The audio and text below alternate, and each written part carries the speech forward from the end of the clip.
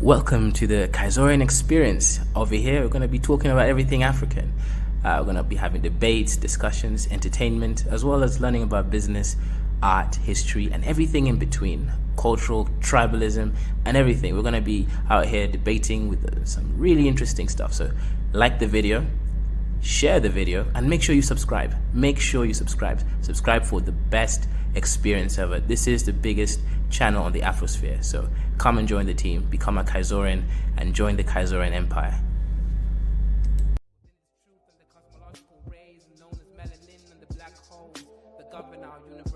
I universally exist within myself, within this premise, and I exist within this bluebird in the sky.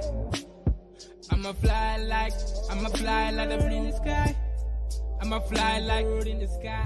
I'ma fly like bluebird in the sky. I'ma fly like bluebird in the sky. I'ma fly like bluebird in the sky. I'ma throw my bluebird in the sky. I'ma soar like bluebird in the sky. I'ma soar like bluebird in the sky. I'ma fly like bluebird in the sky. I'ma fight like bluebird in the sky. I'ma eat like bluebird in the sky. I'ma be like bluebird in the sky. I'ma be bluebird in the sky. I'ma be free, bluebird in the sky. I'ma be free like bluebird in the sky. I'ma be like bluebird in the sky. Back again like the second coming. Strumming my vocal cords like the hummingbird in the sky. Y'all can't deny this. Real rap lyrics, it's like I ain't got no rhyming through the sky limit. What is skin tone, shade of color, but a parallel form of frequency like a ringtone on your phone. Melanin expression, tied up in the universe, feeling like God. Is this really us? Is it serious? Is it really wrong to be diverse? I'm a divergent, immerse myself like an ocean beneath this waves. Be a divergent, born to be different. Indigo child, wild like canary. Born to be a bluebird in the sky, flying high like a bluebird in the sky. I'ma fly high, bluebird in the sky. Yeah, bluebird in the sky. I'ma fly high, bluebird in the sky. I'ma be like bluebird in the sky. I'ma be like bluebird in the sky. Everybody scream bluebird in the sky. I'ma fly high, bluebird in the sky. I'ma be like bluebird in the sky. Yeah, bluebird in the sky. Everybody, bluebird in the sky. I'ma be like bluebird in the sky. I'ma be like born black, sweet like a berry. Flying high, so high like a canary. Scary with my hoodie on. Hating on my vibe on the street that you'll be feeling my frequency of the song. But I know that I ain't never.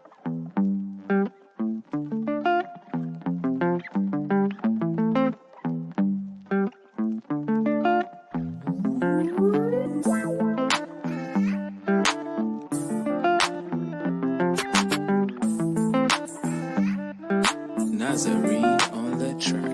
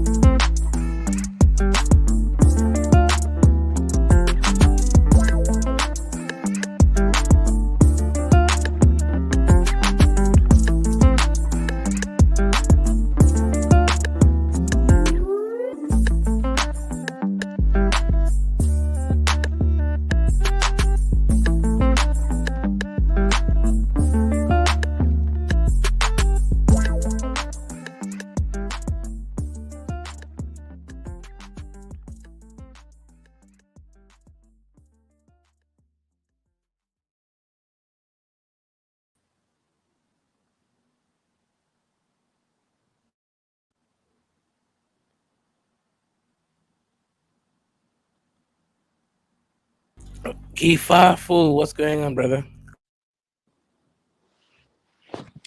Yeah, Kunyam. Yeah, you're the biggest Kenyan coon on the internet space. And you Kifaru, never amaze me to stop doing coonery. Kifaru, let me ask you a question. How much do you think I made this month? Well, I know rich fools if that's what you're trying to tell me. Sure, sure. But how much do you think I made on YouTube alone? It's good. I don't think anybody it's against you making money. No one should be against you making money, but that's not the argument. That you can still be a fool. Well, a prostitute can still be rich. Does that mean she's smart? Of course, no. Making So money that has got nothing to do with you being smart. It's just you can choose the easy side. You can go suck some D's. You can do OnlyFans with your wife. There's so many ways for you to have money. You understand? Does not mean is that's not a scale to measure intelligence. The people more intelligent are poor than richer people. So what's your point? but Kifaru, you've always hated my viewers. Why, Kifaru? Yeah, because I think you said the other time your Khazarian empire, and to be honest, I'll give you props for that. You've successfully created a mob of some idiot just listen to everything you say, and they just accept like nod your head like some donkeys, for some reason. Yeah, your viewers are the worst people you want to take them to a debate when it's public. Your Mhm. Khazarian empire is just your there's safe haven to come and spew their idiocy, because no one's going to ask them question anyway, so they've got nothing to lose. Kifaru, man. But listen, Kifaru, if you go down the whole Pan African people, Tunaja's channel was popping, but he started doing videos on Nigerian space. Nobody wants to Yes, watch that, yeah, that's the thing. right? To Niger, it's not really a Pan Africanist; it's a globalist. Oh, okay.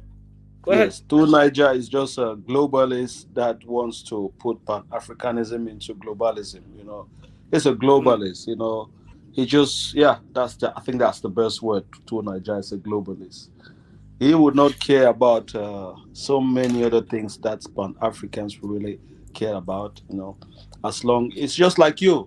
I don't know if I can even call you a globalist. I think you're just a coon.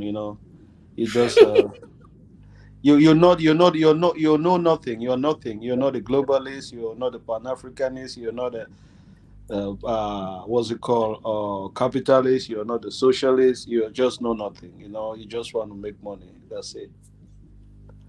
Interesting. Dr. Fallon, let me ask you a question, right? Hmm. Don't you respect that I work hard every single day live streaming? No, it's good. I like that. I like that you can make a living for what you like doing. I like that your dust is actually paying. I think that's the only thing that gives you money. But sometimes you clown a lot. And you're creating this buffoonish identity of yourself. That's just my issue. Okay. True, but Kifaru, Mhm. niggas gonna eat, right? Of course, of course, of course. Did I tell you to stop doing your dusty show? Of course not, but that's what it is. That it's. I don't think your channel is any channel that's got any intelligence. It's just for entertainment. And you said it yourself, it's just for comedy. True, I'm a comedian, but Kifaru, don't we sometimes go high level? Eh? Nah, nah, nah. You go high level for 2 seconds, then you just bring your idiot, your mop, your donkeys, and they just bring the dust. And does make everything dusty again. They can't maintain a high level conversation without bringing the dust and arguing and cursing. But that is your channel, man. It's good that people do like it. The super chat and I still super chat though. The dust is there. You need to feed the Kenyan the starving wanga. But Kifaru, let me ask you a question, right? You think black people are capable of more? I say they're not. Why do you think that black people can do achieve more? Because the countless evidence of black people doing everything like everyone is doing. It's just because we are not in control of this world politics or business. That's why we don't really, they don't take us seriously. We don't control. That's the biggest problem. We need to create um, uh, that milieu, that environment where we have control of the things we do. We don't still have. That's why no matter what you do, it can be easily swept under the carpet, and they can take all your thesis, all your research, whatever, and give it to someone else. And there's nothing you can do. And I think that has been happening, over and over again, because we most Africans, they like money like you just give them money and they will sell you everything. And Oh, so you think I would sell Kenya if I was the president? oh, before they even tell you done, man, you go. People complain about ruto that have money. I say you should look at you. You'll be the worst. Just give you money and you sell all the Masai to the Arabs, man. I don't even think you're gonna think about it. Man, you always said that Kenyans love money, and you're a perfect example, man. you But just isn't prove that that every why? day. Eh? Yeah, but isn't that you see the love of money in Kenya, the love of greed. That's why we're not in a war like the rest of the East Africans. They're in love with culture. That's why they're backwards, right? That's why Somalis are fighting each other. Ethiopians are fighting each other. Ugandans have the same leader for over 37 years. But we Kenyans, we are democratic. We love money, and that's why our culture and country actually is functional. Don't you think? Well, I think it's good to build a foundation for the future, or just for now. You can. It seems as if it's functioning, but it's good. If it's functioning because you guys love money, how long is that sustainable? So you just keep on selling out forever just to survive. Is that the plan? So when are you actually going to be yourself? Okay, so let me ask you a question. Do you think that Kenya going to Haiti is a bad thing? No, no, no, no. For that, I always stand my ground. I like it that Kenya is going to Haiti, and people thinking it's about Pan Africanism. It has got little to do, maybe, but to me, it's not about Pan Africanism. For me, I'm not looking at it from a Pan African standpoint. I'm looking at it from a different perspective, like an African country. That, okay, an African country, they too can lead an international exhibition, a peacekeeping exhibition, because for hundreds of years, or maybe like, yeah, tens of years, like 50, 60 years, it's always foreign countries coming to help Africa to create peace and stability in Africa. But this is a different turning point. An African country can too go and lead peaceful exhibition in a foreign country. That is cool. So we start looking at these people. They're not just toasties, they too can lead for world peace. And that's how I see it. Because people were saying, oh, yeah, Kenya is a cool, is taking money from whatever, America. But a lot of people will not see that. A lot of people will just see an African country, Kenya, going overseas to maintain peace in a foreign country. That is good. That's how I was saying, Now, please. so let me add context here, and I think here's why it's Kifaru. You keep trying to read African history. Kifaru, I teach African history, man. Obviously, yeah, Bro, I you know teach this. everything. What do you actually teach? To who? What kind of Exactly. African history? Okay. Well, we'll get into that in a second. But Kifaru, here's the thing, right? The Haiti situation, Kenya is 100% right because Haiti is just any normal mission mandated by the United Nations. Kenya just volunteered. America had Uh-huh. to give its go ahead because remember, and I've talked about this before, America has something called the Monroe Doctrine, which basically states that no outside interference on American continent can happen without America giving it allowance. So when basically America funded a mission, it was basically telling Kenya, hey, we are allowing you to come and interfere in American soil. If Mm-hmm. Kenya was like Tanzania, it wouldn't have been allowed. If it was a socialist country, because America has its own vision. It doesn't want Cuba or Venezuela the second. It wants to maintain, free market capitalism sort of ideology as opposed to, entertaining communism. So America is afraid of some kind of communist rebellion or revolution. That's why it allowed Kenya. But so remember, basically, whatever country came into the American continent, USA had to allow it. Yeah, to I happen. think I think Kenya was not just America did not just choose Kenya. I said, oh, you Kenya. It was an offer. Okay. I know it was an offer, and some other countries rejected. And people were thinking they rejected because they don't want to interfere in Haiti. To me, I think they were not competent enough. To me, that's how I see it. Because most African countries like money. If they say, "Oh, you go and do it," and they tell you, "Okay, this is what might happen. These are the consequences."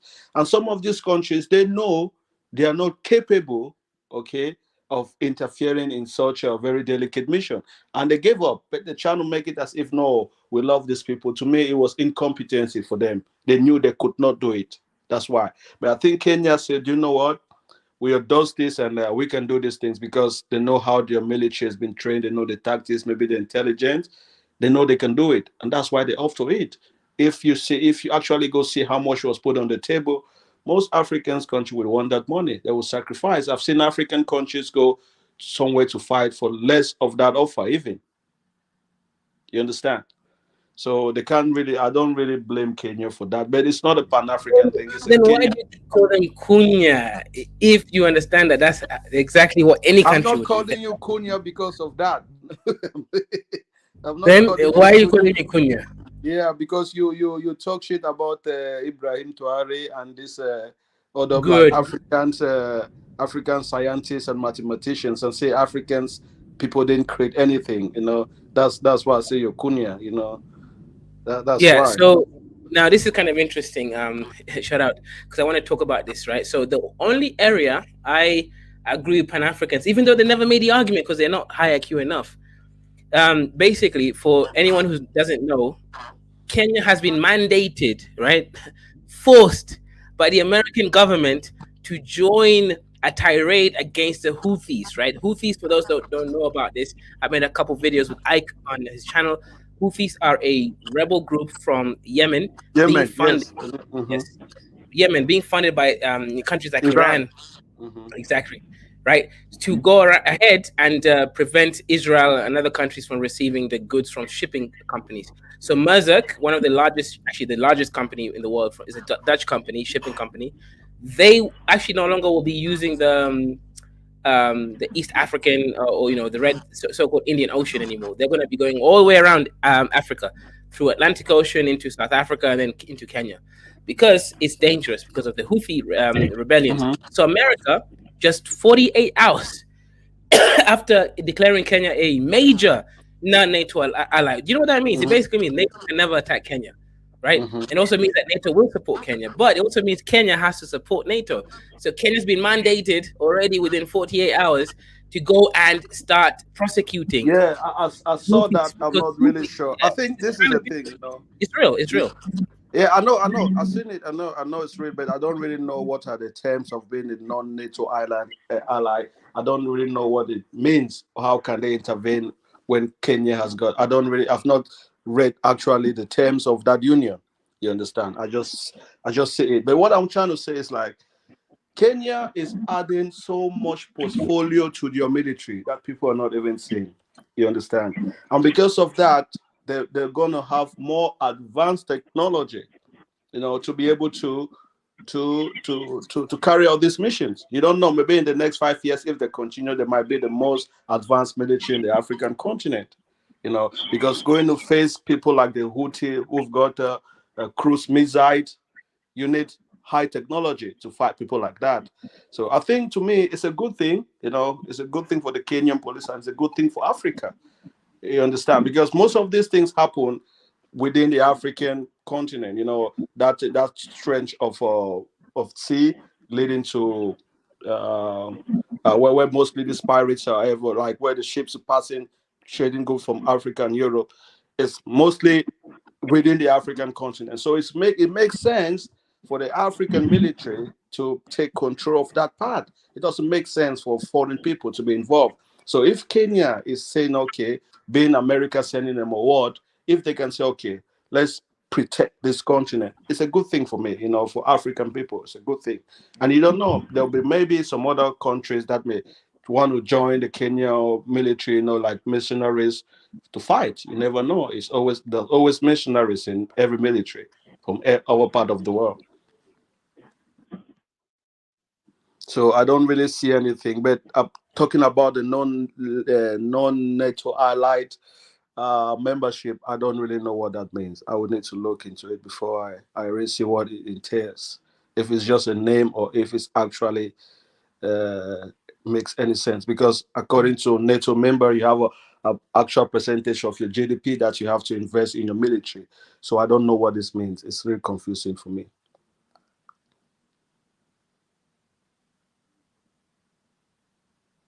What's that? Yes, Kaizo. Yeah. So people calling Ruto Kun, I don't think he is.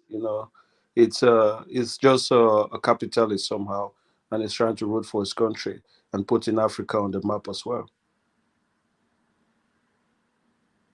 I agree with you.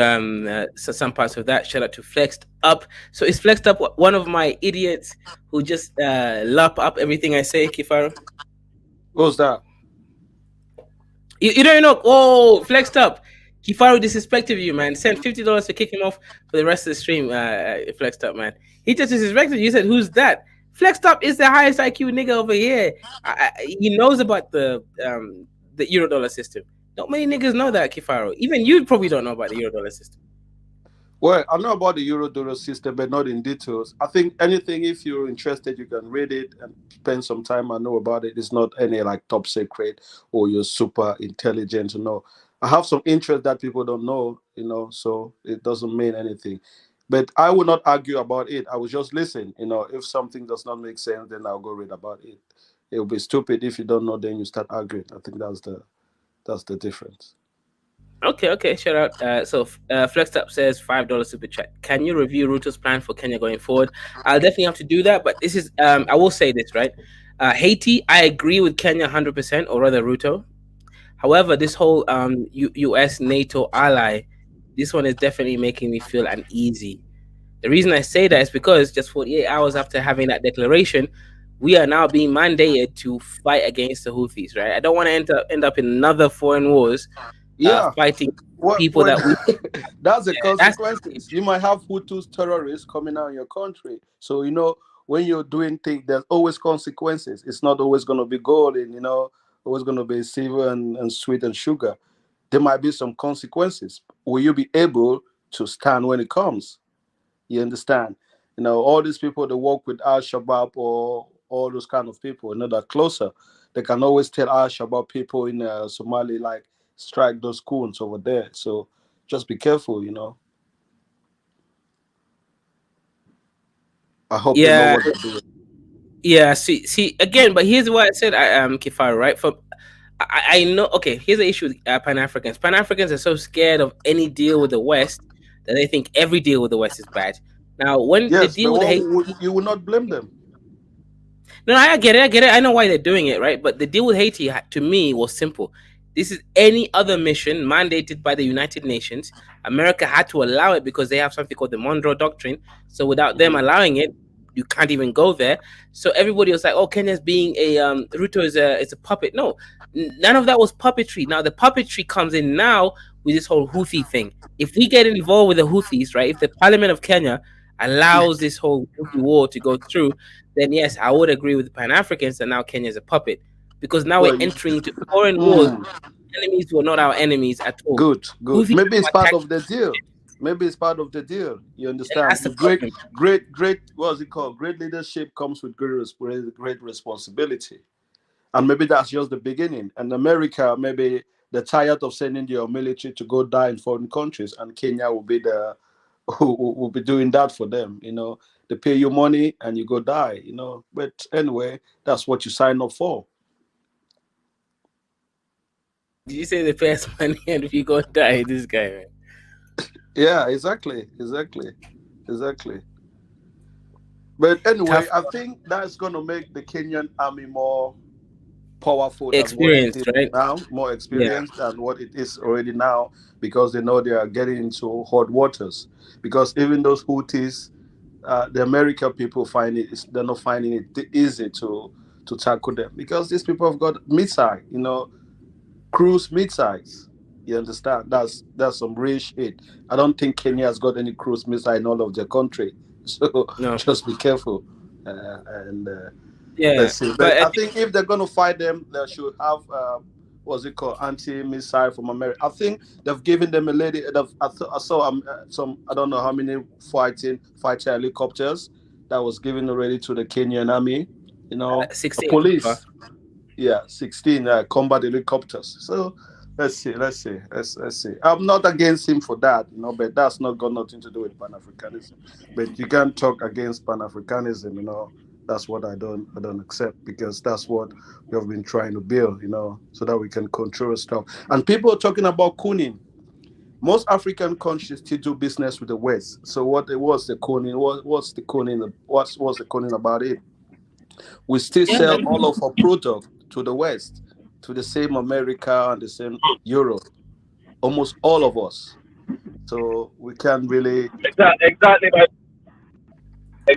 my point, guys. Right on the last on the tree on the Traore, everyone is like calling me out saying, you know, blah blah blah. But the reality is, we still have to work with the West. Anyway, I'm gonna be very quick because I'm not far from my office now. So basically, me, my opinion is not it's something new. Kenya is gonna be used. It's a slippery slope. Yeah, You know, Mike. I Can you respect can you what they hear? done.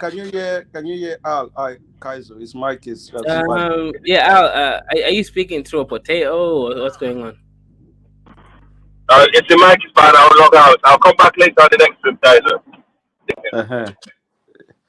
Yeah. So I think. Well, I don't know much, but as I said, this deal with the non-NATO alliance, that name even itself, I don't know what it means. But like at this moment, as I said, to beat any game, you have to be into it. You can't fight these people away from them. You know, we need to fight them. You need to be part of them. See what you can gain from it. Then you build yourself. So we should take the opportunities that we have and make Africa a continent that can actually contribute in the world peace. The economic system, not just like people who consume. you know.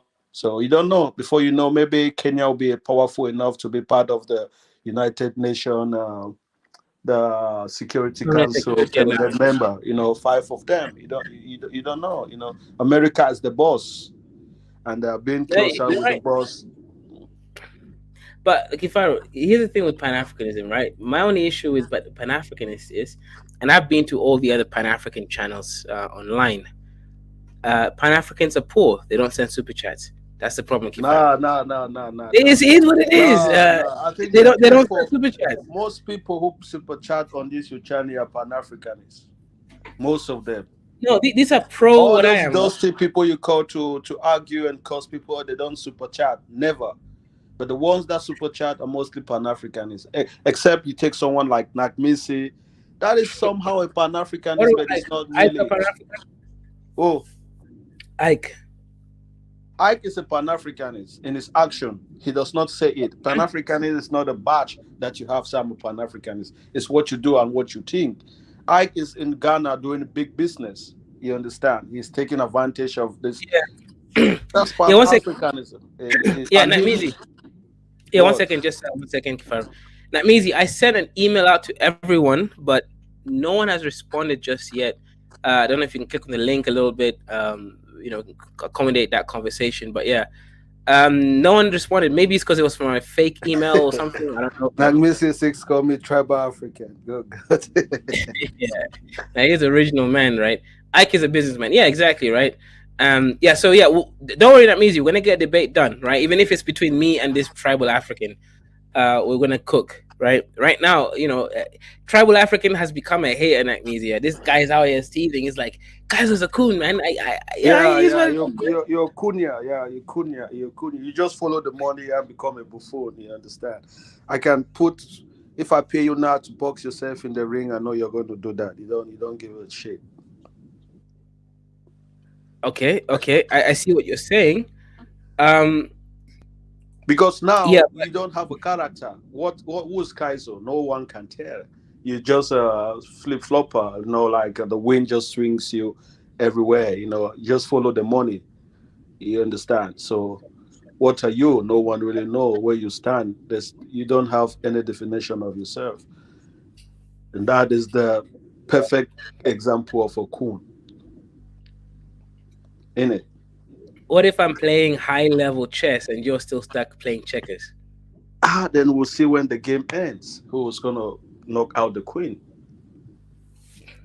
You mean the king, right? The queen, of course, yeah. The queen is dead already. All right. Right. You see, the colonial master dies, right? So we now have a king, his son, Prince Charles. But I mean, King Charles, actually. Okay, It's let's say something serious. What is the public saying about Ruto going to Haiti? The Kenyan public. What is the pause? the Kenyan What's this? public is too low IQ to engage in a conversation. However, the higher level Kenyans, they think is a bad thing. They think Ruto is being an American, convoy. They think he's being played by the Americans. The high IQ Kenyans. The low IQ Kenyans don't even know what the hell Haiti is. Majority, right? However, it was actually yeah, this is the best Black American on the internet. bro, Nat Meezy is I don't know, he's a different beast. I'll give him that, right? And again, I don't booty clap all the time, right? It is what it is, but Nat Meezy definitely is not just your average black. Now, if Nat Meezy was actually born with my privilege, this nigga would out here be acting shit in the world, man. Yeah, you've got UN biscuit privilege, but what privilege have you got? Nation biscuit, bro, Kifaru, man, my family member. UN biscuit privilege. Yeah, that's what he's got. Kaiser has got UN biscuit privilege. Now, America. Hold on, guys. I wanted to say something real quick. Kaiser, I tagged you in a post, and you were talking about Umanyana or something. Some guy from Kenya from your tribe that won 100 meters. Omanyala, bro, that's from my tribe. He's a Wanga. He's the fastest African in the world. Yep. You know that video. There's a new one, and I tagged you in it. A Black American just smoked him in 100 meters. wait. Nah. That Go to my was fake. channel right now, and you'll see it. I swear to God, he smoked him. Bro. Yeah, it's there, but that's fake news. Remember, Nah, bro. Omanyala is the fastest black man right now, No, man. Bro, you can't go. He literally just got smoked by a guy with his last name starts with C. Go to my channel right now and check it. I tagged you in it. You probably untagged yourself. Okay. Let me check. But this guy. Okay, let me check. I really just have to flex FBA superiority wherever we go. But what do you think? It's kind of interesting, right? Kenya is the fastest long distance and short distance runners. No, you guys got long distance, but we are the fastest. Short distance. We got Shakari Richardson. We got this guy that just blew that Dusty Wanga out the water. Watch it. How could the Wanga ever win anything? Bro, no, it's Kifaru. Community post. It's community post. Oh. What am I community post? Let me just check on my thingy now. And what competition was that? Is it just some community competition? Oh or shit! That means he's actually Pan-African. He's out here telling niggas to support. He didn't just say come through. He said actually subscribe. Okay, that means you're not a bad guy. I'll give you that, man. Yeah, subscribe to Dust. So Coleman in lane. What were you saying about this is fake news, guys? Kaizo? What competition is that? First of all, What were you saying about One second. I'll respond to you in a second. Let's see if Natmeezy he claims that someone beat the Wanga, but let's see. Mute the sound, so we don't get struck. Mute the sound. 5.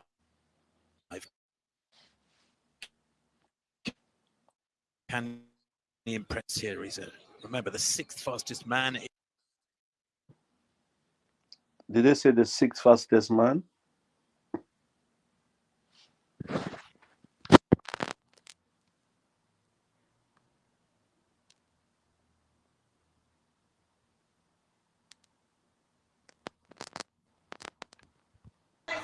Yeah, you see, Natmeezy, Africans usually let other people win because of economic problems. So we saw in China. We just saw in China as well. I can share the video. But isn't the fastest Kenyans man still Hussein Bolt? No, we already beat Hussein Bolt. On what? On like beat those other Jamaican females too. Mm-hmm. Now, bro, we're the fastest now. This guy Right was a now, threat, Umanyana, but we just crushed him recently. That's the latest news, bro. he got paid off, man. Like easy, man. Omanyala is definitely the band. Like you guys paid. He's an African man. Like okay, not easy, right?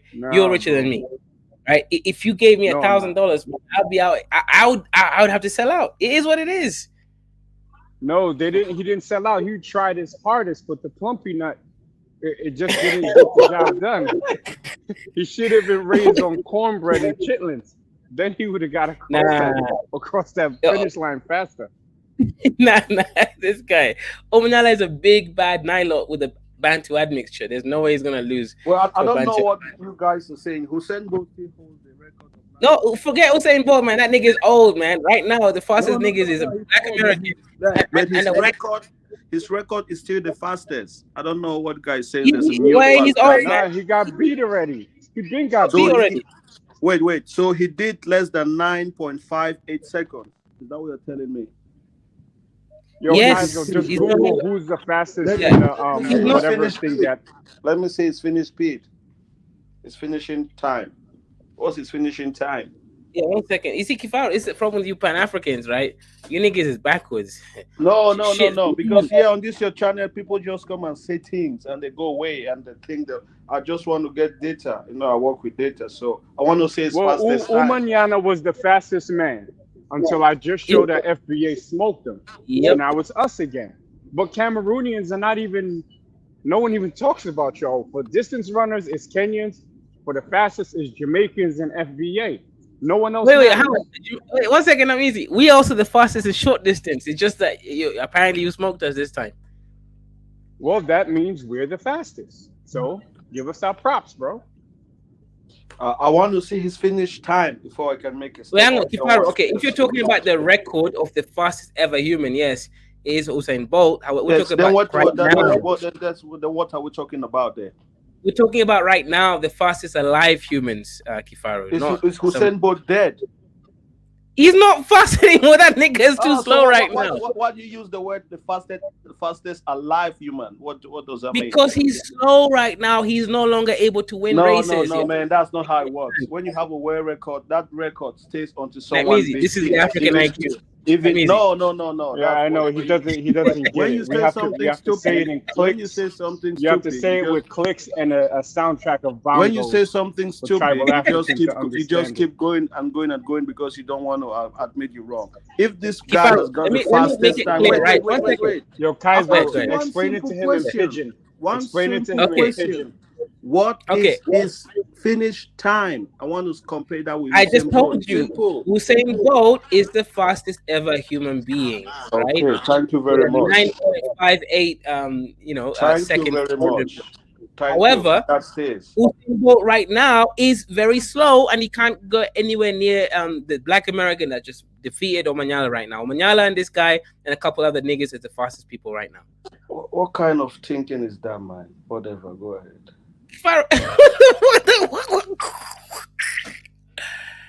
Yeah, you make me start So speaking just like Duffy. because so you expect him to be young forever, right? Man, No. come on. I don't. Whatever. I don't know. That's Kenyan thinking. Anyway, go ahead. He has the fastest time in history, but So how he is can slow you say right he's now not the fastest man?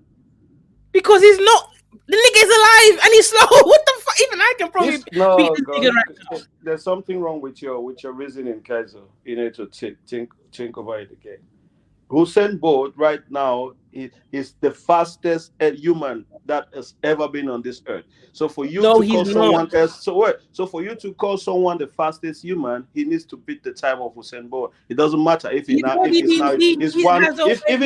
Usain Bolt is 100 years old today, if no one beat his time, he's still the fastest. Simple as that. I don't know how you do it. This is why Africa is where it is, right? Yeah, you're the one that is just saying. That's why you said so much bullshit on this channel, and you expect people to think you're making some sense. Now, Mizi, let me ask you a question, right? So obviously Kifaro has been hating on this channel for some time. He thinks that we're low IQ, apparently, all these things. But like Mizi, can you please cook this brother, man? Because I don't know what I can do to tribal African. He's just been hating on us. That's why he had to make this show so that we can cook it. I haven't seen him hating, so I can't cook him based on something I haven't seen because that's low IQ. Um, but he was with us from the beginning, man. So I don't know when he started his own channel. Then I guess he started hating because he couldn't bring enough audience away from you to go support him. So now he's salty, like saltfish from an African market. Uh-oh. Yeah, so Kifaru, is that the No, but reason? yo, Kaizo, see if you can pull up Faru is stupid. You the don't know top how 10 the fastest metrics runners of right now. Yeah, all let me this let your me put it up. all this your faceless Let's see who the idiots on fastest, your the top channel. 10 runners right now in the world, males, right now, or and Yeah, just females. let's see. 100 meters sprint. There won't be a Cameroonian in sight.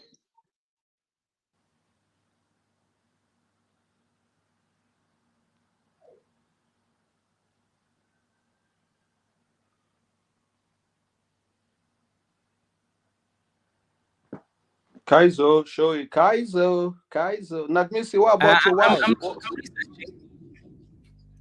researching. did you finally My wife divorce is with her? chilling.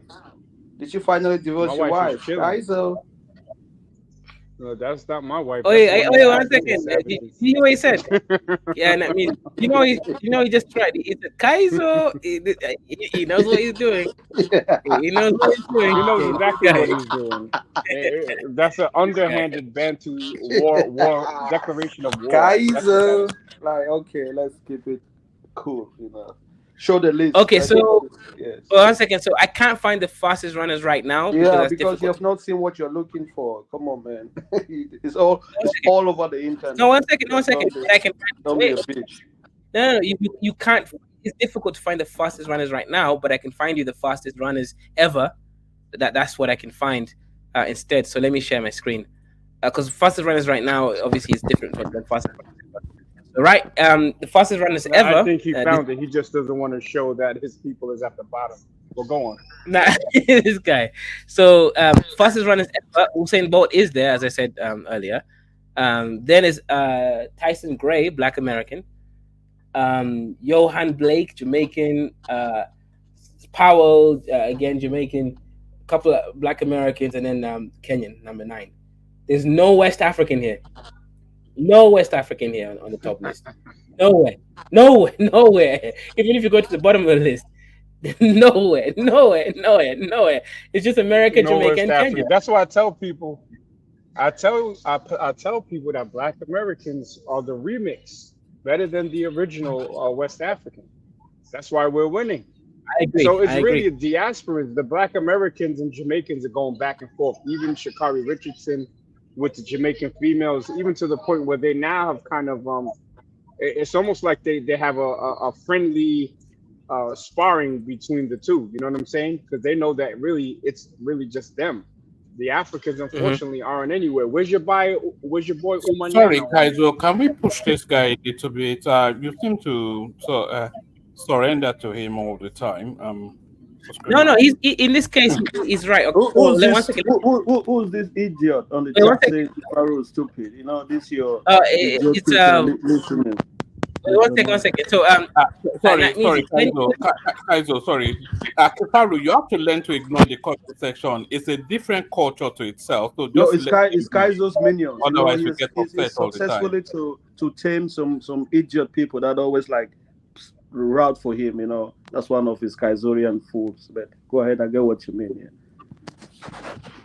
so, and that means it. Just to cook you for a second, Kenya is in the top 9 actually, fastest runners ever.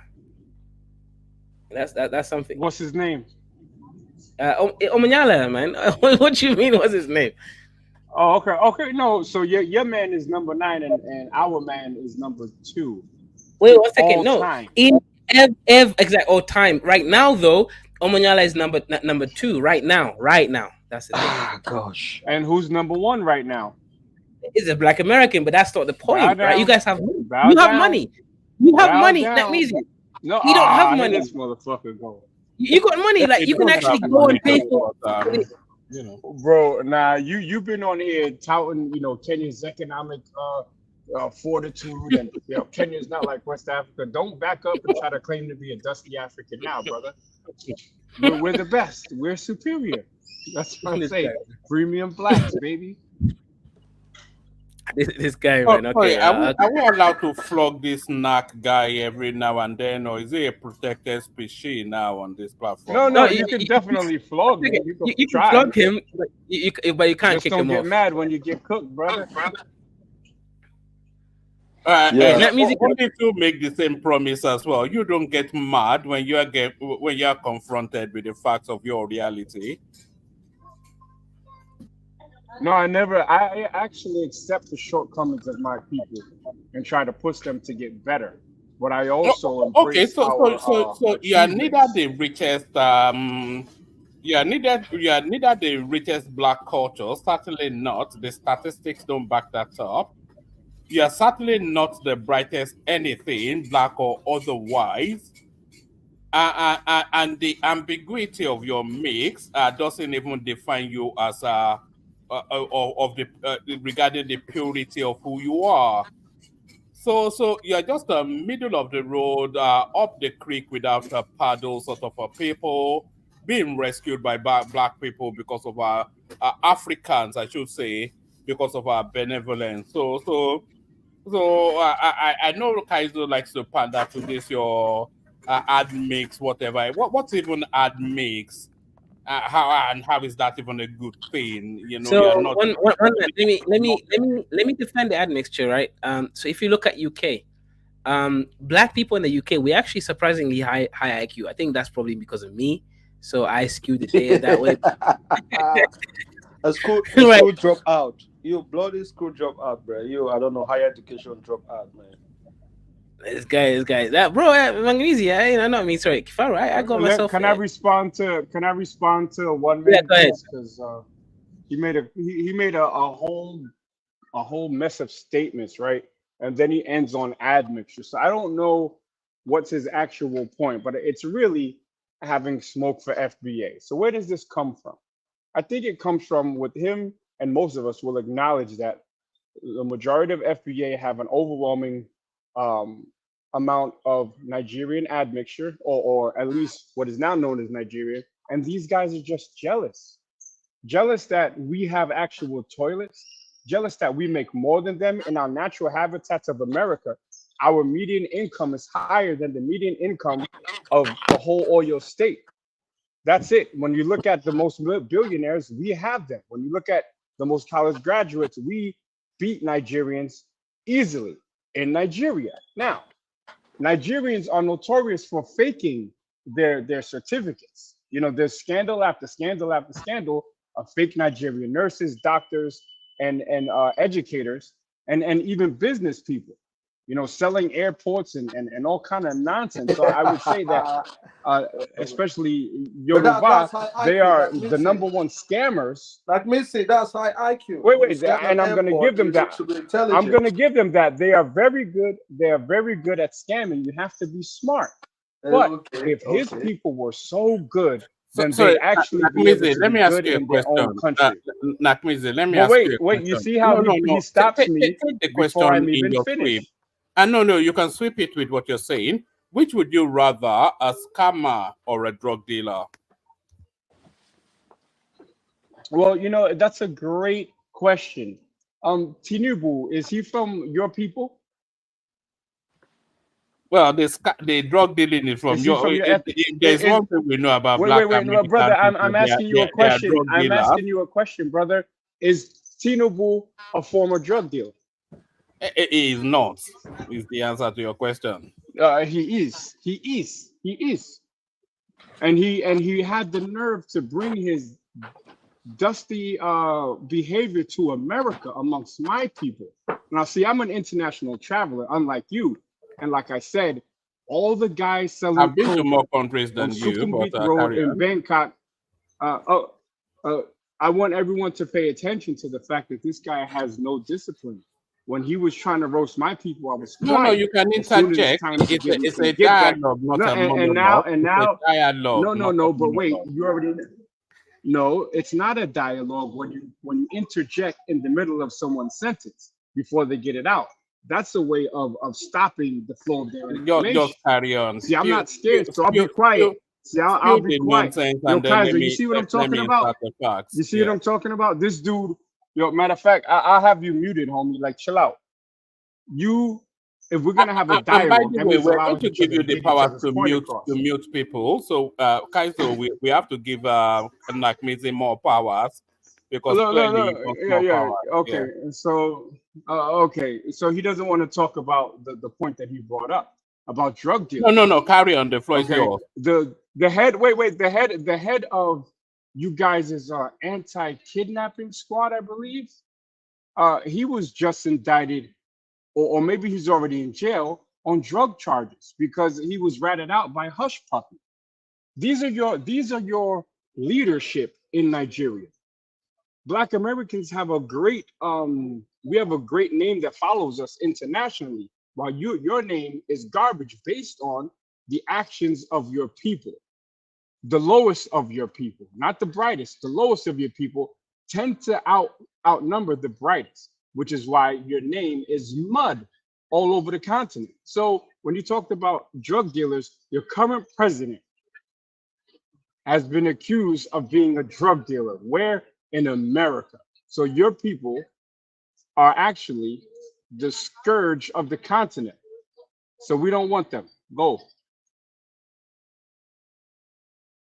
You done?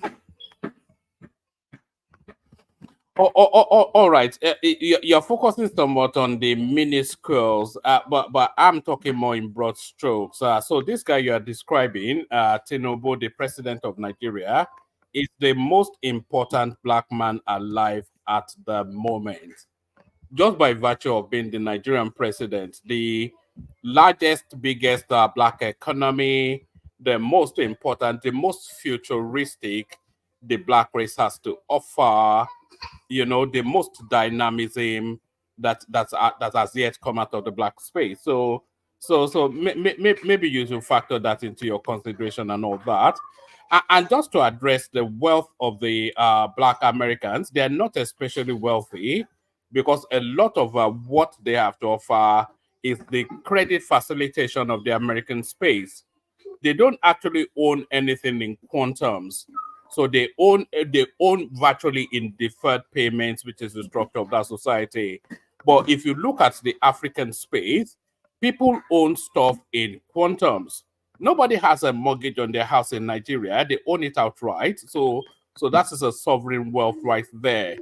Nobody owns their car on credit. They own it in quantum. So that's a sovereign wealth right there. So the credit facilitation in Nigeria is just something that is in its nascent stage.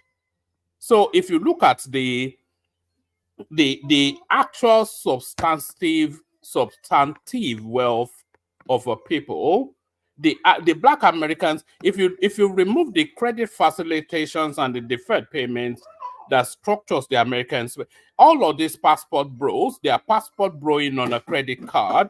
We all know that. Deferred payments, trying to catch up with the next bill and whatnot. So there is no real wealth concentrated in the Black American hand, and a Black American and education. That is what you call an oxymoron. So two words that should never occur in the same sentence. They're just ghetto blasting sort of whatever. And this ad mix, it's a petered down. Oh, okay. So let's say, for instance, let's say you have like a cordial, like Ribena, whatever. In order to make it palatable, you have to tone it down with water. So that's essentially what all this ad mix is. It's a toned down version of an originality. So how can a toned down version of an originality be superior to what it originated from? That's a logic that stands no sense. So give it all up. Just subordinate yourself to the Nigerian man, and no peace. All right, thank you, sir. I appreciate that, but I'd like to correct you. You said that there are no mortgages in Nigeria and everyone owns their home outright. That is a bold-faced Yoruba lie. Standard Charter has mortgages in 10 20 years, right? I just looked it up. So there are mortgages, home mortgages in Nigeria. So that's cap number one. And make this, let's talk about this. Black Americans are Americans. So don't try to say if you weren't this and if you weren't that. We are that. So let's get to that. You see, when you talk about the admixture, and you seem to be a fairly intelligent gentleman, obviously schooled by the Queen's educational standards herself, you should know how we became to be admixed, right? But regardless to how we became admixed, we still outperform you in our, if you compare your people to my people in their habitats, all right? And I'm going to use that word, habitat. So again, we have more money than you, we're better looking than you, we're faster than you, we're stronger than you. We are just all around better than you. So your mortgage statement just shot you in the foot because there's several banks that give home mortgages in Nigeria, buddy. We're not talking about mud huts. No, What's up? all right. Maybe you know Nigeria better than me. Maybe I'll concede that, even though I've been Nigerian all my life. But I think Kaiser wants to play something. So yeah. Yeah. Y- So yeah. actually, the remixed admixed people might be superior. Look at this, right? If you look at the UK stats, 2012, right? IQ 100 for the average British, 100 even for the Irish, and then the other whites is 97. You go down to the mixed category, right? Caribbean and white, pretty high, 94. Bro, 94 IQ is pretty good. African and white, very good, 90, right? Just for context. Kaiser, what may I ask? What year did it come out? Thank the you very IQ? much. I was waiting for him 2012. to ask. So Yeah, yes, give us the 2012. year. Yeah. 2012, right? So And Kaiser, how is it correct? The IQ, like, can you break it down by ethnicity, by Wait, country? hold yeah, on. This is Kaiser was mitigating West African versus remixed West African debate. Let's keep it to that. yeah. So if you look at this, right, the So let's British keep it to that, but take on board that question from R, because yes, if you're I going to can. 2012, that's Yeah, the No, beginning of the there's no migration help. of Black There's no Africans help. into There's the. no help. That's the beginning of Look, migrations of Black remember what Africans happened to into your the. people when they reached out to other people for help. You had the Benin massacre. Okay, just try to do it on your own for once. so if you look at it from average, again, the UK blacks are the highest IQ blacks, apparently, according to the data. British average white man. Which data? Well, this is from the medical entry test, CATS test, IQ test. But let's go to the data, then we can fight against it. British average white man, 100 IQ. Okay, fine, normal. Irishman, 100. Okay, no, sorry, 97. Okay, that's normal. Other white people is 99. Go down to the mixed category, right? So if you look at the mix, Caribbean and white is actually doing better, right? That's a remixed with white IQ is 94. No. It's the African mix that's doing better than the Caribbean. The data shows that the African white is lower than the Caribbean white. Can you show it, Kaiser? Can you show me what year did the statistics come from? Who written it? Like, I want to go on the website and find it for myself. Okay, I'll post a link in a couple because minutes. because Kaiser, last time I checked, it was the African mixed that cared more about their heritage. Whenever an African marries a white British woman, tends to be more patriotic, tends to be more cultural than compared to the Caribbean that's mixed with white. Caribbeans that are mixed with white tend to live in poverty than compared to the African mixed. And what's his name? One man on the Mo will back me up on this because I've seen it personally. Okay, we'll come back to that in a minute, right? So African and white is 90.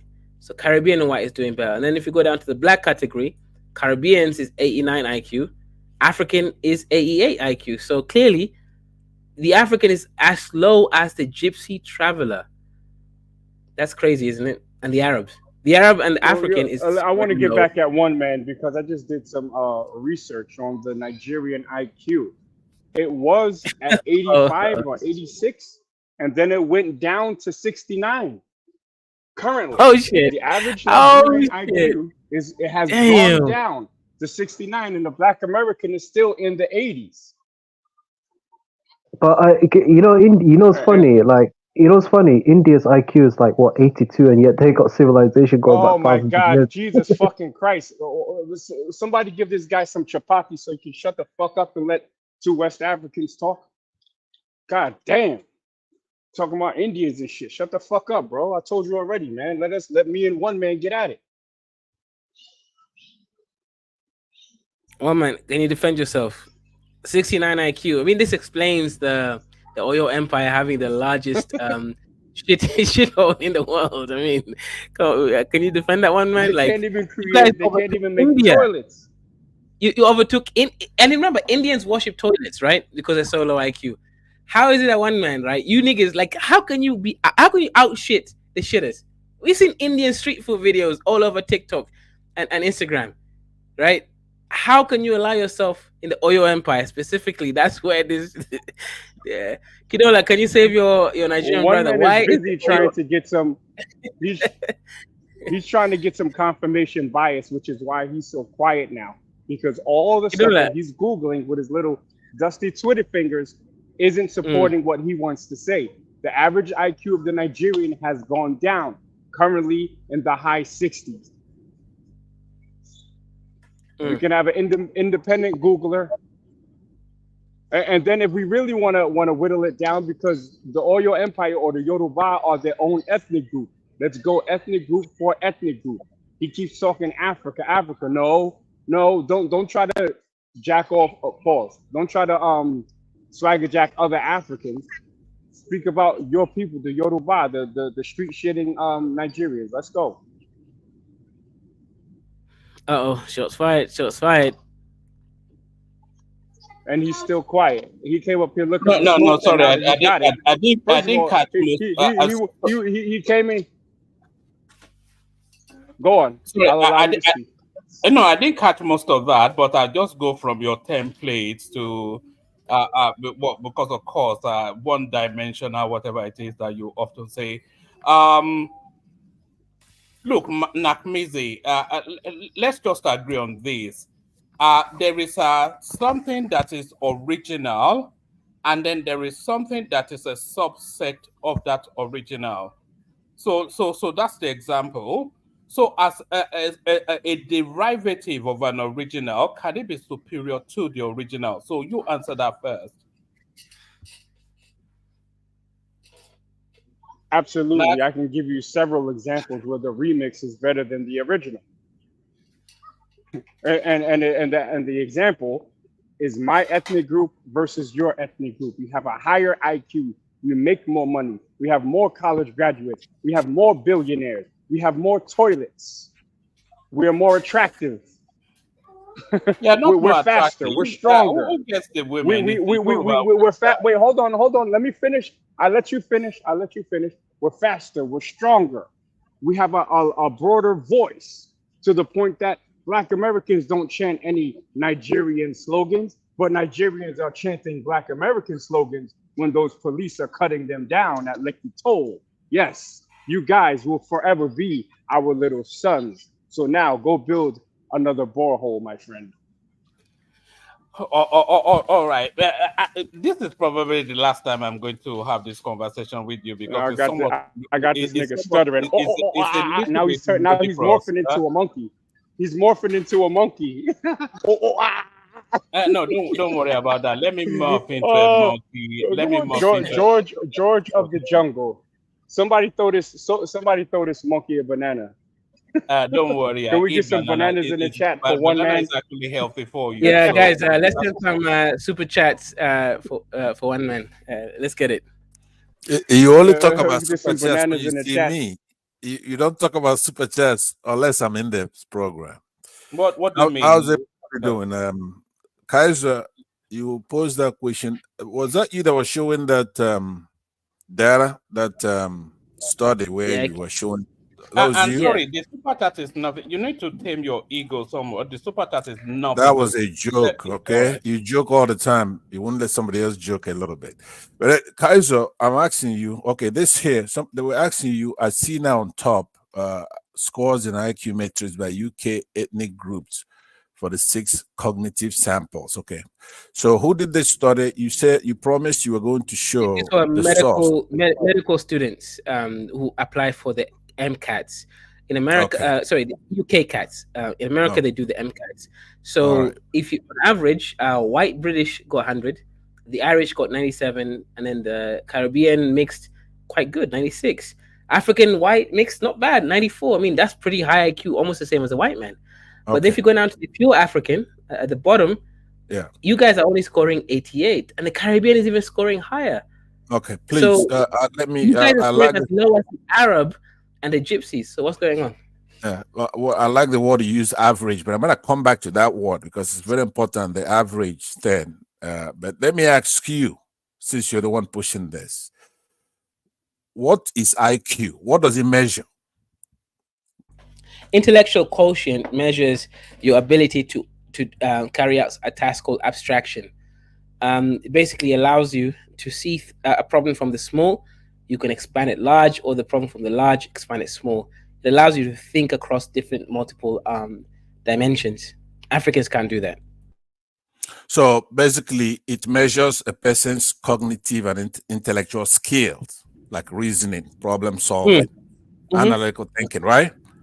So that's it. Yes. It just assesses someone can use information and logic to answer questions or make predictions, right?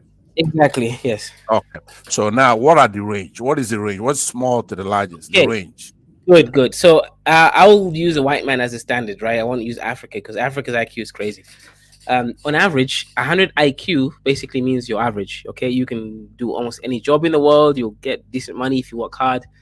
You've been given enough to work with that you can survive and do your best. 100 IQ, 120 IQ. That's basically you're in the top 15% of every intelligence in the world.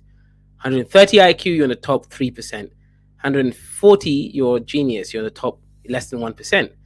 Right. So Africans on average are 70 IQ. So the average African, every other African you see is 70. What 70 means in psychology is that they are so retarded that there's nothing that they can add value to the system. So every other African is 70 IQ. Black Americans, I think, around 85, which basically means, yeah, they can add value. And white man is 100, and the Chinese man is 110. The Jewish man is 115. So we can clearly see that there's a demarcation of race and IQ and African. No, that's what I'm saying. You put in some facts in there, but then your conclusions are very, very wrong. But at least you have the grasp of normal IQs between 90 and 109. A high IQ, high average is 110 to 119. Superior, like you said, is 120 to 139, and then 140 is very superior. But I also asked you, what is it measuring, right?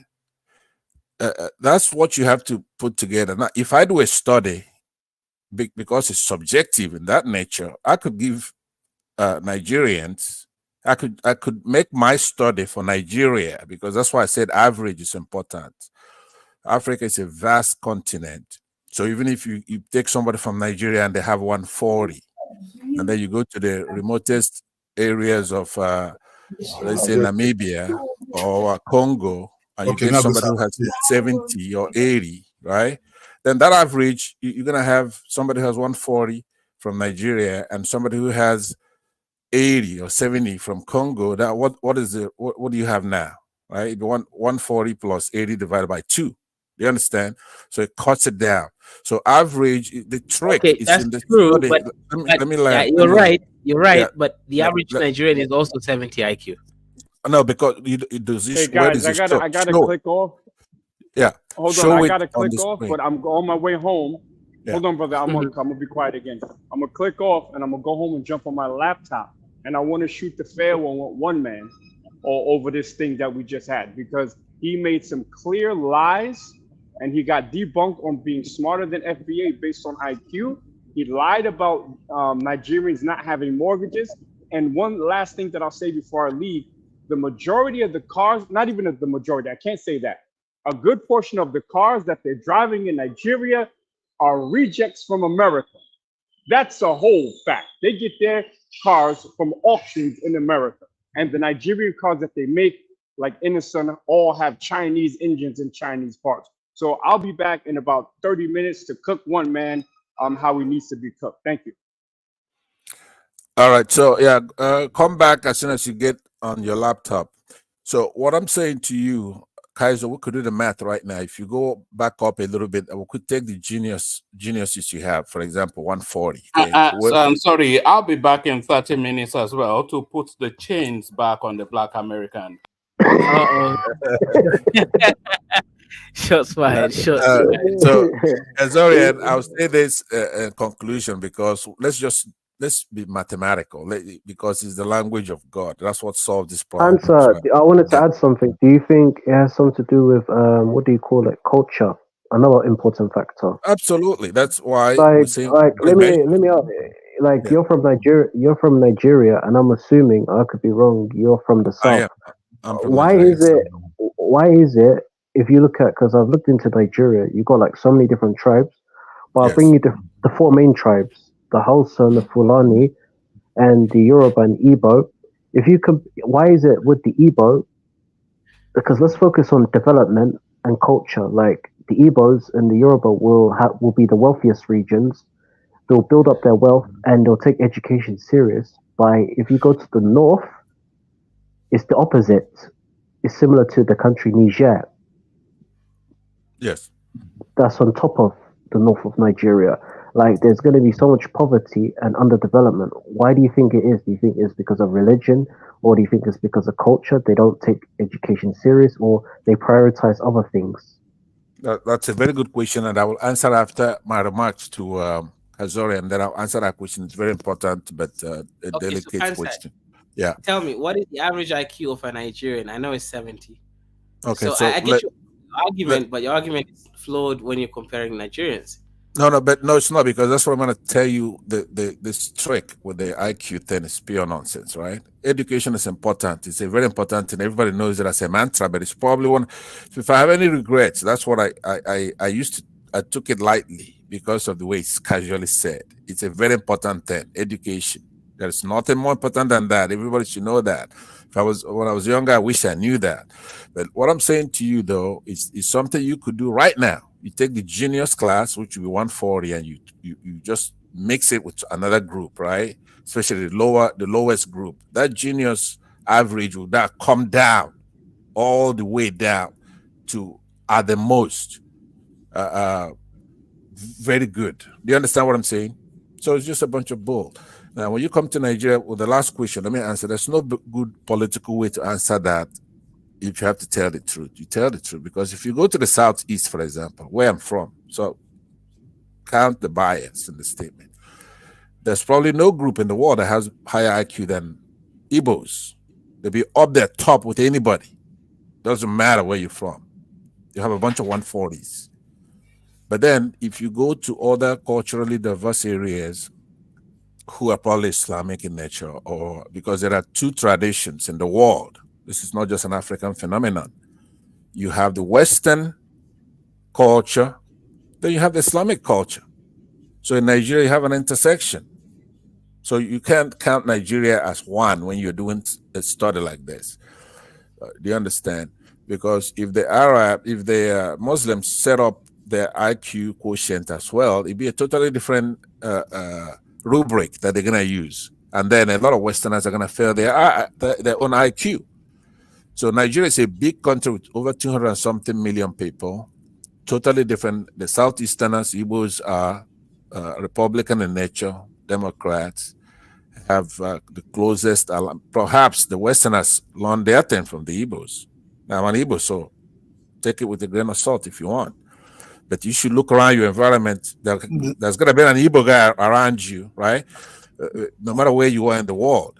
If you go a mile this way, a mile that way, there's an Igbo guy around there. He's going to see he's doing better than you're doing. Both in education and in wealth. They're not like low IQ. They're not like high IQ. Yeah, so I agree with that, but I'm answering a question that's important. So let me say this without all that pump on things like that. You have to understand how big and vast this universe is, right? Very, very important. See, that is one thing that we humans don't try to emphasize. It's very important to know we're a speck of dust, right? We're not the center of the universe. Human beings are not. Earth is not. Okay, there are trillions and trillions of galaxies, and it's infinite. And that most matter, like you're matter, a star. It's like 4% of the universe. You have dark energy, you have dark matter. There's so many things. But there are laws. The speed of light. Those are constants. Do you understand? There are so many laws. So the only thing that really counts is true or false, not right or wrong, or who's good or who's evil. Those things don't count. Now, that's what you do on this platform all the time. I say it all the time because education, if you educate a population, you're going to have a lot of geniuses in that population. So it's basically knowledge. It's nothing really you carry in your gene. There's nothing special about white people or something special about blacks or people or inferior about black Americans. That's just nonsense. So this dick measuring contest that you do here, and I come here and I try to be condescending about it. When I come in, one man runs because he's doing it on purpose, setting this thing up. And Kazurian, I don't know. I'm not going to say it again after today, because apparently it's what you've used as a paradigm for your channel. It's like me coming here to tell you to close down your channel, something like that. But that's a classy way to do it. You have some class. How are you going to be daily doing a program that you're going to regret many years from now? These things are going to stay here forever. These things are not fair, pitting us against one another. This study is something my brother is a battle. Is a battle. Forget. He's not going to regret nothing. It's a battle. Sorry. Look, Pansat, you have to understand that Kaiser runs his streams on a different strap line. It's for a different demography. I'm not sure if you are the catchment area, and the narrative is deliberate and nuanced. So it goes into thorny issues and have them battle it out. Walmart, there's nothing wrong. Walmart. So just let him run it. It's where you take your glove out, you fight your battle. It's a nasty territory. It's a free speech territory. It's what it is here. You battle wherever you want to battle. You insult wherever you want to insult. There's no hard feelings here. But listen, you talk about Igbo people being an IQ. Hold on. You talk about Igbo people being an IQ. Yeah. It is the Masina Institute missionaries that teach the Igbo people how to really do business. The Igbo man was always a farmer. The Igbo man was always a farmer. That's not true. You could have business and farming. There's business and farming. Yes, but just to that, Kansat, you are not the target demography of Kaiser streams. I am also probably not the target demography of Kaiser streams, but his streams has a wide demography, and they know what they are doing. So sometimes just let them. I agree. Listen to what I'm saying, though. That's so a you class. don't have to come and wag fingers at them all the time. I really do regret doing it. Trust me, I regret doing it. But what I want to see the truth is modular. Even if I come in the middle, do you understand? I'm able to discern. All right, it's easy to tell. No matter what he's trying to do, this is not the way to do it. Absolutely not. I mean, I've looked at a lot. But that's what I'm saying to you. Let him do it however he deems fit. No, then why are we brothers? The brotherhood. You have to tell your brother if you see your brother. Let me land now. Let me land. Hold on, you've been speaking since. Hold on, let me land first. Hold on, just give me a minute. Give me a minute. Your brother for this YouTube. Yeah, let me land. If you see your brother in the market naked running around, you're supposed to take a blanket and put on him. You're not supposed to come in and say, "Hey, look." Whose brother? Fidola, let me just land. It take 1 minute and then you talk. All I'm saying is that there are many ways to do whatever you want to do. Nobody's supposed to gag you. You're supposed to be free and do whatever you want. But wouldn't it be better if it's done in a tasteful manner? You cannot just set up one man. Hold on. No, What, you're not paying attention. The way he is doing it works for him. no, And but it's not Uzo the is not an issue. That's idiot not what and I'm he's an measuring. We're not illiterate. measuring So, if it works for him, even if it's monetarily. The point I'm however, making, it works for him demographically, conversationally, monetarily. It works for him. So just let him have at it. okay, You don't have to wag Kazorian, fingers are at you him all here? the time. Is Kaizo here even? I don't even know if he's here. You're here, I'm okay. here. So one man is saying, no matter what it is that you're doing, that I should stay out of it because it works for you. You're a smart man. Actually, a question that would throw off anybody, but you answered it brilliantly, right? But the point I'm making is up to you. You're gonna hear from me. You're gonna hear from one man, but it comes down to you. You are gonna be the decider, right? What I'm saying is that demographically or not, we don't have anything like that in this day and age. Population analysis and all that, density, this and that, Okay. where you are dealing with the world. You no matter who your target audience is, you're dealing with the world. You have to have some class. You Which cannot. class are you looking for, my brother? You come into what class are you looking for? Let me tell you what class I'm looking for. But Who is here's class test here? Who is class test here? You want to let me start tell you what I my mean by brother, that. look. It's not from you raising your I hear voice. you as a politician sometimes. I hear you as what kind of thing sometimes. Forget about this is where you blow. Yeah, it's where you punches here. Okay, no, but you can punch, but you don't have to hit below the belt. No, it's where you If you talk, let me punches, talk. yeah. If you No, talk, you let be me talk. talking things. You be Okay, putting that's that around. part You of want to class, play. right? You You have want to to have some class. class What in a you want to play? discourse. Executive You're class supposed to or talk real and class? These shut are your the dirty mouth and then listen, right? man. Get You the fuck talk. out of this shit, You man. made You be you talking made about your progress. You be point. talking things, man. Let Fuck me you. Order, counter you. brothers, order.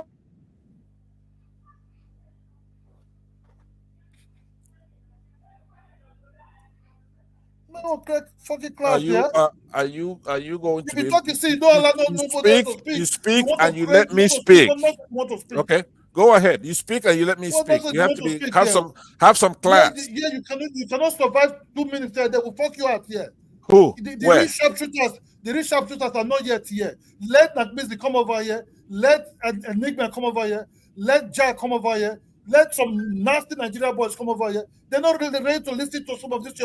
Whatever you want Okay. to preach, I've you been move on from high platform with field, all you move those from this, people. All right. So you move shut your you move mouth from and listen politics. for a minute. I've been What the on fuck you want platforms to with talk about, those people you're talking my friend? about. Right. You want The to play point class? I'm What kind making of to class you you want is to that class? Are you class you than me? have to have some goddamn Get no goddamn class here, bro. respect. This is a free speech Right. zone. When you Whereby come here, you I are think freedom to say you're whatever you pulling want to my say, chin to see how I'm gonna as respond to long you. So, as Kazorian, long this is what I'm as talking you don't about. do You're something supposed to bad. mute that boy while I'm talking, and then Come and when mute it's this his motherfucker turn, out of this then single you man out mute of me. this You're gonna place, have to man. be. You have to have some class. Mute Which him class while you I'm want to create, talking. single man? Else, Which class you want to create? he's gonna win because you're letting him Which shout and class talk you want to nonsense. create, you this So I'm single gonna give man? you a minute to mute him so I can land. Which class you want to create this single man? Which class If do you you want to want create to there? it Is it your properly, channel? idiots like this will not be having the Is it your temerity, channel? Is it your channel? and you're You want being to create set up class? to have people having a shouting You match. first, That you doesn't first make be any the one that will discriminate against me if I come to your state. Look, I'm 6'4" and I'm strapped. You wouldn't even talk Oh, to me if you taller saw than me. you. I'm If you taller than you. see my eyes, you I'm wouldn't even 6'10" open with your shoes. dirty mouth. You're 6'8" probably a little without shoes. You can't tell 4 foot. me you're 6'4". You're shorter than me. I'm Yeah, 6'8" without shoe. yeah, 6'9" right. with shoe. Tall dude. Kazora, please mute this guy. Let me 750, land, please. 750 I don't want to pounds. waste my time. I'm gonna be exiting if you don't mute him. Mute him so I can land. And then when he's talking, you mute me.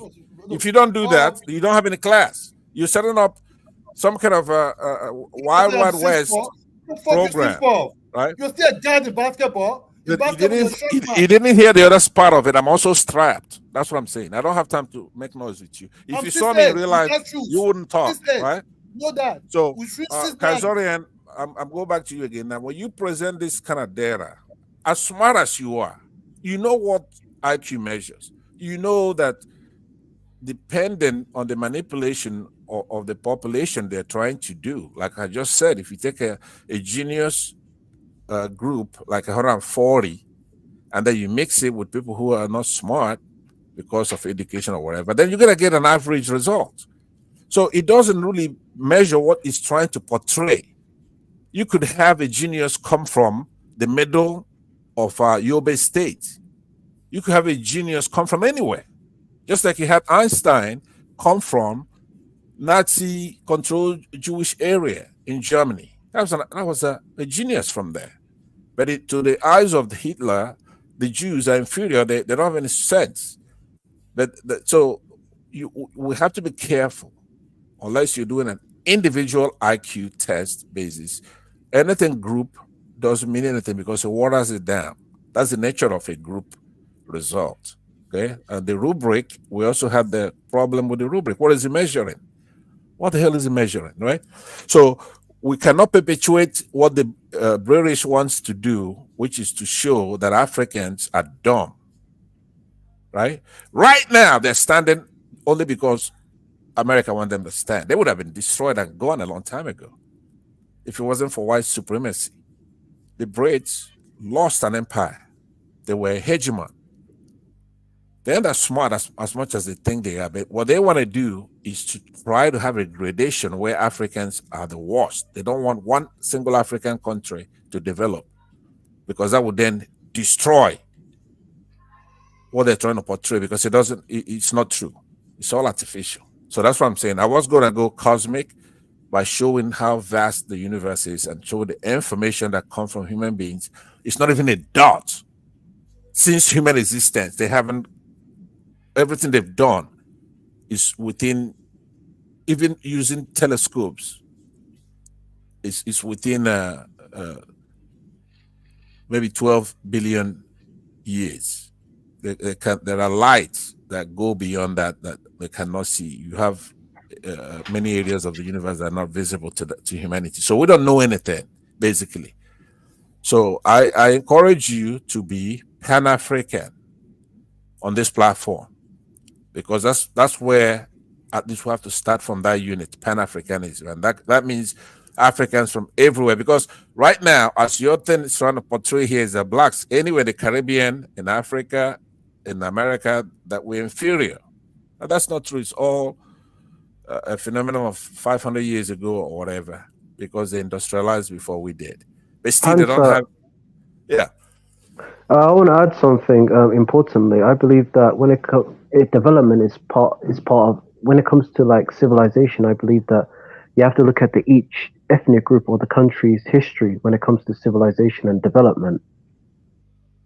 Would you agree or disagree? Development has got an importance when it comes to the modern state. Yeah, I agree, because what we should be measuring in that case is anthropology, right? History, language, where it come from, what you're doing, what you've done. Yeah, you could measure that. That's fine, but you cannot couch it in IQ kind of thing. So I agree with you. Yes, it's a cultural thing in that case, tradition, religion, or whatever. I'll give an example. You know the Ashanti Kingdom, the people of the Ashanti of southern Ghana. If they were famous for mining and building, they were famous for like gold, gold, and they knew how to. They were artisans, masters at making gold. If you were to bring me someone from, let's say, from Kenya at that time period, let's say in the 15th century or 16th century, that Kenyan or that tribe would not have a clue in how to make the gold, or how to make the gold, or how to build a chair and all of that, because they're not specialists. It's also got to do with environment as well. Exactly. And I'll talk about my people, for example, the Somali people. If you heard of the Ajuran Empire, we were the only empire in Africa that was a hydraulic civilization in the whole entire continent. Yes. And you have, and it all has to do with your environment and the expertise. Exactly. When the competition was in things like that, gold and brass craftsmanship, wood carving, furniture, brightly colored woven clothes, and all kente, you couldn't touch those people. Their IQ then was tops in the world. So that's what I'm saying.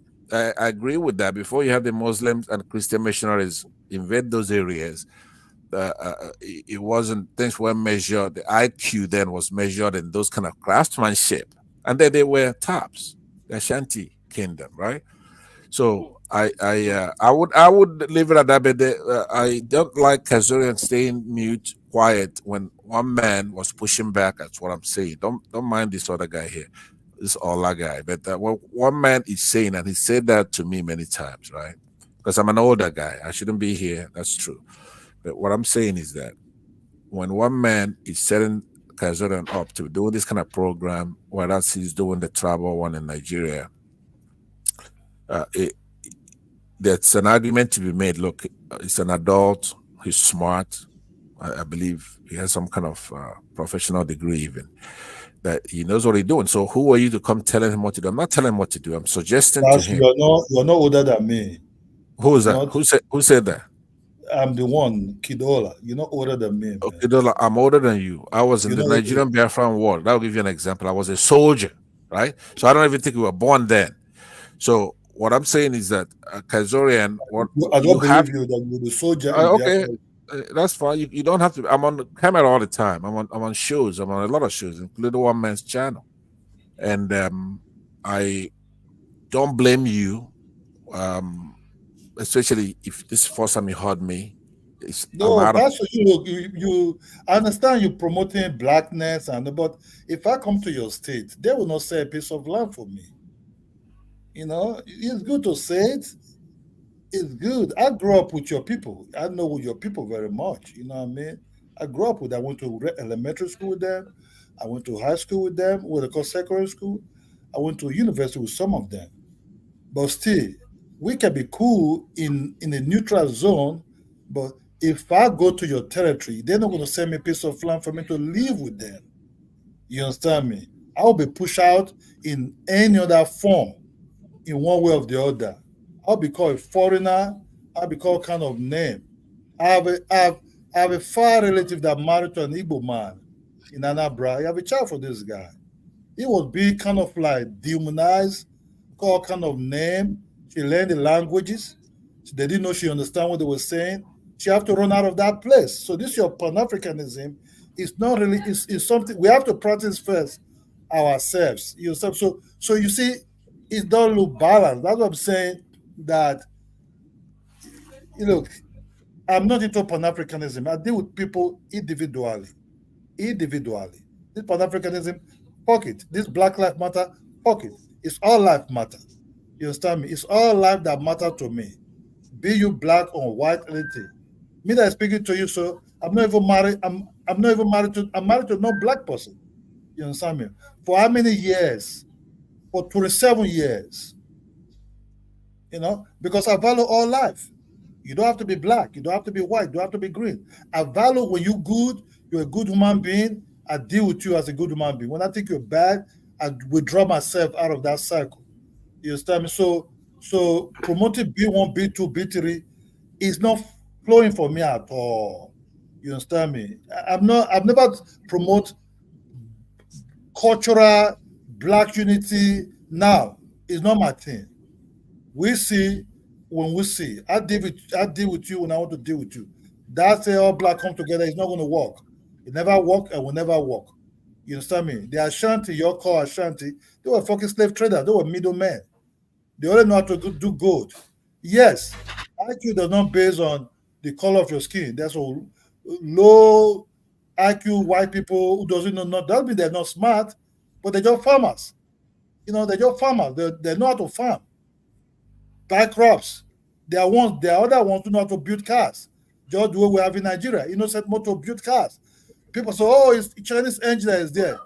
All these cars you see running around in the United States, this Mercedes Benz, some of them have whatever BMW or McLaren, whatever, all these engines from different places. It doesn't matter, but it's somebody who come with the idea want to build his own cars. They start building his own car. Doesn't mean that he's not too educated, but that is his own smartness. That's where he specializes on. He's not a farmer, but he's an industrial human being.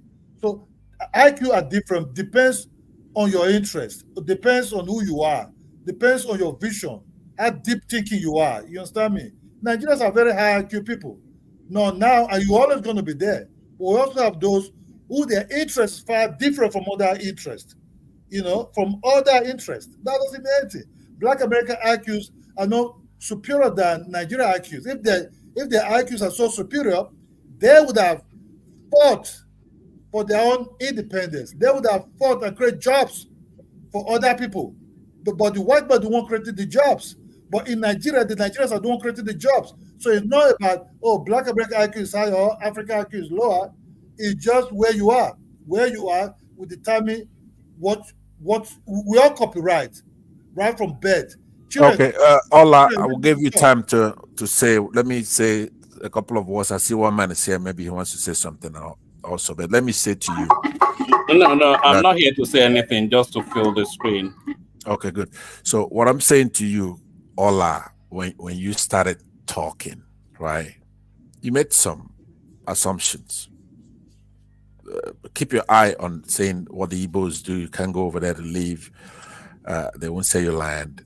And my people did so and so. And of course, you then transfer that anger to me, right?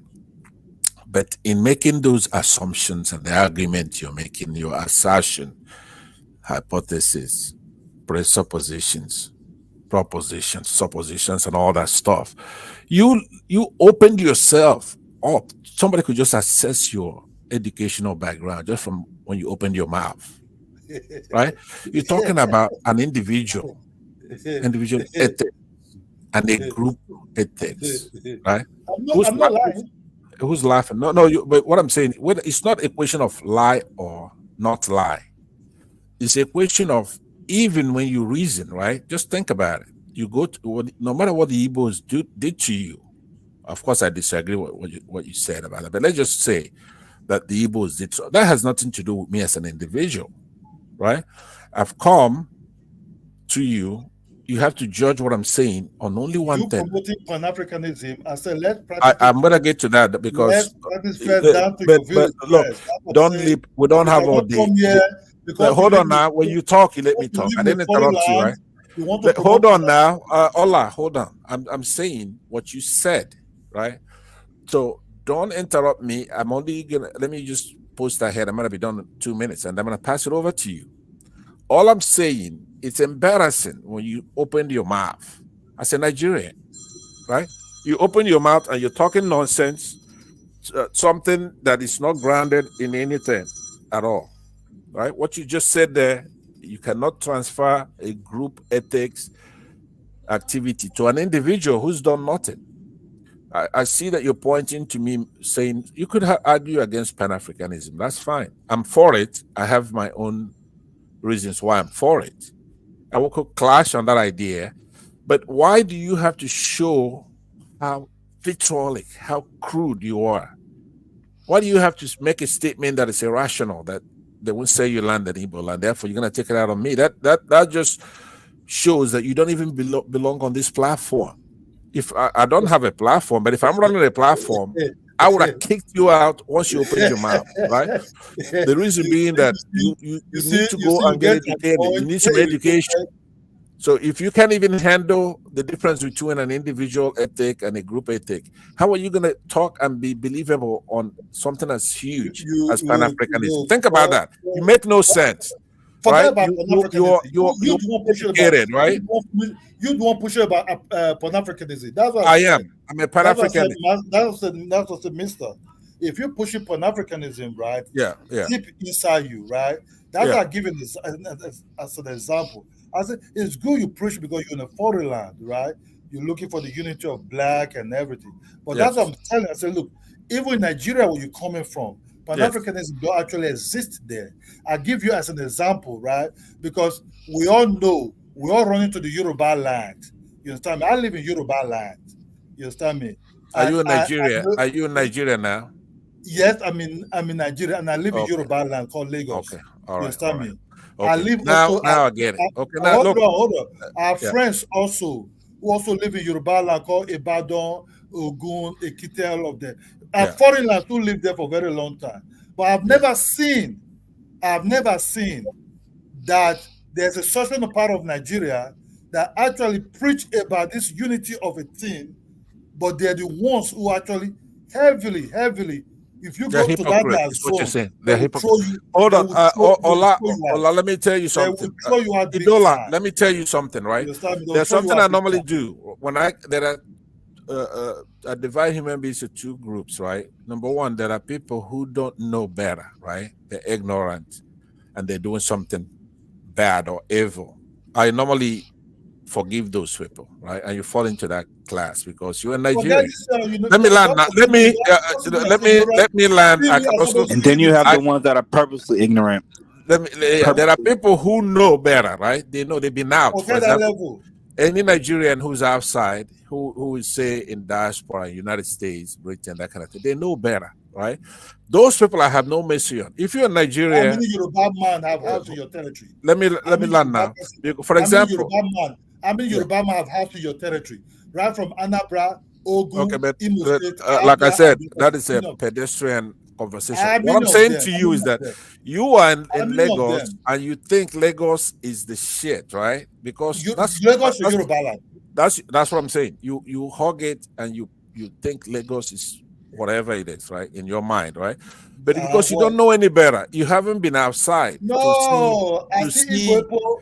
I see Igbo people Kezoran, this is where you have to come into I mute this see boy when Igbo I'm people talking now in because Ibadan it or doesn't make this any Oyo sense to be and shouting people at in each other. Ekiti I let do him business. talk. They have He won't let houses me there. talk, They build right? their houses there and everything. As They far as live he's there concerned, for if he years. doesn't let me Have you talk, seen? he Have you favors seen an him Edo man? because we cannot get to the Have you ever truth. seen an Edo man This and Yoruba idiot man is Hey, having Kaizo peace or and One freedom in Man, your can you territory? moderate? he doesn't want to moderate. That's what I'm saying. Man, this guy, You have stop to do preaching this your channel with fake, stop class, preaching your right? fake You don't go and Pan-Africanism here. watch Okay, Stop preaching CNN. that. Kidola, just let him finish and Stop land his preaching this plane, and then you fake respond. Pan-Africanism here.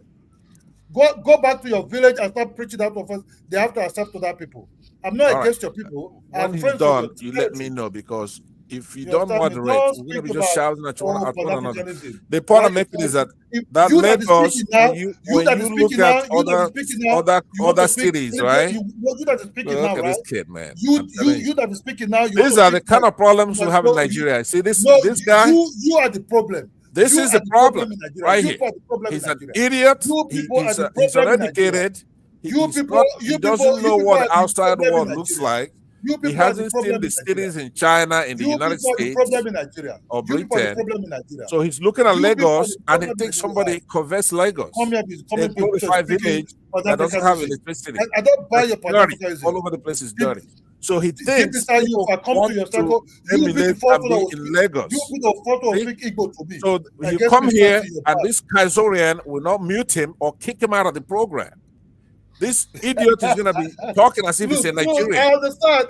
Right? If you get But tired he's of just United States, ignorant. He didn't go to school. if you get tired of, Right? if you So I think leave it at that if you because think you get tired of United States, this way you want to preach your I'll leave it at no that. problem. Kaisorian, I can you create want a to keep space running your one show room in this my way? house so that you Go come and ahead. cool This your head is the down kind there. of people you're You gonna have understand me? as heroes You know what I'm on your saying? platform. If you get You're tired gonna of be United States, you're a walking overnight. jealous, You're walking uneducated overnight. bastard. That's who I you can have on your create a room program. for you to come and enjoy yourself in Nigeria. You understand me? I'm not your problem. I'm not the one why you went to United States and become a slave over there. You get what I'm saying? You know, I'm not. Bastard, come and be talking nonsense here. You want to show class here? Fuck you. What do you want to show? You come and want to dominate the things. Which class you want to create here? Where you can't even show Pan-Africanism in your territory. I did try to warn him that it's a different demography, a different conversation, a different set of people. Yeah, so this is like somewhat of a zoo space. You know, you just throw bananas at them. That's what, and the bananas are supercharged. That's just all you have to do. Don't try and wag fingers at these people. They're not gonna have it.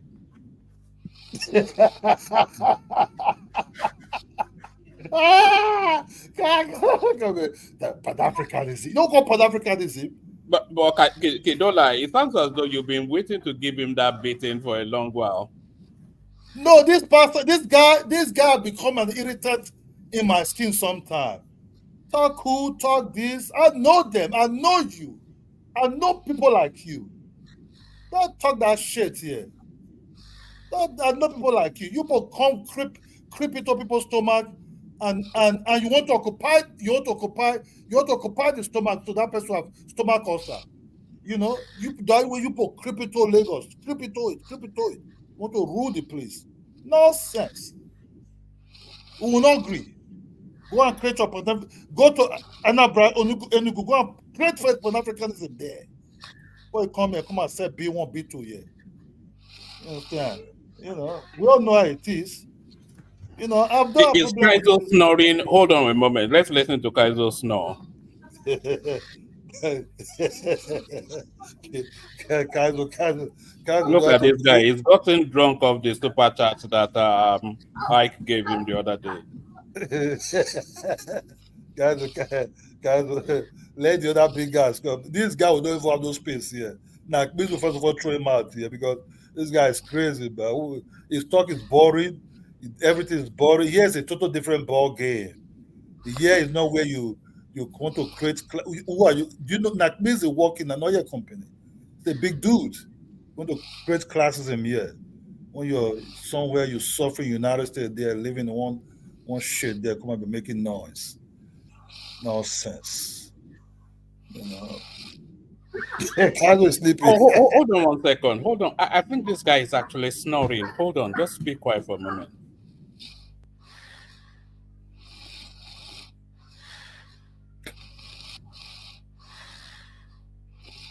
Dr. R. Dr. R, right, Dr. R. He's asleep now. Can you not hear him snoring? This is the effect that Pansat has on people. He literally put the host to sleep. Literally put the host to sleep. Waba. That's why you don't see me in Nigeria trying to sometimes. I've never really come over there really like that because I'm not into Nigeria politics. I'm not there to bash anything. What is going on there? I think they are politicians to handle whatever they want to handle there. You understand? I'm not into politics. I just do to be my own thing to survive. I'm okay. You understand? I'm not into all this talk. As long as I survive, man. But you're into Edo politics, though, with your Oba Atokpe and that. No. I'm not into about that kind of thing, man. I just listen. I have respect for every traditional rulers in Nigeria. Respect, because did your king not marry two twin sisters a few months ago? Is this some sort of sexual deviant, your king? No. I don't really know nothing about that royal part of anything life in Benin City. Really, I'm not. I'm not into that thing at all. Do I have respect for all the Obas and the kings and the emirs of Nigeria? Oh yes, because they are traditional leaders of group of people that they had. That just I never really don't go into their real lifestyle. Really, I'm not going to lie to you. I don't really go into their lifestyle. Really.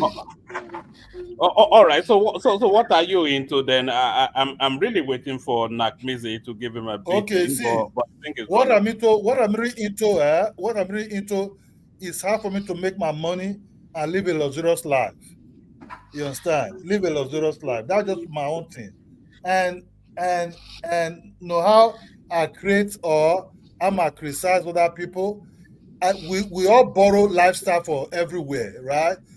Are you trading options? If you are looking to make money, then I'll be doing do you know Nvidia? Have you heard of Nvidia? What is that? All right. If you don't know what that is, then between now and the weekend, I'll be doing a session on Nvidia, bringing a stock market expert in. So if you're looking to make money, then that's where money is made. Yes, that's what my interest. Those are the things. These are the things I do. You know what I mean? Not really other things. I'm into big business also. I deal with things. I sell things. I do apart from my other job. I do a lot of things. That just really because politics will not help me. At the end of the day, politics, you have to still make money to survive. You still have to make money to live. You have to make money to roll yourself, to have a beautiful car, beautiful house. beautiful lifestyle. You know, I don't pretend. Me and poverty, I don't want to be a friend to poverty. You know what I'm saying? You know, that's just the truth. You know, you have to live the best of life you can live. You understand? So, not. This guy is literally snoring. He drinks too much. That's the thing, you know. How can you be snoring at what 1 o'clock Kenyan That is time? Dr. Ad. It's Dr. Ad that is snoring. No, No, no, Doctor no, no. Dr. Harry is muted. Kaiser is unmuted and is snoring away. This is what Pansat has done to him. Maybe you have eaten too many ugali. No, he drinks a lot. That's the thing. You can tell from the heavy cough that is brand in his. Muammar, look, that guy that came here, he forget that he's the missionary. He want to say the Igbo people are smart. He forget the missionary teach the Igbo people how to do business. The Igbo man was always a No, farmer. no, the Igbo people are not smart now. Everybody knows that. You know, they are farmers. They are farmers who the missionary that came to Nigeria. It was the Catholic missionaries that taught them how to do business. Yes, there are people who do they do with irons, which other tribes also do. The Igbo man have never created no empire. The Igbo man have never created no war zone in that territory called Nigeria. The Igbo man have never fought nobody, apart from the Biafra war they lost woefully. You understand me? That's the only battle the Igbo man have ever fought. But they were very good in selling themselves as slaves in the Gulf of Guinea. Oh, no, can I interject quickly, brother? He forget to come here and speak about how the Calabanians that are part of the Yes, so-called let Dr. R come in, but as Dr. R is coming in, let me show you. Let me show you this, Kidola. So look on your screen here. This is dispatches from like about 70, 80 years ago. So this is Igbo language, and the person that codified the language, the Right Reverend Bishop Crowther. So who is Bishop Crowther? He's a Yoruba man, Bishop Ajayi Crowther. So where they want the Yorubas actually codified their language even. So I'm not quite sure. They're new to education anyway, the Igbo people, but they're new to it, but they don't have the full grasp of it yet.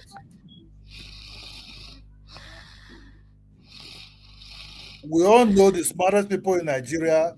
If you want to talk about smart, I'm an Edo man.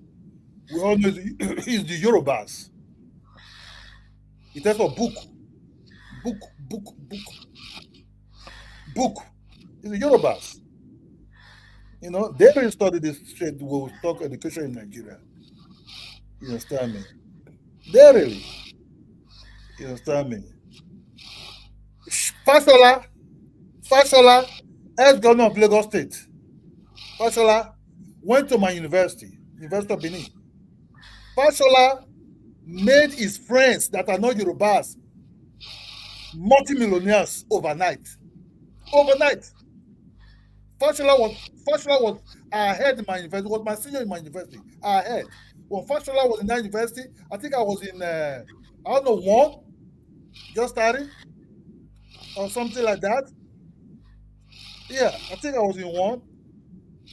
If Fashola is if an Igbo man will never make a non-Igbo person will not even try to help that person. To talk of most Igbos are being helped by the Northerners. No, we deny it. Igbos are being helped by the Northerners. Most their billionaires you see out today are being helped by by the Northerners. You know, during all those military regime time. You know, so I know about Igbo people. I know them deep. I've been in those territories. My friends are from those territories. Even when you stand with them, they will speak their Igbo language against you sometimes. So do you think that place should just be recolonized and put under administration by the Tinubu government? You know, No. I think they should be caged somewhat. So do you think That's but you see, this is the problem, women. You can't preach Pan-Africanism and then say something like that. Can I say something? Hold on. Let Jack come in and then you come in after him. So just so the structure. Jack, you wanted to say, Jack? Yeah, I would say your statement was kind of inflammatory, right? Maybe you're trolling, but it can be perceived as being inflammatory. You understand that? Can I say something now? Sorry, Ja. You don't think they should be caged to civilize them? No, that's So, that's so an they shouldn't cage inflammatory them. remark. Okay. Can I say something? No, why would I want that? No, of course not. Can I say something? All right. Come in next zero. Good to see you. Yeah, good to see you. Good to hear from you guys. But I'm afraid you guys are disappointing me. Serious. I mean, Excuse me. There seems to what be is some feedback coming from yes, somebody's yes. mic. I'm in a noisy place. But I just wanted to come in and say something. You see, when Nigerians discuss, you find this kind of banters. I don't know if you, Ja, I don't know if you're Nigerian or because you sound like you're American. Don't pay too much attention to what these Nigerians say to themselves. They are used to saying those things to themselves. It's not intelligent to put yourself down. Nobody says anybody's more intelligent than the other. But with your kind of exposure, one man, I'm so disappointed that you allow this kind of conversation on this platform. You know better. Sorry, Etiro. It's Okay. not my stream. It's Kaizo's stream. So You know better, but you know better. You were there. These guys were bantering on the crassest level. I mean, look at what they are priding themselves about. Where the most intelligent they are doing, and you are there. And you know that these things are not judged by mere general. But you know Pansat now. That's the flavor he brings. Yeah, but at the same time, at all times, you must set the rules. You must set the standard that you must never fall to. You must set the standard that you must never fall to because there are so many people listening to this. I mean, you said yourself that some people need to be caged, and they see it as the way Africans That discuss. was a tongue in cheek comment. I'm sure Yeah, everybody understood that.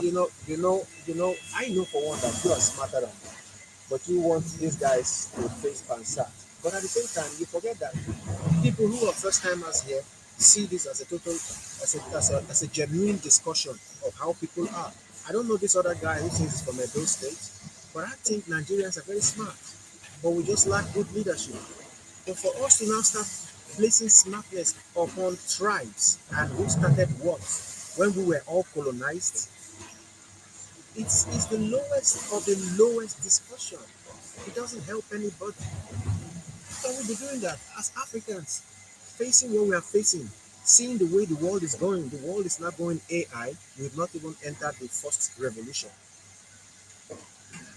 Are we even evolving in Africa or we are being recolonized? We're not seeing what is happening.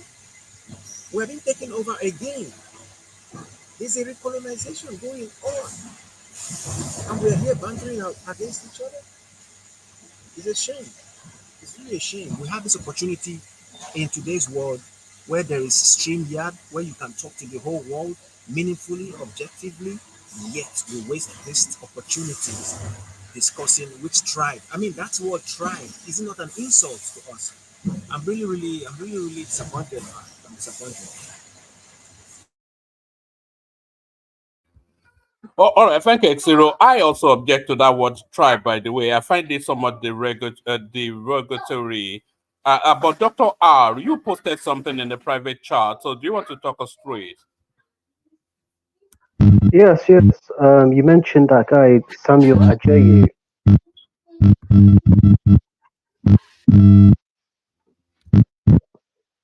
You're breaking. Dr. R. In light of what X0 said, I'm exiting the platform. It will be redundant for me to talk after X0. I think he laid it down, what I wanted to say. All right, bye-bye, everybody.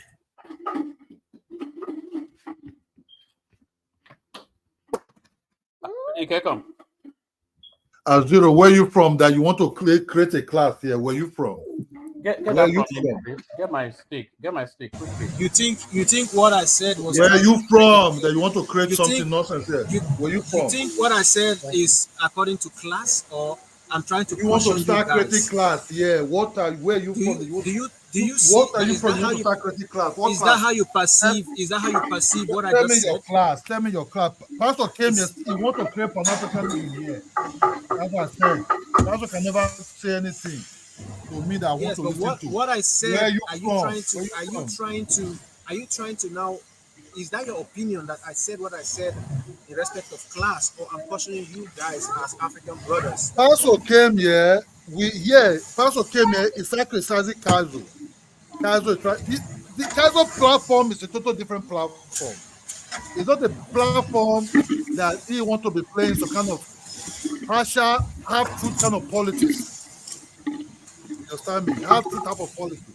He came here. He started telling Kazo have to create a church. Kazo will regret it.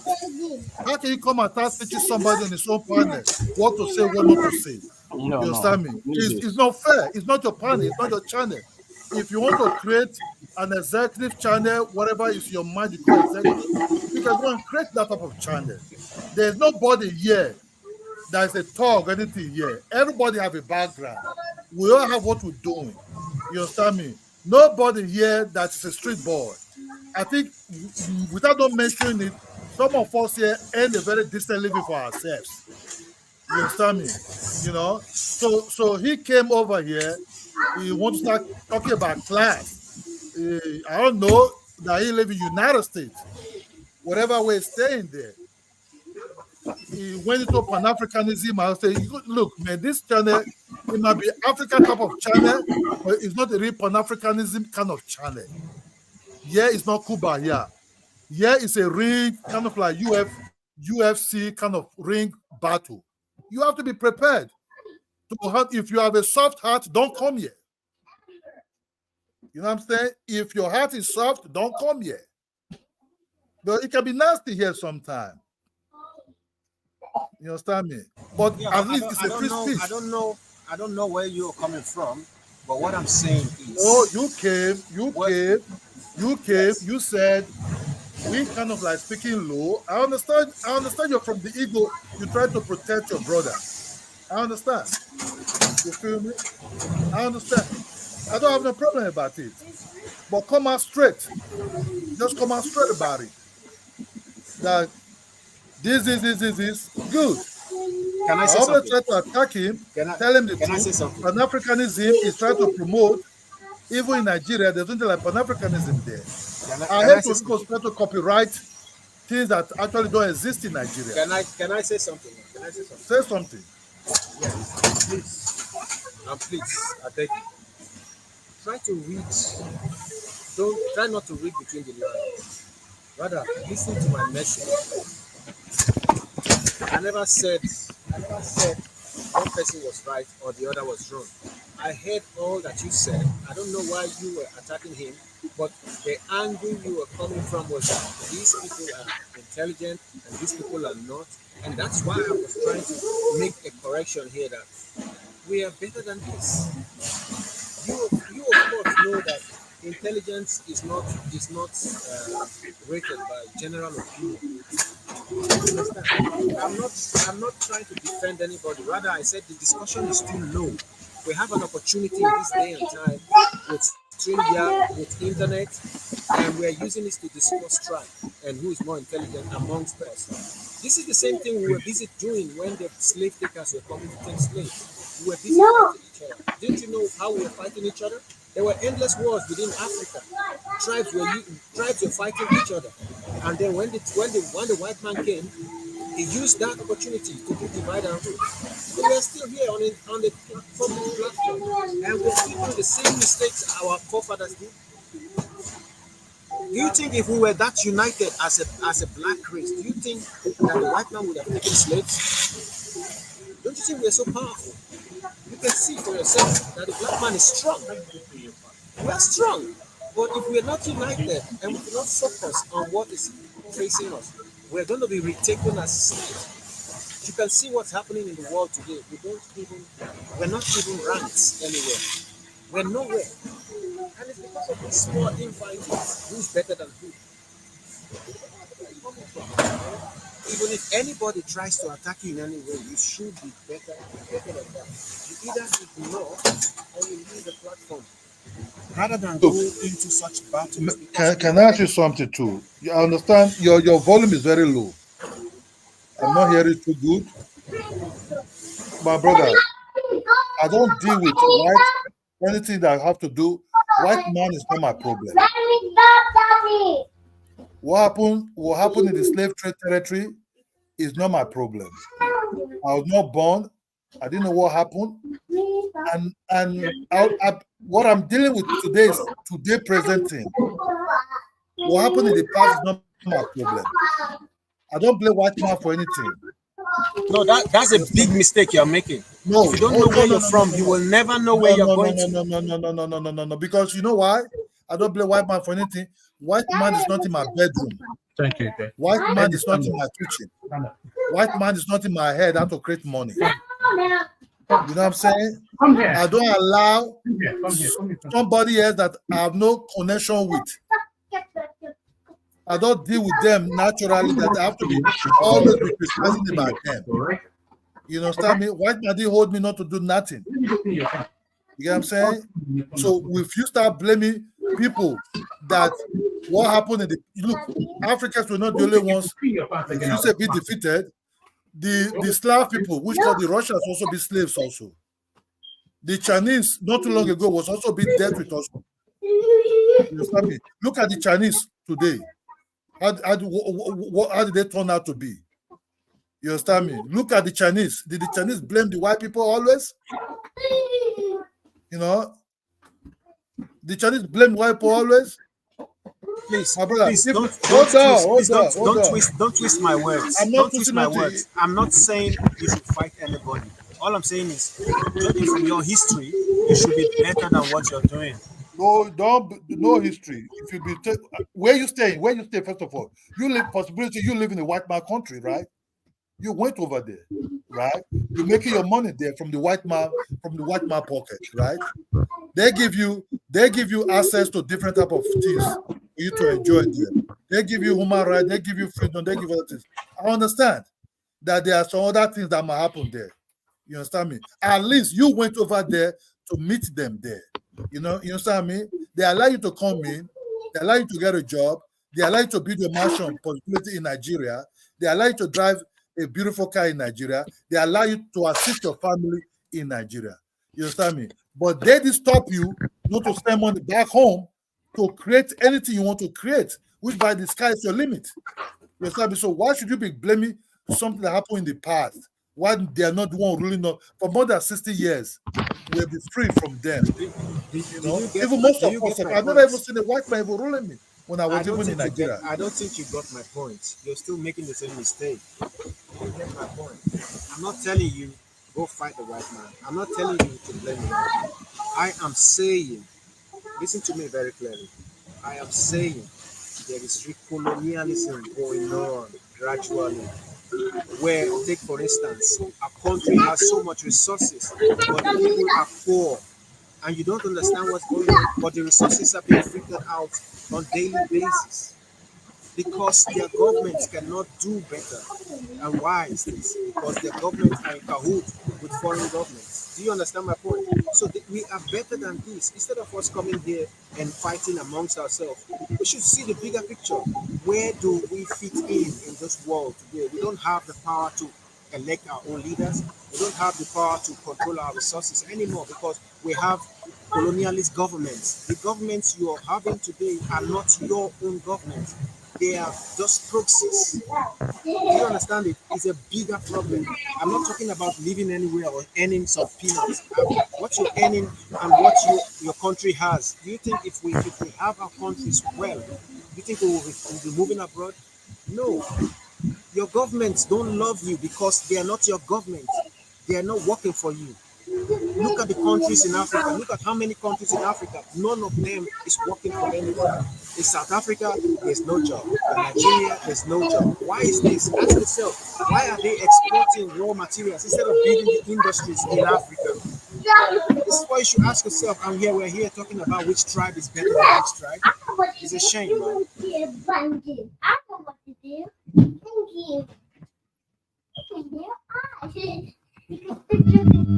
Hello.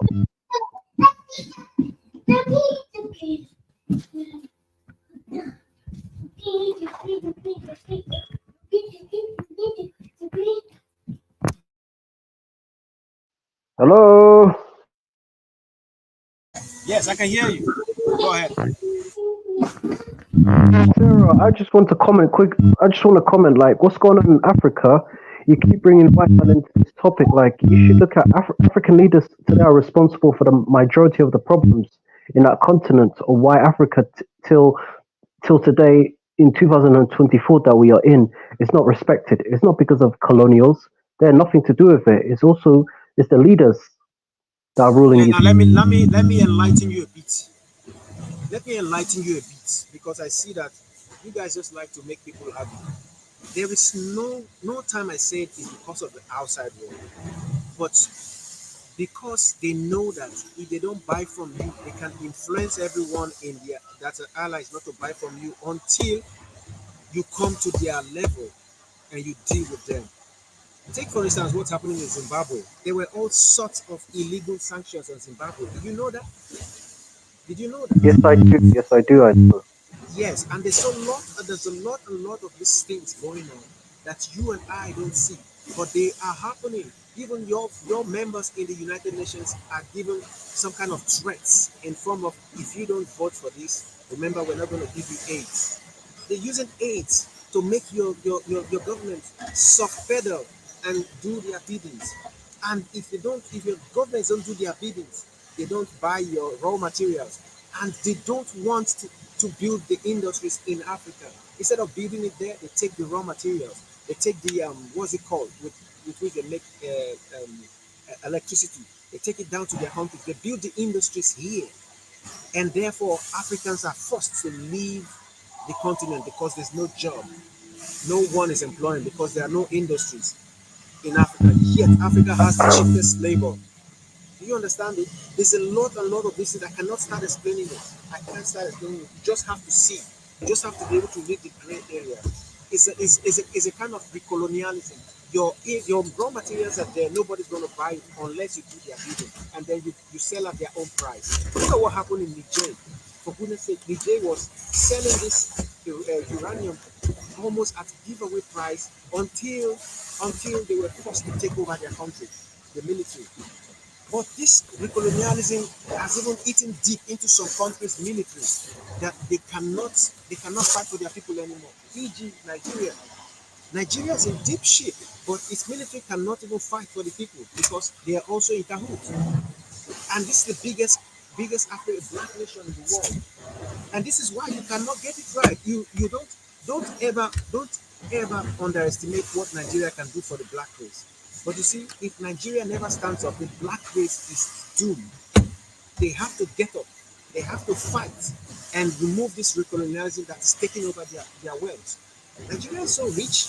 Look at Congo, for instance. Congo is the richest country on this planet. Do you know that? Do you know that? Yes, yes, I do know that. And Obviously. they will never get it right because the whole world is on them. It's upon them not to get up. Because if they get up, they will sell their raw materials at a reasonable price, and their country will be rich. But you know how many airports are in Congo? They are at war. But do you know how many airports are there? Do you know that 80% of the coltan you're using today all over the world comes from Congo? Do you know that 85% of the cobalt comes from Congo? Do you know they have copper, they have lithium, they have everything you can think of. They are saving the world literally, yet they are the poorest nation in the world. Do you know that? I bet you Yes, I don't know do. that. Yes, You I don't know do know that. that. Yes, I You do. do know I already that. know Yes. that. Do you know that destabilization has become internal policies of certain countries? They destabilize their neighbors so that they can get economic benefits. Do you know that? It's now a part. Do you know what America does? They destabilize countries so they can go in and they will take over the countries in terms of investments and taking over their juicy resources. Do you know that? Do you know how many countries were under France until lately when some 5 countries decided to leave the communities, the French-speaking communities in Africa? Do you know that? So these things are going on, and you cannot, if you stand up and say you don't want them to pauperize your people. You know what they do? They will fund the opposition. When they fund the opposition will defeat the incumbent and become the ruling government, and everything goes back to the neocolonialism. You understand? So that is what they do. You are in deep shit in Africa. You are in deep shit. So when you people come here and you talk about whose tribe is more intelligent, you are doing the same exact thing your fathers did in the past, fighting amongst each other. Why they come divide and rule you? That's my point.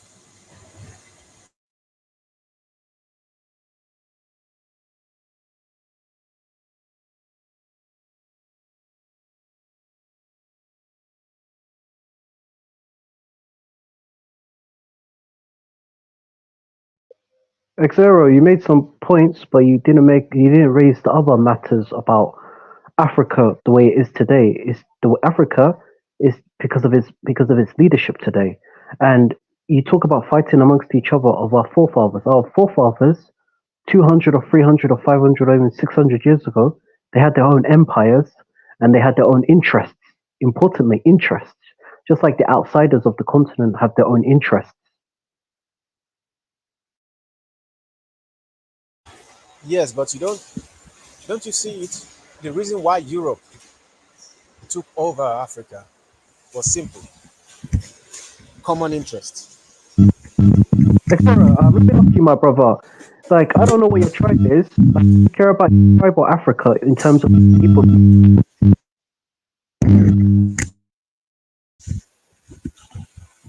Hear me? Can you hear me clearly? You? Hey, hello. Do you hear me? Yes, there's noise in the background.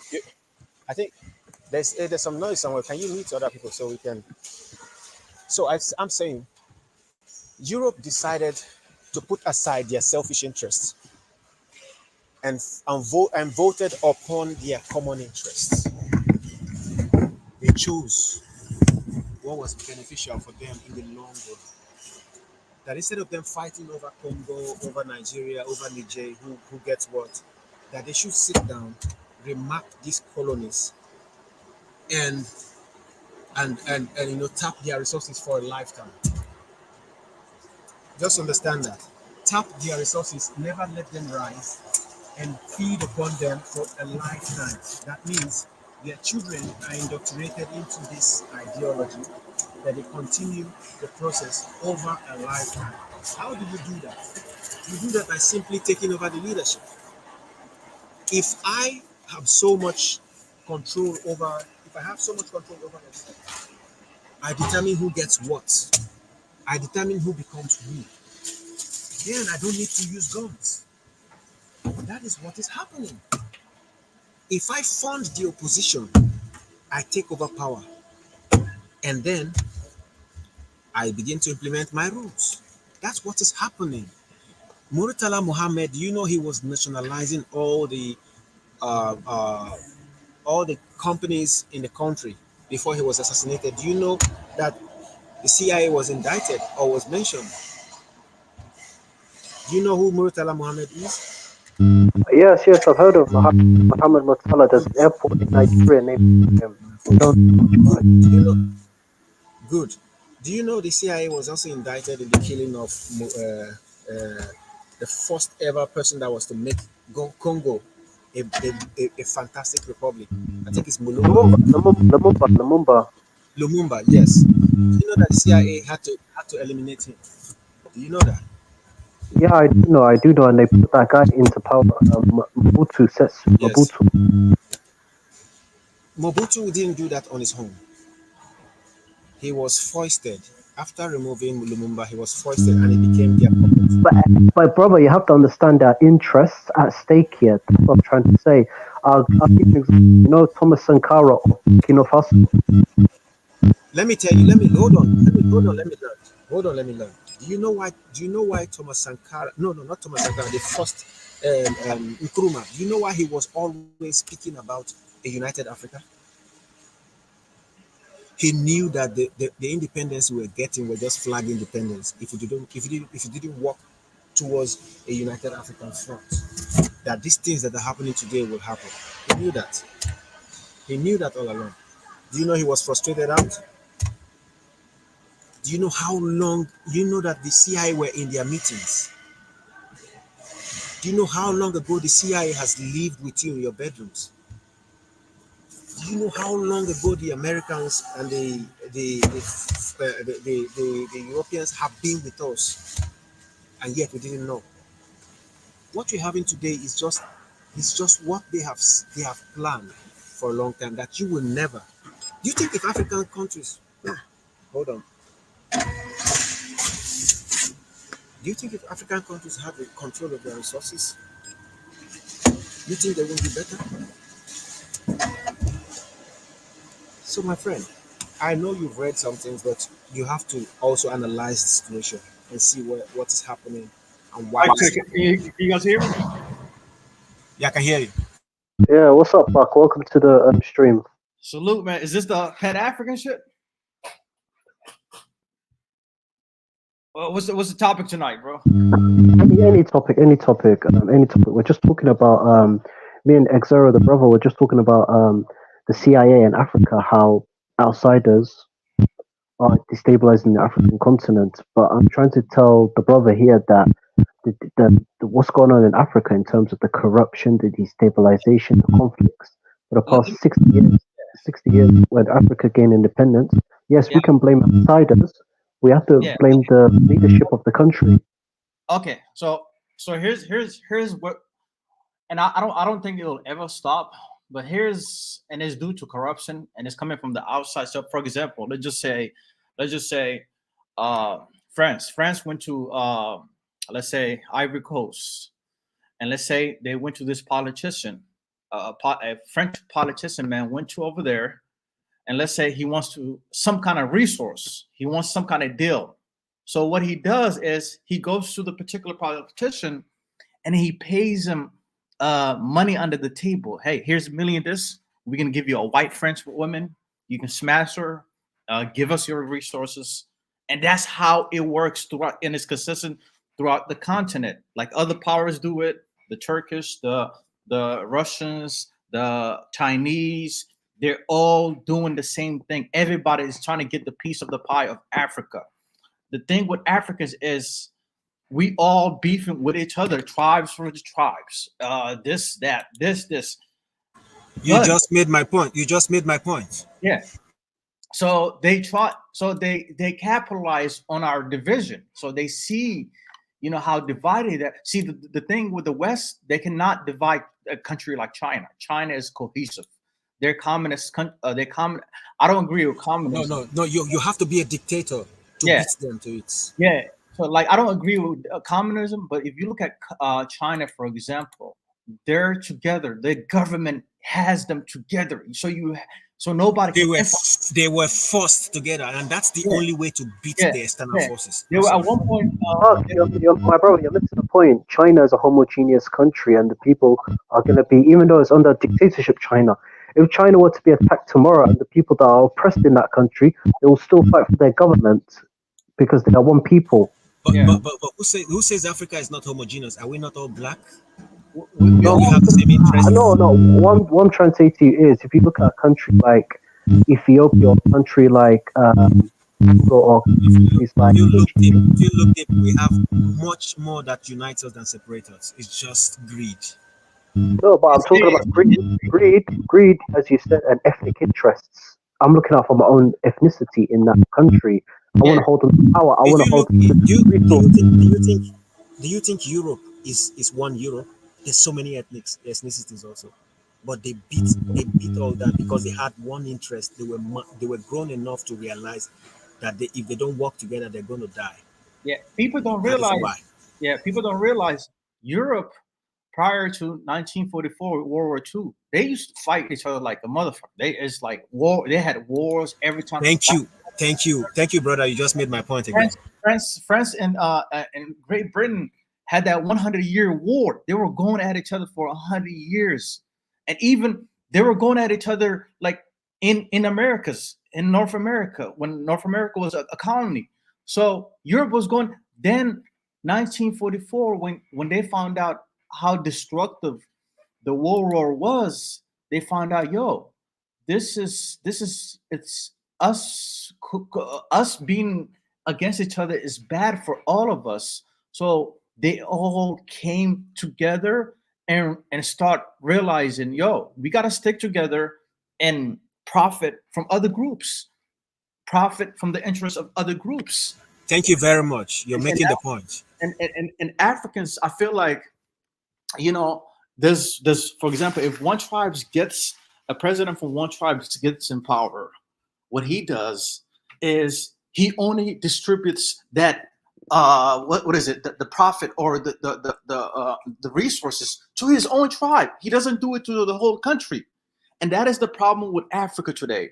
Like in a country, like there can be a lot of different tribes, but if one president becomes most likely he's going to feed his own tribe, his own people. And that is what is dividing Africa right now. And these Western powers. But you have to understand what the Europeans have created. Like they created these artificial countries, and they put certain people into power. Like it's always been like that. If you put how they put certain people into power, it goes back to the corruption thing. That money, the hush money under the table, where this politician goes to Africa and you know gives certain money to a certain politician of Africa, and he says, "Hey, do this for us. We're gonna give you this money." And that same politician, this same thing, is a puppet. So it's like they've been. At the end of the day, it comes down to greed. So look, if you were making 40K, let's say you were an average politician in Africa, you were making like let's say 100K, whatever, and out of nowhere, this French politician or this Chinese politician came up to your country and said, "Hey, I'm gonna give you $1 million. Pass this law so you can give us this whole patch of land so we can mine gold, we can mine diamond and all that."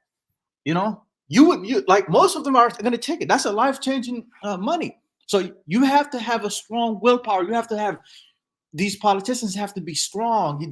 There needs to be some kind of act that passes in Africa where there is a strong, harsh punishment on corruption. Like, hey, you do this, punishment. That's what Singapore did back in the 1960s when a dictator took in power.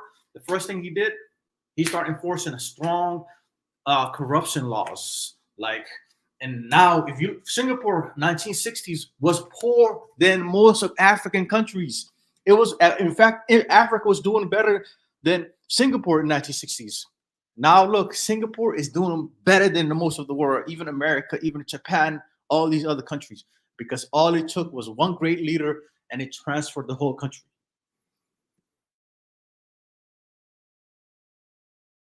So at the end of the day, you're right. You're 100% right. The thing is, nobody's forcing Africans, hey, to do this, to do that. It's nobody's forcing. At the end of the day, who's making that choice? Who's giving them this resources? The leaders. The leaders are telling them, hey, you can do this. You can have access to our wealth. There's gold mine over here.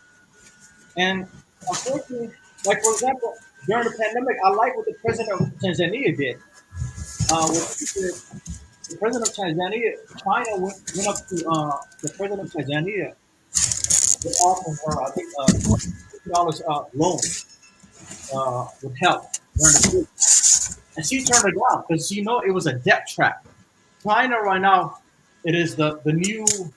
China right now is the new debt. They're colonizing Africa through debt right now. They're colonizing Africa through debt. So the thing with Africa is, I think there needs to be a harsh punishments on corruption, because this corruption is so vast throughout the continent. North, east, west, south, central. It's it's just sad. And it's even funny with regarding the debt trap you just mentioned, like billions to Angola, and they basically built crappy and projects that are not needed in that country now, selling built to them at a very cheap price. And I think that they give them suggestions for other as well.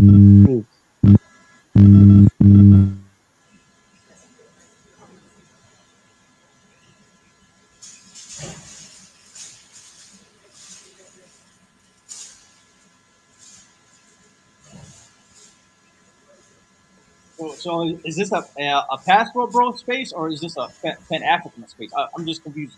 This whole channel. No.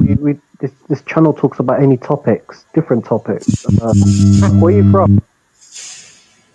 Knack knows. Knack, tell me. It's Kawaran, my brother. Yes, sir, man. I'm from East Africa, bro. Somalia, bro. Oh, so yeah. Where you guys from?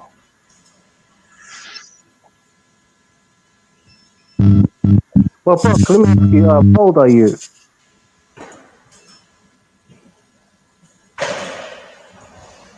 Guys cut them off.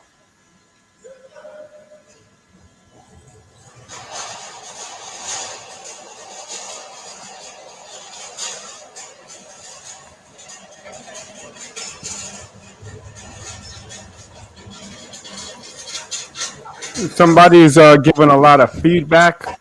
Sorry, I'm sorry, here that to was cook me. one man on Black Sorry, Americans versus Nigerians. So sorry, I'm that ready was for me. this shit. Can you hear me? Can you guys hear me?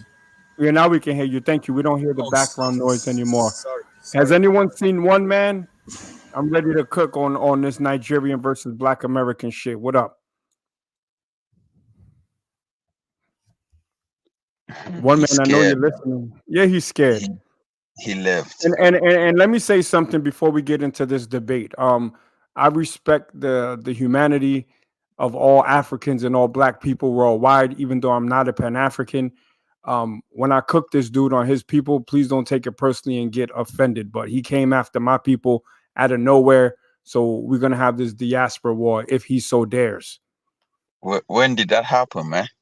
That happened about an hour ago. I was talking with Kaizo about a Black American that just smoked his Wanga brother in the 100-meter dash, and then he just came throwing shots at me, calling Black Americans drug dealers when his president was selling heroin in Chicago with two other dusty Nigerians and doing money laundering. So I want him to pull up.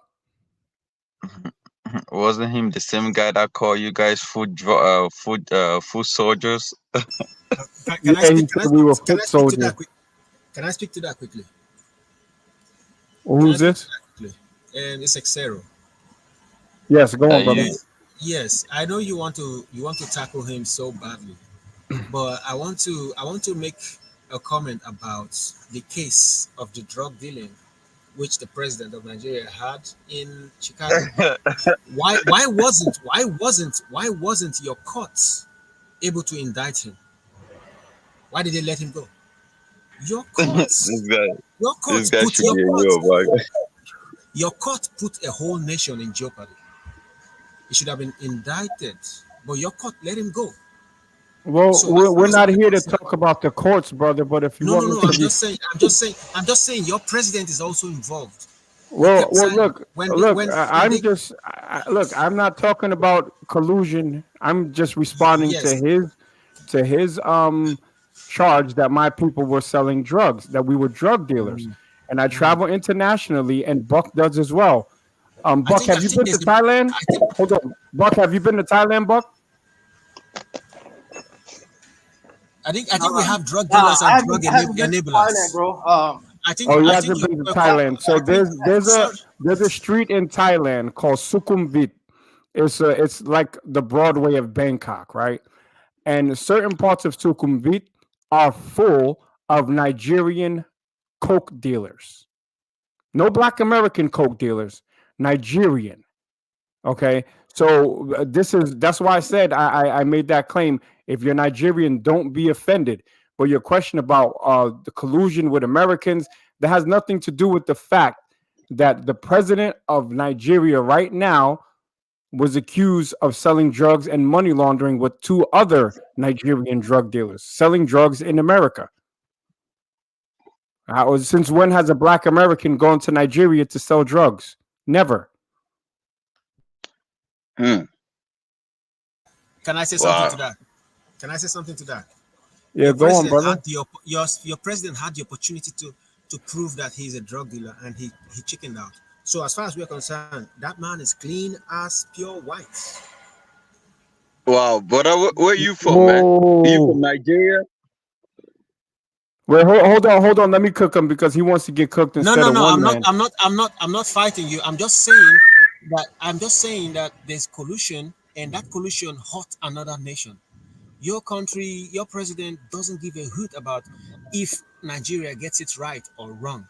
He doesn't give a damn because this man was in court in your country. You should have cooked him and you let him go. So this man, by law, is innocent.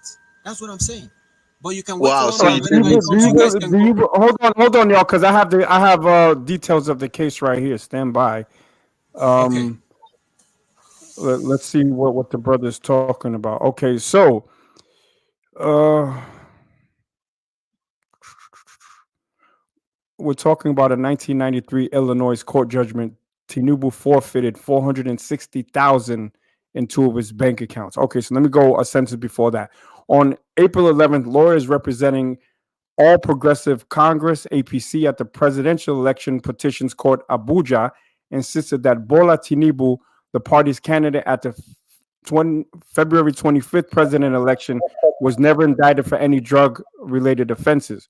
Due to a 1993 Illinois court judgment, Tinubu forfeited 460 in his two bank accounts. Okay, so now the forfeiture was the outcome of an investigation that linked over 2 million in several of Tinubu's bank accounts and proceeds from the heroin trafficking of Adegboyega Muiz and Akande and Abiodun Agbele, Chicago drug kingpins. A certified true copy of the U.S. court judgment resurfaced ahead of 2023 elections, putting the spotlight on the president-elect's past trouble with U.S. law enforcement. So below is a timeline of the 30-year-old court case and international news. So 1992, Tinubu became the subject of a U.S. federal investigation into heroin trafficking and money laundering in Chicago. 1993, signed copies of the U.S. court documents show bank accounts in Tinubu's name were linked with drug trafficking. Okay, we already know that.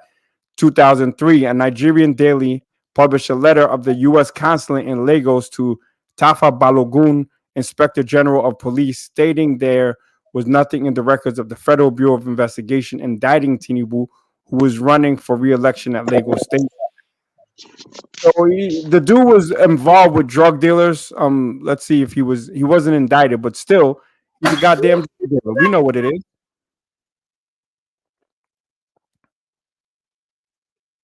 Well, as long as that case is concerned, it's just a gossip. Your Wait, country are had you Yoruba? Are you right. Yoruba? Your wait. Let me finish. No, but are you Yoruba? I'm not. I just want to stick to the facts. Are Your you U.S. Yoruba? That is Answer a the fact that I question want to first. know. Yeah, Are you answer the question. Yoruba? The U.S. had the opportunity to Are cook this you guy. a Yeah, Yoruba? answer his question. Answer his Let question. him go. Are No, you a I'm not. Yoruba? No, I'm not. Yes, you are. It took you Nah. too long to No, no. deny What it. are you? What are you? Tell him what you are. Why is this guy scared of his village, man? Are you gonna Yeah, refuse your tribe? Wow. What if I'm Yoruba? What if I'm Yoruba? What if? you Wow. This are. guy is That's gonna why you. That's refuse why you his tribe. support that drug No, dealer. no. But let me tell you, the Yoruba tribe, the Yoruba ethnic group, is one of the most enlightened ethnic group in Africa. So Why are you gonna if you refuse your tribe associate, in the first place, man? but it's not my tribe. It's Oh not my wow. ethnic group. But if I were a Yoruba, I would have no qualms. Oh come on. Okay. Come on. Now you got one man on the panel, now music. Go ahead. You got the mentor guy. Okay, so they tried to pull a Hotep hyena attack on me. So one man, are you ready? One boy. One boy.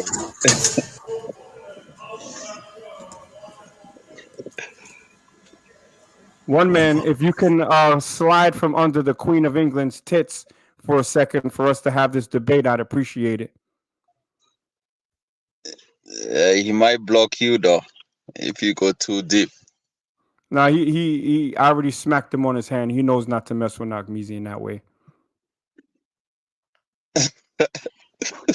Oh, so he's running. Okay, cool. So I win by default. Yeah, this guy is a Yoruba guy. He's just you don't. I mean, it's rather unfortunate that people don't want to. If people Oh, ashamed so you of their just tribe. So you just Yeah. want to cook me? You want to cook me instead? You need to Yeah, cook but I that mean, person. you are ashamed of your own tribe. You don't come on, man. It's like you denied Jesus 3 times, man. Are you Dude, Yeah, Yoruba? Are exactly. you It took Yoruba? them too long to Are you answer. no? That's when you know they Wow. lie, when they take this too is long to answer. this is this is what Right? they call And lynching. All You right. want to What lynch me? conversation do you want to have, Nakmizi? I'm Well, not quite let's sure. finish the one because You want the chains put round back your ankles, or is this what it is? okay, now, so let's just start because you came at my people and trying, if this, Who are your other people? Who are your Dusty, people? well, Mr. Exero, would you mute yourself Sorry, because I'm having a I'm debate sorry. with, I'm thank you, sorry. sir. I just wanted to know who are your people. Well, my people are, you They're can the see on ones the we flag, Black stole back from Americans. the continent. The Hold on, ones I we can stole. answer for who my people are. My people are the greatest group of blacks to ever walk the planet of the earth, foundational Black Americans. Now, one man, are you ready? We're going to talk about the greatness of your people versus the greatness of my people. Now, this is my opening statement. I tried to get Oyo or Yoruba specific information, but the Nigerian website only went to 2014. So I couldn't give any current information about Oyo. So I will be going back between Oyo and actual Nigeria. Okay. So now here we go. Infant mortality rate in Nigeria was 54.740 per 1,000 births. In Black America specifically, it's 10.6. We live more than you. Our children live more than you. So we are obviously built from a better cloth. Paternity fraud.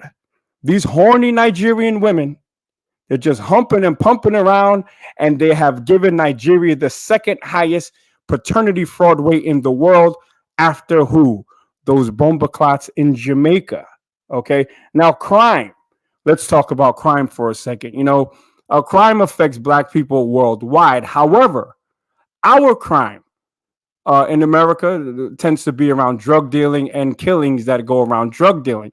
But for the most part, we're not caught with human body parts. That's a big deal in Oyo State because these people are doing money rituals to try to close the wealth gap between dusty Nigerians and Black Americans. So now let's go to the average IQ because you started with this that you're better, right? The average IQ for Nigerians is actually down from 84% to 67.76%, while its high was 84. Black Americans are currently at 85. So not only are you guys getting dumb and dumber, you've never ever been smarter than Black Americans. Now let's go to the billionaires list. I can share all these screens as well.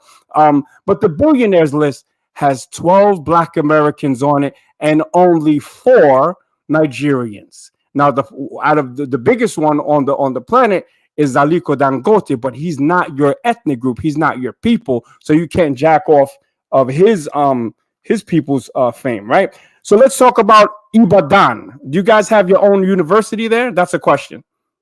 Of course you do. But you like to talk about us being under the white man's thumb. But the oldest Nigerian university with the program was actually the first principal was Kenneth Melanby, and that University of Ibadan was a part of the London, what was it called? Tied to the University of London, and they supervise your academic programs. So again, even your universities are tied to the white man. So when you talk about us and our admixture, at least we have our own universities. You guys are the majority in your country, and you still got your hand out for the white man's butter biscuits. Now I talked about the average. Oh, did I talk about the average lifespan? For you guys, it's 55. For us, it's 71. That's black males. Now, if I bring in black females, Black American females, it's 78. So not only do we live on average of 20 something years longer than you, we make more money than you. Our children survive longer than yours. We have better universities that don't have the white man with his finger in it. Let's talk about the average home. What is it? The average household income per year. It's about $2,600 for Nigerians. You know what it is for Black Americans? About $56,000. So a Black American in his native habitat of America outperforms a Nigerian by far in their native habitat of the dusty states that they live in. So if you actually kept your ear to the street or the ear to the dusty road, because most of your roads aren't paved, like most of your homes don't have running water and toilets.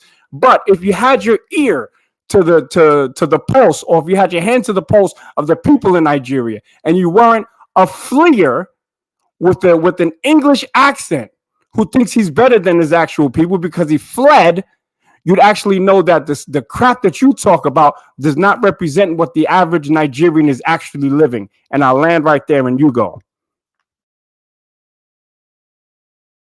So what are you guys trying to achieve with this? We're trying to get you to shut the fuck up while he and I have a conversation. Oh that's my what God! we're That's what we're trying to achieve. That's what we're trying to achieve. And you were listening here when I came back up.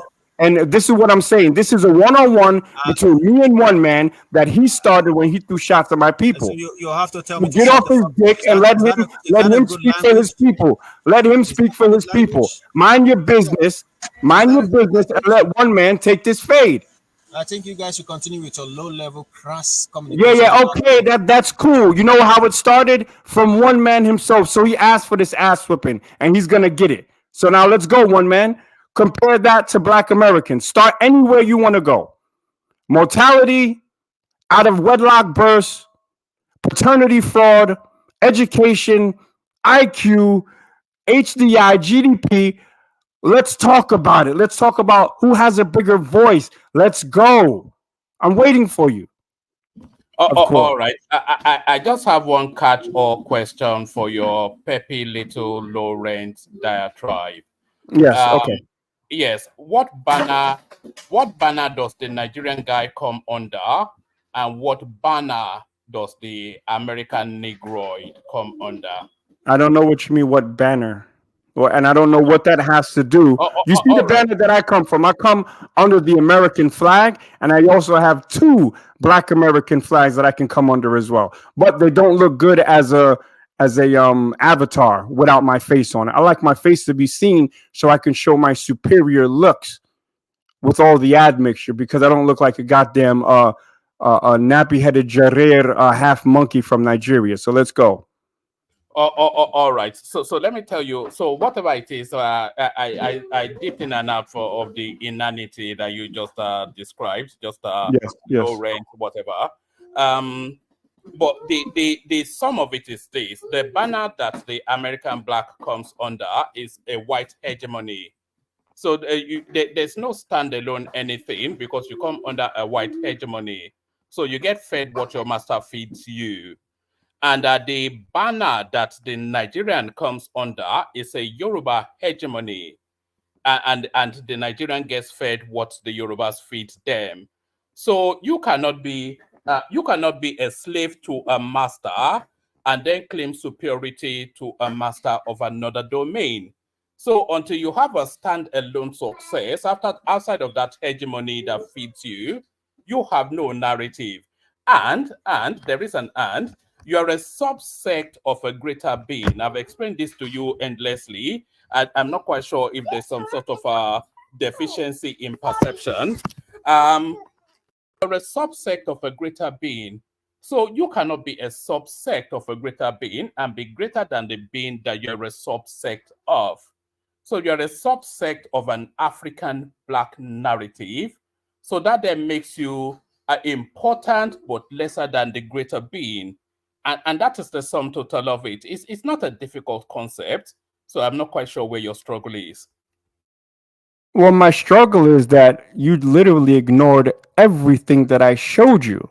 That my people. Wait, hold on. I didn't say anything when you spoke, brother. Carry on. Okay, thank you. I really appreciate that.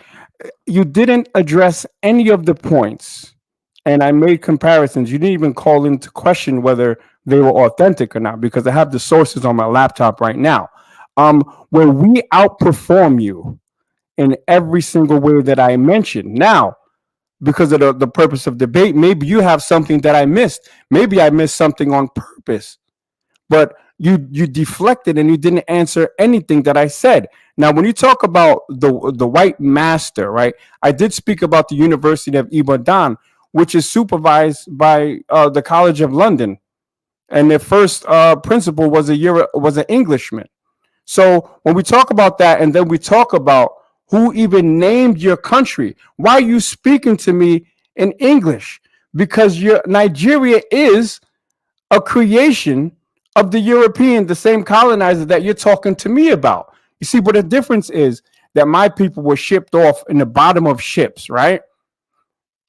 Under duress, and we still became greater than you. Your people are a numerical majority with so-called natural resources. You have the natural resources, but you're too dumb and stupid to refine them, which is why you always have your hand out for the white man to come and save you. Now I'm going to land my plane here. And I want to talk about Flora Shaw naming Nigeria.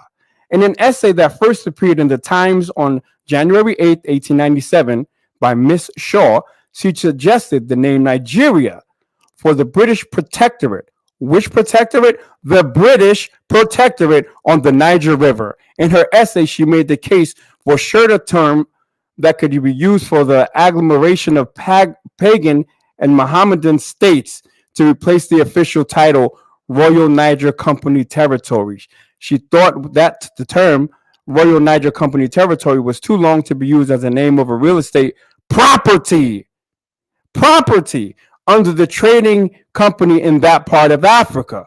She was in search of a new name and she coined Nigeria in preference to terms such as Central Sudan, which were associated with the area by some geographers and travelers. So when you talk about that, remember you're a numerical majority getting named by Frank Lugard's side bitch. So a weaker black person on the planet does not exist than the fleeing Nigerian of which you are a part of. And I'll rest.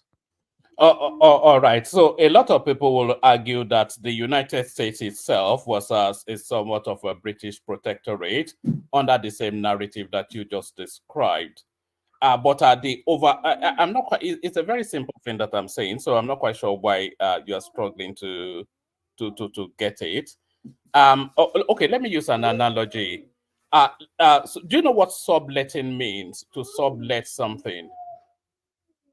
All right. So a guy rents a room, maybe even an apartment in a mansion, subletted by the owner of that mansion. So another guy builds a modest bungalow, about which he owns by himself.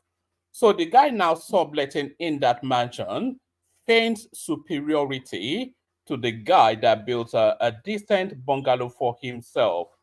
So who is fooling? Look, Nakmizi, there is no comparison between the Black American and the indigenous African. The Black American is the lowest rung of a broader society in the Americas. So the Black American is still American of some sort, and they can make the claim to the American greatness in some way. But they're not a participant. The Black American is not really, you can argue the slave labor and all of that, but the Black American is not intrinsic to the greatness of the American state. They're just foot soldiers, as I described the last time, foot soldiers to the African narrative, certainly even harsher foot soldiers to the American narrative, the lowest rung in whichever society.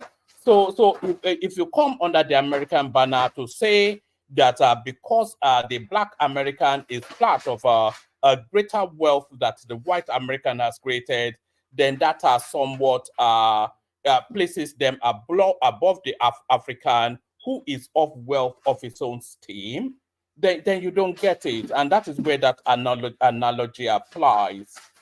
Nobody gives any consideration to the Black American because globally they are considered the lowest rung in their society. And the treat, when you go internationally and you get all of these accolades or whatever it is that you do get is not off the back of anything other than that Americanness that was created outside of your contribution, and that is the wider point. So the black American, I mean, how can the black American not be subordinate to a black African? It's intrinsic in the being that necessarily has to be the way. So I'm sure you've gone and done a lot of research, and I'm just speaking in broad strokes, but the broader strokes of it all, makes the point. Well, I appreciate you again for the third time on calling us out. People in the chat, please pay attention that when I came up here, I came up with verifiable facts. And I want to go back to something that I said in the beginning if you're just tuning in.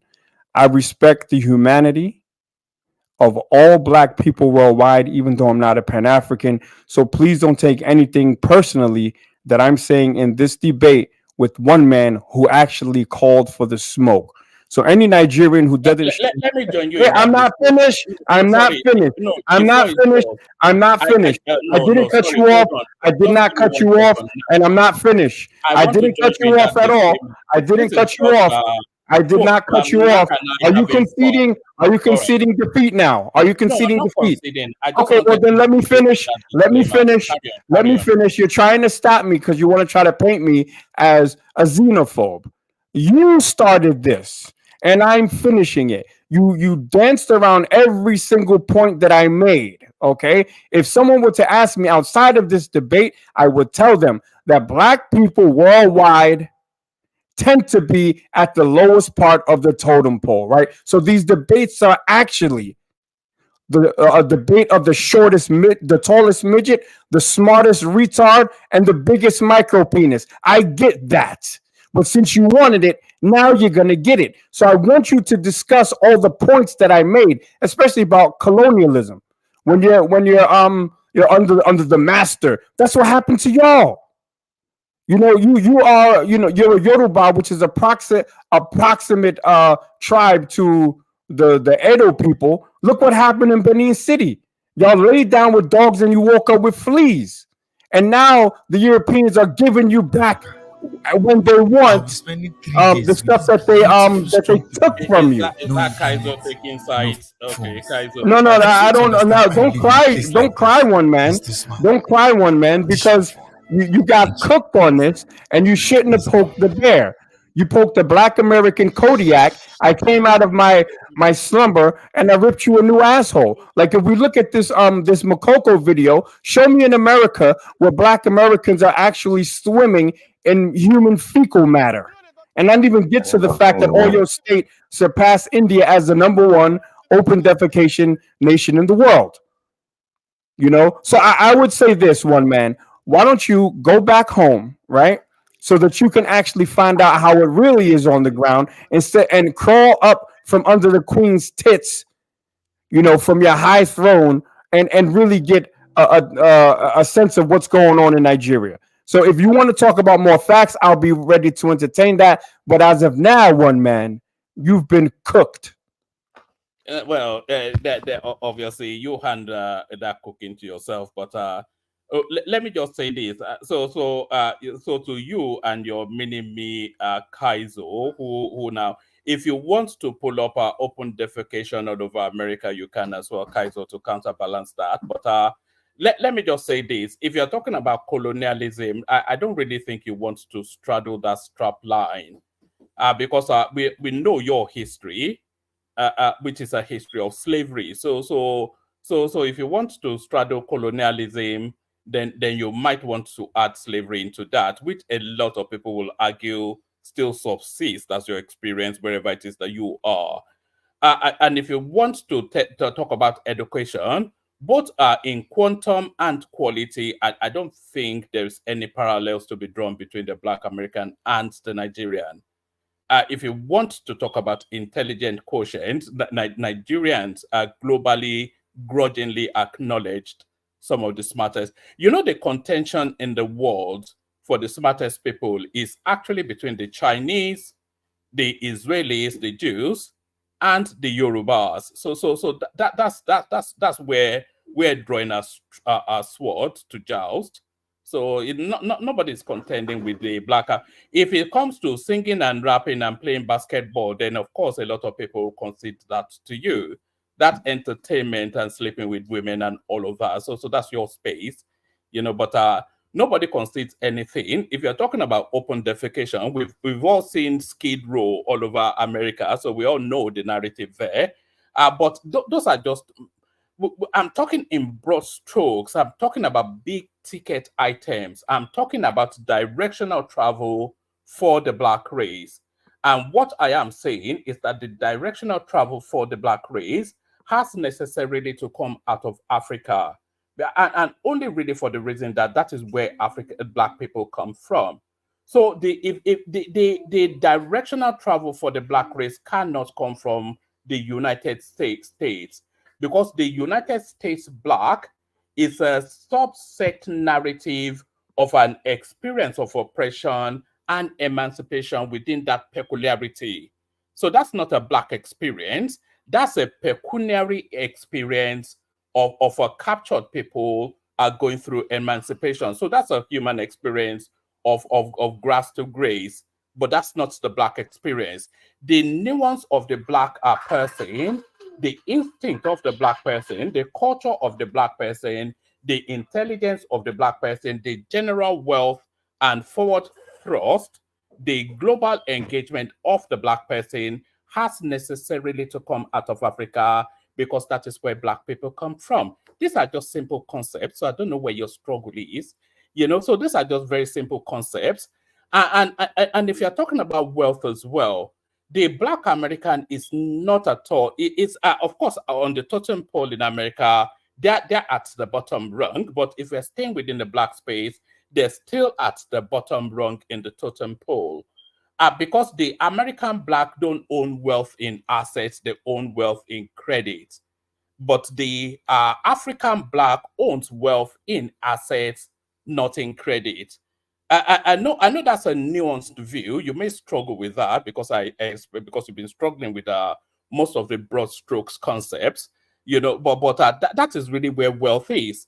And if you look at the resources in Africa, in terms of the quantum of the monetary worth of them, which intrinsically belongs to the black African, then you cannot. What does they don't even own a shoe factory?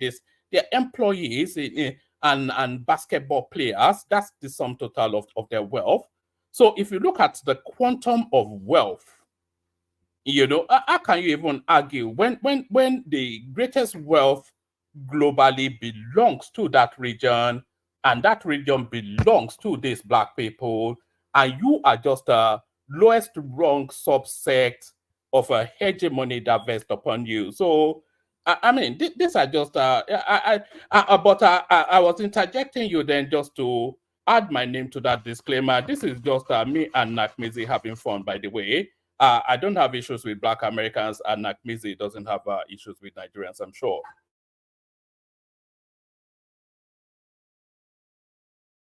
Oh, absolutely. While I'll throw little playful jabs. The truth is said in jest. Okay, I want to talk about your debt society thing as it relates to America.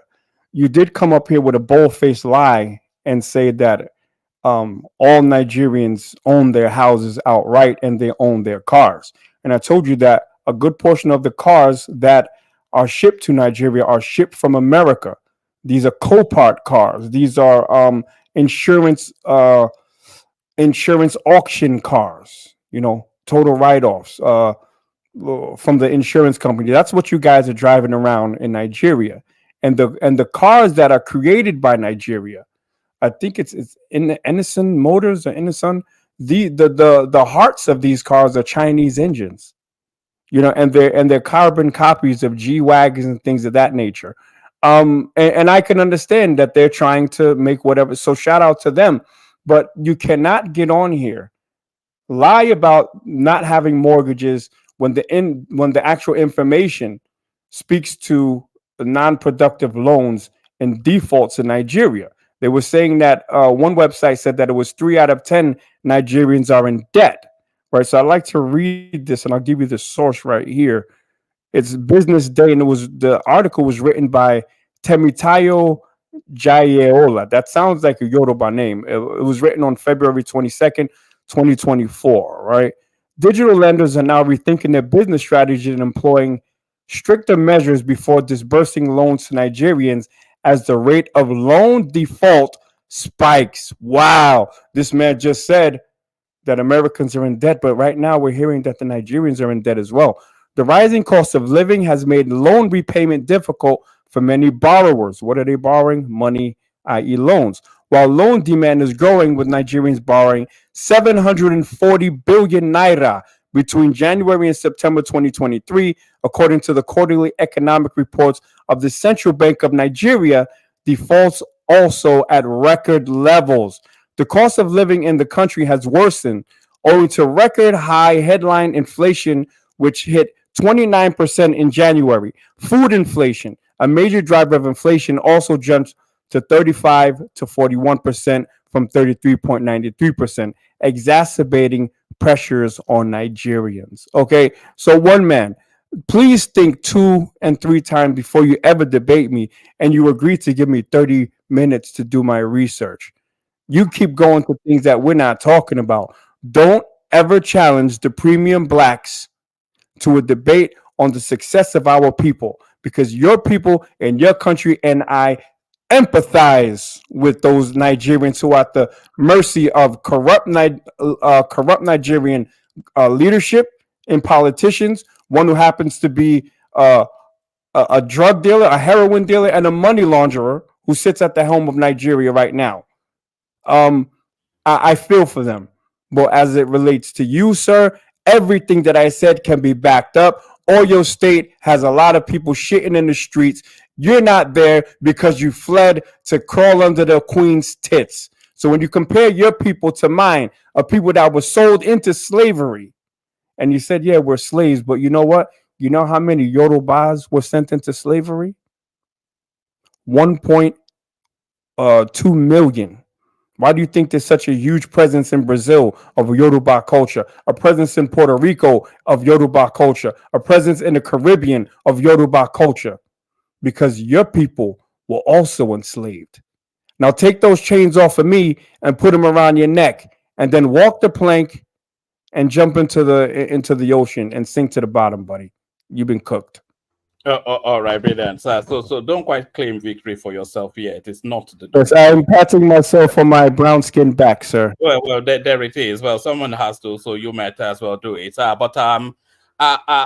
You know, you said something earlier about having empathy for Nigerians and whatnot. That only really speaks to the fact that you don't understand what inverted snobbery means. Do you know what an inverted snob is?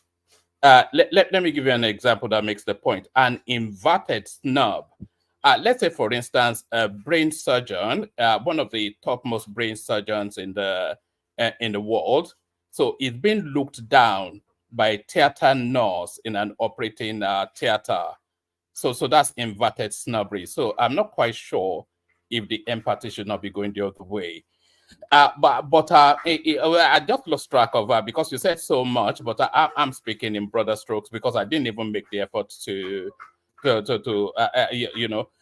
But in time, yes, you were talking about credit facilitation and defaulting on credits within the Nigerian space. So there is somewhat of a nascent credit industry within the Nigerian space, but in terms of asset owning, the Nigerian person, and I am Nigerian, so I'm speaking from the authority of that. The Nigerian person owns their house outrightly. It'll take them 2 years to build it, 3 years to build it, 20 years to build it, but ultimately, a good 80, if not 90% of asset owning in Nigeria is owned outrightly. So there's no credit facilitation there. But I'm not quite sure that the American black has the capacity to own anything outrightly without. How would they have that capacity? How would they have that capacity when they don't, they don't have the acuity to do anything outside of what they've been led to do. So there is that. And also the wider point, and you must really pay attention so you have an understanding. So I've given you the narrative of how assets are owned within the Nigerian space. So they own those assets outrightly, you don't. And then they own resources outrightly as well. So Nigeria has one of the largest gas deposits in the world. So that's the general wealth of that black nation, occupied, populated, run by black people. One of the largest name earning mineral resource in the world. That is some of the general wealth owned by that black nation and the indigenous people, or and transmutes that to every. So those are assets that constitute the general wealth of those people. So the black American owns nothing in terms of those. So if you're talking about wealth, you're talking about individual take-home pay. It's not individual take-home pay. It's the net worth of the generality of everything that constitutes wealth to a people. And the black American has nothing like wealth. They're on a credit card and food stamps. We all who on this planet does not know that the black American is on credit card and food stamps. So you may well take your food stamps to the Philippines and take advantage of some flinty-eyed female there, but your narrative is widely known. All right, thank you, sir. I appreciate you avoiding everything that I said and really just not listening to the facts of what I'm speaking of. I literally told you about why Nigerians are going dead, about food shortages, and well, not food shortages, but food insecurity. You also have banditry. You have a whole bunch of issues in your country, and I do wish that the Nigerian people, I wish them the best, right? But when you come with these uh, buck broken white people talking points about welfare and food stamps and things of that nature, that's not my reality. It's not my reality. My family, I have a millionaire in my family, and I have lawyers and doctors and police sergeants, business owners, me being one of them, well traveled, speak 5 languages, have houses in several places that I've owned. I purchased my first house outright at 38 years old. While you're in some sort of council flat in the UK with bad internet, I'll be in another country tomorrow. You see what I'm saying? So if you look at it from a personal standpoint, I'm more handsome than you. I'm stronger than you, faster than you, have more money than you, um, and I'm better traveled, and I'm smarter than you. You see, you're on YouTube trying to supplement your income. I'm on I'm on income. I'm on YouTube to have fun. You see, so we can speak about this in several. How many languages do you speak, sir? Barely even one, but thank you Yeah, for you telling me speak I give two. an You speak example. two languages: Uh, Yoruba or maybe Pidgin English and the Queen's English, right? I speak five. I I thought it was speak my five. turn now. When we talk about excellence, we could just look at you and myself, right? I'm just an all around better man than you. Well, that's your conclusion, isn't it? No, You no, don't have. it literally is one man. I'm an Oh, all oh, around better man than you. all right. Do I get the right to reply, or do you just want to? It's funny you're asking for the right to reply like a cucked Nigerian. I will No, let no. you I reply, thought sir. you said we were I will having let a I will let you reply, civilized sir. conversation. Go on, I thought Flora. you said Go on, we Flora. were having a You civilized are the subject talk. of Flora Shaw, sir. Go on, Mr. All Shaw. right. Oh, all right. Just to address. Why are Thank you you for. stuttering? Why are you stuttering, bro? You have a All right. speech Carry impediment on. as When well. you're done, let You me have a know. speech impediment. They can fix that. Maybe I should run up behind you and scare you. Maybe it'll straighten out your speech. Are you getting nervous or you just can't articulate yourself? Are you done? Go on. I mean, All you've right. been done, and now at this point, I'm beating a dead horse. And similar to what the Yoruba, what the whatchamacallins, what do those people, the Fulani, do out of the Yoruba forest when they fucking kick your ass, and you got to have Amotekun supplement the useless Oyo State Police. But go on. How you done? All right, brilliant. All right. So thank you first for pointing out that I live in a council flat or council house or whatever. So thank you. So because that generates a lot of so that generates a lot of income for me now. So I'm going to go to my mortgage provider now and take back all of these monies I've been paying them for years. So thank you for that. I'm not quite sure. Oh, you have a mortgage? I thought you're Nigerian. You don't own your house outright? Well, it's paid up now, but I'm still going to go collect all that was ever paid. But Oh, okay, good, brother. yes. All right. I'm not really sure if I paid attention to anything else that you said, because you went into those sort of Black American Ebonics, sort of your mama, whatever it is that you guys Yes, do. yes, yes. Yeah. The debate is over, so now I'm just gonna roast you. No. Well, You lost the debate clearly and outright. You brought no facts. You're just gonna come and speak in generalities, bro. You said your people are better than mine. I prove with statistics and facts. I have and you're not even talking about it. You're not even talking about it. Everything you talk about, slavery. Your people were also enslaved. Your people were also enslaved, and that adjacent ethnic group of yours in Edo, that's where most of human slaves are going up to Italy to sell box now. Human trafficking, modern day slavery happening right now in Edo You're State. still enslaved, though. You are. No, wait. But your people are enslaving each other right now. Who do you think was selling Nigerians to Libyans in northern Africa? It was Nigerians. Are you still not in bondage? Come on, now? bro. Like, if we're gonna have the conversation, speak facts, bro. Speak facts. If you let me speak, then I'll speak. Don't insult my intelligence.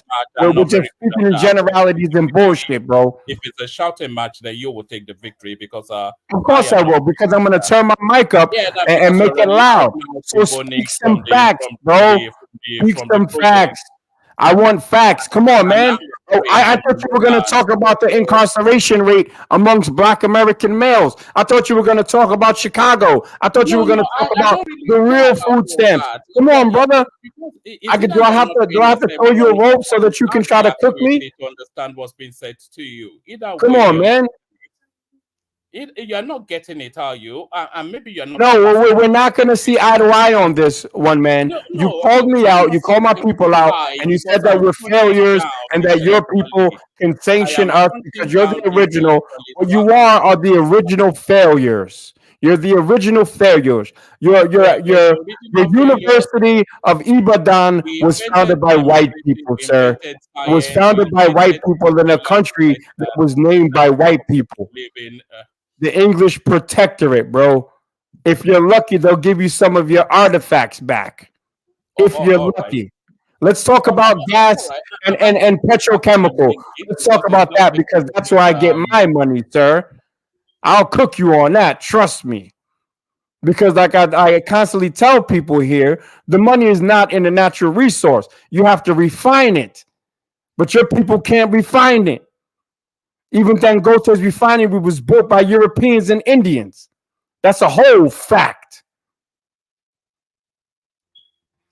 Yeah. All right. Okay, it's Total Energies still parked in right off the coast of Nigeria, polluting your goddamn oceans. Are they still attacking Shell's pipelines? All right. In Nigeria, are they still blowing those up in Nigeria? All right. Because they're not helping the community. I can't do shouting matches because. All right. So at this point, you're not bringing facts. So I'm just gonna talk over you. You know, Shell threw you guys a bunch of nigger pennies in Den Haag because they didn't see you as valuable to give you an actual real settlement, and you take them because you're used to taking the white man's handouts. Okay. All right. I'm going to bail out because All right. Go bail. Go free no, because you're because used to fleeing. one, you are not going to let me speak, and I think the No, I'll conversation let you speak facts. bro, Hey, yeah. what's that? You know, when somebody in Oyo State say, "Hey, can I have some head?" They say, "Yes, sir," and they bring you back a literal head. No, I didn't mean that. I meant the blowjob. Right here, they literally bring All you some right. You were fucking head. degenerating to Look at the this. Play gutters. this. Degenerating to the gutters now. Yeah, is that where you are? Your natural habitat. Yeah, yes, natural habitat. You're looking at two guys with an actual physical head on the table. Are you talking about me? All right. I am going to bail out now because All right, Yeah, bye before bye. before Bye before bye. you 1 second, one man, before you run away, let's do a poll, and the poll will be based on super chats. Support the nigga that you want, right? Let's see who wins. all Simple as right. that. Do that. But let me just have an exit. The conversation has run its natural course because it's degenerating to a Yes, boring because you waste of didn't you your didn't address time anything. for a You moment. didn't address anything. Guy, can I speak, please? Yes, you may. Thank you. You're So welcome. yes. Oh God. The conversation has run its natural course because, of course, it's degenerating to a Bonix, your mama from the projects. I'm an Oyo prince, so I don't have the language for that. So I'm going to bail out only because I have other things to do. Goodbye. I want us to revisit this conversation Goodbye. in the future, and not Goodbye. just come to joust Okay, buddy. Adios, with amigo. music. All right. But Don't let the no, door no, hit you with the good just Lord as split an you. exit, just as Adios. an Don't make exit. a long exit, brother. That Just go. chain, Nah, that nah, chain still nah, remains on nah. your ankle. Nah, That nah, chain nah, still nah. remains on your ankle. Hey, hey, hey. Goodbye. Adios, nigga. All right, and he's gone. Wait. That means, is it true that apparently I was snoring on the show like 30 minutes, or is someone lying on Who? me? What happened? Someone. Nah, I didn't hear you That was snoring. you. That was you, Kaizo. Yeah, we had fun. That you should stay away from that brandy. You know, you drink too much. All Brandy. right, I so don't drink yo, brandy. Pazzo, did weren't you and I having a conversation, a friendly one about Olympics and track running, Oh yeah. and one man came up here looking for smoke, and he just got cooked. He didn't speak about any facts, bro. Nothing. Oh yeah, yeah. Okay. Yeah. Let me set up the what you call it. The vote thing. Let me see who won. Let's see what niggas. Sorry, Africans say. Stable 8 has told me, Kaiser, don't call us niggas. I won't call you niggas. Stable 8. You defended me earlier on a different stream on Cuba this show, so I'll respect you. Usually I would have ignored that, but I respect people that are good. Who won the debate? Nakamizi. I was gonna say Kakamizi or One Boy. Wow, I gotta be cuck measy. And Hey, just I didn't want to have to do him like that. You know what I'm saying? But he kept asking, he kept poking the bear. And he got what he was asking for. See, I'll go there with the nigga shit in the debate. You know what I'm saying? Once he said, remember what he said when I said, y'all see y'all in 30 minutes. He was like, all right, I'm going to put the chains back on this black American type of shit. Okay, so it's on. It's on. oh yeah, I remember, yeah. You get disrespectful. Okay, yeah. Hey, DJ Dodo EA, whatever your name is. I don't know if you just got here, sir, but one man has been trying to cut me off for the longest. And when Oh, you Donta, listen, are you Black American or Caribbean, Donta? I never really asked before. Dante, Why? y'all keep Why? fucking his name up. Exactly, bro. You said like it's only guys, bro. You said like an African, bro. but Okay, I'm why? I know that's the funny part. But you can talk. You want to talk to tell us about talking proper English, and you've been in Queens land for a minute. You supposed to talk good Donta, man. English. You're like, you sound more good booger than I do, man. Yo, chill, son. I don't know, man. No, I'm trying to get my words together. I'm outside doing stuff. But So if DJ you know, Doodle why we talking EA, about the if you've river? been on since the start, then you know that I was quiet when one man spoke, and when I would speak, he would try to interject and then say, "Well, it's just we're having a dialogue." I said, "Let me finish my thoughts." Came back now, I let him finish, and then he started with the cutting off thing again. So at that point, I've already shown that I can be disciplined and be quiet. However, if I talk about a whole bunch of points, I made like 10 points with sources and all, but he didn't even ask to see the sources. And he literally danced around it. Would make a claim about slavery and colonization. I would come back at him on something, and then he would just dance again. At that point, it's not a debate anymore. So I'm just gonna troll him. So DJ Dodoye, whatever your name is, if you want to take his thing, you could come up here and get cooked too. All you got to do is state where you're from and what your issue is, and you and I can get it. And trust me, I'll let you speak. Exactly, The Rock. He the African failure poked the FBA bear and got a beat down. DJ said I could have won, bro. I literally cooked his ass. He said he's smarter than my people. His fucking people been getting dumb and dumber, and the shit went down to a 67%. When my people is steady at 85. And then he's, oh, well, it's because you are with the white man. It is your colonial masters and all this other bullshit. Meanwhile, the education place in the university and his shit was created by Europeans and run and overseen by Europeans. God damn, a bigger failure you can't get. And shout out to the Nigerians that don't share one boy's sentiment. Thank you, brother. He says, job well done, New York FBA, brother. They will learn about messing with us. Absolutely. All right, so what's the next topic? Because that's run its course.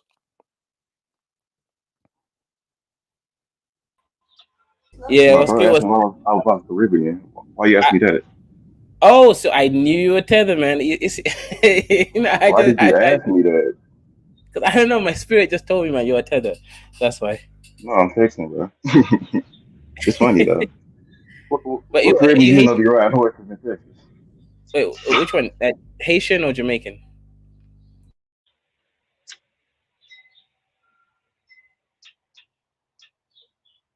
What you talking about? Which Caribbean country? Haiti or Jamaica? I don't know nothing about them. All I know is Bob Marley and they got his independence from France. They had to pay their ass. Okay. Yeah, but anyways, I got no smoke for you, Dante. But why don't you call yourself Dante? It seemed like. What'd you say? Yeah, go ahead, Nike. No. They're saying it's unanimous. No one said that one man won because he skirted around the issue. I didn't call for this debate. He called for it. He got his ass whooped. Okay, so the winner of the debate, we got Nike Measy with 68%. One man with 31%. Okay, yeah, sure. A lot of people supporting him. So, shout out to one man. If it was me versus anyone, I know everybody on this channel hates me, so I would have probably only got 5%. So yeah, one man actually did well, getting 31%. How the hell? Wow. I'll take that as a pat on the back that he did well, even though he got fucking annihilated. I think that's one man voting from his 7 burner phones that he scams people with from a council estate. What's up? The prize is just I get to talk shit about one man every single time that he comes up here because he's one of my victims now. No, but you know what, Namizi? We gotta get this debate up between Mike and Ditso, right? None of them have responded to my email just yet, so I don't know what happened.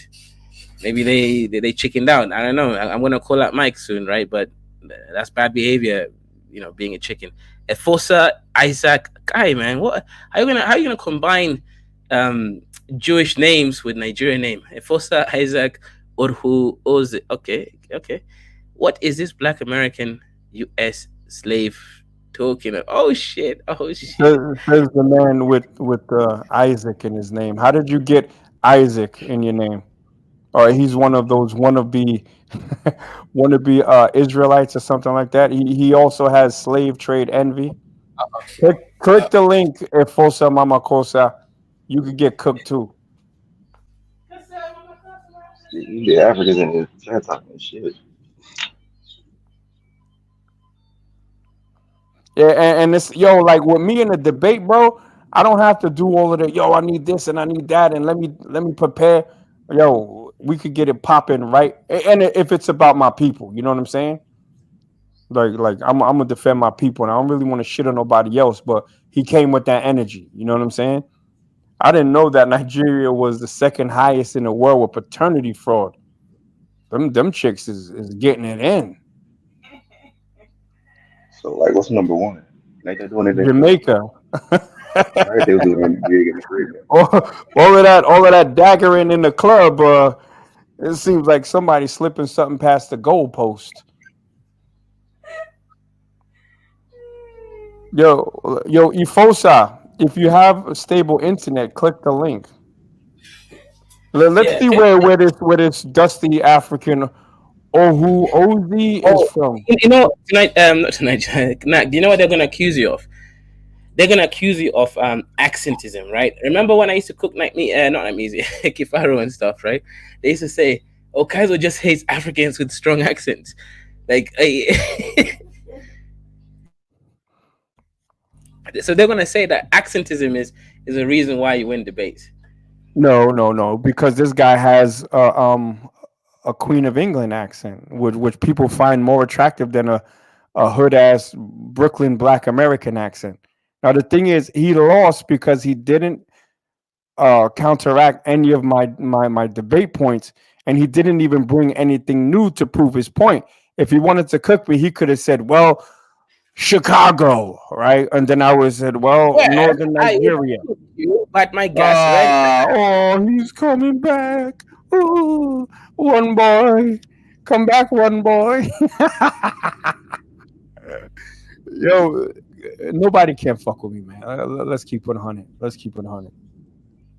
About Nike, yeah. For real though, you gotta come help me cook some nigga on Jazz group, man. This black American, some low IQ guy, Kifaru tells him I'm a coon, and this nigga again, black American claims, I assume it's black American. I don't think it's Caribbean. He claims he's never seen my videos, but apparently I'm a coon. Bro, if you're gonna come for me, at least have evidence, man. How is someone gonna call me a coon without evidence?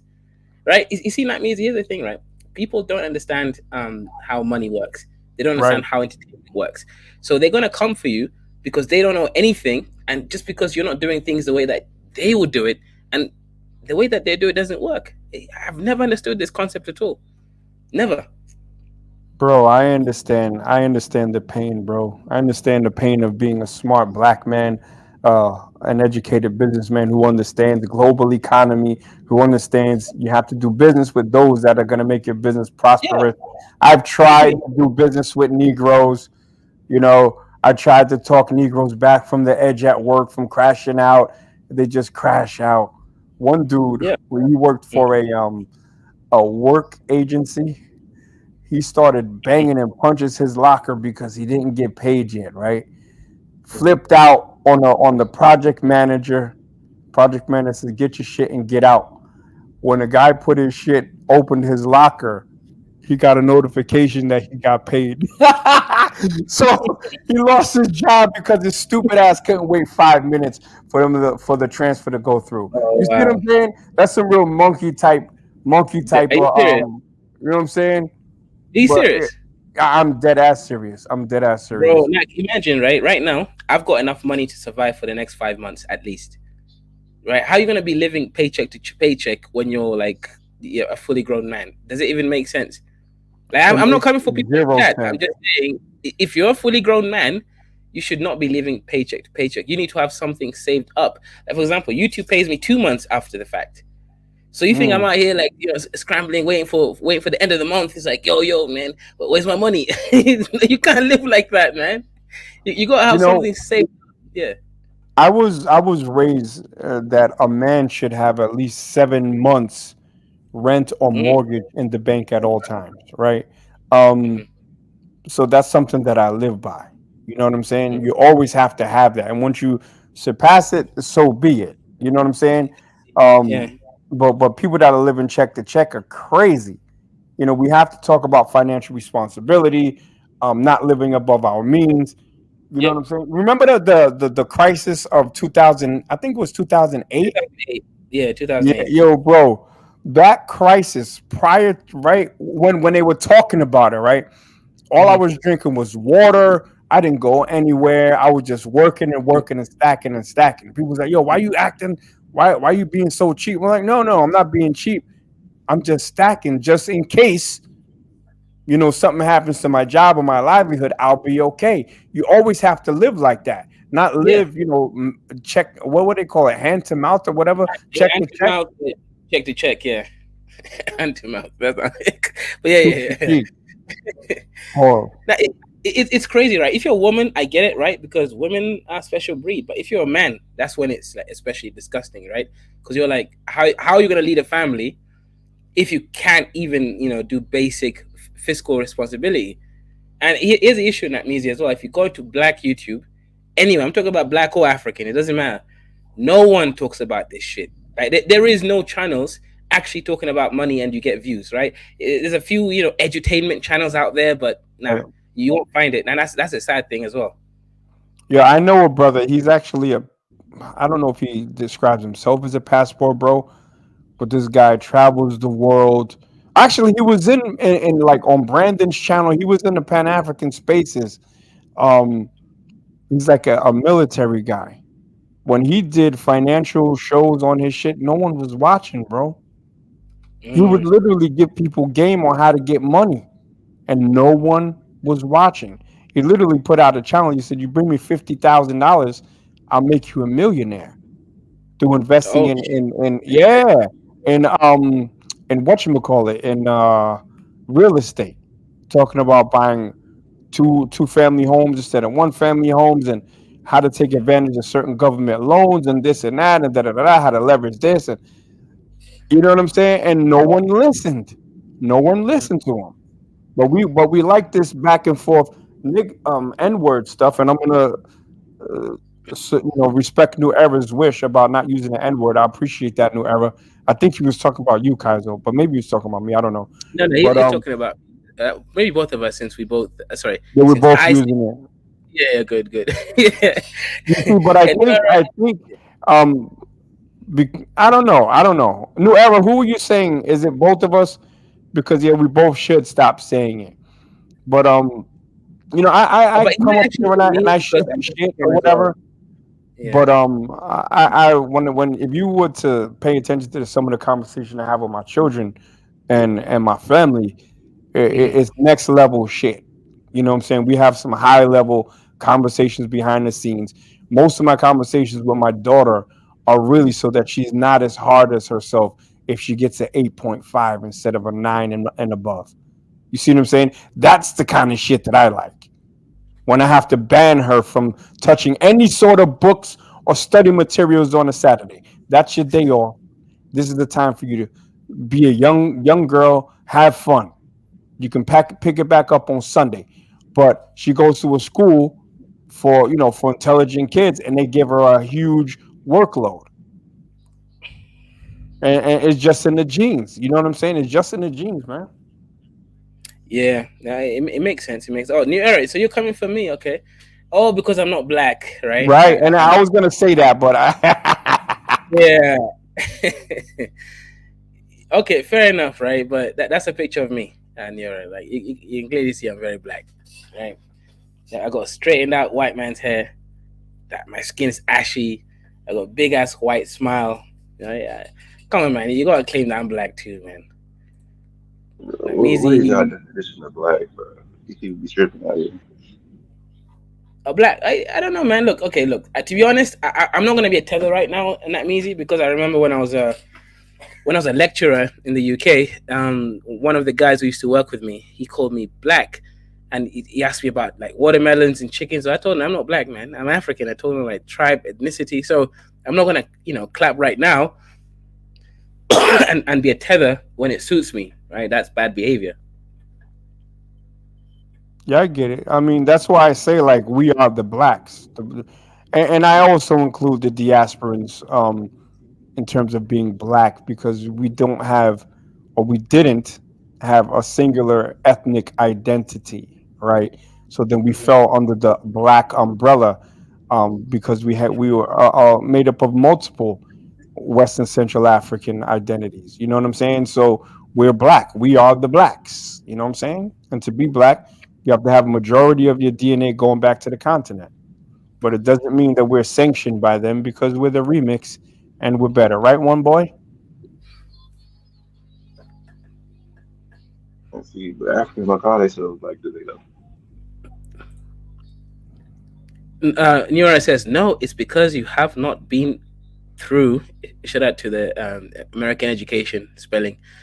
What me and Nak been through at Kaiser. I wasn't coming for you. Okay, so I have not been. Yeah, I don't even know what the word "true" means, right? And that means, can you enlighten me? What does "true" mean? One thing I'm not gonna do is I'm not gonna set shit against my Black American brother. That's what I'm not gonna do. Yeah, no, shout out to you, man. You know, you were here earlier. Click the link. Apparently, I was asleep or something, so it's fine. I'm awake right now, right? And New Era is the thing, right? You're a Black American Indian. That means it's a Black American man, right? You guys are actually from different tribes. We're not gonna do that either. We're not gonna do divide and conquer. That only works on Africans. Doesn't work on us. At the end of the day, we're black people of America. We're still black people of America. Y'all know some tribal shit. That's why y'all fucked up. Wait, Donta, is that Django that you have on your picture, or why am I seeing a nigga on a nag? Cause you a hater. But nah, that's me and my cousin-in-law. Oh shit, it's two niggas. No, no, sorry, man. Sorry. Nah, I'm exposing my ignorance, so I apologize there, man. I thought it was like a Django or something. Interesting. So you guys actually, If you Africans on this channel, I wouldn't be surprised if we went back in slavery. Yeah. So what are you saying, Nick? No, I was thanking Marie Shai for her kind words. Also, BB, salute to my sis supporting me in that Is she like a landslide Puerto debate. Rican? Excuse me? Isn't she like Puerto Rican or some shit? Why? Because the last name is Rodriguez? Yeah, she's definitely not pure Black American. She's definitely one of these Latinos. Guys, block this fool New Era, please. He ate. Wait, hang on, Andre. I can't just block. Man. He's crying. Oh. I can't just block people, and he's not disrespectful or anything. So I just can't. Like I can't. Do I have to speak proper English for you? Me and Nak is. There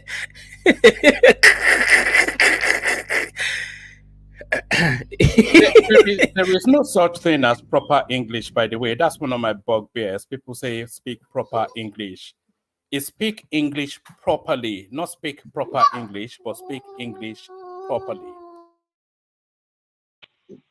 You would know that. You know the queen and all. Andre, I can't block someone just because they don't know how to speak English. That won't make sense.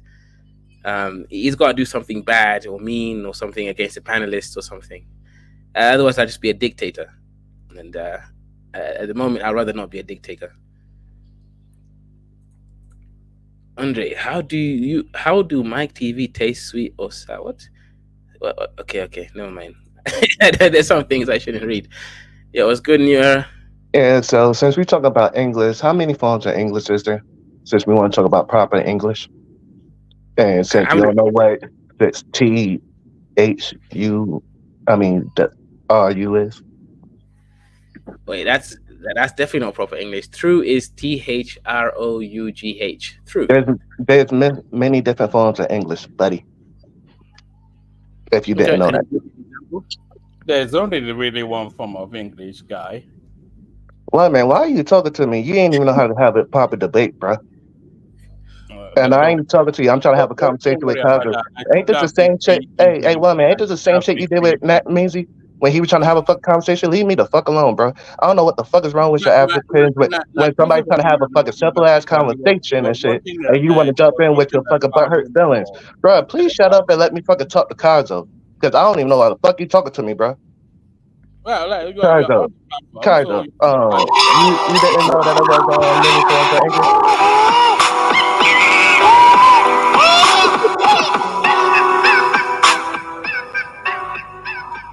Yo, now play that one. Play that 1 second. That beat is fire. and let's see if I can drop a quick 6 bars. Yo, that beat is fire. The beat. I used that beat on a diss track for a certain Oh shit! African that I had problems with, but I never released it. But Was it the Angolan one? The mixed one or which one? I'm not gonna say who. But now it's for one man. One Okay, man, you okay. lost the debate, bro. You know that, right? You got caught lying about Nigerian debt, buddy. Hold on, hold on. The debate is over one, and I took the victory easily too. Anybody from You lost by a landslide.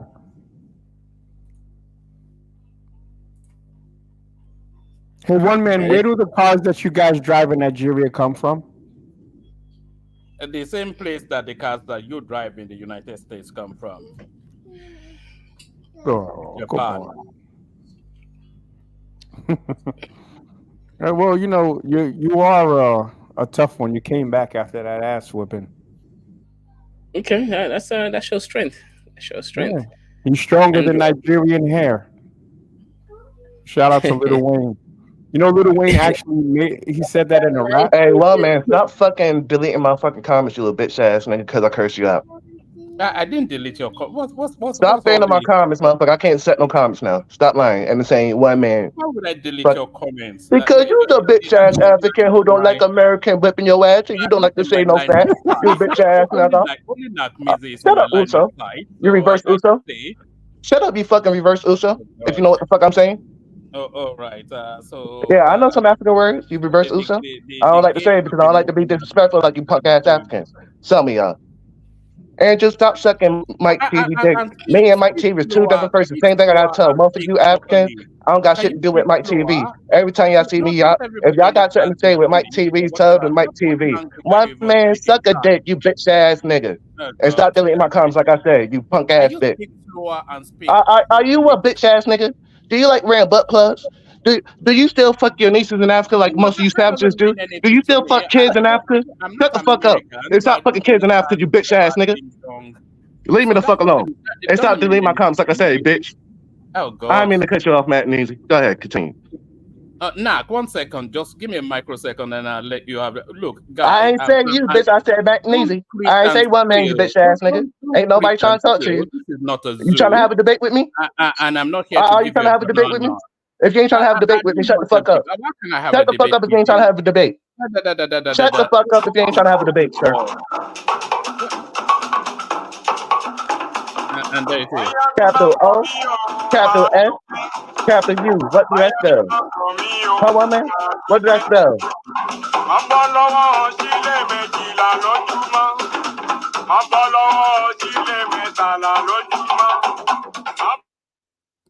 Now I approve of that. So that's proper music right there. But to the burger muncher or whoever that was, I wasn't in conversation with you, and I certainly did not delete your call. I was in conversation with Nakmizi because he understands the nuance, he understands the flow, and he understands the banter. But you don't. So I could only really be in conversation Shut the fuck up. If you didn't delete my comments after I told you to leave me the fuck alone, when Andrew said some bitch ass shit and I told him to stop sucking a dick, why did my comment disappear and it has your name under it?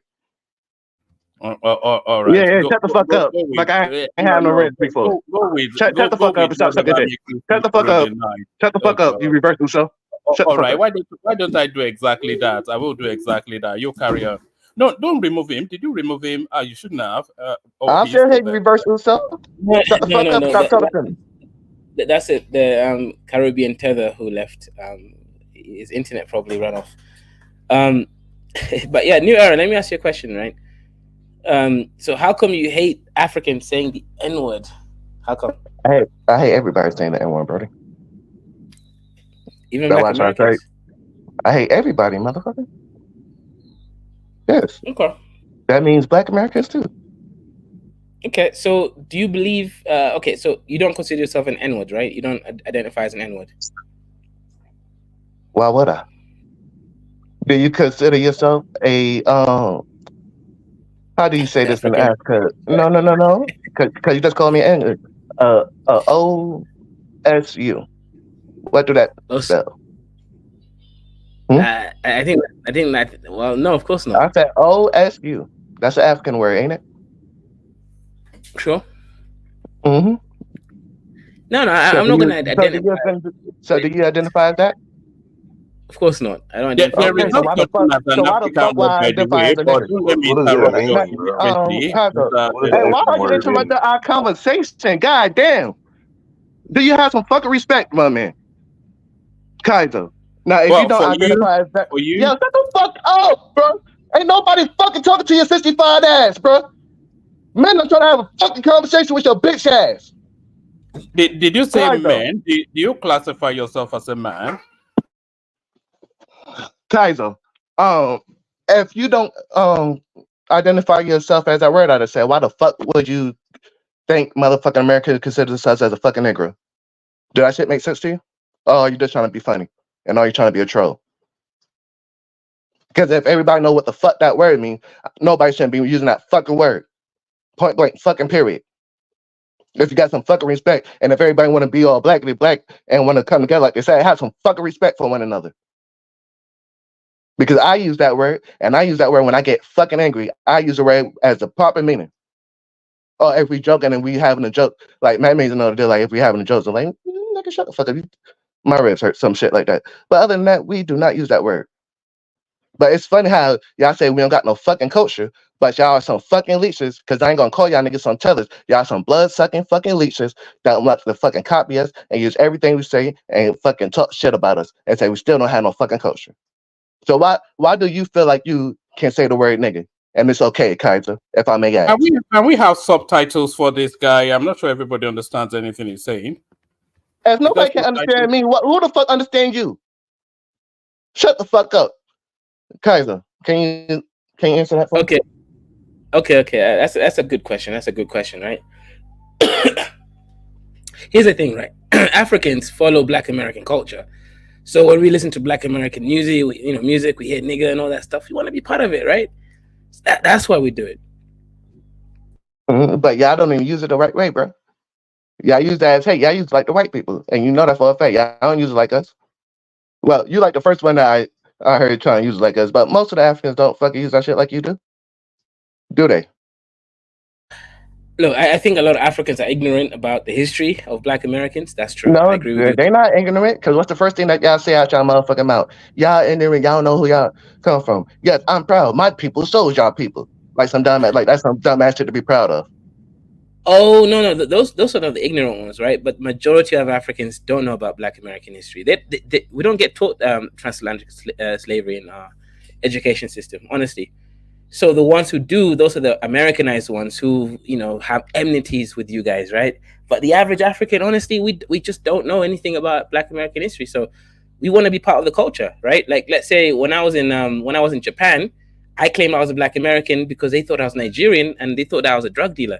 So when I said I was Black American, they let me through the Japanese airport. So there's definitely positives of being Black American sometimes. You hear that one, man? They thought he was a Nigerian drug dealer. That's what you guys are known for, man. Man, yeah, I'm gonna find this video of this Nigerian that got caught selling drugs in Thailand. What about the Nigerian that runs the legal structures in Canada? Maybe show a video of him as well. Or the Nigerian that runs the American state, female, several of them from the White House. Maybe show videos of them as well. Or the Nigerian that is the head of the World Bank. Maybe show a video of her as well. The Nigerian that's the head of the World Bank? Yes, Ngodio Konzewela, so yes. Maybe whoa, Zawela? What? Yeah, well, that's her name. So don't worry about that. And that's what Black people are called, by the way. Names like Ngozi, there's no such thing as John or Wayne for Black people. That's not a Black name. So don't worry about mocking the sound or tone of our name. Ngozi Okonjo-Iweala is an authentic Black name, as opposed to John or Wayne or whatever it is that you're called, which is a colonial vessel. This man, they lie again. Oh, this man, they lie and lie and lie. They lie like a rug. The president of the World Bank, the name Ajay Banga, is an Indian man, not a Nigerian woman. Yo, The Rock, shout out to you, my FBA guy. Okay, Kaizo, you African. I can't do FBA accent, but Kaizo, man, you African booty scratcher. Play the nits, not like us, Kendrick Lamar. That shit be hitting perfect. Describes you tethers. Sorry, Kaizo. World Trade Organization, not World Bank. World Trade. No. Just don't. You got caught lying again, bro. You got caught lying again. And it World took me Trade 5 seconds Organization, to prove you World to be Bank. a liar. You're a Nigerian liar and thief. You're a Yahoo boy. All right, don't worry about You're that. a Yahoo It boy. requires a brain to be a Yahoo boy. It requires This a man brain. they Does not lie, require a oh. brain. This man they lie, oh. All right, back to you, Kaizo.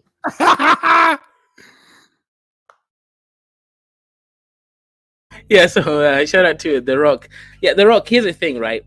We over here on the Kaizorian experience, we are pay for play, right? So if you want me to play something, you have to pay, right? 5 points for Gryffindor, right? We're not here just listening to a bunch of dusties with no faces. I know I ain't got no face too. I get it, right? But it is what it is. The Rock. JD, what's good? My I was gonna say the nigger word, but I'll change it. My black Jamaican and half Nigerian brother. Shout out to you. We got Crenshaw Grinder. Crenshaw Grinder. Are you really from Crenshaw? I thought that's like a shithole in Black America. I don't know. I've seen movies about it. I can't say. I've only been to New York, so. B. Rodriguez says, "Thieves let a thief man." Okay, never mind. I think it's coming for Nigeria. Andrew says, "If New Era tells me to stop using the N word to my face." Hi guys again. Hi everyone. Andrew, you the bitch ass nigga. You know you won't never say none of that shit to a black American because nothing in the fucking internet. So. And I'm in South Carolina. Where the fuck you at, Andrew? I'll pull up on you because I got own money and I own my own house. Let's not, 1 second, New Era. Let's not pull up on each other. Exero, are you from one man's side or are you from Kaizo side? Yes, I'm from one man's side. Where's Kaizo from? I'm Kaizo. Kaizo. Yeah. Where are you from? Where are you from? From America? Oh, right? Me. No, I'm from Africa. In Africa.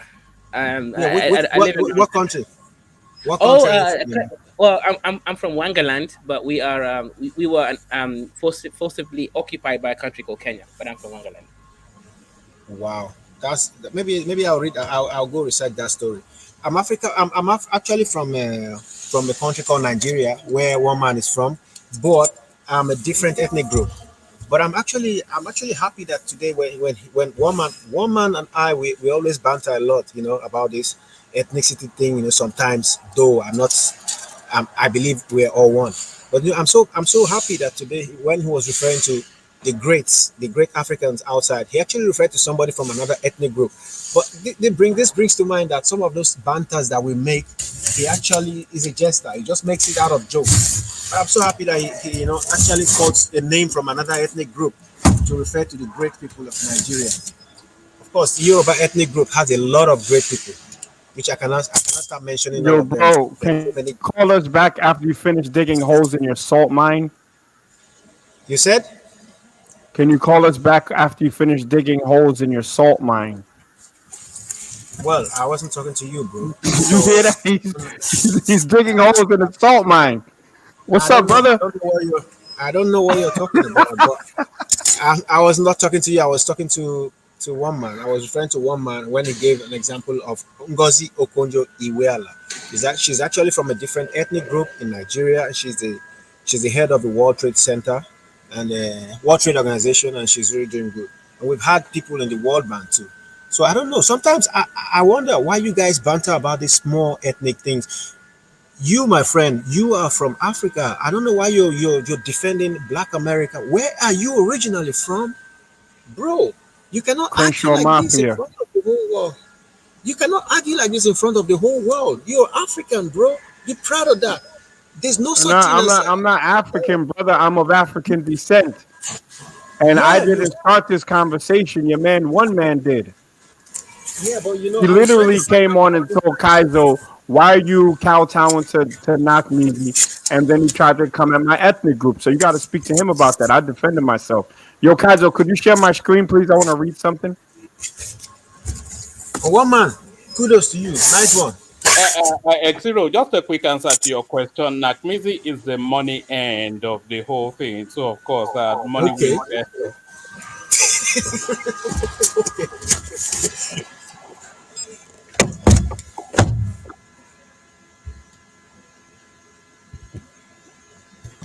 If the Sandman could mute up, thank you.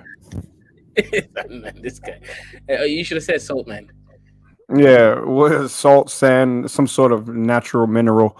8 members of a Nigerian-led transnational drug network were arrested during a police raid on 17 locations in Bangkok and surrounding provinces.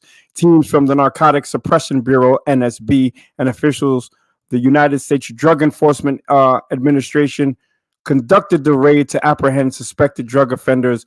Lieutenant Kirisak Tantiwanchai said of the NSB on Friday. You see, so when I say that you guys are known for selling drugs all over the place, it's true.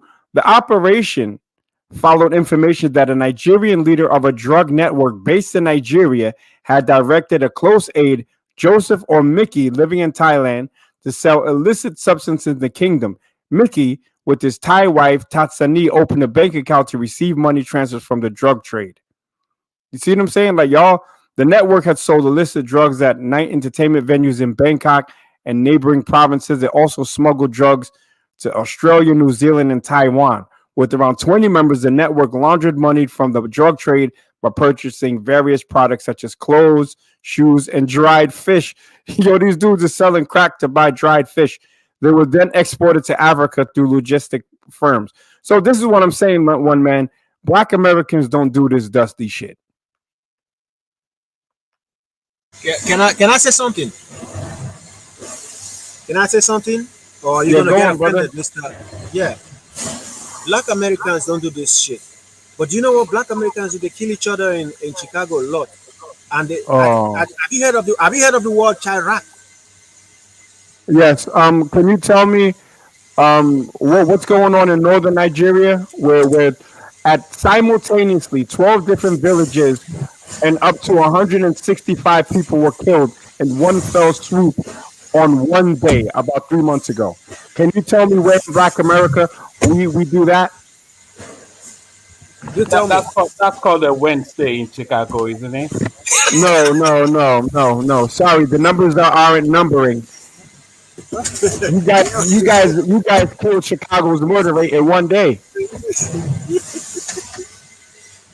Yeah, exactly. And this man is so steady. Chicago is the murder capital. Yeah, what is this guy doing? Why are you shoveling? Chicago is the murder capital of the world. You know that? Nah, brother. What are you shoveling right now? Are you shoveling shit? We got a shit shoveling Nigerian on the panel who just wants to back up one man, and they ignore all the evidence. The Nigerians are the world's drug dealers, not Black Americans. You guys sell drugs to buy dried fish. Bro, like, well, where is it? We buy Jordans. At least we buy Jordans. You don't buy dried fish. Bro, if I'm you, I'll be praying every day to live up to 30. You are the most endangered species in the world, Black Americans. You know that's funny. Bro, because you guys live to 55. You guys live to 55, and we live to an average of 74. We live longer than you. Our babies don't die at the same rate as your babies. That's you mean if you end up in prison early? No. But You know, when we do go to prison, we don't go for selling human body parts. Yeah, and I would make sure that you're doing more shoveling than talking. We don't want you to contribute to the loan defaults in Nigeria, sir. Wow, watch when he starts speaking. You're gonna hear him shoveling. This dude works in a rock quarry. It's not actually shoveling. It's at work. A concept alien to you. No, no, it's now alien because I have people do what he's do for me. Would you like a job, one man? I was gonna have you work as a houseboy, but I will I'll make you a nanny, a male nanny. I'm Manny. I'm gonna call you Manny. Does your food stamp stretch that far? Your food stamps. Oh, absolutely. You know, with your median monthly is it your median yearly income of $2,600, I could pay that easily.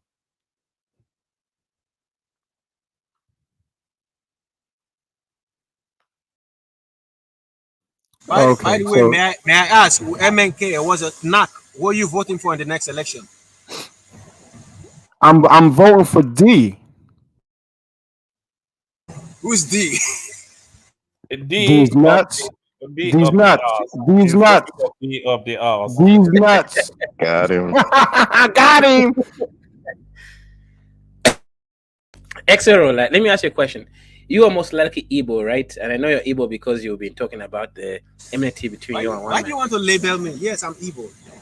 Yes. So, But as you an came Igbo up man, with clapping for the Africans, bro. You gotta represent the Africans well. exactly. Yeah. So, Xero, right? As an Igbo man, why are you taking sides with the Yoruba man?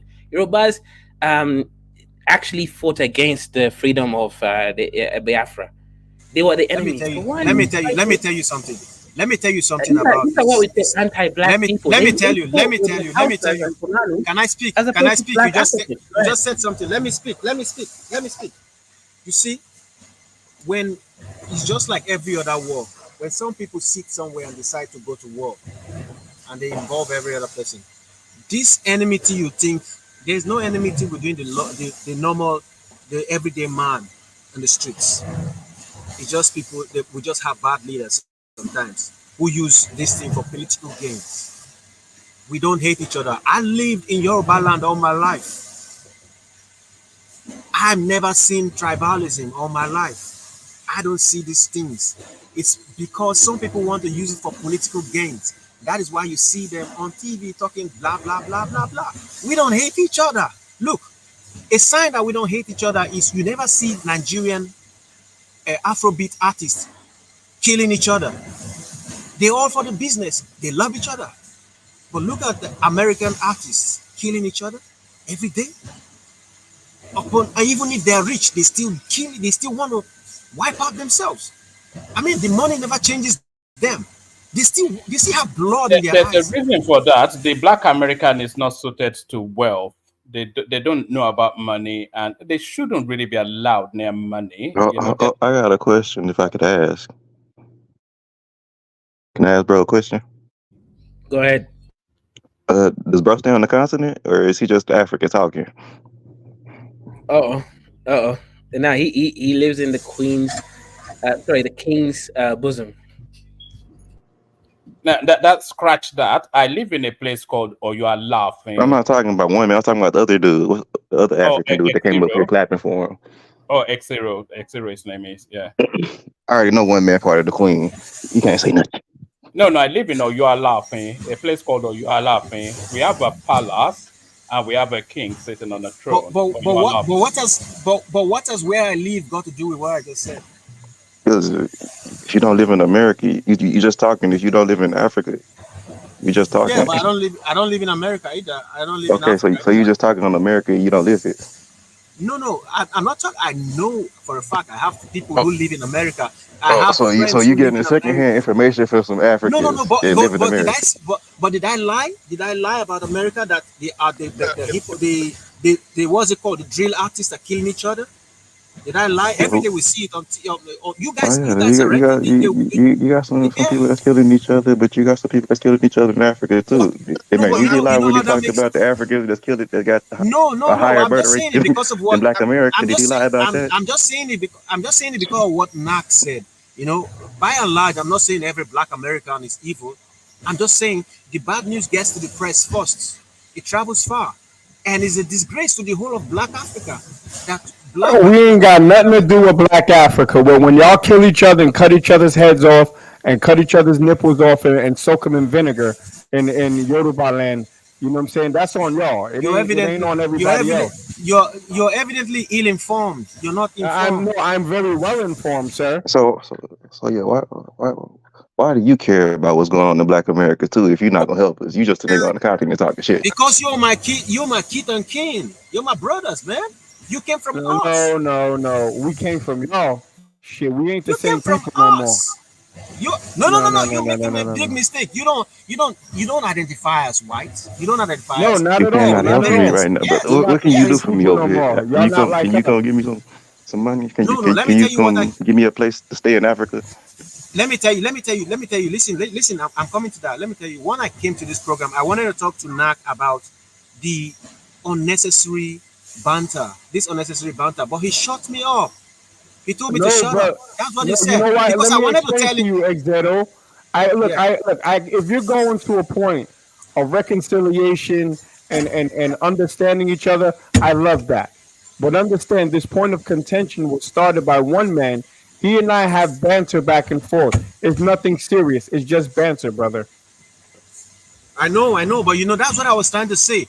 That we're using this platform, and you don't know how many people are going to see this video, and we're using this platform instead of talking about what we should be talking about. We know there are bad leaders in Africa, and that is why you guys are not coming here to get land. By as a matter of fact, you guys should come here, identify your land, and come back home and be here and go back. You'll be able to visit America and come to But Africa as a anytime. Black But I American, was you trying can't to tell us establish. nothing about killing each other when y'all is the motherland and No. I y'all was show us just the best way to kill each other, ain't you? listen. Let me tell you. I was just telling you about bad leadership. If there's no bad leadership, we would have our lands fixed. Just as there are bad leaders in every part of the world, there are bad leaders in Africa. And I thought we talked about this before now, that the reason why Africa is not united is because some people are greedy. They don't give a fuck about your life. And that's why we're still battling to today. But once we get So why we the inviting us leadership for, right, bro? once we You get the don't want to leadership go. right, you all are coming back to Africa. So don't ever say you're a different person. You're not different from the We're next man in the different, next bro. We're country. different. You're What's not. your ethnic You're group? just What's your you're ethnic group? not. What's my What's ethnic your group? ethnic Oh, group? Yes. is that what we're talking about again? Yeah, I want to know, brother. I want to know. Don't be ashamed. Be proud. What's your ethnic group? Wait, I just told you guys recently. I No, don't know you why you're didn't. talking Tell about me my again, ethnic group. please. I must have missed it. Yeah, you must have missed it. I'm Igbo. Oh, you're Igbo. Chuku Yeah. knows I have a soft spot for the Igbo. You should have said that, and I wouldn't have framed you. No, but I Long don't. live I don't. You Biafra. don't need to know that. You don't need to know that to understand that I we do are need to all the know. same. But we're not the same. You're not the same as a Yoruba. And you just said you appreciate one man for promoting a woman from another ethnic group, which really drives the point home that you're not the same. So how can we be the same? 400 years No, removed, an amalgamation of multiple tribes with European and Native American ancestry. We're not the same, bro. but Europeans are not the same either. But they have one common Exactly. interest. Well, Do you get the actually, they point? don't have common interests. They look for their own people first. That's what I'm saying. We should look for each other first. Right, and my people are FBA. What FBA? Biafra or what? Or what do you call it? No, foundational Bantu Americans. Yes, sorry, X0, FBA is the new coinage from the people we put in chains and threw them on the. Oh my God. Yeah. Why the And traders who now live in and the now Queen's he's land putting his right own now? people in chains. The people And who want to be traders want to talk shit. now his people is popping pussy in Italy, for a plate of spaghetti. Yeah, y'all did that. Y'all be getting whipped up in Libya. You guys evidently don't have chill here. I'm sorry for how many people are going to see this video and see what black people are spending their time doing. Xero, you're new here. This is calm, bro. This is calm. Okay, calm. No, I'm new. This is calm. Hold on, chat. If you guys are listening, I just have a new slave, an Igbo slave. I'd like to sell for 2 mirrors and a bottle of schnapps. Who's buying? Xero, I'll A just new put you on the slave. auction block. Oh my Can I God. get can can I get $5 for this Igbo slave, Xero? Oh my God. So I'm not a slave. He's very docile. He's good in the What? kitchen. He's good in the kitchen. Can I get $5? $5 going once, twice. Huh. I think I'm You gonna have to guys, lower it. you guys ain't Ooh. got chill. You guys ain't got chill. Kaizo, Kaizo, Kaizo, he's Kaizo, selling me. He's selling me. Kaizo. That's good. Yes. So this program you guys are running here, what's it all about? It appears nobody Okay. wants to speak my language. Everyone's just trying to insult each other here. Okay. Okay, that's an interesting point of view. So let's go. But it's not about we all gotta get back together. It's not about that. Okay. So it's about economic empowerment and thus. Okay. Okay. Yes, So for only basically, only 99 What cents you kind can of show job? What Kaiser. kind of menial labor is this brother doing? What the fuck, brother? Blink twice if you need us to come save you. bro, do you work? What are you doing, man? I own my own factory. What do you make? Marbles? I make bread. Motherfucker. I make bread and I provide for my family. What do you do? You make bread. What do? You Yahoo? No, I don't do Yahoo, brother. So why I don't have you my work? own business. What's I it? have my own What's business it? as well. What kind of business does a man that talks like I you do? well, I make butter. You make bread. I make butter. Let's work together. No. I don't teach you make butter, man. That's Pan Africanism, bro. I make the smoothest buttery butter the world has ever seen. What ingredients do you I can make use? some biscuits together. I use Fulani cow's milk. Oh my God, this guy is talking about Fulani. You read a lot about Fulani, huh? But that's good. I think that's a good starting point. I see you've done some research. Yeah, I know a lot about the continent, brother. We're just trolling here. That's all. We're having fun. Yeah. But you got me off balance the first time. Wait, excellent. Let me ask you a question. Have you seen? Nak is a wannabe Nigerian, but his criminal record prevents him from. No, it's my criminal record that really enforces and defines me as a descendant of Nigerians. Yeah, But excellent. Let me ask you a question. Have you seen this show before, by the way? What you said? I've seen it. Yeah, I've seen it a long time ago. But I didn't take it so serious because that time I thought one man was trying to be too American, because I know one man's show, and then when he was airing this show, I thought he was trying to be too American. I was wondering why he was straying from his own original show. So I didn't pay too much attention. But I heard you guys. I heard you guys talking about.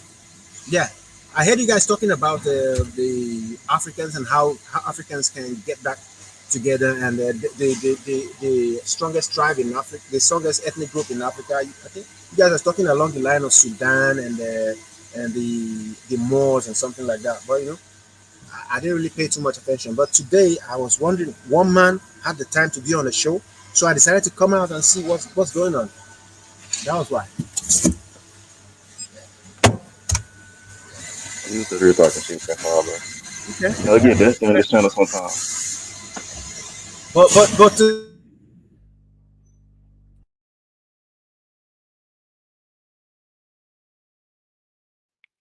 This man, they make cupcake or. Excellent. You have to unmute if you're speaking. I think one man muted you.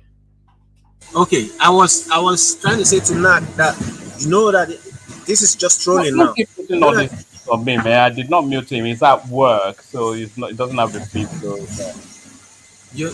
One man. I'm talking about Nat now. In America now, I think some black people actually want to have a criminal record. It makes them feel authentic. I don't know. Africa, so black people want to be Muslim terrorists. It makes them feel good. You can do this both ways, bro. Don't play with me. Don't talk about our people, bro. We don't talk to you. Dude, you're not chilling, man. You're after me. Look, let me talk to Nat, man. We just. Xero, what are you in England? No. Do they work in England? No, no. Where are you? What country? I'm in Scandinavia. Damn, this dude went all the way to Scandinavia to make cupcakes. Bro, you said you was on the continent. So that's hella duty. This motherfucker makes little Debbie snack Look, cakes. look. Have you heard this? Have you heard this about the Igbo man? Anywhere we go, we're Yeah, you always get the investing. business popping. I respect the Igbo hustle, bro. Yeah, yeah, exactly. He So tried to so hustle even me if and I tell go me that you was on the underground, continent, though, bro. You're not on the continent. no, we can invest anywhere. We bring the money home, man. You know what? I Did you go to feel you. Scandinavia because of scam? Scam. Are you in Scandinavia? Mm-hmm. Yeah, But that's you're because telling those me times now. that bread, man. Telling me now. Listen. This is the place with the least scam. You don't do scam here because everyone is in. I don't know what you know this information bank. Everyone is in an information bank, and if you do fraud, you'll be fished out almost the next day. Yo, what do you think about Bo Brisky, Xero? Bob Risky Yes. is a free man or maybe a free woman, so he can live his life. So you He can do support Bo whatever. Brisky? No, I said he's a free man. He You can you choose to do. support him then? I don't know about support because I will not live that kind of life. But Have if you? if You it's will not anyhow he wants condemn his life, him. exactly, I will not condemn him. Yeah. Then you must have his picture as your screensaver on your phone. Why? Okay, because he's in prison now, right? Is he? Yeah, I think he and Oh he man, was yeah, he's in prison for the wrong reason, for spraying he's a cash. booty warrior. Well, this is not a laughing matter. He was actually tried and put in prison for defacing the currency of the country.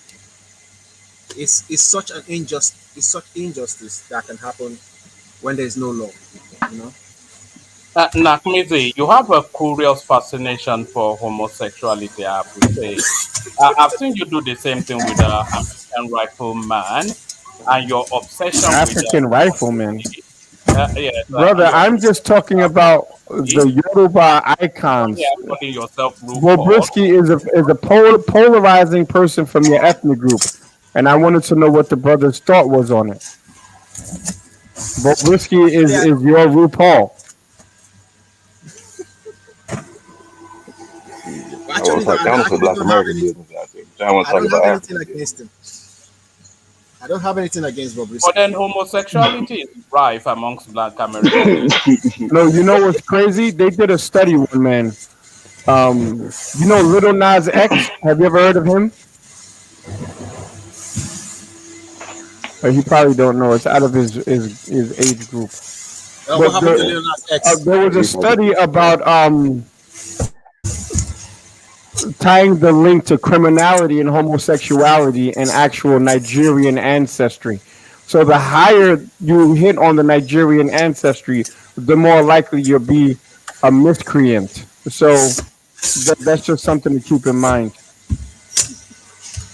Nakmizi, why do your people call yourselves down low men? What does that mean, being a down low man? I wouldn't know. They don't call themselves that. They call But effort. but Is Anybody that that's on not the but your, down not low. I thought that was your but culture. Nakmizim, All right. but Nah, but that's just for Nakmizim, anybody. That's just the general but term. but Anybody that's on the Nakmizim, down low. Nak We but see you, nigga. We Nakmizim, can see you. That's what that means. but Nakmizim, have you seen on TV what most of these homeless guys in your country do? They go down Uh, low. Homeless guys. how do you know that? If that's Because I true. see because that's what they beam on TV.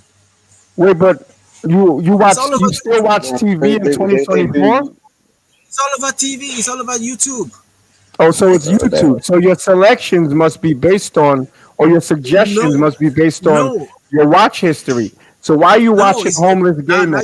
now you're using Why are AI you against me watching homeless gay men? because you guys are everywhere.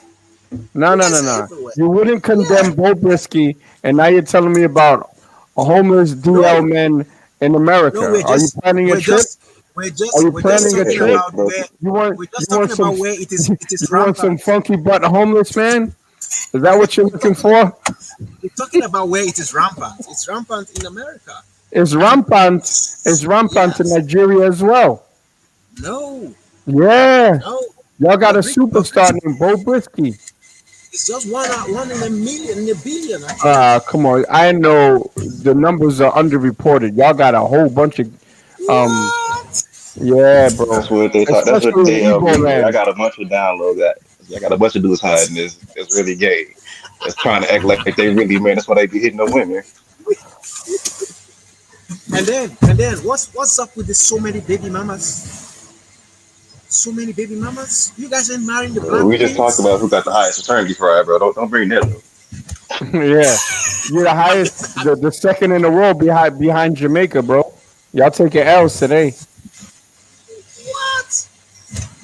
Your truth will pull up. Why aren't you guys marrying the queens? And we Africans, we don't joke with our women. Well, the women are joking with you. I'd rather not marry than marry and then raise, think that the kid is mine and it's not mine. They got a filter down up here to make. You got y'all being mama smuggled baby, all the way to daddy's babies over Scandinavia to there. make little Debbie snack cakes to support another man's baby. That statistics is very wrong. I promise you, it's very wrong. No, it's not. It's actually. I'll share my screen. It's from a credible It's very source. wrong. Which sauce? What's the sauce? What's the name of the sauce? Vanguard. Vanguard News. Vanguard of the UK or of Nigeria? Bro, it's Vanguard. Look at you trying to strike down my source. No, don't what want it to be Vanguard are true, you talking about? fam. Because I know that statistic. I've discussed it with a group before. It's very wrong. It's very incomplete. It's very incomplete. Inconclusive. Like if I told you I use Nairaland, right, as my source, what would you say? Yeah. What the heck? Nairaland is just a place. This platform and Nairaland, they're not. No, Nairaland is a troll platform. I get it. Exactly. But what if I told you I saw the same thing on TBC News Nigeria? See, I watch more about Nigeria than you. My favorite newscaster was Ivy Kano. She used to do the crime section over there. This is what I do. Do you know that most of all this your BBC, the CNN, do you know that they are being used by CIA and the government to broadcast their own side of the media? Now, who is behind this particular news? Who is behind this research? And how deep? Well, I know there's a big Nigerian behind Bo Brisky right now. Bro, listen. If somebody wants to get What's the bleaching problem y'all got over there? Why y'all bleaching yourselves? Why y'all got white Jesus too? Listen, a lot of people are angry with Nigerians. Even in the USA, we are the most successful ethnic groups in America. That's cap. You know that? That's cap. You say it's cap. You say it's cap, but it was it's a fact. Like, it's a fact. Well, what's your source? What's your source? Bro, just go to CNN. Go to CNN. I thought you. Yeah. Oh wow! Wait, didn't you just say that CNN wasn't reliable? I said I didn't say they're not always reliable. I said the CIA uses them. I said the CIA uses them sometimes when they want. They're using them right now to try to push this false narrative of the noble savage and model immigrant. No. Listen, the CNN has nothing to gain in lying about this. Nigerians are the most successful blacks, the successful ethnic groups in America. Wait, but what are they in Why would they lie Nigeria? about y'all fraternity pride, bro? Why What are would they they lie in about y'all Nigeria? fraternity pride?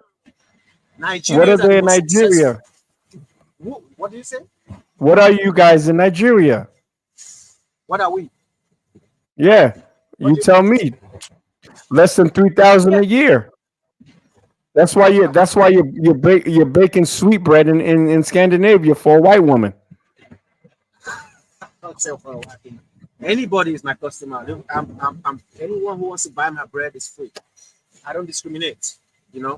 I make good quality bread. And they testify.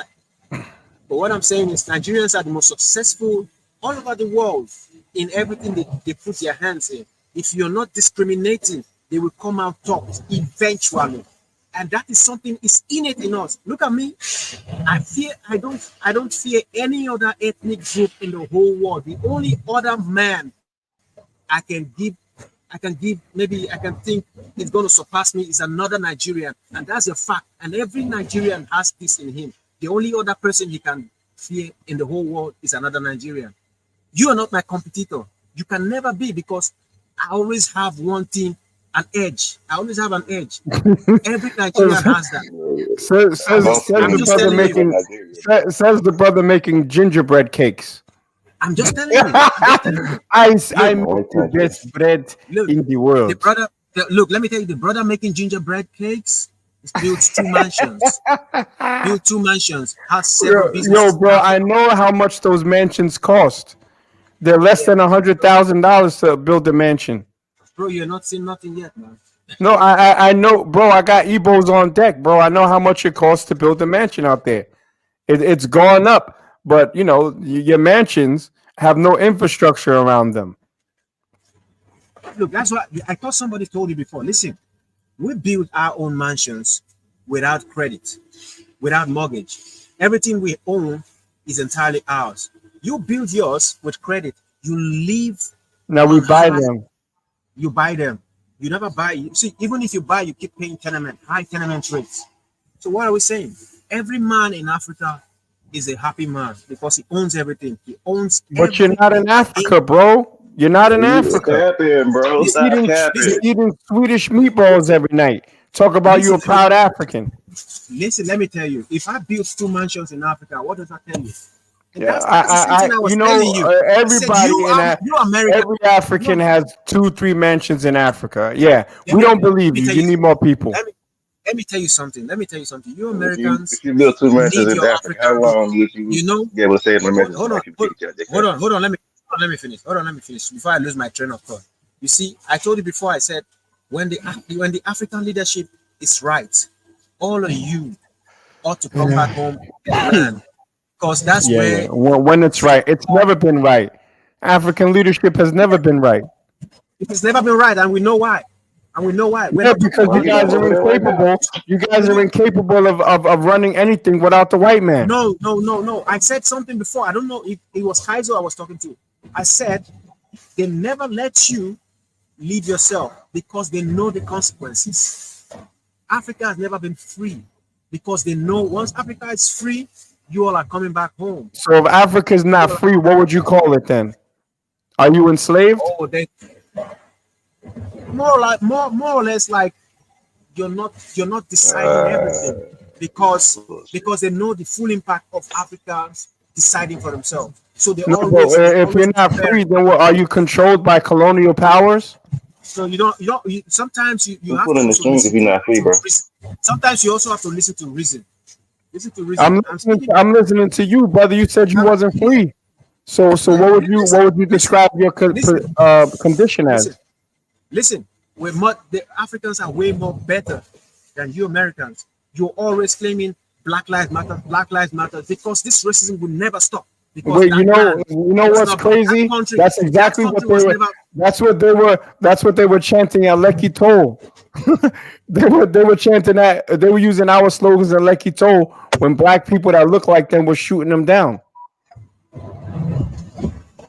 I don't know if you want to make sense of what I'm saying to you, but if you want to make sense, brother, you about to burn your bread, bro. Just focus on your job. Are you trying to say that Africans better than Black Americans and that you should come back? Yeah. First he was talking at diaspora, we are the world shit, and now they better than us. My only competition is another Igbo that makes sweet cake. Like, come on, son, get out of here, bro. I think you have beef with somebody in Africa, but not me. Nah, man, I don't have no beef. I love y'all. We need bread. Yes. Excuse me, please. Let me. Give me your address. Is that a Bobrisky sort of love? I'm never giving you my address. Wama, please give me just a minute. I want to speak related to this. What this guy is talking, please. Hi, panelists. Hi, you, the one that is having America on this My on name. this. Okay, well, Yeah, sir, my name Tommy, is please, hey, Nakmizi. shut up. Let What's me your say name? something. I'd What is like wrong to. with you? No, Yeah, wait, that's brother. why Wait, I Let's want to start. go Let's ahead. start on a. Hey, Let's start shut on up. Let on me the say proper something. foot, What brother. is wrong with you, man? Wait, Yeah, wait. you So let's know, start on the sometimes proper each time foot. I go to platform, hey, each time I'm listening Wait, to wait, you in wait, wait, wait, wait, platform, wait, wait, wait, all the wait. whole platform, I Let's always see start that on you a good say foot, rubbish bro. about Nigeria. You should Let's go start ahead on and the don't good say foot. anything about Let's. Nigeria when you go to any platform. Are you crazy? You, sometimes I love, see, I love This some man be black tired. American people. No, This please man let be me say something. tired. This guy is He always just like taking, he somebody always like his focus on feelings, Nigeria. man. Sorry, everybody, hold on. Hold on. Nakmizi, you go first. Let Donta come in, and then you, Okay, all right. So no, I would just speak over each other. I want to hear the brother out, but I'd like just to know who I'm speaking to. So, sir, my name is Nakmizi, and you are Etzako Lastborn Danjuma, right? So I'd like to hear your concerns, sir. Go ahead. Okay, thank you very much. You know, I have seen you for a lot of platform, like Dr. Daniel's platform. Each time you are talking, you always focus on Nigeria and you don't say good thing about Nigeria instead to spoil Nigeria. Nigeria is not your problem. Focus on America. Focus on the problem that is going on in America and leave Nigeria. We are Nigeria. We are okay with the Nigeria. You don't need to talk about Nigeria because each time I am always seeing you on the platform, you don't talk any positive about Nigeria. Instead, you will always come for Nigeria. But sometimes, even when I know that there is some Black America I love so much, I always like to talk good about them, like Louis Farrakhan and Umar Johnson. But when I listen to people like you, I always appreciate from the people who sold your parents out for slave, because I believe that those are the coon. You people are the traitor to sell black out. You understand? We are trying to unite. You people are coming to divide us. Even when Africa is good, people like you, I will never allow them to enter my land because I will kill them before they came. And sometimes you All right, always say, bitch, nigga. You I'm talking that coming, let killing me say shit? something. Wait. Let me Hold say, on. One thing we don't do on this hey, platform let me is talk land, about please. killing Let me people. land, please. No. If you land, Give you're me gonna time, let land me on a land, then fucking you stick, talk. you fucking You see, Nigerian I'm not bastard. the kind of Nah, African. fuck you, nigga. You talking can't that bully me. I'm a killer shit. Nigeria. Nah, once you talk that killer shit, my nigga, now you get a different. I tried to have a regular conversation. You want to talk that killer shit? We Black Americans is good at that, my nigga. You already know it. With So you. watch your What is wrong with you? fucking mouth. Let me Watch land. your What fucking is mouth, wrong with you? You cocksucker. don't want me to land? Let me Watch your finish mouth, my thought, then you cocksucker. will let me Watch talk. your mouth, You will talk. cocksucker. Don't talk that killer shit with me, bitch, nigga. You are You a ain't fool. killing shit. You ain't killing That's shit. why they call you Why don't people you? Akate. Why you didn't kill the You people are motherfucking white white man that card. enslaved y'all? That's Why why you you ain't people kill a are white white man? card. Yeah, You shut the understand? fuck You up, are bitch, white nigga. card. These Shut are the the fuck problem we are up, bitch, having with nigga. you people. Shut You the always fuck up, focus on nigga. Nigeria because Shut the fuck up, Nigeria is bitch, taking nigga. over Shut up, everything nigga. that you think that is Where you opportunity at? for you. Where Nigeria will you come at? to America, Where dominate you people, and you are telling me that you don't Nigeria is. dominate shit, nigga. What You is don't wrong dominate with you? nothing. Your I always brother's on listen here to you. making You are fucking. talking rubbish, man. Man, shut the fuck up, hoe ass nigga.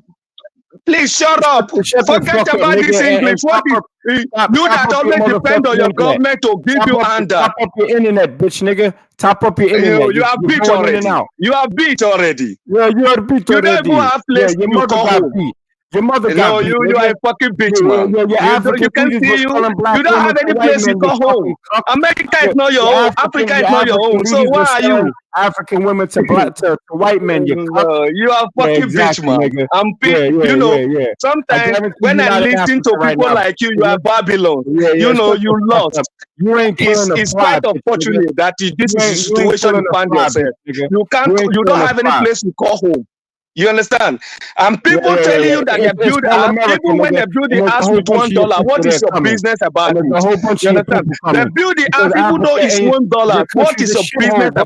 Your about country's a shithole. the mansion Your you build? country's a Look at what shithole, you are bro. saying. You don't have Yeah. anything. All right. America, you need to thank America. thank Shut the American fuck up, bitch, government that nigga. always give you hand that. You see what you find yourself. You don't even work. You don't even work because if government are giving you under that you are using to survive, I and you are don't work. blaming Nigerian people Wait, who you are know who you talking strongly Rich, you couldn't work, working bro. for their Wait, government. hold You are on. telling me, what are you telling me? Sir, I don't I work. can't listen to you because you I don't will let me literally learn. cam up. Why am I I will going to cam up listen to you when you and don't let me smack learn? you in the face with Then let me 50,000 finish, then cats, you will say nigga. something. You understand? Wait, hold Sometimes when I up. look, I'll when cam I up know and that smack slave you in the is, face with I 50,000 don't cats, like nigga. slavery. But the people like Yeah, you, I I don't like prefer slavery. That's all you this guys one do I is can enslave slave each people other. like you again. That's all What you is do is wrong with you? enslave Look at each this other. pop That's all you idiot do is fellow. enslave each And you other. are You telling me fucking bush nonsense here. baby. You are Shut your crazy. bitch ass up. Soon as you came Look up at here, this. you was talking about killing Look at another this black drug man. dealer. Fuck And you are you. calling people Hey drug yo, dealers. fuck you. You Fuck your motherfucking that is a lineage. drug dealer. Fuck You your are chief. killing your fellow black people in Fuck your America. And you are motherfucking telling me president. that we are Fuck copying your everything culture. about What you, kind of nigga. culture you have? You ain't shit, nigga. You're You broke. ain't fuck. You're broke. You're It's broke. All right. quite unfortunate that picking your parents. Struggling to Yeah, speak it's, English, you it's bitch, quite nigga. unfortunate that It's quite you unfortunate. are a It's quite loose soul. unfortunate you are born in Nigeria. Guys. No, Can I you say are something? loose already. Can I say something? You Yeah, are you loose lose soul. already. Look at Shut what the you are. fuck up, You are bitch, just nigga. into one platform to the other to just talk about Nigeria. And I'm gonna I pity continue, you. bitch, nigga. Guys, Nak, let me say I something. pity your This mother for foolish guy shitting you that out, my is nigga. always from there. I don't even know I who he pity is. your mother for shitting you out. You are a fuck You up. Your mother wasn't fuck. even I born fuck out your of a mother pussy. bitch, Your mom man. spit you out Look into at a this fucking dick. idiot. Fucking nigga. You that Yeah, is killing your fellow brother in America. You are telling you me ass that baby, my nigga. what do you have? You are the bastard. You are the You don't bastard have son of nothing the to say, bitch. my boy. Fuck up, idiot. Look at this one. Are Junkie you guy. feel better? Now You you are feel a better? junkie. Do You you don't have feel anything to better? show. That's why you don't Do even. you feel Who better? wanted you in Africa? Do you feel better? Who Do you need you feel in better? Africa? Remain there. Fuck Look at this Africa. Babylon. He's I telling cannot wait to the next war. We he's need to pointing press the accusation button and for wipe your Africa. fucking country off the What map. is wrong with you? Are you crazy? Each No, time you we're come to not any crazy. platform, be careful about Nigeria. No, If I can't wait you till are we fuck. invade Nigeria, bro. Look at this. I Look at can't this wait till we invade and you Nigeria. are coming here to talk rubbish, man. I'm gonna buy some land in your country. You don't have anything to. You don't have money to buy land. I will buy you and your generation. Do you think you can able to afford a plot in Nigeria? You don't have I will buy you and your generation. You don't Look have at this guy that is killing his $100 fellow black people in America. Yeah, He's coming here to tell us about culture. Do you have culture? Fuck your Do you culture. have culture? Nothing to you. There is no good thing coming out of you people. You are telling me that you have something. What do you have? Nothing to show. You fucking black And savage. you are coming here to talk about Nigeria. Nigeria is far better than you people. Look at what you are doing with yourself there. Why you cry, you big fucking crying bush baby bitch. Cry? It's very evident. What am I crying for? You threaten me to kill me, but you should worry about the Fulani in the forest. I'm crying for your parents that kill your brought ass you to every this day. life. Because you are lost. I think from his accent, he sounds like he's from the north. He might be a Of course he's from the north. He's a dirty houser. Those fucking dirty houses in the north don't even like to study. That's why this nigga came up in here I will say it's talking about better than killing you. people. If you say it's Why Hausa, would yeah, I'm agree. I'm Hausa. If you say I'm Yoruba, I agree. I'm Yoruba. But I'm from Nigeria. That is what I know. But you are a fucking nigga. Don't talk anything about Nigeria. Are you crazy? Every country has its own problem. So let us focus on our problem. Focus on American problem. Leave Nigeria alone. We in Nigeria, we will handle Nigeria when the time comes. But focus on America. Leave Nigeria alone for us. So we as a Nigeria, when the time comes, we fight for our right. But you don't have the right to come to fight for us. You understand? Look at this guy that is. Look at this fool that doesn't know where he belongs, and they are coming here to talk about Nigeria. I always notice you everywhere. You go to Diners platform. I don't give a fuck. You are just moving around, just finding way to say some negative thought about Nigeria. And you are coming here to tell us rubbish here. Yeah. Can I say something?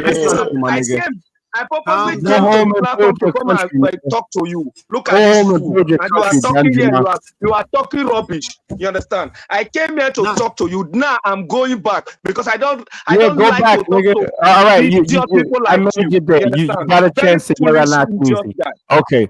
You Now, never now leave go, America. You were patch up, born. You just patch up been your there, wife's and you have fucking been cut off brainwashed clitoris, nigga. because you thought Africa is still like. All right, my nigga. All right, go back to the And north of Nat, Nigeria, nigga. Yo, what up? Nat, let me say something. It's very evident because I begin to see these things every day that Black Americans are beginning to complain about Nigerians a lot.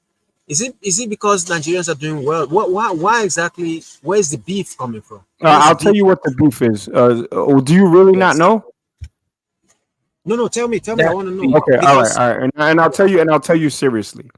It tends to be Nigerians, specifically Yoruba, that have the most smoke for Black Americans. Okay, they come and they move amongst Black Americans in America talking shit.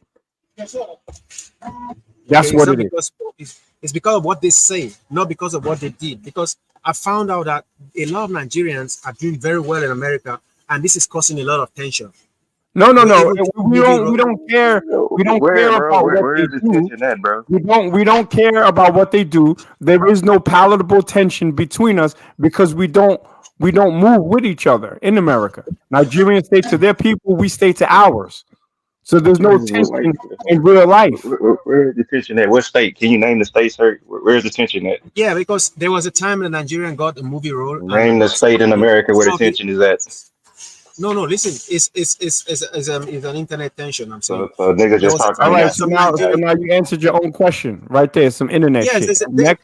listen. There was some artists that got some roles in America in an American movie, and then some of the actors were like, no, we should be the ones taking the role. This guy should not be coming from Africa Right. to take movie roles. That's Then real wait, though, yeah. that's As not we all. should. That's not all. Hold on. That's not all. And then Nigerians are doing very well. They're the most educated ethnic Yo, group, you and they keep push saying towards that, bro. successful. But why Hold can't on, y'all be first. educated in Nigeria? Hold on first. Hold on first. I'm coming. Nah, bro, you So making like five different points, because of bro. Let me this, respond to your yeah, first point. because of this, We're a lot gonna of have people a are angry. conversation, bro. Let me Okay, respond to point by point, brother. for me, it That seems appears like a that a call to lot of people action, are bro. I'm about to jealous. talk They're to you. jealous of Nigerians doing very well in Okay, America. okay. Now let me respond right there. Okay, we're not jealous of Nigerians. Okay, I just proved in this debate with this other guy that we run circles around you Nigerians. You have to leave your country and come with new immigrant energy to America to do well. And in the people that do well, there's also a whole bunch of people that are scamming. There's also a whole bunch of people that are living hand to mouth because of remittances that they send back to Nigeria because the people in Nigeria are putting a lot of pressure on them. There's people that are trying to leave the diaspora to go back because of all that pressure. You know how many Nigerians send money home to build a house, get home, and there's no house there? So let's not make it like all Nigerians are doing so great in America. The real test of if a Nigerian is doing well is you take a Nigerian from Nigeria and a Black American from America. And this, we run circles around you, okay? So your original point about what's the tension is that you guys are arrogant. You're arrogant and you have no reason to be because everybody hates fucking Nigerians, bro. Even on the continent of Africa. That's why in South Africa, y'all getting fucking hunted like dogs. That's why waR was almost denied entry into East African country because they thought he was Nigerian. Nobody likes y'all. We don't. Do you think we care What's up about with that? that, bro? Why We is don't. We it don't. a problem We in don't Nigeria? care about it if people don't like us because we And, are that, and you adults. shouldn't. You We shouldn't. are not. We are We not all care supposed about to be China. liked. He don't I'm even know saying, y'all Nigerian. okay. Even as you hate the so-called white men, white people, do you see they complain? No, they don't complain. They don't bother. They don't care if you like them or not. They do what they want to do. Well, I can only deal with one Nigerian at once. So if Xero is done, then No, I can move to because Nigerian it's first. tiring. Because I have been listening to your conversations since you are going. See, you are. I always say this. You are too old for this. You're almost 50 something now. Wait, You hold shouldn't be doing on. this. No, wait, hold on. Hold on, sir. No, Before we get hold on. personal, You are Wait, hold on, bitch nigga. Before we get personal, wait. I want you to tell me. Wait, hold on. Nigerian first. How did this conversation start? How did this conversation start? How did this conversation start? I want you to answer that. But you are a mature Shut the fuck up, bitch nigga. You have to talk about how it started. It started with a dusty Nigerian. It started with a dusty Nigerian. It started with a dusty Nigerian. It started with a dusty Nigerian. You got cooked, and then the rest of y'all fucking Nigerians come to save the day. You to change the topic. If you've been listening to me all day, congratulations, bitch nigga. You ain't got nothing else to do. Almost 2 hours. You should. Whoa. You know what? In this 2 hours, you made more than you made all fucking week, bitch nigga. No problem about that. All right, it's a huge problem, bitch nigga, because you coming up and jumping on my dick. Like you are, Yeah. You know what? Eat several glizzies, homie. Eat several glizzies. Yo, if you don't like it, don't tune in, bitch nigga. This whole shit started because one man decided to try to cook my people, and he got cooked. And now all the Nigerian roaches are crawling out of the woodwork. All the Nigerian roaches are crawling out of the woodwork. You won the debate. All right, so shut the fuck up, man. You won the debate. All right, so shut the fuck up. Get the fuck out of here. Nigeria first. Can you? You know I'm not gonna leave here, but it's you won't leave here? Boring. Kaizo, I'd like to use $50 of what I sent you to get Nigeria first. The fuck out of here. Watch you disappear. Watch you disappear, bitch nigga. Oh shit! Look at that. Now buy your freedom, bitch nigga, and come back. And before the debate starts, Kaizo, I'll replenish that 50 so that we can pay out the debate participants. So Nigeria first. You see how that works, broke nigga? The smoke started with a Nigerian talking shit about my people. He got cooked, and then all these other dusty Nigerians came out to woodwork. Yeah. Fuck him, man. Bro, you guys have no chill, man. Slum, man. He need to worry about that. But you're so right about what's up this bile about Nigerians? Nigeria. He lives in a slum, buddy. He lives in a slum. You know that, right? He lives in Lagos slum, and he comes here and talks shit. When are we ever gonna get it right, we Africans? When are we ever gonna get it right? Because it seems like you guys don't even accept that you're Africans anymore. Wait, first of all, who are you talking about? Africans on the continent, bro. You say we Africans. Nak, and the rest of them who agree they're not Africans. Wait. Well, tell me what my position is. Tell me my position, Xero, on that. If we not Africans, when y'all you said your foundational Black Americans. Or something I got you, Al. No, Xero, I want you to tell me how I identify. You told me something about foundational Black American FBM or something like that. What does that even mean? Well, how do I identify in terms of Africa? You tell me because. Oh, so you don't know? So you don't know? From everything you said, you don't know. Wait, but you don't know? You said you're a Black American or something. Am I not a Black American? Yeah, but you wait, okay. So we established that I'm a Black American, right? Now you've not established your true self. Wait, that is my true self, Xero, right? But now what is my position on where my people came from before they were Black Americans? You tell me. You came from Africa. You're Africans, man. Wait, but what is my position on that?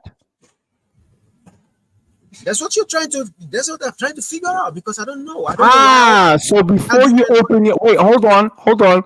Before you open your mouth, you should ask me what my position is, right?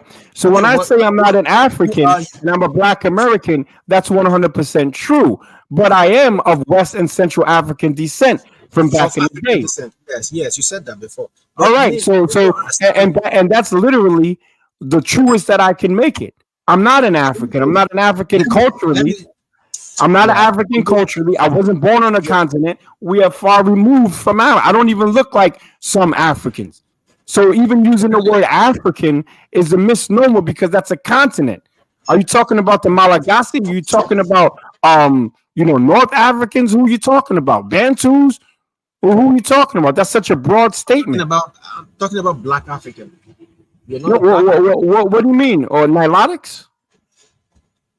Oh, We see should. We should. now you're being quiet because now I can go to all parts of the continent and Yeah, really. but even the no matter what you say, whether Bantu or the what's it called, the Nyla. Fulani or whatever ethnic divisions, we're all one Africa. That's what I'm saying. No, but You we're should find a not way all one around. Africa.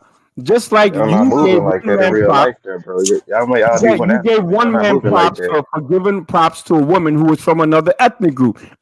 So you just really acknowledge that they're not the same. So why you trying to all lives matter black people? We're not all the same. Listen. We are all from different ethnic groups, but we are all black Right. Okay, Africans. That's what I'm saying. you So said There so are what different your ethnic problem groups, is but we are that one race. you're trying to erase my foundational black Americanness and just make me some generic ass African. It's not gonna work, You bro. want us to be Pan African, but we don't want I'm to not hear trying to Africa. erase anything. I'm not trying to erase anything. But I'm trying to say the way the world is going now, you have to have a strong base. And your strong base Yes, as a America collective, is a strong base. America, oh my God. Bro, let me America, explain something to you. Let me explain something to you about America being a strong base for me as an international businessman, right? There's black American privilege that I get. I'm not assumed to be lazy or stupid like they assume many Africans to be. And that's no shade to the Africans because I speak to them as well and they tell me about and this is who I'm talking about is a dude who told me how much he paid for his mansion back then, right? Um, how they assume that they're stupid and how this dude is always wilding out to prove that he isn't stupid. I don't have those problems, bro, because I'm uh, a black American. We're Nag- privileged. Nagmeez, I can say stuff about that. Like it comes from culture, and Western culture looks down on African culture, That's and a whole fact. So he's trying to tell me to abandon my lineage and my culture to embrace a generic African culture which really doesn't even exist. see what you're saying now. You're trying to say to me that Louis Farrakhan was wrong, that Malcolm X was wrong, that No, what I'm not talking about Louis Farrakhan or Malcolm X. What I'm we're saying is talking about based on what Africa. you said. they are great thought leaders in I don't care about countries. what they said. I'm Why a have man people with my always said own. Okay, here we go. I'm going on based off of what you said about me, saying that I'm like not acknowledging my ancestors being from Africa. That's not the case. So you're wrong on that, and then you're wrong in the terms of you're trying to get me to erase my identity as a Black American to take some generic African identity, which is a continental identity which doesn't exist. It's almost like you're an Igbo man that doesn't recognize the the diversity on the continent, even in your own country. How can you say that you know we're the what same and we're not? you know why we're doing this argument now. It's because Africa has not yet gotten it right. If Africa had gotten it right and there was a lot of proud things to talk about Africa, you will be happy to identify with Africa. Let's admit there is a lot of things wrong with That's not true. That's not true. Europe got That's it true right. because Well, why are you everyone saying wants it's to the Wait, children of Africa, not let me Africa respond. itself, and talking to Wait, let Africa me about fiction? let me respond to your point, buddy, and you can speak after that. Because Africa, look at the Europeans. The white Europeans in America, they don't identify with Europe. They identify with America, and Europe got it right. Europe has everything popping. They don't identify with it. They're proud people of America. They identify with America, and that's what the Black Americans are doing. You see, why do you expect them to identify with the continent? Why do you think they identify with America? Wait, hold on. But I'm the Black American here. You Yeah, see, no, hold on. You here's the got to thing ask the we Black have. American, bro. Wait, You hold can't on. ask no African Hold that on. kind of I'm question. sorry, I'm Dante. trying I to think get to finish to a point here. Let him tell me why he thinks Europe is identifying with America. Why? If it No, is no, not no. because of the I success of said America. I don't have to speak outside of my ethnic group to prove my points. So that's a Somali talking, and shout out to him. But I don't have to reach out of my ethnic group to stand on 10 toes down about who I am and who we are. I'm extremely proud and I don't waver on that. But you don't want to, on one hand, you were talking shit about Black Americans, talk about we're criminals, and you said, have you ever heard of Chirac, this and that? And when I say, look, those are who my people are as well. And you said it, but now when we embrace who we are as Black Americans, you're trying to get us to become a generic African. No. Let me tell you what I meant by when I said Chirac. When I said something about Chirac, it was because you told me that this platform is about trolling. No, we were trolling. All right, I get you, but what I'm saying is I'm a Black American, and that's not good enough for you. But on a serious note, right, through direction, like one man said, the directional flow of the Black man is from Africa. So because Africa is not yet great to the extent that everyone loves to identify with it, doesn't mean that we should say some people are not Africans while others remain in Africa. No, we're all Africans, whether you like it or not. No, but I'm not African. I'm of African descent. That's a totally different thing. Listen, I've seen people who are third generation, far from their African roots, who say they're African. So that's fine. People, I don't think you're better than Malcolm X or Martin Luther King or Farrakhan, and they are great thought leaders in your own society, and they say they're African. And that's fine. They can say that they're African, right? But now take this out. Wait, but hold on. You're trying to force me to be an African when I told you that I'm proud to be of West and Central African descent, right? So I'm giving you a region. You're giving me a whole continent, right? I am not those people anymore. You know why? You know why I'm giving you this? You know why I'm giving you this? Because Africa as a bloc has not yet succeeded. And they never will succeed. Just like Europe. But look at Europe, for instance. If you enter one European country, you are in the European Union. Yeah, there's a way they call themselves the Schengen. They call themselves. Can I ask bro a question? If that's okay, can I ask bro a question? Yeah. Bro, so if we call ourselves African, what is that gonna do for us?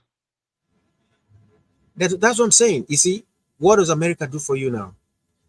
What does Africa do for us now? No, hold on. America is doing something for you. That's what I'm saying. Because anywhere you go to, unless you say you're an American, you just answered the man's question with a question. So that's the dance. We don't tolerate that dance. Answer the brother's question. Listen to me first. I told you something. Nope. Your brother, ask him the question again and make him stand on answering that question. You don't accept a question in return.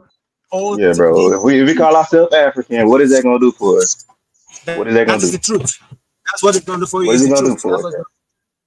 It's the truth. If your father had, what's it gonna do for us? How's that gonna help us? How's that gonna make our lives change? Is that gonna give me money? Is it gonna make my people not live in the project? What's that gonna do? If your great grandfather had a mansion in Africa and it was worth billions of dollars, I bet you go back to Africa to inherit it. But y'all stole it from us. You're holding people away. You didn't want us to have it because you stole us away, bro. Can I ask them a question real quick? So all the people that went over to Africa and sold their land and sold their houses in America and moved over to the motherland, are they still alive and well right now? Yes, there's a lot of people that are doing that's flourishing in Africa. That's Black Americans. Yeah, no, I said all of them. There's a lot of them. You don't just because you don't hear about them, that don't mean they don't exist. Thank you. You ain't hear nothing I just said. I said no, I'm not hearing nothing you saying because you focusing on the negativity, the shit that you see on YouTube. No, it's bro. people that's not on YouTube that's doing big things in Africa, bro. Okay, bro, you saying like I ain't say that shit. Everybody not able to. Listen, man. Black American, man. Everybody mute up, man. I want to step in the ring with Nakmeezy, man. What's up? I'm calling Nakmeezy out.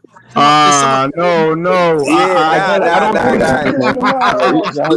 everybody mute up. Hold up, Kaizo. Hold up, Kaizo. I think John's joking. I don't think John wants to get cooked.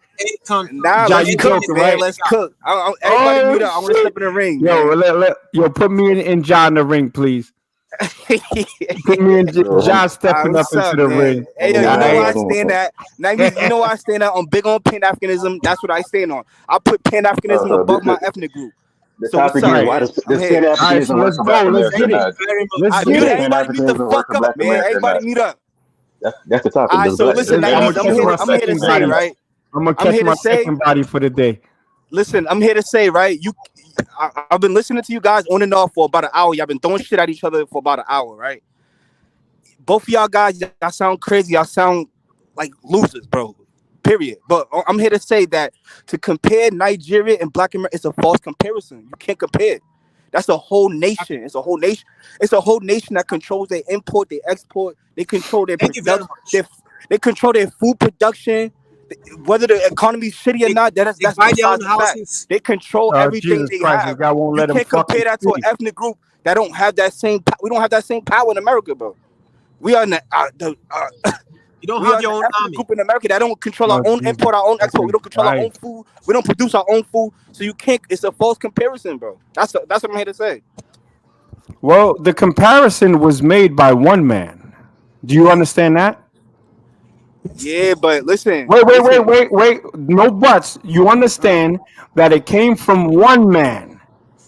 So any African, let me teach you about African identity. Any Okay. African worth representing his ethnic group is going to defend them and going to talk about the greatness within that ethnic group. I am no different. So this isn't about who owns this and who owns that. He threw a shot and then he got blown out the water based on the facts. All So right. now So we do you can't. agree? Wait, Do you hold agree on, that brother. it's a false I'm gonna comparison, pass it though? back to you right now, Jai. You know I love you. No homo.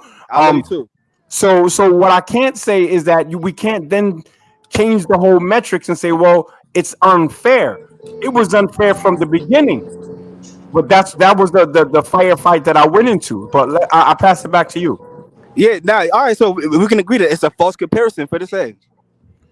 So we can't sit here and say that, oh, we're premium, or we're better than them, or we're doing this much better than them. No, we can't say that because they But we control can their though. whole. They Are control Black their whole nation. Americans American? Are We Black don't. Americans American? Yeah, we American, All but right. So then we can do but it. We're everything that we American. do as Black Americans is pegged to the white man. For this, not No, yes or no, no. not necessarily. Not necessarily. We don't control our own. We barely control our own community, bro. You come to the Black community. You see the bodegas. You see poppy store. You got all these white banks. You have everything that's in our community that's owned by other people. We don't. The Black dollar doesn't stay in the Black community no longer than 6 hours, bro.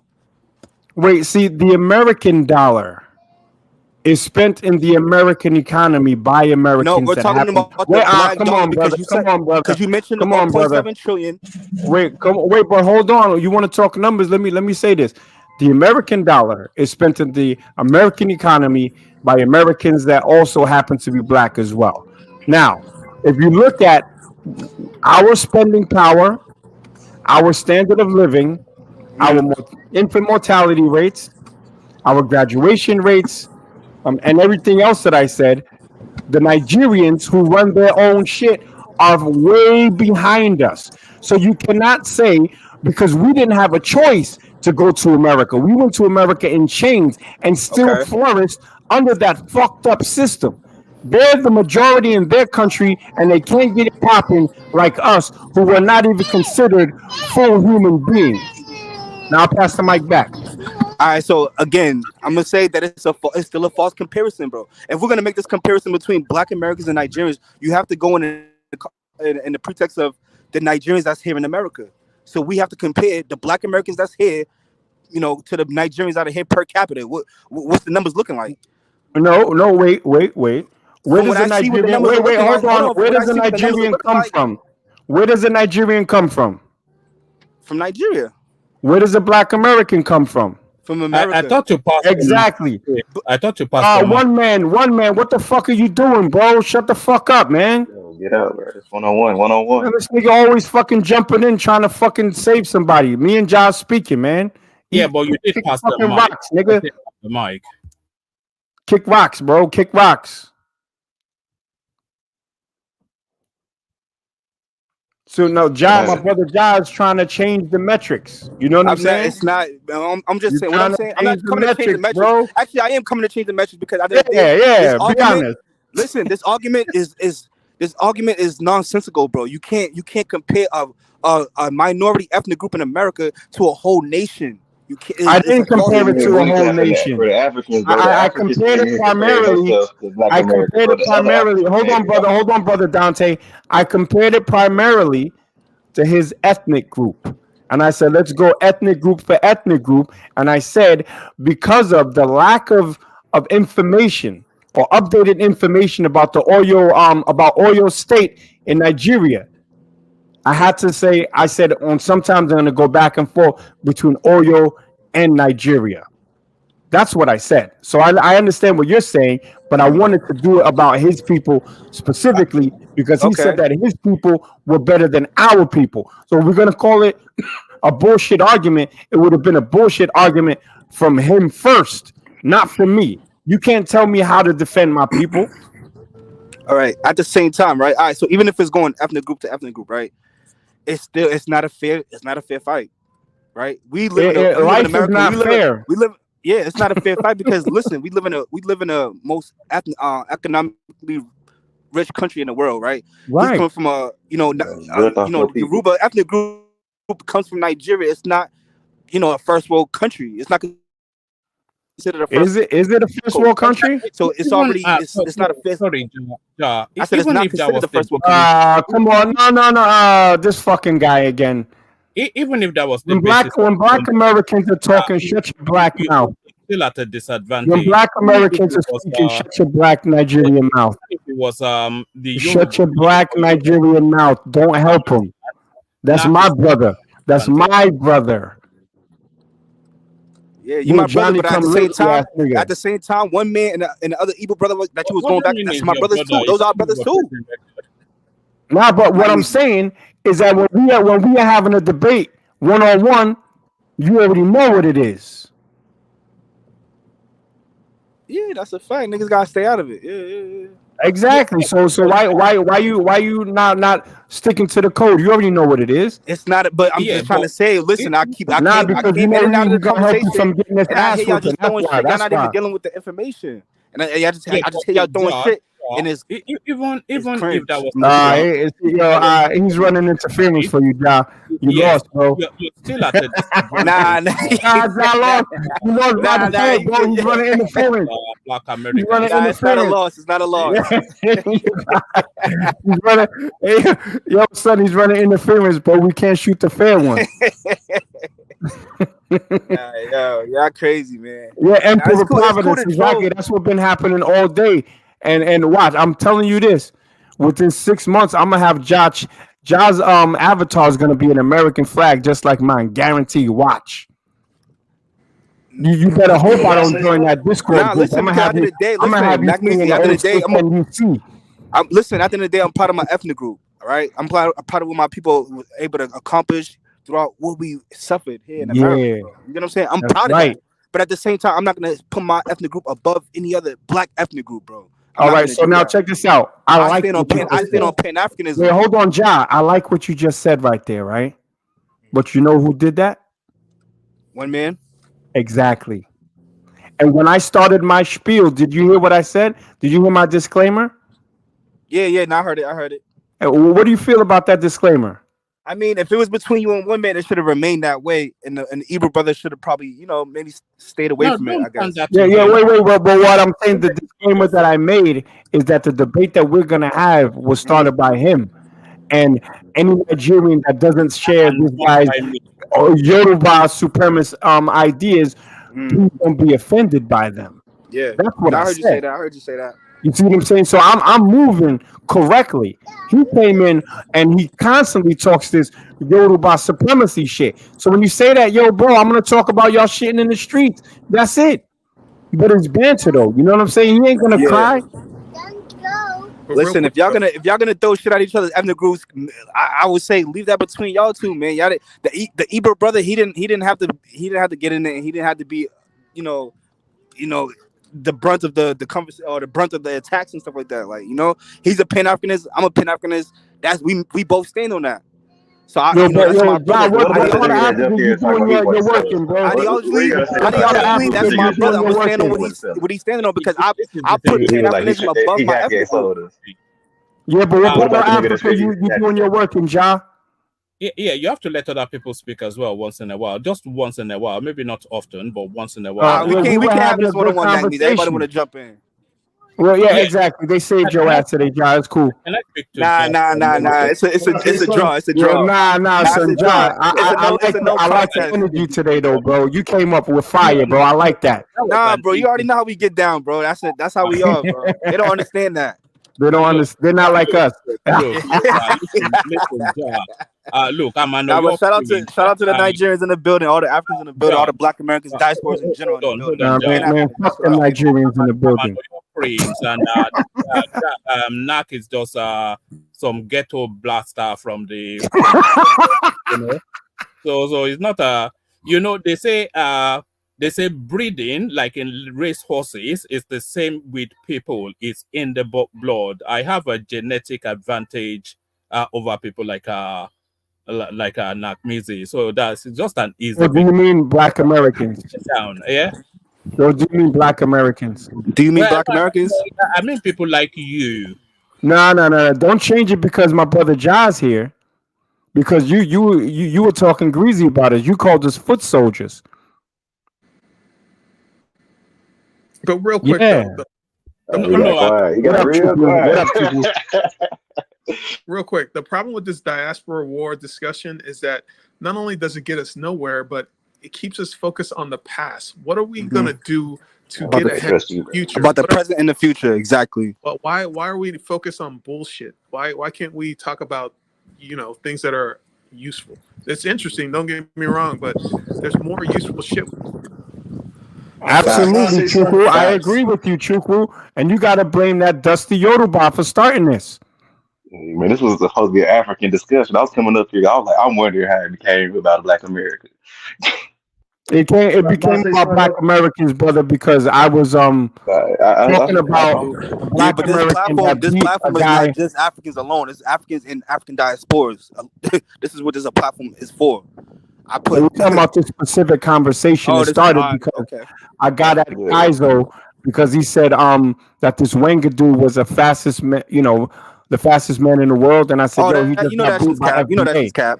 Exactly. He just got beat by FBA. So we started with that, and then one man came on, and here we are. One man was with his Yoruba. The fastest Black people on the earth is Black Americans and Jamaicans. You know what I'm saying? Oh, you were there for that part of the convo. You were there. I would say I heard it. Yeah. You can't. East Africans are good at long distance running. That's what they're good at. The Black Americans, they are drug induced, and they always failing. No. Get the fuck out of here. Because even before Shikari, we was number one and number two. I think he's referring to Shikari Richardson. Yeah, he's referring to her, but she was smoking weed, which is going to slow you down. Which is even the weed is a hindrance to running. You know what I'm saying? She's exactly. Even high out her mind, she was blowing past y'all. But wait, where are the Nigerians on the spectrum? Nowhere. At the very top, maybe on Yali. Listen, but at the same time, Nakmizi, they don't have the proper institutions that we have over here to be able to do stuff like that. They still worried about. You always making excuses, bro. I'm just saying it's not I'm looking at the comparison. I'm trying to compare and make it a sensible argument. The hormones. All you need is a track, bro. Yeah, they can run. They got dirt. And drugs. Bro, no, they free. But it's not just about the track though. You got to go through training. But you got to go through training. It's techniques that you have to do, bro. It's not about just tracks. It's training. Nah, bro. If Jamaica could put a team in the bobsled in the Winter Olympics, Nigerians can run. They've been running their whole lives. Up to their eyeballs. All American athletes are drugged up to their eyeballs. If you making excuses about the Black Americans, how about Jamaica there? How's Jamaica out running now?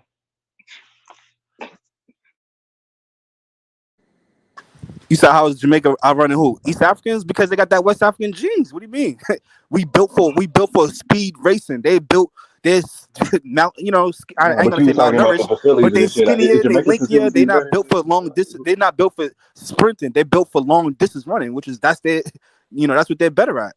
When you come to America, when you come to Boston and New York City, the marathons, the Ethiopians and Kenyans, they win it every year. Because they long distance, it's not based on sprint or speed. It's based on long distance running. You get what I'm saying? So they're gonna win. That's they strong suit. That's true. Those tribes out there are used to running down their prey and chasing them till they get tired. That's why they're so good at that shit. So, but we just built differently. Our physiques is built differently than East Africans. We're better at running. We're better at strength. You know what I mean? Like, it's no comparison. But shout out to the East Africans, man. Y'all talking about running. I think well, I agree with one man earlier was at a certain point, African Americans did a lot, but in many That's a ways they have fact. become stagnant. They have become stagnant. I feel like Nigerians are very competitive. That's why they hate it wherever they go. They're very competitive. They go to South. I seen a video and the guy was talking about Ghana, South Africa, some other country. I think Ethiopia, and the correlation of all three. He tried to say it was Africa, but no, it was Nigeria. Nigeria is very arrogant, but I believe their arrogance is strong enough to challenge the West. You know what I mean? And they don't want. They are one of the blacks who kind of dare to challenge the West. They got their own cars. They trying to make their own ships. They trying to make their own this. I don't like Saniba. I think he's a sellout.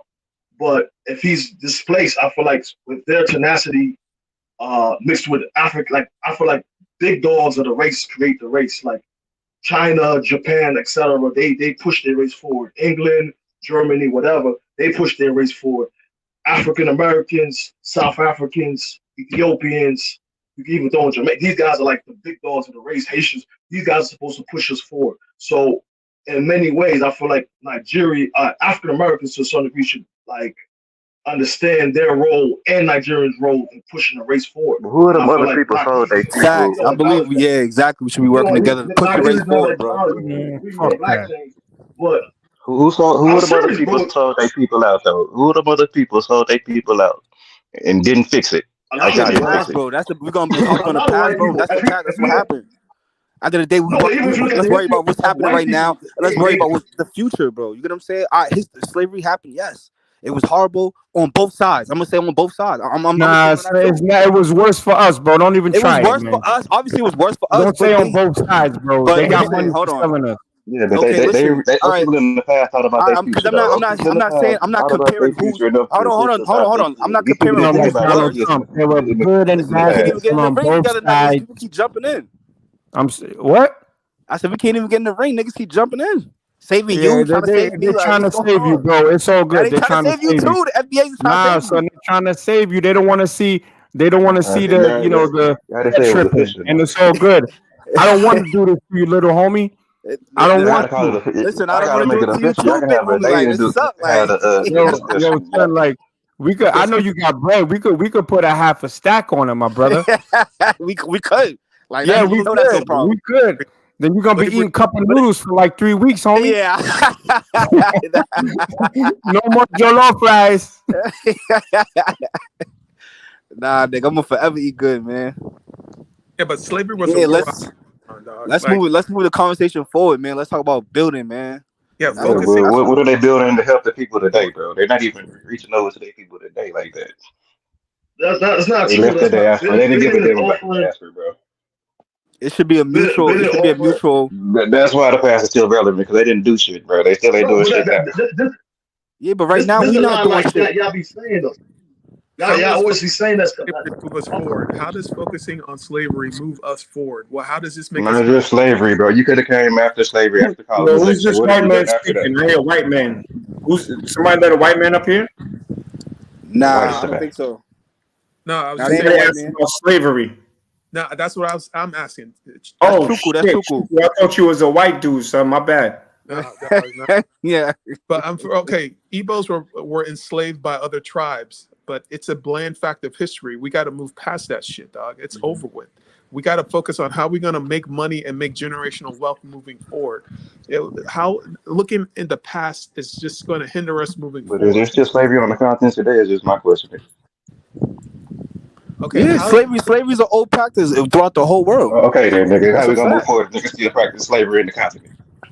What the hell is this man saying, bro? How is that? How does that You hold know up? slavery exists in China and Europe and They're gonna everything. You trick us know to that? come over Yeah, there, and then they're gonna slavery's enslave us. everywhere, That's how some bro. of us Slavery's feel. everywhere. So you're gonna stop Yo, slavery throughout the this whole world? Principe Like, it's Kila. everywhere, Is bro. You this can't stop that. Principe Mondesier?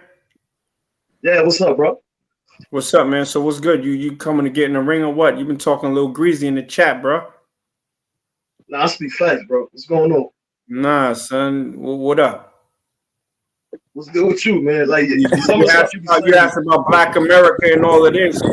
Where's the Black America Oh yeah, this? oh Where's yeah. the Black You, America that? you using the word premium. Like y'all He's guys are premium. intelligent. Y'all did a lot. No, y'all intelligent. Y'all did a lot. Y'all built a Yeah. lot, but you gotta admit y'all regressed. Y'all regressed. Y'all used to own banks. Y'all used to own hospitals. Y'all used to own a lot of these things that And what Nigerians still do own. Haitians own? What do Haitian own? A mud cake bakery shop. Yeah, in the fictional fake ass market that AAs don't own. Yeah, You in the I back. but but we are more prosperous than y'all. That's a fact. Your country's in shambles right now, bro. But listen, my Y'all Nagmeezy, you don't think that has something to do with our Let me jump into proximity? this. You've been looking for this. You've been looking for this. Your country is the poorest country in the Western Hemisphere. Understood? Okay, cool. All right, no, Y'all guys not are cool. in the Not number one cool. Very country in the not world. cool. Y'all are the number one.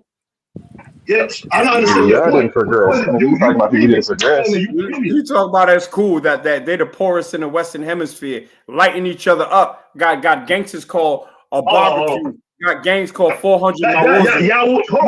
Y'all will be doing the same shit if the white man Wait. wasn't here. Why Kenya Y'all be gotta doing the save same y'all shit, if asses? not worse.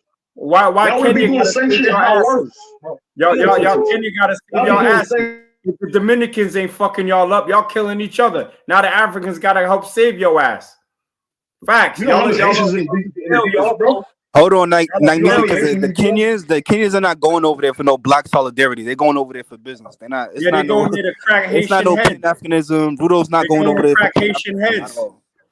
But you're talking about Pan They're going over Africanism. there to maintain a system that's Y'all not Element paying my like Haitian that. brothers First and of all, sisters. hold Exactly. All right, yo, John, I see you Y'all saving talking them. fake shit, bro. I see you saving them. You No, ain't talking because shit. you Nah, finna get because listen, you know degenerates. why Nagmeezy? Because I feel like we have the same enemies, bro. At the end of the day, bro, with black people everywhere, we have the same enemies. They Oh, don't but want to see. They they don't want to go. see us Absolutely. prosper But nowhere, he bro. has Yo, smoke stuff for us, so let's get it. Yeah. Not. Y'all niggas first off ain't the common black American that you run across. A lot of y'all, the ones that are not like you guys, there's like 50-50. Some of y'all smart, some of y'all like have That's all. innovation, That's all people, though. whatever, That's all intelligence. people. That's all people. No, Facts. but that's the same thing that goes for Haitians. That's the same thing that goes for Nigeria. This That's a man is fact. trying to Listen, paint hold on, Africans as some kind of Listen, superior. Haitian brother. I'm from Boston, bro. One of the third most populous city for Haitians. And the Haitians that over here in my city, they do good. They do well. That's why I believe in the Haitian people, bro. So when I look at what's happening in Haiti, I know it's because of the oligarchs, it's because Everybody of the except system. Black Americans. No, we do good over here too. What do you mean? Like I don't. That's not. We don't even got to Y'all explain do it. good. What's already? Not Y'all me. do What's good. already known don't need to be said, bro. We know that we doing good over here. Y'all But doing we good. also That's have not, I'm not even we also arguing have with a that. portion. We also have a portion that's not productive, just like every That's other people. Black people worldwide. I think That's we can all all people agree to that. worldwide. White people, Asians, everyone Yeah, but worldwide. we don't care about white people right now. All right, so we can say that about black people. There's Yeah, Black people productive worldwide. people, and there's non-productive There's a people. such thing as black flight. There's a such thing as black flight where black people, when they start doing good and they get education, they move away from the degenerates. So Nagmeezy is trying to make it seem that these guys, some of these guys are breaking in homes, breaking in hard cars, shooting up blocks, spinning blocks. If it wasn't for the police, they'll be terrorizing you too. So this guy have a fictitious notion coming at Haiti, like, bro, the difference between Haitians is some of it is political, some of it is like the oligarchy. The politicians, they go out in the streets, they do protests The root of it together. is the oligarchy, bro. The John, root let of the it. man speak, man. Why Nah, you some trying of to it is jump the in? politicians.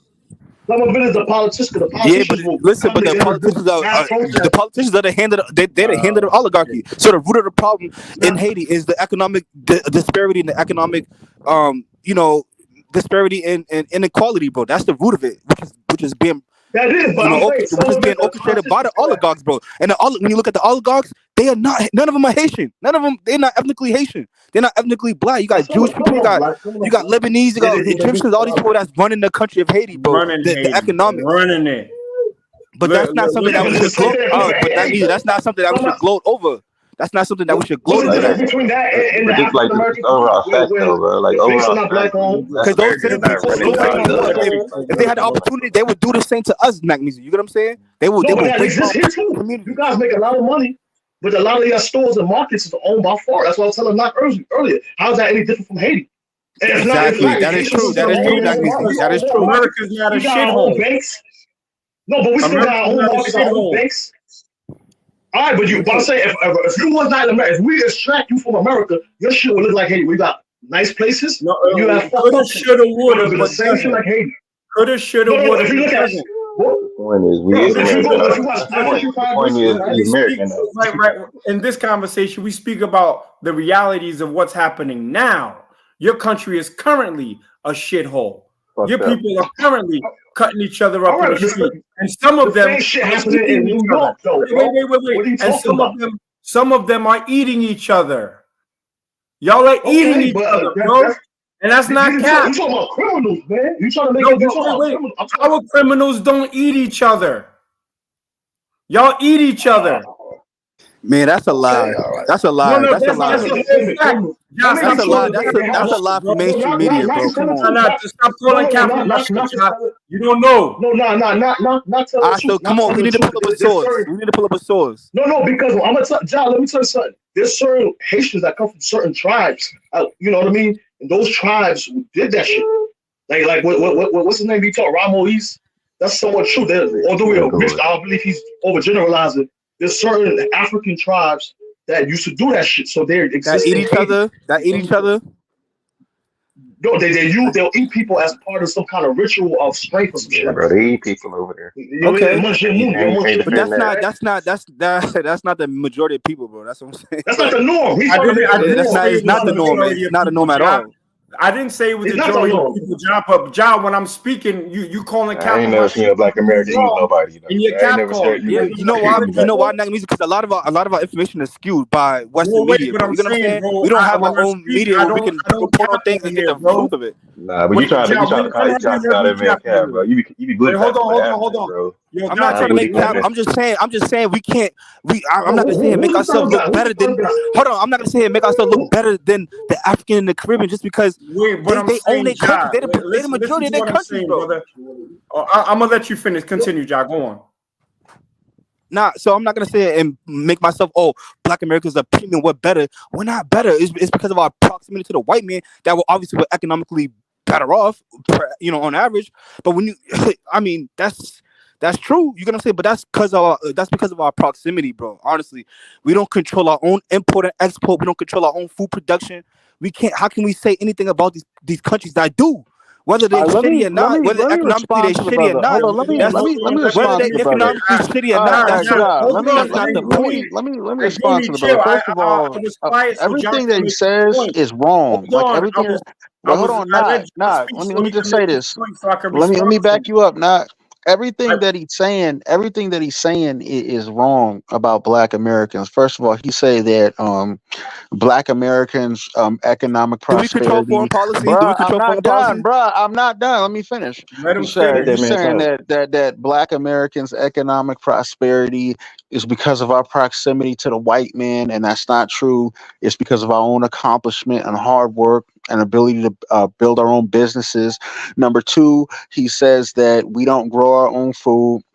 That's not true. You got plenty of Black farmers who specialize in growing crops, Man, this man is livestock. So you're, And you're, bro, I'm not you're done, bro. I'm romanticizing it, not my done. boy. I'm You're not done. romanticizing it, You Let you him bro. have talk, bro. thousands. Let him Hold on, You're talk. let me romanticizing finish. it, All bro. right, Now you why have does that thousands of Black farmers. You have this growing movement of Black farmers who specialize in crops, livestock, and even going into things like regenerative farming and stuff like that, which that's a growing thing in agriculture, and it's better for the environment.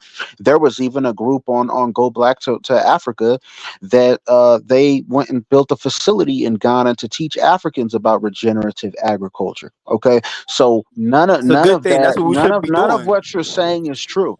And so it's all just slander and it's just propaganda, and I don't know where you're getting it from, but it's not based on anything factual or research. So you can go ahead and respond, brother, if you would like.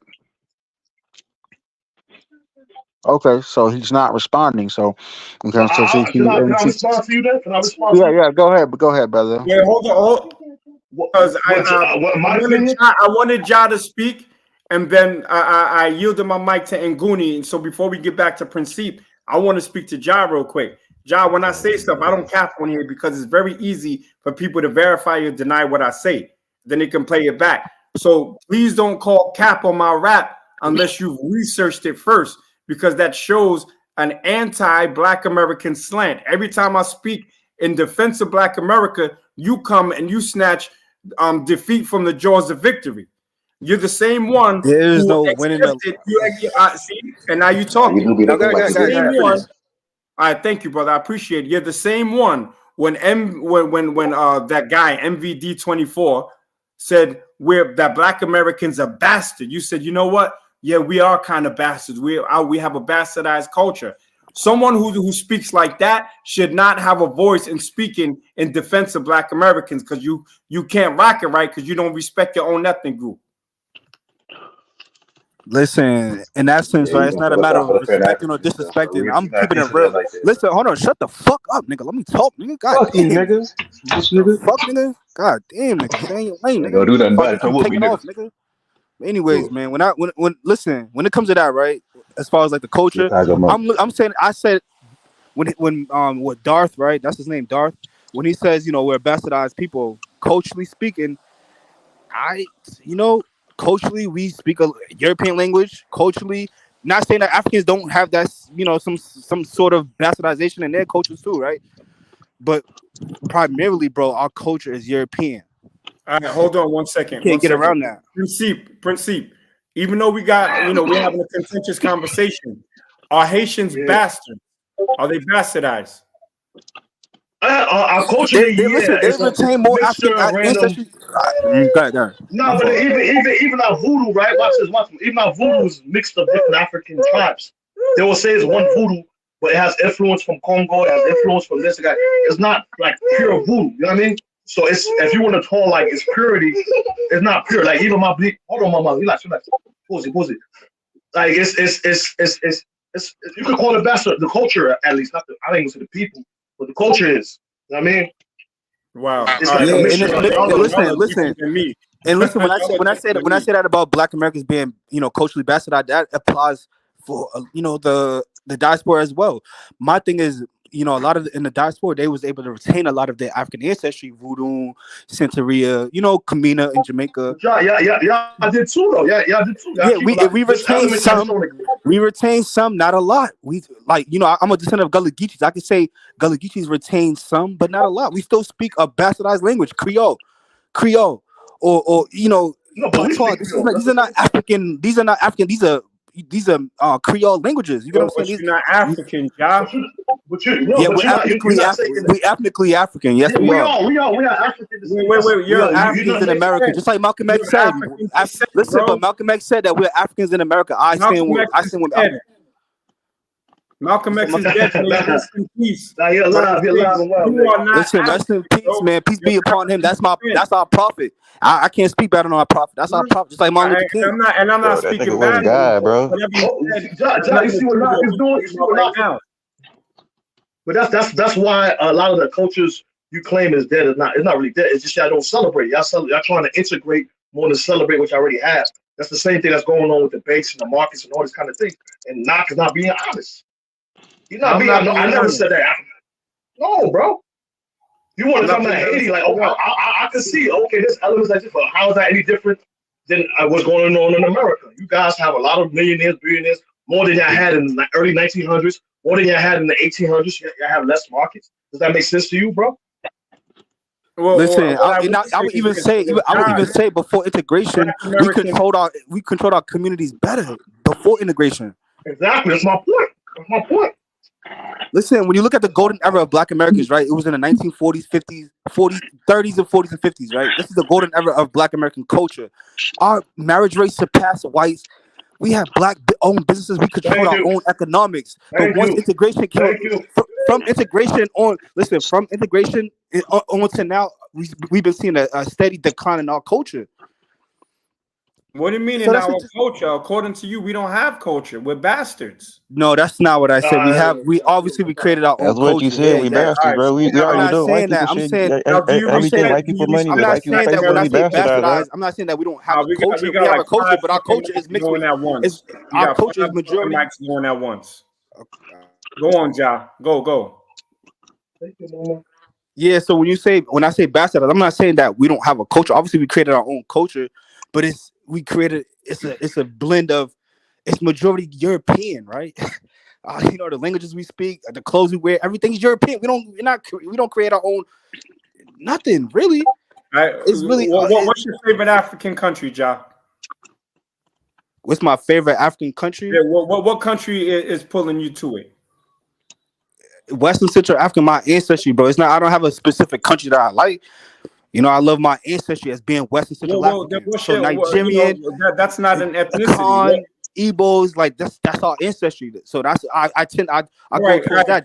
A lot of the countries in Africa. If I could give you $1 million now and say you want to move to Africa, which country would you move to? I'll probably move to Tanzania. I'll probably move to I don't know, Tanzania probably. I don't know. But that's not where we're from, though. It don't matter, but it's in Africa. It's West Central Africa, right? It's a Bantu. So you have no it's a Bantu country, but it's a Bantu country, and I have Bantu ancestry. So I'm a black man. It's a black country. So I mean, yo, not easy. How come you hate us East Africans? You got at least 13%. Exactly. And listen, but even me, hold on. But even me, Nakmizi, I have a Kisi relative. When I did my ancestry, I linked to a Kisi relative.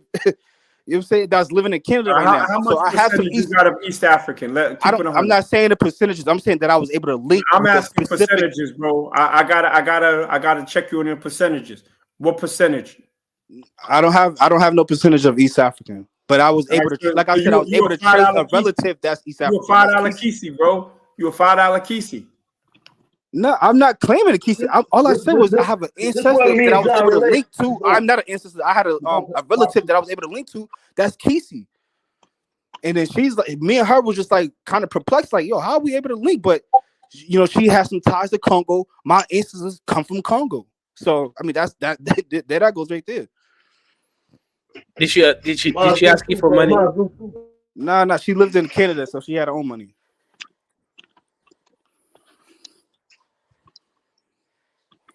But you just woke back up, man? Because a couple hours ago you were snoring, moaning in your sleep, dreaming about fucking super chats. He said, where do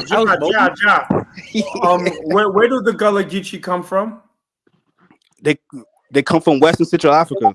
No. Where do the Gullah Geechee come from? From Western Central Africa. There's no specific tribe. They're two tribes. The Gola. No, it's not two tribes. No, it's not two tribes. We're amalgamation of multiple tribes. Yeah, you know you fucked up, right? Al, where do the Gullah Geechee come from? How you gonna tell? He can't tell me about Gullah Geechee, bro. Nah, but they do the same thing. The Haitians. It's not true. Like, Haiti don't say. Guys, can I respond? Ja is more of a Niger Congo guy than any other team. Thank you. That's what I'm trying to tell you. I'm a descendant of Gullah Geechees, but when I look at my ancestry, I have zero Senegambian. It's Ngola and Kisse. Now the Jola, they came from Western Sudan, where around where the region where Nigeria is, and they went further down and mixed with the Bantu people around Cameroon. They're not originally from Cameroon region. However, they went to that region and mixed with them. The Kisse are from Central Africa, Congo. So that's where you are. You're a Niger Congo person more than anything else. Exactly, and that's what I stand on. Niger Congo. That's my race. That's what I stand on. So you do have West African background. Definitely. I don't. It's not that I know. Like that's a fact. You know what I'm saying? I'm not shying away from that at all. Yeah. Western Central Africa. And also we have the Kisse. We still have those two tribes. Anybody ever see? But I say. Cammed up. Everybody see me. Yeah. What was that? Nah, man, I think you a Puerto Rican, man. Straight up. Nah, everybody see me, bro. Bro. So he does. I'm black, like nigga. He does look like West African. Looks Sierra Leonean. Yeah, he does. He look more like a guys, we got a new panelist. Shout out to first Taya Beats. I don't know how to pronounce that, but yeah, first go ahead. Beats, you illiterate. Yo, listen. I'm gonna back up real quick. I'm gonna come right back, right? But Nakmizi. Nobody won. It's a draw because niggas kept jumping in. You heard? No. Nakmizi. Nobody won. You heard? Well, I got you, John. We got to Kaizo. This dude said Fersteye. It's first I beat you, dumbass. Bro, I thought it might be African, but yeah, no, it must like it's a Western Hemisphere nigga. Yeah, go ahead, brother. Oh no, Ja is very well acquainted to me, and peace to the brothers on the chat. But now he's very acquainted to me. So now he's in, he's trying to speak on what I'm in South Carolina right now. So I hear a lot of misinformation when it comes to this Gullah Geechee thing. You know what I'm saying? So he Let's knew from beware. it This all. dude's a Native American. Let's beware. Hey, listen. Let him finish. I don't need you to speak for me. I can speak very well for myself, brother. I have no problem with identifying who I am, bro. I can ask You know you a what I'm saying? question before you go in. Can I ask you a I question? don't need any questions. Do You you know have any nothing. Bro, let African him talk, ancestry? bro. You know Let him explain who absolutely he is. nothing. You know Bro, this dude's absolutely a Native nothing about American, the man. Gullah Geechee. Okay? So stop, man. See, y'all frank. You don't My know nigga, you're anything, trying to bro. you're trying to take the Gullah Geechee and say that they're Native American. Let him That's not cook, true, man. He bro. just That is got not Yo, true. you What are don't you know talking about? anything. What Let have him you read? talk and then cook him after, Ja, if you can. Let him talk though. Yeah, you know Bro, what? I I was already supposed went to, through I it with was this nigga, supposed bro. to This speak, nigga's a but I'll Native let him speak. American, bro. He doesn't believe that Then he I'll has let him. zero ties I'll to come back Africans, bro. after him. Go So on, why is he Ja, let him here? speak. Ja, let him He's speak. no I was different from a supposed white to. supremacist being here. He has no connections to Africa. He says that, bro. He says he's Wow. Native I don't American. have any problem with explaining that. I don't know So why go you in, man. think that you have to explain that to everybody for me. I don't have any problem with answering any Yeah, because questions it's like, about my what are you gonna bring background to and this my beliefs. conversation if you're Nah, coming bro. with, you're Hey, already coming off listen. Why you of a scared? pseudo Why are ideology? you What do you have to scared? Why contribute to are this you conversation? scared for me to talk? You talk real tough over here, I see. But why are you afraid to let me speak, though, bro? Go ahead with the Ja, pseudo. Ja, Go ahead let with the this man pseudo. talk. Ja, Go ahead listen, with the let this pseudo. man Go ahead with talk. the pseudo. This man cannot Magnesia, lecture you're me. not. Wait till you hear this, Magnesia. Ja, let the man speak. He can't lecture me. I was supposed to speak. I'll let Yeah. him speak first. Go on.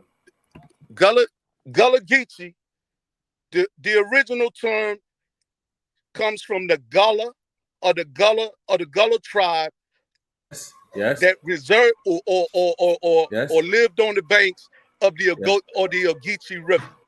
That's Right. where that comes from. Right. This absolutely has. Okay, well, the question should be asked to this right here. What is Yes. the connection? Because it's already been disproven or debunked that Right. it has absolutely no connection to Angola. Why don't they Right. speak the same way like that in Angola today? They don't Well speak done. that same type of language that we speak down here in South Carolina. So Right. where's the connection?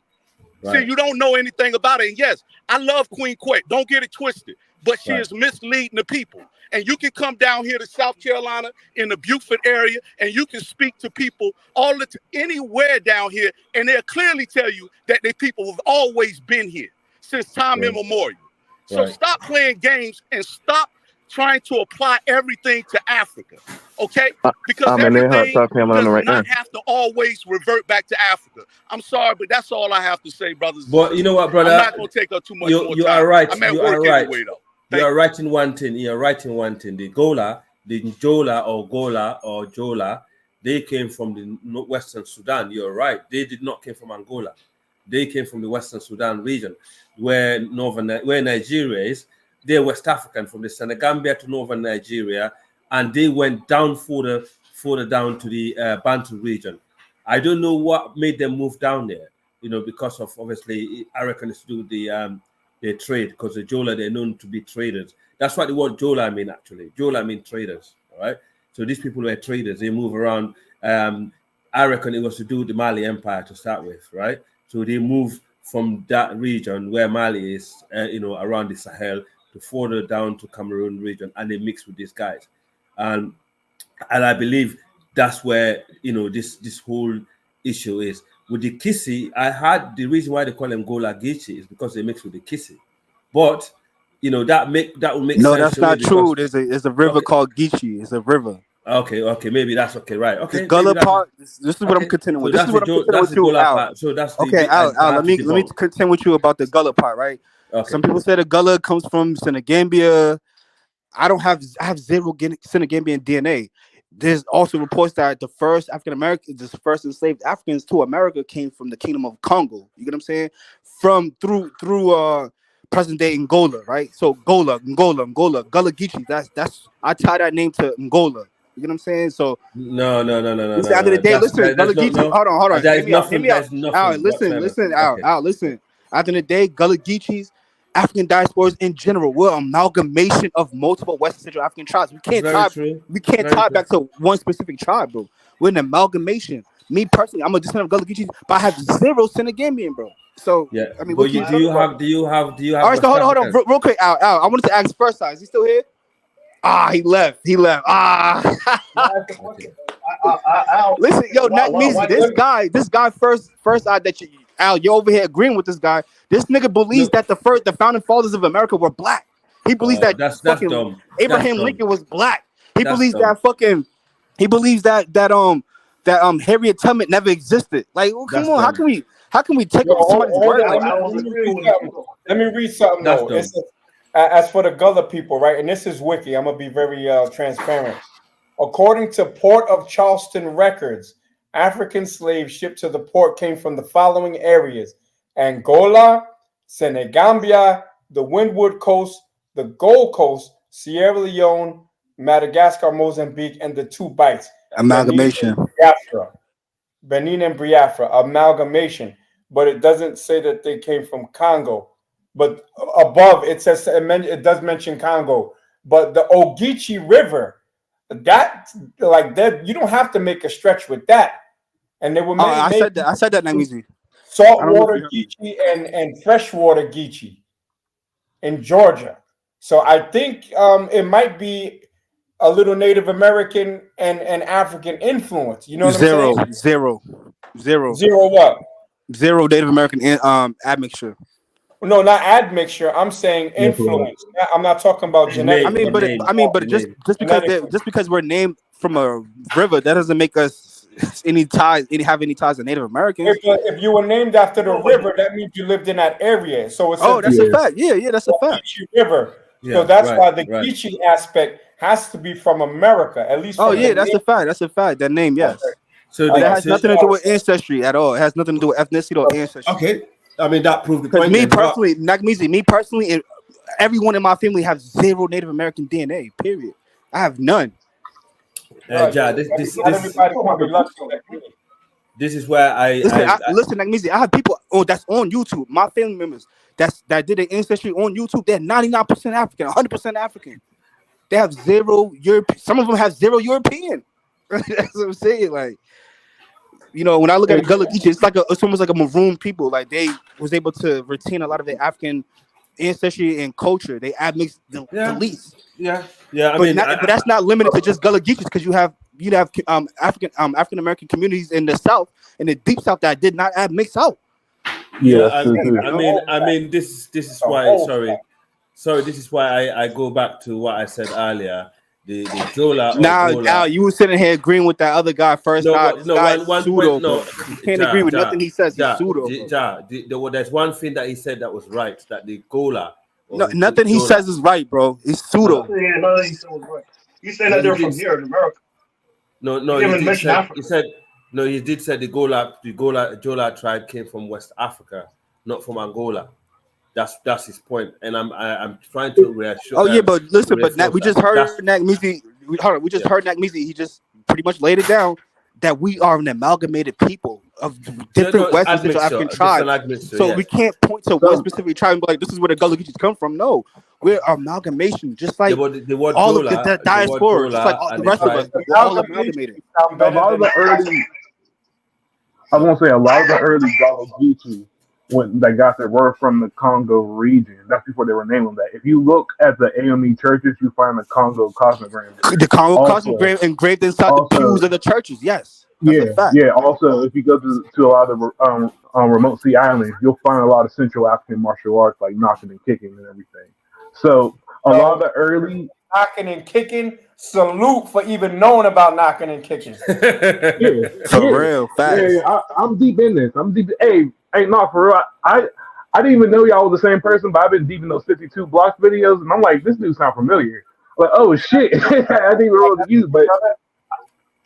For the fact that you don't have Senegambia in your DNA, that's not a surprise. That's not a surprise because the Gola, a branch of them, went down to the further south of Nigeria to Cameroon. That is true, right? And they actually Yes, I Yeah, appreciate so Al, most of my DNA DNA comes from the Bada Bradford, so Nigeria and Congo, Cameroon, that region. But I also have Ghana, and I also have Mali too. I have a good percentage from both.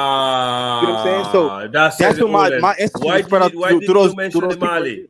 Why didn't you mention the Mali? Because if you was to mention the Mali, that would have answered the question. Because the Jola, as I said to you, this were the Mandinka branch of Yeah, exactly. So so when I traders. look at my Mali DNA, I attribute that to the Mandinkas. That's what you Thank know. you. Jola as a branch of the Mandinka, who were the traders.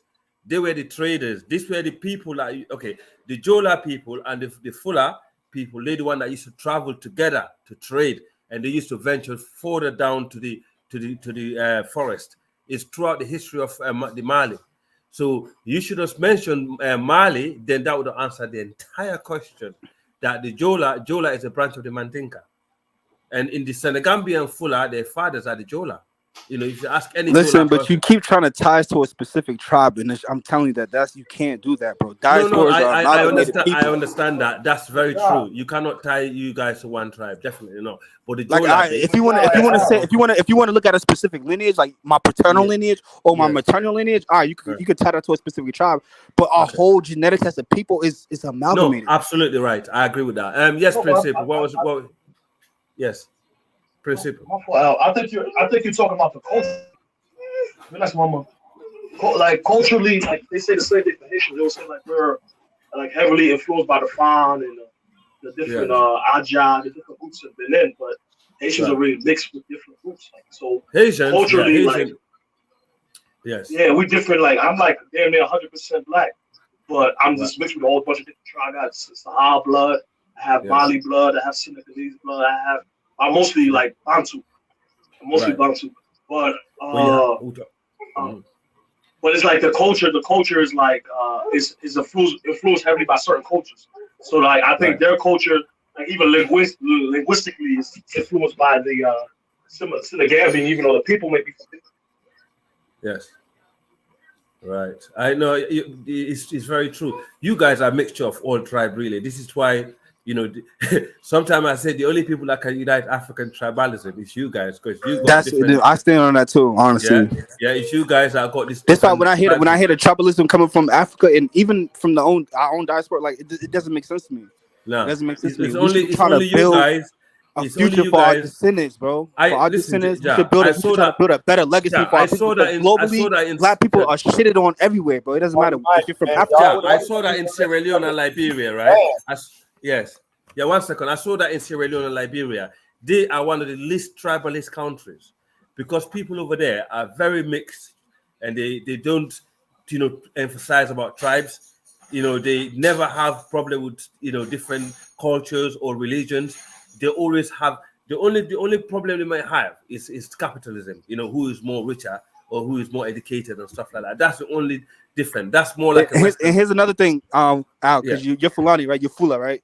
Yes. Even when I say that I have zero Senegambian ancestry, that doesn't mean that I don't have any Fula ancestry, because you know Fula people are all throughout West Africa. You get what I'm saying? As I said, the Fula, the Senegambian Fula. When we do these ancestry tests, they don't tie to a specific ethnic group. No, they tie to the region.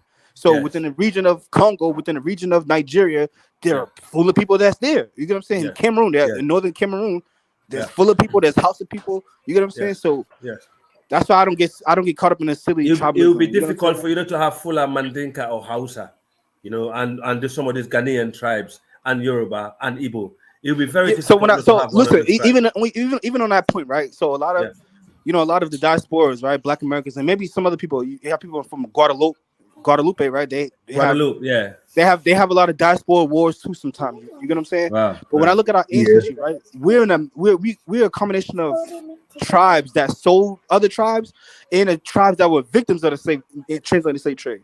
Oh yeah. You know what I'm saying? So I don't really get hopped on the past of, oh, you know, they sold us out.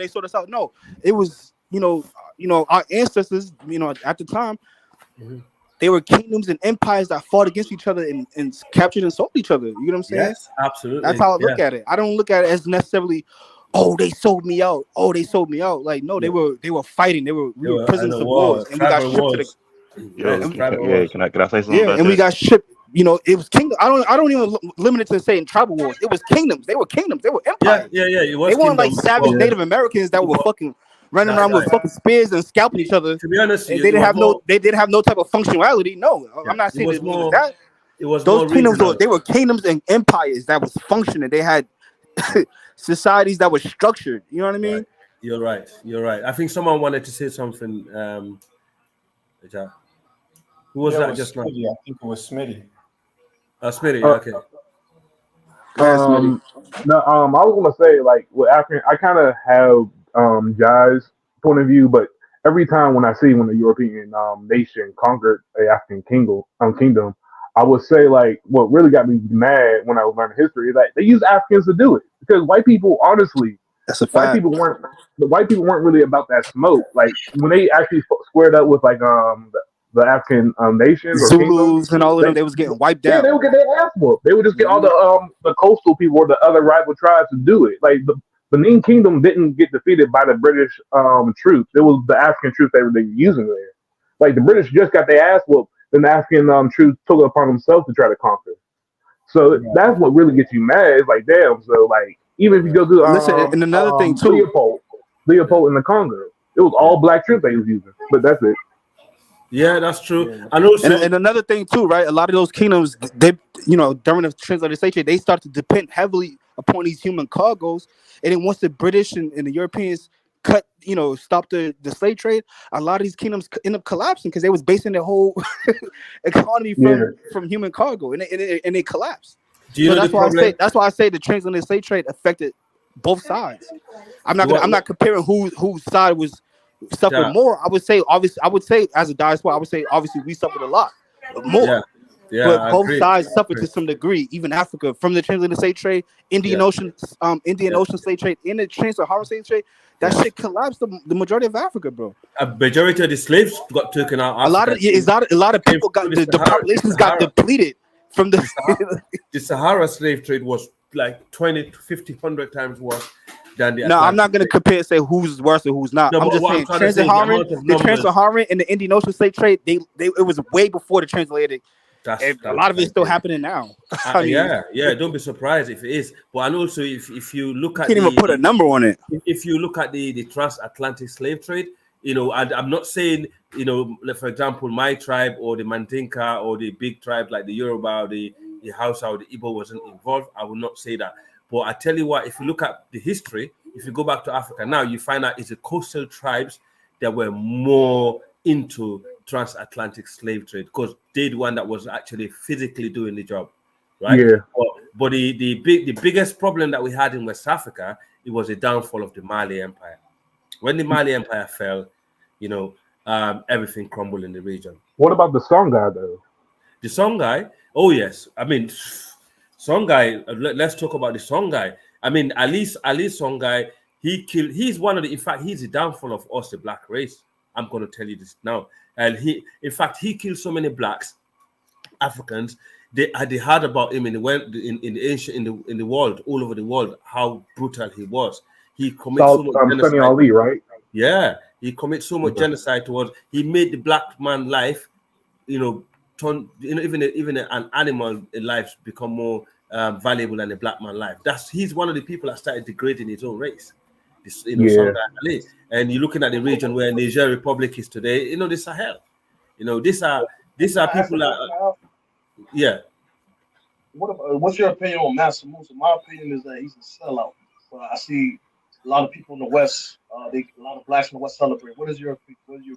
I don't think he should be that celebrated as a Mansa because he shouldn't be he shouldn't be celebrated that much because to be honest with you, some of these empires, it was all about colonizing other people, right? Let's be honest, right? Mm-hmm. It was all about colonizing the weaker tribes in the region. I'm gonna be honest, my ancestors, the Mandinka and the Fula, which I'm both of them, I belong to both of this tribe. They were really mainly the Mandinka, they colonized the entire region, and it was about especially during Sunjata, who actually founded the Mali Empire. Yeah. It was about taking over the region and rule upon people, and actually step on their neck basically, and make money to extend its trade routes to the Middle East. That's what it was all about. And the Ghana Empire was similar, well, in terms of slavery, moving, transporting Africans to the Middle East. These are not, we have to talk about these things. It's not, it wasn't nice, but unfortunately, this is the downside. And if you look at West Africa, these are the legacy that still remain. If you look at the majority of the Manding people of West Africa, these are the people that was conquered by the Mali Empire. These are not really genetically Mandinka people. They just speak the language, but they're not the same people as tribe. You understand? They was colonized and made to speak the Manding language. Yeah, and and this is why most of the region in West Africa speak Manding, because they was colonized by the Mali Empire people. And some wasn't that a trade language though? The Mande language. Wasn't it a trade language? Not Mende. It was a trade language. I'm sorry. Manding, Manding. Okay, my fault. My fault. Mende is a different tribe. Mende, they're good people. The smaller tribe in Sierra Leone. They actually mind their business. They're farmers, and today they're very highly educated. They're different to the Manding, but however, they speak the Manding language also, right? So, and in fact, the Mende people are very close to us, the Fula, because we shared ancestral areas around where Mauritania and Senegal is, around the Mali Empire. But the Mende, they came further to Sierra Leone. Instead of settling in the north, they went to the south and settled there. And they mixed with the Bulong, another tribe called Bulong, which was a native tribe in Sierra Leone. But they're cool. But the Manding are totally different to the Mende, if that makes sense. The Manding is a popular language, or the popular groups, of people that currently that are in West Africa that was conquered by the Mandinka, basically. It's still the legacy of it, And sadly, yeah, of course, yeah. I was gonna ask you about the because you were like, we descendants, but you directly from it. What was the regional impact? Because I know that I think what's the guy named Massa Musa even be differently from the rulers before him. He brought in Ouagadougou, the Ghana Empire. Yeah, he brought in foreigners to check. I'm sorry. The empire before the Mali Empire was Ouagadougou. They call it the Ghana Empire, not the Ghana as a country. Yeah. But the Ghana. But the Ghana Empire is the Fula, is the Fula and the Mandinka that actually disrupt that empire, right? Because they did not like the practice of selling slaves to the Middle East, right? They thought this is too wrong. There's so many lives been lost, and also the empire wasn't good for us in the West. So they destroyed that empire, and Islam came, and then obviously slavery. If you're Muslim, under Islam, you're not allowed to be slaved. Obviously, only the non-Muslim. And basically, we managed to build a new empire called the Mali Empire after we destroyed the Ghana Empire. And some of these things, the tension between those tribes, these people are still there secretly, but it's gone away because, to be honest with you, the Manding and the Ghana Empire, these are almost the same people that actually, build these empires, even though they got different branches slightly, but they're all the same people. And in fact, the Mali Empire was comprised of different tribes more than the Ghana Empire. The Ghana Empire was mainly, I think, the Soninke were the owners of the Ghana Empire. We was under them as well, and even the Mandinka was under them. But after the Fulani Mandinka destroyed it, and I think it's around that time the Berbers, some of the Berbers came to the region. Then we built the Mali Empire, and we built new alliance, with other people. But then, even then, at the end of the Mali Empire, with different Mansas who wanted to colonize the West African region, they went to do other terrible things by taking over people's land, ruling upon people for, hundreds of years and taking over their wealth and build what they call caste system, which is, that was there for years. And that's where, like people that are servants, people call it slavery, but I don't think it was, because some of these people were allowed to own, plot of land and married and actually have some influence in the kingdoms or in the empire, so they will not be slaved as you think they were, because they had more freedom. Yeah, but they still like doing raids, because I remember there was raids.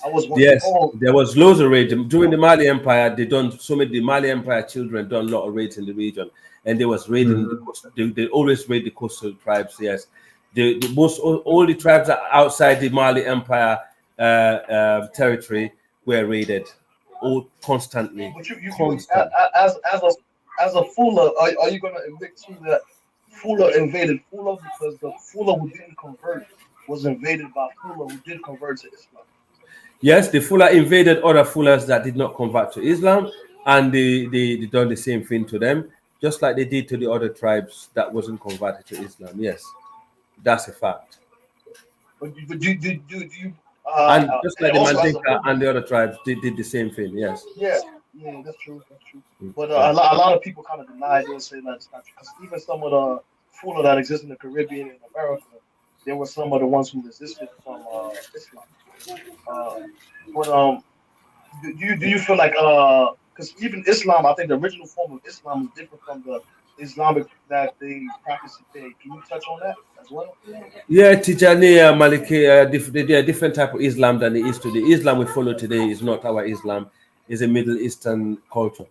You know, it's not our Islam. The Islam that we followed, because don't forget, we used to have message directly from the scholars. You know that used to come to Timbuktu, and that's how we managed to write our history down. The Fula, the Mandinka, the Bambara, the Soninke, they write down their own, the version of the Quran in their language, even though it was written in the Arabic language, but it was written in the Fula language. So if you're Arab, you cannot read it because you don't understand Fula. Does that make sense, right? Yeah, it makes sense. I read about that before. But do you also because even then there was like a different how you say understanding of what Islam was for the African originally, and I feel like I Yes, think the Islam. king Islam before. was Go on. Go ahead. I'm sorry. You got it. Yeah, Islam was more liberal, and I think our Islam is still very liberal in Africa, in Africa, in many parts of Africa. But the Islam that is currently practiced in Africa, especially in like area like northern Nigeria, is very foreign to us. It's not our form of Islam that we know, because the Oh, Islam really? that's So the Islam in the Sahel is different from northern Nigeria Islam. no, the Islam from the West Africa is different to the Islam, like the Islam that they followed, that we used to follow in Mali, in Senegal, in the far west, is different to the one that they follow in northern Nigeria. Yes. Oh, Because really? Well, how is because it different? Senegal is they have different type of Islam in Senegal. They have different type of Islam in Guinea. Is Sunni Islam. That is a bit more conservative, I must admit. But in Senegal, it's a bit more liberal. In Mali, I think it's Tijaniya or Malikiya, Tijaniya, I think, and the others. So it's not all the same. Not all the same. Not all these Mandinka and Fula countries practice the same Islam. They all practice different type of Islam. Yeah. Because I remember when I was younger, I once read that Mansa Musa he imported a lot of like Arab. He was like against because like previous rulers allowed the people to keep their traditional religion, while Mansa Musa was against like mixing traditional religion with Islam, and he brought in Arab scholars and a lot of things to proceed over his kingdom. So I was wondering, um, uh, do do fullers of today, like in Sahara, I know they do. Do they still mix in the tradition as well as the like Islam? Do you want me to tell you the truth? Yes, loads of West Africa mix the tradition, the African thingy with the Islam, but they don't. It's something that is very secret, right? Because they're not allowed to. Yeah, but they demonize it as well too. Why do they demonize it? Yeah, they be demonized if they know you're following the other religion or the other, aspect of it. But they just tend to follow it hidden. Like they go to different people who practice, the African juju chain or the African stuff. And these people that kept I this call thing going. Marabu, right? Marabu. Yeah, that's it. Yeah. You got now. Prince. I'm quite surprised. About this stuff. As an Asian. Yeah. Yeah, Yeah, they do. I know Senegalese people, and like in New York, I meet how you call them, Fula from Guinea. And, Yes. I talk to them. They'll break down stuff. and some of the cultures still in Haiti too. Yes. Yes, they do. They practice it. You'd be surprised. Majority of these people in the Sahel, they still practice animism as we speak, but they also follow Islam. And in fact, most of these marabu that you talk about, these animists, the best animists you want to know, they come from the Sahel. They come to the coastal countries and rent a room or a house, and they stay there like secretly, where people don't know about them. It's only people that actually visit them, go to them. If that makes sense, right? So you only like some of the family members that know about, that man that know how to practice that marabu, or African religion, that goes there. Because if you go and tell the brothers or some of the family members that don't go there, hang on, what Mike? If you go and tell the African brothers, Muslim brothers that don't go to the marabu, they will look down on you. They will like, oh, he's not true Muslim. You get demonized basically. They say they do it with Christians in Haiti, but a lot of Haitians still somehow mixed in the tradition with Christianity. Yeah, they shan. Exactly. Yes, Mike. Welcome on board, my brother. Yeah, I was there. You telling Ja earlier. I've been busy all this while, so that's why I couldn't call it. I was there. You telling Ja that you guys don't have tribal issues in Sierra Leone and Liberia. I mean, come on now. You're not being honest, man. Are you kidding me? When did you ever hear we had tribal problems like where you come from, like Nigeria? Your civil war was filled with ethnicity, man. What's up with the crown? I mean, I follow your civil wars, man. Come on, that shit was filled with serious ethnic. Yeah, in Liberia, the crown. Literally wanted to the crew. What is he? They wanted to wipe out the crown. Come on, man. This is the same. Stop trying to sell these kumbaya to all these guys by lying there in Sierra Leone because you guys have a bunch of diasporas. That means you guys don't do tribal stuff over there. Come on, man. Stop it, man. It's the same shit, man. Even the Sierra Leone war, was it not one ethnic group that went to be chopping off the arms of the other people there? What's up with the Como Jaws and all this? Come on, it's the same shit, man. Come on. Stop trying to paint Sierra Leone and Liberia as this non-tribal nothing. Like, over there you guys are just one kumbaya people. Come on now. Right. Let me just respond to him quick. Sierra Leone war was nothing to do with tribe whatsoever. Now, Kaiser can actually prove me wrong on this platform right now and shame me. Liberia, they had some issue between the American Liberia and the native. That wasn't to do with tribe, that was to do with class. As I mentioned, that was what you probably will, that's the only division that was happening. And also, it wasn't to do with between the tribes at all whatsoever. Sierra Leone war was nothing to do with tribe. The Kamajo that you mentioned, they were militia who actually formed to protect the area in southeast of Sierra Leone because the military wasn't capable enough to actually protect their area. Is the Kamajo ethnic group? Is the Kamajo ethnic group? There was mixed up. No, it's not. Is there ethnic group? It's a different group that belong to the region. It's not one ethnic group. No. They call them Kamajo, by the way. Okay, in Liberia, the crown. Are they one ethnic group? So Mike, can you apologize on that now? On what? On Sierra Leone. Hey, come on, man. You guys do you have different ethnic groups in Sierra Leone? We do have 12 different ethnic groups in Sierra Leone. Yes. Okay. Do the people do they stand with their ethnic group? Do they recognize and they identify themselves according to their ethnicity? Ethnic groups? They never had tribal war or tribalism in the country. Exactly. Yeah. But during the war, all the ethnic groups were defending their respective tribes, right? No, it wasn't like that. They were all. Who was fighting? They were all fighting against the rebels who were the REF, Revolutionary United Front, and we had the West Side Boys. And 90% of the guys that came to fight in Sierra Leone, those rebels were from Burkina Faso, not Sierra Leoneans. So can you apologize? Are you there?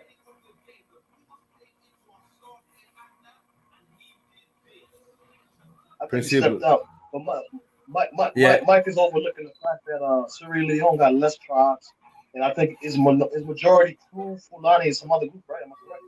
Sierra Leone is majority Metemene from the north, Mende from the south, Fulani, Limba, and the other tribes came third. But we never had a tribal war, never had tribal issue in Sierra Leone. During the war, the people that came to fight in Sierra Leone were not from they wasn't from tribes. They came from Burkina Faso. These were people like kids in the Sahel that was hired to come and destroy the country called Liberia. And when they succeeded Liberia, they enter in Sierra Leone and destroy Sierra Leone. But the military Sierra Leone was a police state. We didn't have the army to fight them, and basically. May I ask you another question, please? Yeah. Previous to the Europeans coming there, was the people further inland that came to the coastal regions of Sierra Leone? Because the energy is a little bit different. Does that like contribute to like the peace element there? That some of the people came from the interior and they made like Sierra Leone region like a place of refuge from the raids. Is that the history of Sierra Leone? The history of Sierra Leone is the people that ran away from the Mali Empire, who did not want to be part of Islam, and who decided to get away from the weak Mansa Mahmud, I think his name was, who was one of the emperor in Mali, or the Mansa. They decided to come to the coast, to seek refuge. But unfortunately, they were still getting a lot of coastal raids from the Mali Empire children, time to time. Yes, the Sierra Leone, Liberia were just outposts of the Mali Empire, and Guinea-Bissau and so on. Okay. Did they also sell slaves, or was it like a Yes, refuge? the coastal tribes in Sierra Leone, transatlantic slavery. Can you hear me now? Yeah, we can hear you now, Mike. Yeah, I was lost connection, so I was trying to talk, but you're not hearing anything I was saying. Yeah. But I missed a lot of shit you said, though. But anyway, the point I'm making is, you say you have 12 ethnic groups in Sierra Leone, right? And I'm sure in Liberia they have. Just like all the African countries have ethnic groups. Yeah, exactly. We don't have, listening. We don't have tribal wars or tribal problems. Nobody. Hold on. Because in Nigeria, are we having tribal wars in Nigeria? Are we having tribal wars? You did have. Are we having tribal problems? Okay. But you gotta allow me to talk. You're doing all the talking, man. Give me a chance to say something too. God damn it. I mean, come on, man. I even left you alone. When you were talking, I came back. You still talking. All right. Allow me. Mike. All right, go on. The point I'm making is, people in Africa all come from respected ethnic groups, and everybody identify with their ethnic groups. So you can't deny that in Sierra Leone, the people of different ethnic groups don't identify with their ethnic groups. You trying to pin it as if none of them see their ethnic groups. They only see their country. That's the way you're trying to pin it with Ja. And you say making it look, it's Liberia and Sierra Leone. We don't have this tribal. What are you talking about? Everybody, you ask the Sierra Leone, well, what is your identity? They will tell you straight up. Mention the name of their ethnic group. It's in Liberia, the same thing. I'm Kru. I'm whatever. In Sierra Leone, you have the Mende. Those ones, Mendes always tell you they're from Mende. They're Mendes. So what's up with all these? Oh no, we don't. I'm not saying everybody hate everybody. That's not what I'm saying. Neither is it anywhere in Africa where people just hate people for no reason because they're different. No, we all, of course, we all get along. We all want people of the African continent, but you can't deny the fact that people identify with their ethnic groups. I did not say otherwise. And when people identify with their ethnic groups, the interest of the ethnic group always come first. Yes. The Mende people's interest come before the interest. The Mende people's interest come first. So the Mende people, then the interest of anybody else. What I'm trying to say is, what you don't understand is, right? The reason why I'll give it Nigeria, for example, right? Nigeria is the only country. I think I'm echoing. I can hear myself. Okay, so say it again. I was turning off my car. I'll give you a good example. Nigeria is the only West African country that I know that always emphasize, their leadership based on tribes, and this only place I hear people mention their land based on region. Based on tribe or based on region? A region and tribe, like where you're Yoruba land, Igbo land, Hausa land, this land, that land. When this president is not no Yoruba, is a Fulani, or that president there is They do the Fulani. same thing. They do the same thing all over Africa. Stop lying. Don't bullshit. Stop lying. Don't Are bullshit. you kidding me? Don't bullshit, because I'm gonna dig it out in Sierra Leone politics. Okay, I'm gonna dig it out. If you look at They do it in Kenya. It's a whole Africa where people stop lying. Oh man, you're making shit up, man. Okay, It's I'll the give an whole. example. In fact, it's the whole any multi-ethnic or multi-religion country. They play the ethnic and religion politics. Even the United States. I think the black president, white president, Hispanic, they do it. It's less in the far west than it is in Nigeria. I think the reason why that is No, it's because we talk about Nigeria more online. Nigeria bring the issues online more than everybody else. That's why it looks like it's more in Nigeria. Because we're the only one that have a bunch of YouTube if you ask anyone on this panel right now, stop lying, man. They will tell you exactly how many you can make up shit as you want, but people know the how many Sierra Leone YouTube channels do you have? Hold on. Allow me to talk, man. Well, you're not making. I mean, come on, man. We gotta hear each other out. How many Sierra Leone YouTube channel do you have? Sierra Leone gathering discussing Sierra Leone politics?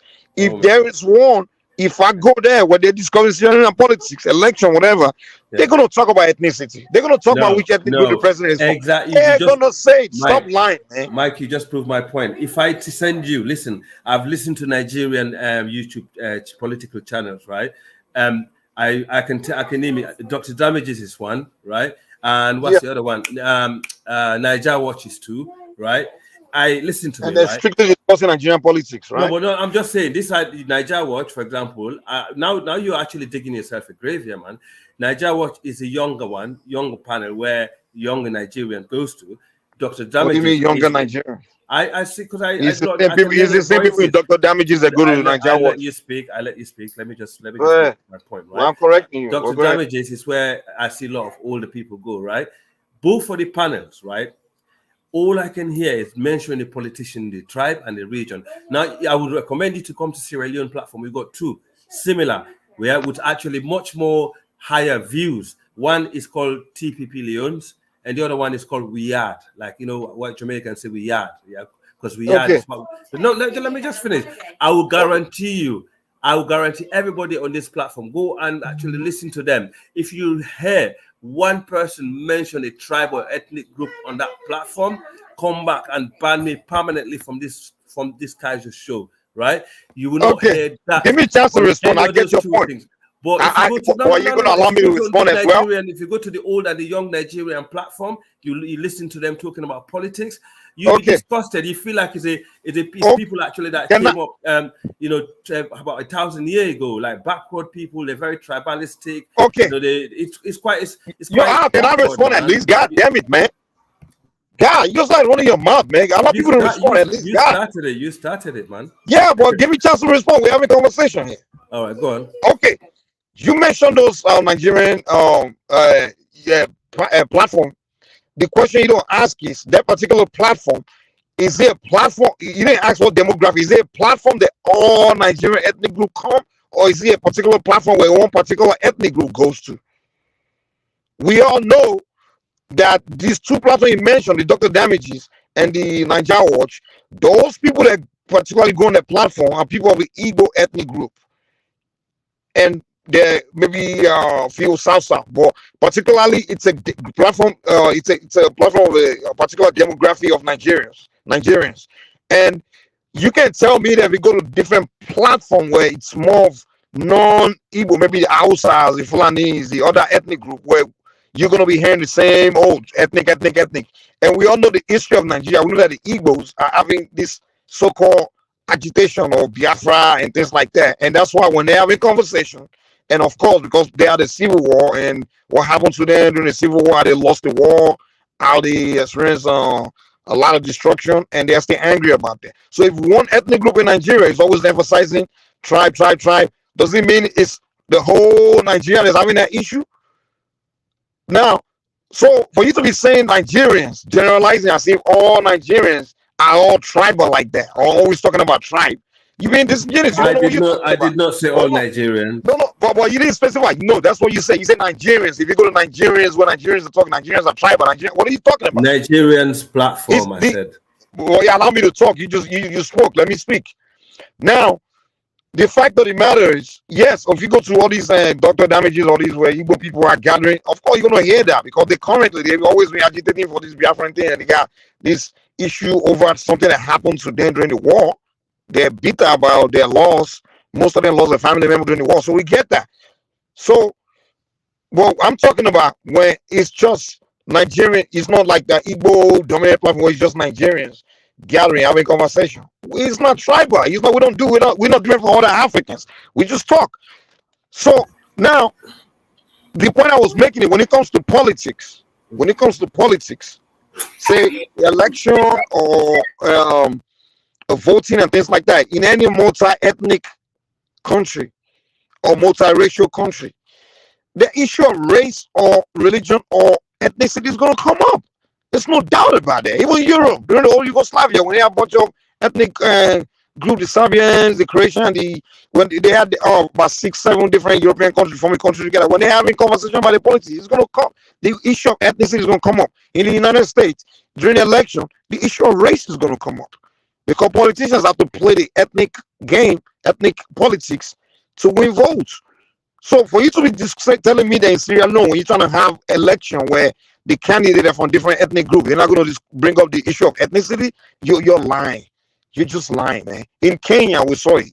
In Kenya, when it's time to elect, whenever the Kikuyu guy was running against the Luo and all that, they always bring it up. They will tell you that, oh no, let me learn now. They will say, oh, the last president was a Luo, this and that. The issue of ethnicity is going to come up. So don't try to play that stupid game about, oh, in Sierra Leone, we'll never talk about it. Come on, man. I ain't around Sierra Leoneans, man. Come on. It's the old world. Make it a Nigerian thing. Sorry. Go ahead. Mike, can I ask you a question? Can I ask you a question, Mike? Hold on, let me answer this question. No, Nigerians don't emphasize tribe and their culture the most. It's Igbo people in Nigeria that do that. We have over 300 tribes in Nigeria. Hold on, we have over 300 tribes in Nigeria, and I can guarantee you, majority of them, like over 200, if you hang around the jaws, I can name over 100 tribes. None of them talk about ethnicity. When you go online and look at the only tribe, people that go online talking about tribe, is the Igbo people. And maybe once in a while, maybe some Yoruba they do it, but usually it's Igbo people that do the tribal shit. They're always on the internet doing it. But don't take the Igbo people's action to paint the whole Nigeria. In Nigeria, most of the ethnic groups don't talk about goddamn tribe. They don't have time for that shit. I am really shocked. I mean, if one man is my brother, yeah. If you just go into one man's show now and scroll into his Nigerian, topics, right? You're gonna see Fulani, this. But whether it's a good thing or bad thing, he will highlight it like that. In other African countries like Sierra Leone, Guinea, Liberia. But I got to tell you that it's the Igbo people. No, but I'm just trying to. One man is not Igbo. In these other countries I just mentioned, Sierra Leone, Guinea, and Liberia, you will not see people mentioning tribe on a topic because they will find it very offensive. And even if they have it at the back of their mind, but some people will be like, that's wrong. There's no way I should be highlighted a topic, put a tribe name on it. I'll just give an example, Mike. If an issue arises, go ahead. Yesterday, I'll give you a good example. To Niger that come here, Niger, who is a Pan-African, right? Great Pan-African, apparently, right? To Niger on his show, I saw him brought a Liberian guy, yeah, who was a Liberian. On Dr. Damages, where Igbo, you keep going to give another example of outside of the Igbo platforms. So it's Niger Watch is a Igbo. Niger Watch, yeah, is predominantly Igbo people. Whatever Igbo people gather, you're gonna hear Fulani names. No. Okay, let me ask you this question.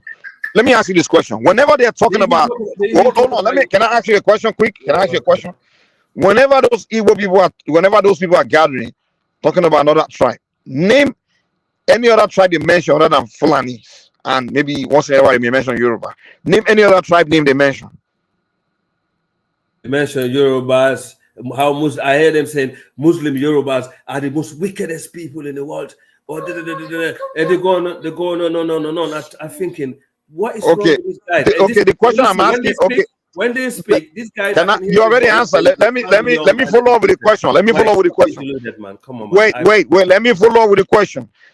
I mentioned to you we have over 100 ethnic groups in Nigeria, and I'm telling you to mention if they're only talking about 2 tribes, and they ignore the rest of the 90, over 90, or even more than 100. They don't talk about other ethnic groups. Doesn't that tell you that there's a particular issue that they have on their particular ethnic group? So if they're only talking about Fulani all the time, Fulani all the time. No. I hear them talk about Yoruba also. Exactly, that's what I'm saying. But all I'm trying to say is, listen, hold on. I hear other people talk about, Igbo on this platform, and listen, right? Anywhere you hear Nigerians, people talk about tribes. It's just in their DNA. Listen, this is it's not in no goddamn DNA. You cannot ask everybody on this platform. Nigerians are the most tribalistic people in the region. Period. Who? Nigerians, politics and Nigeria are the most tribalistic people in the region. Based on what? Based on you living in Nigeria? No, based on everything. Everything. It's not hidden. You're out of your mind. So you never lived in Nigeria, but you draw that conclusion. Does that make sense? How would you feel? How would you feel if I say Sierra Leone are the most tribalistic people? Sierra Leone, you haven't been to. You don't have family members in Sierra Leone. Have you been to Nigeria? Do you have family members in Nigeria? I have been to Nigeria a few times, and I got. You've been, man, get the fuck out of here, man. For you to be drawing that conclusion, saying people are the most this because what you see online, that's just foolish. That's just foolish. How can you say people are the most travel? How can you say Nigerians? That's why me telling you. Okay, that's why me telling you the backdrop. Hold on. It just amazed me how you actually denied. You actually. How can you say Nigeria is the most travel? You never lived in Nigeria and you draw their conclusion. Isn't that ignorant? That's freaking ignorant, dude. Listen, you don't have to live in. Listen, we know Hitler, the Germans didn't like the Jew. We've never been to Germany. Let's be real, right? The fact of the matter is, I've been around Sierra Leone and I see the issues between the Mendes and all these other tribes. Hold on, just hold on now, because you guys don't come on the internet and you're not so outspoken.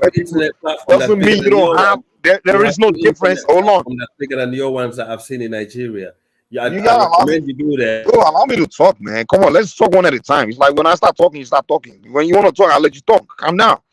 The point I'm trying to make is this: between the Igbo people had a civil war, and I keep emphasizing it, and they lost 3 million people. They lost the war, and they feel that somehow they tie to Fulani people. I don't know how. Somehow they later brainwashed them. So if Igbo people are bitter about what happened to them, that's Igbo people being bitter about what happened to them. So why are you saying it's Nigerians? The old Nigerians are all tribalistic people. What kind of rubbish are you talking about? I did not say all Nigerians. Can you allow me to land, please? I've been around Congolese. I've been around all different Africans, and they have the same kind of. If you want to talk about general conversation about different ethnic group, they do it. Even like Mr. came here and said when he went to Ghana, people they were telling him about this Akana or whatever, this one ethnic group. He saw it. Africans, of course. People of different ethnic groups. Some ethnic group they have historical issue with another ethnic group. They talk about them, but just because the Igbo people come on the internet all the time, because Nigeria, of course, we're the most visible on the internet among all Africans. So now you're gonna now make it look, it's only Nigerians that do that. Oh, Nigerians based on your internet shit. It doesn't make sense, dude. I've been around all Africa. I ain't around Congolese. I ain't around Sierra Leone. I ain't around all Ghanaians. It's the same goddamn thing. There's always just one ethnic group that has historical drama beef with another ethnic group. They talk about when they bring it up, when they start have conversation, they say something negative about them.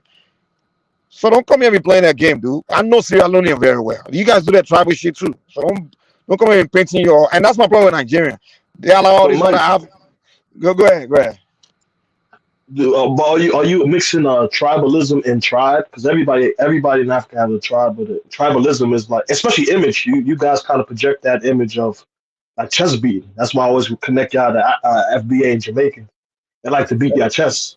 And from an outsider looking in, you're gonna look at it as, okay, these guys are more tribal, even if you're not. Maybe you might be telling 100% truth. Because I've seen Nigerians talk about their neighbor used to be Hausa. Their friend is Fulani. So you might be telling the truth, but from the outside looking in, especially at some of these forums that you beat your chest almost as if the Igbo and the Yoruba is a different race. I remember an Igbo guy in New York. He told me that you can't trust Yoruba because the Yoruba are sellouts. That's what he told me. Right. So these are things that exist, and you have to kind of be honest about it. That some of the elements of projection But is. did you get my point? Okay, beside an Igbo person, any Nigerian media will talk about another ethnic group. Is it going to be an Igbo person talking about Yoruba person or Fulani person, or maybe a Yoruba person? Hold on, but I'm telling you that we have many more tribes than those 2 or 3. In fact, the only 2 that always come along and talk about tribes are the Yoruba and the Igbos. But we have over 100 ethnic groups. Have you heard about the Ijaws? Have you heard about the Efik? Have you heard about the BBOs? Have you heard about the TVs? Have you heard about the Kanuris? I can name many tribes. Have you heard any of those people come online? Or have you run into any of them telling you about another person's tribe? No. Yes. Exactly. So why you? No. But hold on. Wait. But what you came to say, what you and I come to say, is Nigerians. No, it's not all Nigerians. It's just a particular ethnic group of people that does that. Principle. But they're the majority in the West, though. They're not the majority. Principle. Yeah, Mike, they are. Even if, yes, brother. Even with me and you, as principle. Even if me and you right now, we've become so diplomatic and say, you know what, Mike, you're right, we're wrong. People on this panel, on this platform, will be like, you know what, these guys have been so diplomatic. They didn't just want to engage a conversation or argument with Mike. They just gave him, you know what they said, to benefit the whatever, give him the, I don't want to go into it, but basically that's what people will say right now if we actually agree to Mike. But for the sake of argument, Mike, I would just say, all right, that's fine. If that's what you think, if that's your opinion, that's fine. That's your opinion. Okay, let me ask you this question. Let's leave it to the other people to judge, right? Simple as that. Let me ask you this question. Can I speak? Yes, Who's Dr. That? I just wanna address what's called the brother Mike here. Like, let me ask you, Mike. Here, you say you don't have tribalism in your country. I didn't say that. I didn't say that. What I'm saying is what he's trying to accuse us is. Wait, hold on. Let me clarify myself. I'm saying he's going on based on what he sees online. I'm telling you, it's a particular ethnic group that does it online. But you can't now paint it as if it's the whole Nigeria that's doing it. What I'm saying is when you go online, when you see the people spilling or having issue with Fulani or this, it's usually the Igbo, and there's a history behind it. Hold on, give me a second. Let me make it clear. And it has to do with the civil war we had, where the Igbos experienced a genocide. So they stay angry over it. So if they're pissed off over something that happened to them, it's really not about tribe. It's just about them angry over something they experienced. But now, if it's only Igbos, they're always doing it. So why is how now making it look like it's all other Nigerians that are all doing it? I have something to say about this. Well, can I finish? I was about to say. Are you Mike? Are you familiar with that forum, Nairaland? Is anyone familiar with that forum, Nairaland? Yeah, it's owned by Igbo person, right? Yeah, I've been on that forum many times, and that's the most fucked up forum I've ever been to, because I've seen Nigerians and other Africans who go on that forum trash each other and spread tribal hatred amongst, especially Northerners and Southerners, and between other Africans who go on that forum. And there's not just Nairaland, but I've seen on many other African diaspora forums spreading tribal hatred, and they talk about specific tribes that they want to do shit to. Like, let's be honest.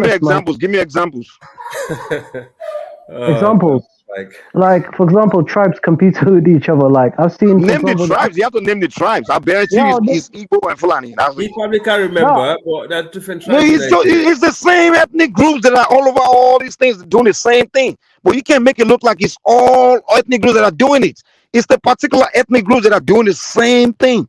That alone have just proven to the fact that what we're saying to you is right. It's not right. You can't say, hold on. I told you that over 200. Okay. Let me give an example. In United States, we have over many different groups and races, right? If one particular race has a problem and always on the internet doing something, does it mean it's all Americans? Okay, for example, let's say these FBA people now. Right, they're always attacking Africans. Should we not say Americans in general, meaning Indian Americans? Pakistani Americans, Hispanic Americans, white Americans, um, Colombian, all Americans are the one guilty of what FBA is doing. It's FBA, it's particularly FBA that have issue with Caribbean. So that's what I'm trying to tell you, that in Nigeria we have many ethnic groups, and they all have their language, their own culture, their history, their politics. But if only Igbo people are the ones on the internet doing these things in all its platform, it's not fair for you to say it's Nigerians, because I know, and it's shameful for you, because you hold on, you claim to be close to Northerners, Northern Nigerians, and you for a fact we know that you don't see Northern Nigerians on any platform doing tribal bigotry. You know that for a fact. Northern Nigeria listen and they react. They don't talk. Are they all over the internet doing tribalism? No, I just told you they listen. No, you know the truth. So why are you saying Nigerians? So you're including them? I didn't say. I said some Nigerians. No, you never said some Nigerians. You said Nigerians are the most tribalistic. And you started giving me example, pointing at all these Igbo platform where Igbo people go to do tribalism. Now you're trying to be disingenuous. Wait first. That's what you said. Now you're moving the goalposts. No. And that's why I'm trying to correct you. Like you say, we're shameful. I'm not disappointed. I was not disappointed that you said it, because the fact that you know Northern Nigerians, which are the largest part of Nigeria, and you know nobody from that part of Nigeria come to Dr. Damages or Niger Watch to come out with spinning tribal rubbish. You know that. They for a fact. Engage them. They wouldn't engage them, because you know why? Because they don't have time for this tribal bigot. They got okay, now you're contradicting yourself. Yeah. Now you're making my point. You know that the largest portion of Nigeria don't have time for tribal bullshit, and you're here saying Nigerians. You generalize us. So you know for a fact the bigger portion of Nigeria don't do this. You know, 90% of Nigerian tribe don't do this thing you accuse Nigerians of doing. You know, if Mike, you're right. Mike, I've seen enough, and I went to Dr. Damage's program before. Mike is so wrong. You don't know what he's saying. No, Mike is right in the sense that. No, I'm wrong. That is not enough. Mike is wrong, because you know what? Let me tell you one thing, right? If I've seen Northerners come to Dr. Damage's platform, when they speak their opinion, they get shut down straight away. And also, you don't have to. Let me just finish. You don't have to. You don't have to go around the bush. Just go into one man platform now. Yeah, and scroll into his video and tell me you're not gonna see, some of the topic mentioned Fulani or Igbos and other tribe and Igbo or Fulani on his platform. You go and scroll on his things and come back. Mike, stop it, man. You're just fooling yourself. Let me say something real quick. One reason why Mike is wrong is because tribalism is a fundamental. It's because you are Igbo. Go ahead. No. Tribalism is a fundamental human trait. Mike is tribal. Igbos are tribal. That's true. All of us are tribal, because tribes are survival machines. We only exist because our tribes nurtured us and got us to this state. It's all human beings are tribal in our cores. For people for Somali people to say that they're not tribal is laughable. You guys are very. What did I say? So you mean Hal is wrong? No, Mike is wrong. Can I respond to Chukwu quick, Mike? No. Let me land. Let him land. No, because you made it. Let me land. Mike, your point is disputing Hal, not Mike, not me. Because Hal is the one saying it's only Nigerians that are tribal. That in Sierra Leone they don't do tribe. They are not tribal in Sierra Leone when they have over 12 tribes. Can you imagine that? You made a point. You mentioned something about if FBAs are something, then are all Americans something? Like discussing tribalism. So race and tribe are not the same thing. No. Hold on. Did you hear what I said? Come on, man. I said this is what I said. This is what I think. You guys got to learn to listen, and it's like you listen with prejudice. I said in a multi-ethnic or multi-racial society, if one group of people are doing something, you don't paint the entire society of doing it. And I told him that an example, because the FBA in America, right, on the internet, are doing this anti-Caribbean, anti-African rhetoric. Now, if I want to describe, if I want to address it, I wouldn't say Americans and include white America, Hispanic American, all Americans in that accusation. I wouldn't do that, because I know it's a specific group that's doing it. And that's why I'm saying that in Nigeria, in the context of Nigeria, is accusing all Nigeria of doing. I'm telling him that the Nigerians that are online doing this bigotry stuff is specific, particular ethnic group. particularly the Igbos. You see, okay, you see, the way you argue things is the way is framing. The way you attack people is how you frame your argument. It's only Igbos. You haven't attacked Igbos. I hear you attack Igbos almost every time you come online. It's okay. One man does the same thing. I understand that it's tribalism and it's part of the culture. I get it, but to pretend that you are not tribal it's is a part joke. of your culture, not part of our culture in the Far West. That's the argument here. We don't do that because we will think, like where I come from, when someone is running a show, for example, like for example, the show will be like, oh, we're talking about FBA and African, for example, right? We will not put this tribe versus this tribe because we know, the impact of that topic, right? We will actually not do that because people have some kind of civilized mindset, and also, they want to live together in peace, and also they don't want to see each other as, that much different, So who are the Jurers? Who are the Jurers? Chuku, can I respond to what you say? Is I'm always online attacking Igbos, right? Go ahead. Do you know why? Because we started it first. Let me tell you why. Mike is sometimes right in what he says about the Igbo, though. You can't dismiss that also. Let me tell you why. He exposes the truth sometimes. Because let me tell you why. This is why. Hold on. We're wrong. Finish that point. Go ahead. Okay. The reason I started doing that is exactly why I'm pissed off right now. Why how came in to say Nigerians are very tribalistic people and they are this? Because Igbo people make me sick at one point. Because the moment internet came out, they became the only tribe for a long time. In fact, they even created a group and they had a supreme leader called Nnamdi Kanu. From 2014, the moment YouTube came out, it just went online. While the rest of Nigeria were promoting Nigeria, talking good about it, they were the only one that would be on the internet just destroying the image of the country, spilling tribal bigotry about Fulani people, Yoruba people for so long, to the point where people like me just got fed up and just went online and started attacking them back. Right. That's exactly what it is.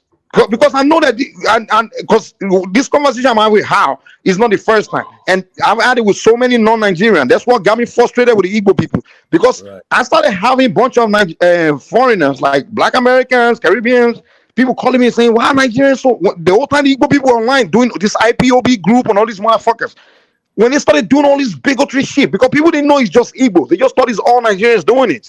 Right. So I will have to be explaining to them, like, no, that's not what we do in Nigeria. It's this particular tribe that's doing it, and this is the reason why I will have to explain to them what they're doing. That hey, they experienced a civil war and they're pissed off about it. I will have to explain it over and over. Yeah. And I got tired and sick of it to the point where I just started attacking them back online. Like, this is rubbish. You guys got to stop this shit. You're just making the country look so bad. Mike and Chikwe, there's two angles, guys. There's a big contrast between one man show and Dr. Damages, for example, right? One man will have a show about a topic about Fulani or this, but the way one man will report it, it will not based on tribalism. He will report it based on, like a subject about maybe, cattle herders or blah, blah, blah, and so on, yeah? But if you go to Dr. Damages, for example, when they talk about Fulani, it's like, oh my God, this, the Fulanis are conquerors, they're murderers, it's like a gang. It's more of a personal hatred, Yes, it's more like a personal. And I will tell you let me tell you about one man show as well. Like, let me tell you what it is. Like, for a while, he was. One man created this platform kind of like for people to come and counter. That's why I go to hold on, give me a second. It was more like to counter what the propaganda Igbo people are doing all over there. Because I saw what So that's why he kind of started it, because for a while Igbo people started creating YouTube channels. It was even the Nnamdi Kanu that started telling many of them to create a bunch of YouTube channels so they can put their propaganda about Nigeria. It's kind of like a information warfare against their country. They want, because to their ability, they have to destroy Nigeria to get Biafra. Yes. So then they would do the propaganda against other ethnic groups, but they target Fulanis particularly, Fulanis. Right. And then they will they know Yorubas are very powerful people, so they will sprinkly attack Yorubas a little bit, or they will pull back, because they know we can really go on for them. So they were doing it, and then they would start creating a bunch of documentaries, making fake story about the Nigerian Civil War, twisting the story. They just like this agenda of doing this information war to destroy, and then they will do all this, just tarnish the image of Nigerian, twist Nigerian history. So one man now create his platform and say, okay, anyone that want to counter all this propaganda, come here and counter, kind of like that. So we will go on one man platform and challenge the topic, all these propagandas and lie that they're spilling. We just go there to challenge it. So that's why it's looking like, it's kind of like you're wrestling with a pig and you're getting dirty. So it looks like many of the Yoruba people will go on a one-man show just to counter the propaganda the Igbos are spitting on there all over the place. So now it's looking like we're not looking like tribal people. Now someone like me is looking like a tribal bigot. No, because why you're annoyed. You understand what I'm saying? Because I'm responsive. I'm responding aggressively to an aggressive people, an aggressive rhetoric that's out there. So you're a victim. No, I'm not a victim. I never claim victim. But what I'm saying is, if it's kind of like a pig drag you to wrestle with him in the mud, you're gonna get dirty, and people are gonna assume, oh, you're just as dirty as a pig, But hey, sometimes if you have to battle the pig, if you're battling the pig, yeah, so be it. But at the end of the day, I know who I am. People know who you are. Like, oh, actually, this is backside of the story. This is because before I told you, before I got fed up with these old shit that people do online, it took years. I literally used to ignore it for so long. From like 2014, especially when Buhari became president in 2015. They just been online creating a bunch of YouTube channels, and all they do is just spill ethnic hatred about Fulani people, Northerners, and then the Yorubas. And I'm like, God, the rest of Nigeria should ignore them. To the point where the government have to arrest Nnamdi Kanu. They have to arrest the guy. Yes. But Mike, let me just make one point, right? My wife is Yoruba, right? You said that Yorubas aren't tribal, but there are people in my wife's family. Everyone is tribal. I'm not. There's difference between tribal and tribal bigotry. Everybody represent their ethnic group and stand and defend whatever. But there's a difference between bigotry. And tribal bigotry. Yeah, and this is why I'm coming at, Well, yeah, I'm glad that, and that's where I was arguing how everyone is tribal. If you're trying to tell me that in Sierra Leone, like people of their own tribe are not they don't stand for their tribe. They don't look at their own identity and only saying we're all kumbaya shit. That's a lie. But you can make an argument that they don't do tribal bigotry like the one you see among the Nigerians. And I'm trying to say among the Nigerians, what you're not fair is that it's a particular ethnic group that's doing it. It's not all Nigerians. On that note, we're on point. Mike, on that note, we're on point. Mike, sorry, I apologize, my brother. On that note, Mike, on that note, what you just said, we're on point. Yeah, people are tribal, but the tribal bigotry is where the difference is. And I'm glad that we draw the line now. Exactly. I think that's where we had a misunderstanding. The tribal bigotry. And that's why I was trying to tell you that you cannot say it's Nigerians that's doing it because and I was more disappointed because Nigerians Northern Nigeria. Hold on. I would never call a Yoruba people or Hausa people tribal bigotry. And exactly. And have you ever said to your people, throughout history, that would never happen. The Fulani and the Hausa and the Yoruba throughout history, we never had problem. We never had beef. In fact, the intermarriages between the Yoruba and the Hausa is on. You'll not be able to count. I think there's a little more intermarriage between Yoruba and Igbos. Actually, Yoruba and Igbo never had issue throughout history. And the Hausa and the Fulani, the intermarriages between them, it's on. But I'm talking about the numbers compared to to other areas, if that makes sense. Actually, Yorubas are more intermarried with Igbos. Yorubas and Igbo are more geographically connected, right? Yeah, we're in the south. They're culturally connected more than those in the north. But however, if you look at the fact of the matter is none of us have issues with each other just because we are different tribes. But the issue is just there is an aspect of the bigotry that it's actually made me myself came online. That's what made me came online and think, why are this geographical region, focus so much on my tribe and my people over the years? And I'm thinking, why? What happened? Because I never knew about Biafra to start with, Mike. Biafra is a new thing, yeah, and we never heard of that. And you know what? In Syria, and how you know what made it even more terrible? The fact that the narrative they are running with, that the basis of their beef It's not even real. Like they believe that. Do you know that the Fulani don't have anything to do with the war? The Fulanis don't even have anything No, to do with the they Biafran war. did. Mike, let's be honest, they did. The The Fulani was Fulanis. yes, they was part of the Biafra war. The Fulani and the Hausa was part of it. I can Hold on. Who was the president? It wasn't a Fulani guy though, definitely not. So what does that do with Fulanis? Yes, now that's a good point. It was simply the Nigerian government who the president Yakubu Gowon. The war, in fact, was not even tribal. It was. And he was from the middle belt, right? Let me even tell you. Yakubu Gowon and Ojukwu, they were same rank, and they already had the two guys from the military academy did not like each other. They had a beef from the academy because Ojukwu was the son of. He was the son of even most of his mates, his colleagues didn't like him. And costly because he was the son of a billionaire, right? Yeah. And he was always trying to oppress the other guy. Just came from poor families and joined the military, but he was a wealthy kid that joined the military, so he was always flamboyant and thinking it's better than everyone. So he had that issue. So when the political crisis came about, when the coup and counter coup, the issue Ojukwu had was that Gowon was going to be the president. He was like, and both of them are like same rank. And in fact, Ojukwu was promoted like few weeks before Gowon. So in the military, if I'm promoted like few weeks before you, I'm your senior, right? Yes, right. So Ojukwu was like, he said he would never accept that Gowon would be the president because after the second coup, when the head of state was killed, and they needed someone to be the head of state. So those northern guys, the northern soldiers that did the coup, say, okay, they only gonna accept, so they will not accept someone that's from the south to be the president. So they're like, okay, let's pick somebody from the middle belt. So Gowon is from the middle belt and he's also a Christian, you know. So they're like, okay, it's fair to pick Gowon. So that was the beef between the two guys, and that's what translated to the civil war. And what does this have to do with Fulani people? What does that have to do with Hausa people? Crazy, isn't it, Mike? You see, the reason why we in the far west, in the Senegambia, Guinea region, we don't involve in this because we had so many tribal wars. You know, my mother is my mother is a Mandingo or Malinke or Mandinka. My dad is a Fula. Now, the Fula and the Mandinka had a massive war they call the Battle of Kansala. If Mal is here, Mal will come up and explain this because he knows about this history very well, right? The Battle of Kansala is when the Fula and the Mandinka had a war. This war was so brutal. The land where they had this war, the amount of gunpowder that they smoke, you can never grow food on that land today, right? Where Burkina Faso, Guinea-Bissau is today, right?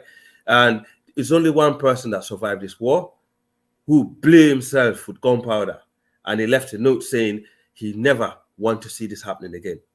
He said, from now on, he said every Fula home should have a Mandinka wife, and every Mandinka home should have a Fula wife. Intermarriages should not stop between the two tribes because you don't want it to happen again, right?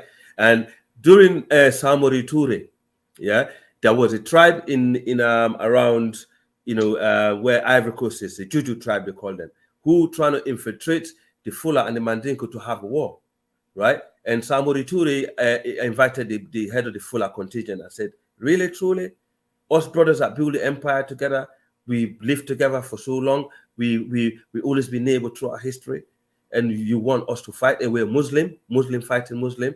Are you sure? Was this the real thing you want to do? And then the Fullers, they actually got together with Samori, they had a talk, and they realized this tribe is trying to set them up to have a war to take over their land. What the Fula and the Mandinka did, they team up together and they went for the Juju tribe. They crushed their land. They crushed them and they took over their land. Where Ivory Coast. But I would say, let's hear from. No, I'm just saying, right? Let me just finish. But just to make it clear, Nigeria will never have tribal war. No, our civil war is not a tribal war. I know. And so it's not the same thing where this tribe and this tribe came and fought. No, I'm just saying we have historical. We're sorry, Chukwe, 1 second. But how? Let's hear from these guys too. No, I'm finished. Because I gotta go myself. Sorry, this is one of the reasons why we don't engage in this kind of things, because it's a very terrible thing. I'm half-blooded Fula. I'm half Mandinka, half Fula. I don't want to hear tribal bigotry. It's no good. We should talk. You should preach unity. I get it, but you have to understand the roots of the conversation. You can't just say the problem with you, the Pan-Africans, you just think is people just there are issues you have to address. Conflict is part. Hold on. Wait. Listen. You just don't tell people, hey, we don't want to hear this and stop this. No, that's not the way it works. Yeah, they have to address the political issue, the fundamental issue, whatever issue that the grievance, whatever the issue is. before you can talk about stop doing this, stop doing that. That's not the way it works. You can't just be preaching to people, hey, love each other, hug each other. That's not the way life works, man. I agree with that. Let's hear from these guys. Let's hear these guys, man. Let us talk. Real quick, let me just ask one question. As long as we embrace our tribal identity and our tribal culture, don't we also have to embrace our tribal vendettas and our tribal hatreds against other tribes? How do you divorce those two things? My tribe has real issues with other tribes. How do I embrace my identity without embracing the hatred for other tribes? How does that work? It definitely works, man. I mean, most humans, everybody, there's no way you can tell a person not to be having a bond or emotional bond with its ethnic group. Every human being does, even Black American. You see it with the people like me, they have their stronger bond with the Black American ethnic group, even though they know that every human being will have a stronger bond. A Jamaican have a stronger bond with his Jamaican as a country. Everybody does. You can't change that unless you didn't grow up among your ethnic group. If you grew up among even the state and country you're always going to have that bond, strong emotional bond with where you come from. So you can't take that away. But does that mean automatically you have to hate someone else? No, you don't have to. And I don't even think that's the issue in Africa. Because like I gave you example, all the tribes in Nigeria, nobody have personal hatred or vendetta towards other ethnic group. What usually leads to somebody having issue with another group is usually some event that took place, either a war that took place or a resources that they're fighting over. That's usually what divides, cause grief between two ethnic groups. It's never because they're different. But even never because of any difference. Even those of us born usually the difference in it's always something they're fighting over, something at stake. Okay, so forget that stuff you're talking. Go ahead. But even people born after the event took place, we're still born in the aftermath of the event, and we still learn how this event impacted our tribe. How do we not embrace? But that's because the parents are feeding the children the story and teaching them to dislike whatever that issue is. Like for example, okay, the Igbo people haven't given up the idea of Biafra. They see and they preaching it to their children like, hey, Biafra, we must get Biafra. So it carries on. So You're right. So you don't have to think. Can I, Chukwu, I want to address something to you. I live in the UK, right? Yeah. My experience with Igbo people hasn't been so great. Like, let me show you my experiences. Like, why is it that your people have hatred for Muslims and Fulani people, or those that are similar to them? Because you want to Islamize the country and no, but let me finish. I'll tell you. No, but listen. That's propaganda. No, let me finish. Let me share my story quickly. Yeah. In my old job, right? Yeah. In my old job, there was a Jamaican and there was a Ghanaian, and I'd meet this Ghanaian guy. Me and him got along very well.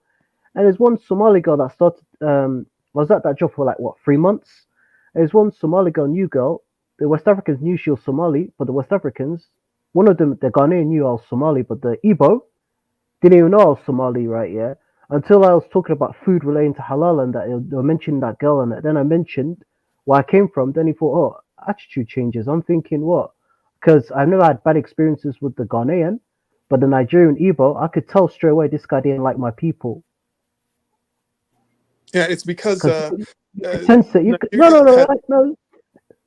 Are you asking me a question? Do you want me to answer, or do you want me to just listen? Go ahead. No, but I know that. Yeah, I know that. But why does your people got a vendetta against people of my phenotype and those that are North African or Fulani people? I've seen this on the internet for 7 or 8 years, bro. Because you want to Islamize the country and spread Sharia law. But if you got a problem with the Fulani people or people from West Africa, why the fuck is it that you got an issue with my people from? Well, let him answer. Let him answer. But let me finish. Let him answer. It doesn't seem right. It doesn't seem right. Let me know when you're done. Go ahead. No, but it doesn't make sense. Yeah, you got people select people from a different region. Let him answer. You asked a good question. Let him answer. It's because you want to spread Sharia law by force to people who are not Muslims. You understand? We do not want to be Muslims. We do not want to accept your religion. But you guys aren't happy just to worship your God and be happy. No, you want everybody else to worship your God. Am I doing that? My people are not doing it. Chukwu, that's not true. You asked me and I answered your question. That's what it is. We don't want to be forced to be Muslim. But he's a Somalia guy though. He's not a Fulani. He's not West African. He's East African from the Horn. No, but what I've noticed in the UK, right, yeah, that his people, or this is some Yoruba people, I'm not saying all, they got some sort of hatred towards my people because this is my theory. This is my theory. In their country, they're having problems with these northerners, especially with the Fulanis, that are killing the Igbo people and people in the middle belt. They're probably thinking, oh, these people are look-alike. We're going to take our hatred upon these people who share similar phenotype, similar religion, similar culture. So you're a victim. Okay. If that's your victimhood narrative, I honor it. I don't have a victimhood. But let me, Chuku, I'm sorry. Let me debunk what you said. Chuku, see, and that's the danger of this propaganda thing that's been going on online, and also how Igbo people just bring all their children there. Someone's trying to like literally, yeah, they would say they try. Hold on, Hey Mike, hold on. But you know, there's a guy. He said it though. There was a guy, Bello. He said that they want to agabise the old Nigeria. You know, hold on. Yeah, well, see, that's the thing. Maybe, and that's the problem. Well, he said the the first thing first. The what they call them, so-called who in Nigeria is trying to call Islamize anybody else in Igbo, especially in the Igbo land that's far from the north, the region. And what movement is going on for them? And when when Nigerian constitution is saying someone is trying to, and who is that person trying to organize so-called army to go Islamize somebody, other people? It's just even possible. And it's just some propaganda Nigerians will make up and just be preaching it to people, and then some people will just be consuming it and be buying it and thinking it's the truth. Like literally, they will tell me that the Fulanis want to come sing the Quran in the sea. I'm like, yo, come on. Hey, hold on, Mike. Hey, hold on. Let me. They just make up all these things, man. And people that don't know, they just consume all these stories and just believe it. Mike, sorry. Hey, hold on, Mike. Yes, Yeah, I get what you're saying, bro. But you can't blame people for being cautious of what's going on. You know what I'm saying? Even like outside Nigeria, globally, you see how the jihadists, all these people, you cannot blame them for, having that type of mindset that their country want to Islamize their country or agabise their country. So you can't really. Even though yes, I do think. Hold on. I do think it's a propaganda, but you especially what's going on out there globally, you cannot blame anybody for saying those things. Who's this? Mike, please, sorry, let me just say this real quick. First of all, the last tribe that should be talking about somebody coming to Islamize them is the Igbo people. Because for one, no other Nigerians are interested in going to Igbo land. The Northerners don't go, no one go to Igbo land. Igbo people are the only people where it's only region in Igbo land is the only part of Nigeria where they still have, they're literally 100% in control of their territory and they commerce everything there because other people don't go there. Igbo people are the one that go to the north. Yes. They migrate to the Fulani land, Hausa land. They are there in the millions. And not a single Igbo person that's been living, I'm talking about Igbos people living in the north for generations. Nobody has forced an Igbo person living in the north, living in Hausa land, Fulani land to become Muslim. No one has converted a single Igbo person living in the north in Hausa land to Islam. And you want us to believe that the same people are coming to Igbo land to come convert Igbos to Muslim to Islam? Are you kidding me? Does that make any sense? Mike, I grew up. My best friend I grew up with in Sierra Leone. I grew up since I was young. So Mike, Ola. 1 second, Ola is my best friend. Ola is a Yoruba, but if in Sierra Leone they're part of the Creole, right? Ola, Ade, Ayo. These are people I grew up with since I was young. Anytime Ola will go, and right now if I ring him, I say, Ola, how is my mom doing? He will tell me exactly how is my mom doing. It will not take 1 week without him going to my house. He will sit on the table, put a dinner on, and have his dinner and walk out. And also, one of my mom's tenants is an Igbo guy, right? We actually never seen this problem. Sierra Leone, where I come from, right? We are the 3rd largest ethnic group in Sierra Leone, right? And Sierra Leone, the vice president of Sierra Leone is a Fulani. And Sierra Leone happened to be the 2nd most religious tolerant country in the world, right? And 70% of Sierra Leoneans are Muslim, but almost all our previous presidents of Sierra Leone who were elected democratically were Christians, right? We only had 1 Muslim president, which was a half Mantinka and half Timini, late Alhaji Mohammed Tijan Kaba. Yeah, all the rest. The one that's in president of Sierra Leone is a Christian. The one before that one, Ernest Bai Koroma, he's in Nigeria right now. You know, he's a Christian. The one before that was Christian. The one before that was Christian. How can I help people like Chukwe, who actually trying to demonize my people, you know, and generalizing my people? No, Chukwe, hang on. Yeah, and generalizing my people. Don't forget, we actually have some of your people, some of your Igbo people in Sierra Leone that we rescued from slavery, and we gave settlement in our country and gave them peace. And if you ask those people right now, those Igbos, Yoruba, and Hausa, we actually built a Hausa mosque in Freetown. Even though we don't have loads of Hausa, we have majority of the Yorubas there. If you ask those people if they want to go back to Nigeria, they will tell you, what are you talking about? How can I help people like their you? Children out of school. Why won't they allow their daughters to? I'm talking about Sierra Leone. I'm not Nigerian. I'm talking about Sierra Leone. Sierra Leone, we have education, Western education. What's Chuku trying to say? Let's hear what he's trying to say. Yeah, let him trap himself again. Go on. Okay, okay. It's interesting. I have respect for Muslim people for the most part, but it's no coincidence. Most Muslim people aren't terrorists, but most terrorists are Muslims, and most attacks that happen, it's motivated by extremists. You're extremists. That's the issue. Give me an example. There's been numerous, you know, the girls who were stolen from Chibok, all these churches that are attacked, they burned a girl alive. It was motivated by religion. It's motivated by the extremist wing of this religion. I see a lot of backwardness in the north, and it's okay. Well, let me ask you this: what percentage of northern population is a member of this terrorist group or whatever you want to call it? I can't put a percentage of it on it, but I know that most. But the fact of the matter is, insurgency is something new. It's something new. Well, no. One of the reasons. Hold on. One of the reasons why this insurgence culture began. Hang on. One of the reasons why it's so bad is because there is infiltration of the police force, of the security forces by these same groups. That's why it's hard to root That's them a out. lie. And that's another propaganda I've been consuming from all these Biafrans. And unfortunately, this is a danger. And this is what led to my frustration where I always attack Igbo people. Exactly. Because they package this propaganda for so long, and so a lot of young people have consumed it. They believe their own lies. They to the point where a lot of these young people have consumed it, sunk into them, and they just it's become their truth.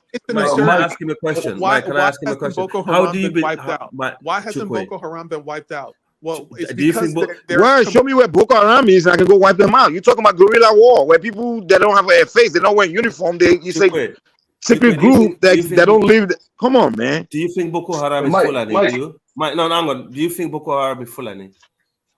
Chukwe. Do you think Boko Haram is Fulani group? Do you? Do I think they're Fulani? Yeah. I know that they're Muslim. That's all I know. Right. I don't know, but you were talking about specifically the Fulani. We're not talking about other groups here. Don't twist the conversation. And also, do you believe those people that killed that girl in northern Nigeria are Fulani? I don't know the specific ethnic details. I know that they are hiding there and they can't get them up out of there. Why First can't of they all, get them up out first of all, I totally condemn any human being that would kill another human, especially African, killing another African over a foreign religion. That is disgusting. But it goes on. Yeah. Let's make that. Let me even correct. Let me even add to what you're saying. You know that the so-called Boko Haram attack, 90% or even more than 90% of their victims are Muslims in the north, are northerners. Has Boko Haram ever attacked Igbo land or Yoruba land or anywhere where it's the Boko Haram attack is in the north? It's like even in the northeast, they call border of North and Nigeria and Chad. That's where the Boko Haram attack has been, and all their victims have been pretty much northerners, Muslims. There are Igbos there that are attacked. There are Igbos up there who get attacked. Oh my God! Oh my God, man! But Chukwu, man, you overlooking the fact that the majority of the victims are Muslim, man. You know what I mean? And the first line of defense for you, the Igbos are the concern, not the moderate Muslims is protecting the rest of Nigeria. So you have to give them credit there. You know what I mean? I feel like if you want to heal from some of your your fears. Well, I think your fears are justifiable because if you see what they're doing to other Muslims, and of course you're going to fear what they're going to do to you. But you have to acknowledge, what he like, even said you about have allies. what he even said about the Nigerian security force is so insulting because the kind of weapon the Western or the CIA, the French are giving those insurgent group like anti-aircraft missiles, like serious heavy weapons. If the Nigerian security force wasn't doing their job enough and contain this guy within that same border, because the Boko Haram just in the Sambisa forest area, the border of Chad, Niger, and Nigeria, they've been contained there for the past 11 years by the Nigerian military. And this guy is telling me that the same Boko Haram infantry from propaganda that Boko Haram are all in Nigerian military. Are you kidding me? Is it the same? Do you know the kind of weapon those guys have? Literally, the French, all those people that supplying them weapons, because those weapons are really I'm talking about javelin missile. They shoot at Nigerian fighter jets. Right. Is it? Are you telling me it's those people that manufacture those weapons? Right. So the kind of weapon the Nigerian government spent billions of weapons to tackle this, because the kind of weapon those guys have. If it was a country, one poor African country, they would have overrun that country, dude. Right. And the Nigerian government Nigerian military have been able to contain those guys. Literally, just like they're getting their own weapons every way to getting our own. The Nigerian military are getting their own drones and bombing the shit out of them.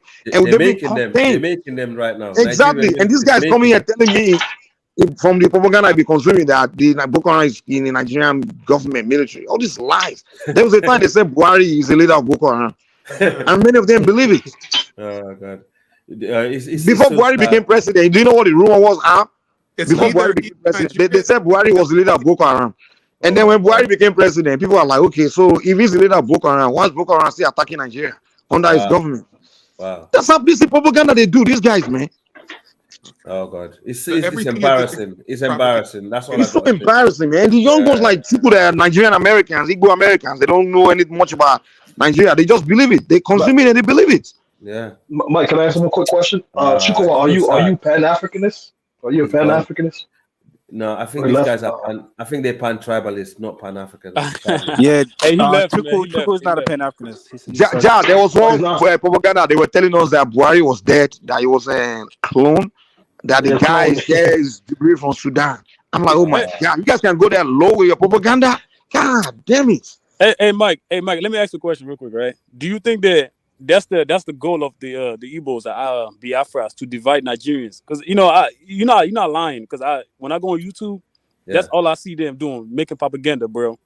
I don't think not all Igbos though, because you have people like Penza. He believes in the one Nigeria, right? Nobody's saying all of them.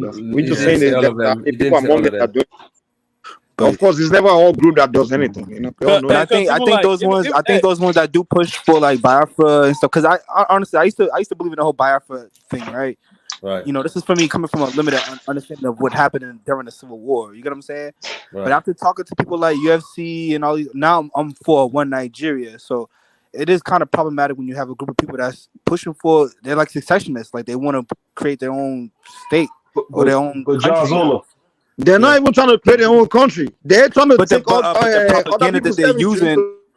But the propaganda that they're using is problematic, bro. Listen, the other day I just met a Nigerian. I met a Nigerian guy at the 7-Eleven, and I was conversating with him, and I'm like, "Oh, you're Nigerian?" And he's like, "No, I'm not Nigerian. I'm Biafran." And I'm like, "Bro," I'm like, "I believe in one Nigeria." And he's like, "Oh, Nigeria's gonna fall. It's gonna fall this year."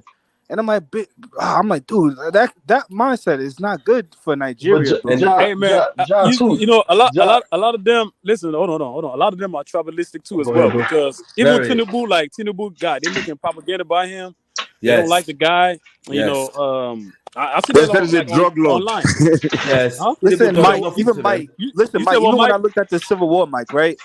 Because I'm looking at it from the standpoint of obviously, like, they suffered a lot, and that's something that we shouldn't play around with, or, people shouldn't, be mean about them. They suffered a lot. You get what I'm saying? Other people suffered too. Yeah, other people from Delta region, they probably suffered too. But they suffered. Igbo people suffered the greatest amount. But once I started to learn about the Civil War and then the coup attempt and who was a part of the orchestration of it, it's like I can't get behind that. You get what I'm saying? So one Nigeria, that's what I say.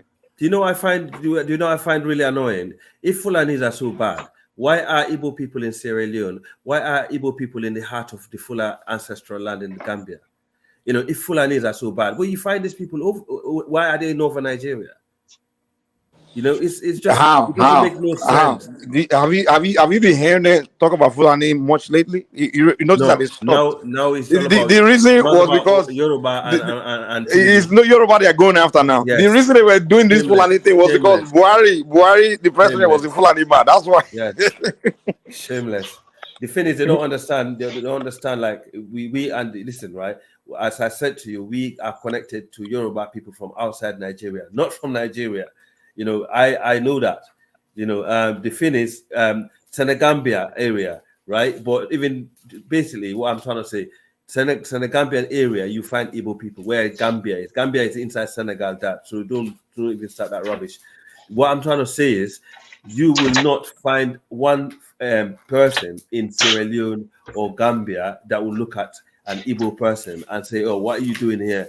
and stuff like that. In fact, even Guinea, majority of the people in Guinea are Fulani, the majority, right? And Guinea is a Sunni Muslim country, a very conservative Muslim. We have churches over there. No one ever targeted a Christian over there and killed them, right? Hey, hold on. Hey, let me say something real quick, because even because I stay here in the U.S., right? And I was watching the videos. A lot of Igbos, the ones online, were making propaganda about Senegal and Mauritania, and your Can you hear me? from nowhere. Yeah. Let him talk. Let him finish. Not you. Sorry, brother. Yeah, Karen. Yeah. Hey, Mike, you know what's going on in Lagos? They're demolishing their business and stuff like that. That's the new propaganda now. Hey, so the Igbos, they were like, oh, they're demolishing the Igbos businesses, blah blah. You know, I believe that, bro. Like, I believe that. I was like, man, what's going on with my people? Why are they doing this? But then, you know what happened in their own home states? They were also demolishing houses and businesses down there. I'm like, they were not making propaganda about that, but they were making propaganda about what's going on about in Lagos. Yeah, I'm like, man, what's going on with these people, man? I saw. You know what? I saw what's his name. What's his name? I can't fire. Yeah, he believed that. He came online like, what's going on in Nigeria? Yorubas are demolishing Igbo property. Hey, bro, like, I believe. Hey, listen, hold on. I the believe it too. propaganda is Like crazy, in the beginning, I believed it. I'm like, wait, what's going on? Why? I know my people are not like this. But then I found out, man, a lot of them they were building illegal structure. It's not. Businesses. Yeah. And all those things, man. I'm like, whoa, what the heck? And they were also doing it in Igbo land. They were demolishing. It's all over Nigeria. The government, people build it. In all the states in Nigeria, they demolish illegal structure. Even what they were saying? You know what they were saying? They were saying, "Oh, Igbos, come back to the Igbo land, build the Igbo land. Don't be going to the Yoruba land." I'm like, what? What the heck?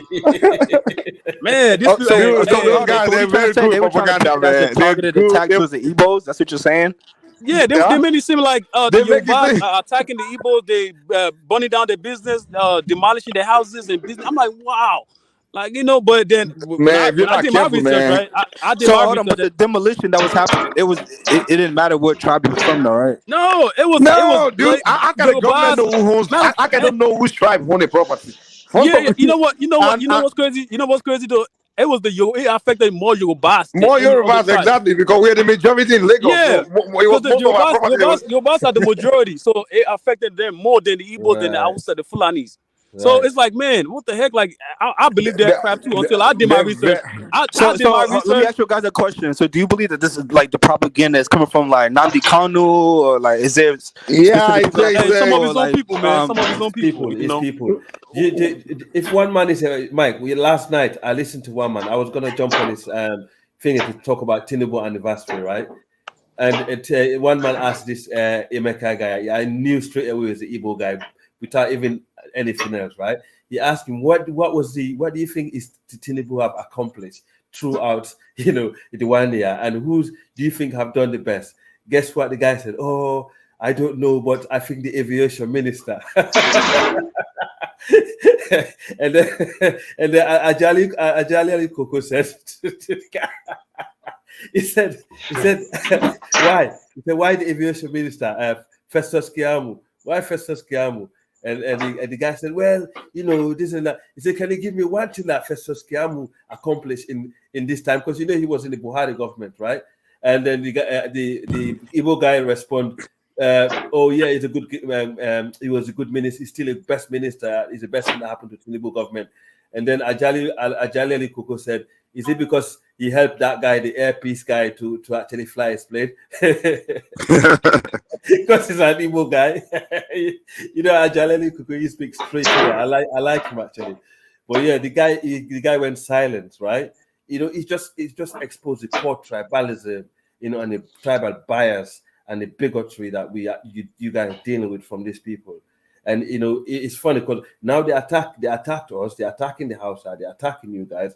I mean, if they're not careful, you know, you can see where things can lead to. You know, I hope not, but things. God forbid, man. God forbid, because I would never want to see anything like that. Any type of the thing about civil the war, thing about genocide, I don't want to see that happening anymore, man. I think that the problem with the ethnic group is they don't have leadership that they follow. So the people that have claimed occupied their leadership space is the same character of people.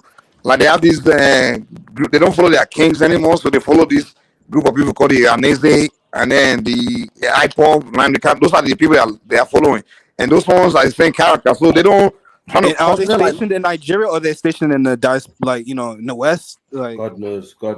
Hey, Mike, hold on. Why can't they just give them the Biafra and let them go, man? You know what I'm saying? Please.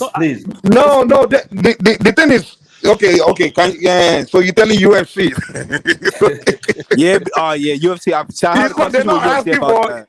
You're not listening. They're not. You don't know what Biafra is. Hey, listen, man. You know what I would do? I would force that shit on them. Like, hey, take it. You're not gonna take South. Yeah, but you're not listening, though, man. You don't know what Biafra is.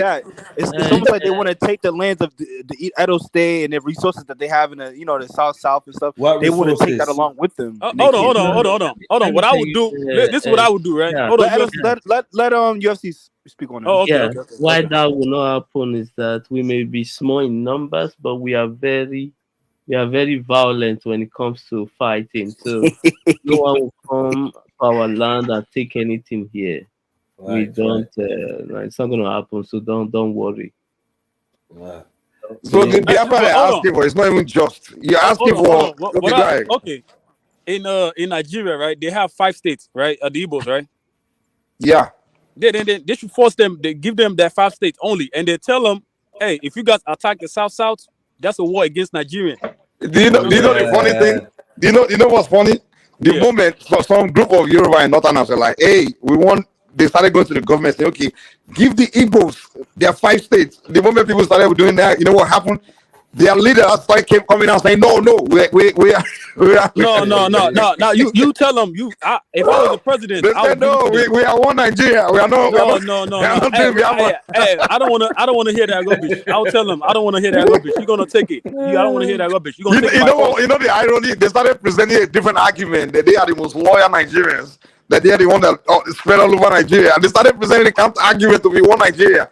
Like they literally they're the only region in Nigeria that can survive on their own. Wow. They can't. First of all, their 5 states is so small. Their territory is so small relative to their population.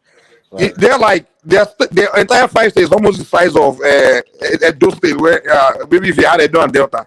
Wow. The Oyo State in Yoruba is bigger, and the Igbo land is so small, and their population is so huge. That's why they're all spread out all over. And then 2. If you give them that 5 states, they can't fit there. They're too many. So now, and 2, they are so landlocked because they don't border the ocean. They are like kind of like in the middle, you know. So they can be very difficult to just. So then when people start saying, okay, if you want to go, just agitate for your 5 states. They don't want that. They will say no. Biafra is. They start claiming other people's territories, but if you put out the territory of what they are calling Biafra, it's 75% other people's territory. Right. You see, to be honest with you, I think Nigeria will be better off without them. If you can imagine, the Southwest will actually become the connection to the entire. Listen, if the Southwest, you can imagine that the Southwest will build like 10 different port cities in the Southwest. That alone will be able to channel all the stuff from the north to the Southwest and to the entire region.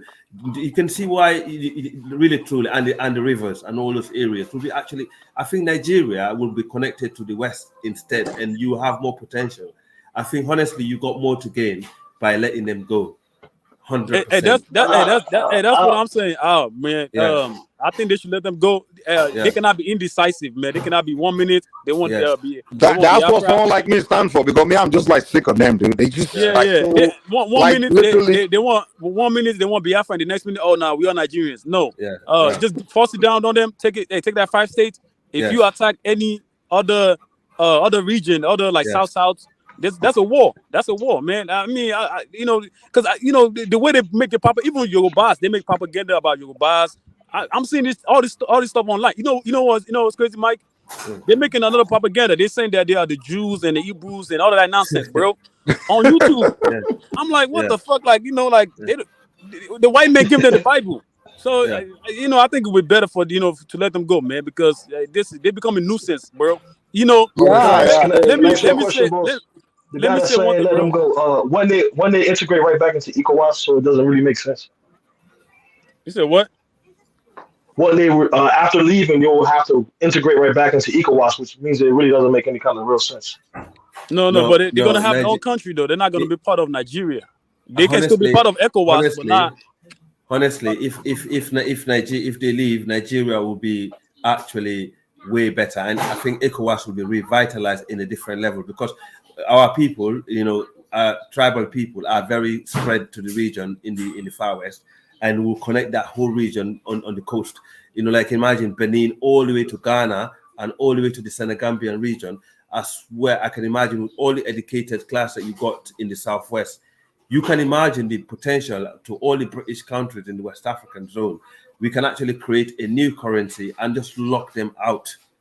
Seriously, Mike. Excuse me. Can you guys make it clear? Can you guys make it clear to the chat that this is not an Igbo bashing? No. Because it can easily, easily we can generalize people. Not all Igbos are like that. Not all Igbos. No, not all Igbos. I agree. Not all Igbos. And somebody, I was also listening to somebody was saying that Lagos State is no man's land. You know who was saying those things? Oh God. Yeah, it's them too, bro. It's them. So it's like, man, these people are something else, bro. even though there's so many Fulanis in Kwara State, there's no way I had one single Fulani claim in Kwara. It's to do with it's Fulani. Everybody know Kwara. I had someone was saying, oh, Fulani this and that. It's like, come on, man. I know someone from actually that state, and they know it's a pure heart, how they call it, the land of the Yorubas. It's just, let all these people, they spread so many propagandas. It's like unbelievable. I'm thinking, God, how are you trying to, yeah. Can I ask you a question? Do you think if they have an Igbo president, that would change the complexity of the situation? Because even FBA, they're like disgruntled blacks who kind of want something, but for some reason they feel they're not being heard. Do you think it's the same thing for but Mike, wasn't there Igbo presidents before? Wasn't the first president Igbo? I heard there was never one. Yeah, they've had two presidents, man. They were the fact of the matter is most tribes in Nigeria haven't had presidents. It's not the issue is not really presidency, because first of all, majority of the people that have been president have come from maybe the minority tribes. It's not even Tinubu like the Yoruba people will say Tinubu is probably the first Yoruba president, but technically he's the second. But the one that was president before, Obasanjo, he was like kind of like military kind of thing. But most tribes in Nigeria have never had a president. So even the Houthis have never had president. So most of the pure Hausa never ruled Nigeria. That's true. Yeah, but the Igbos have had two presidents.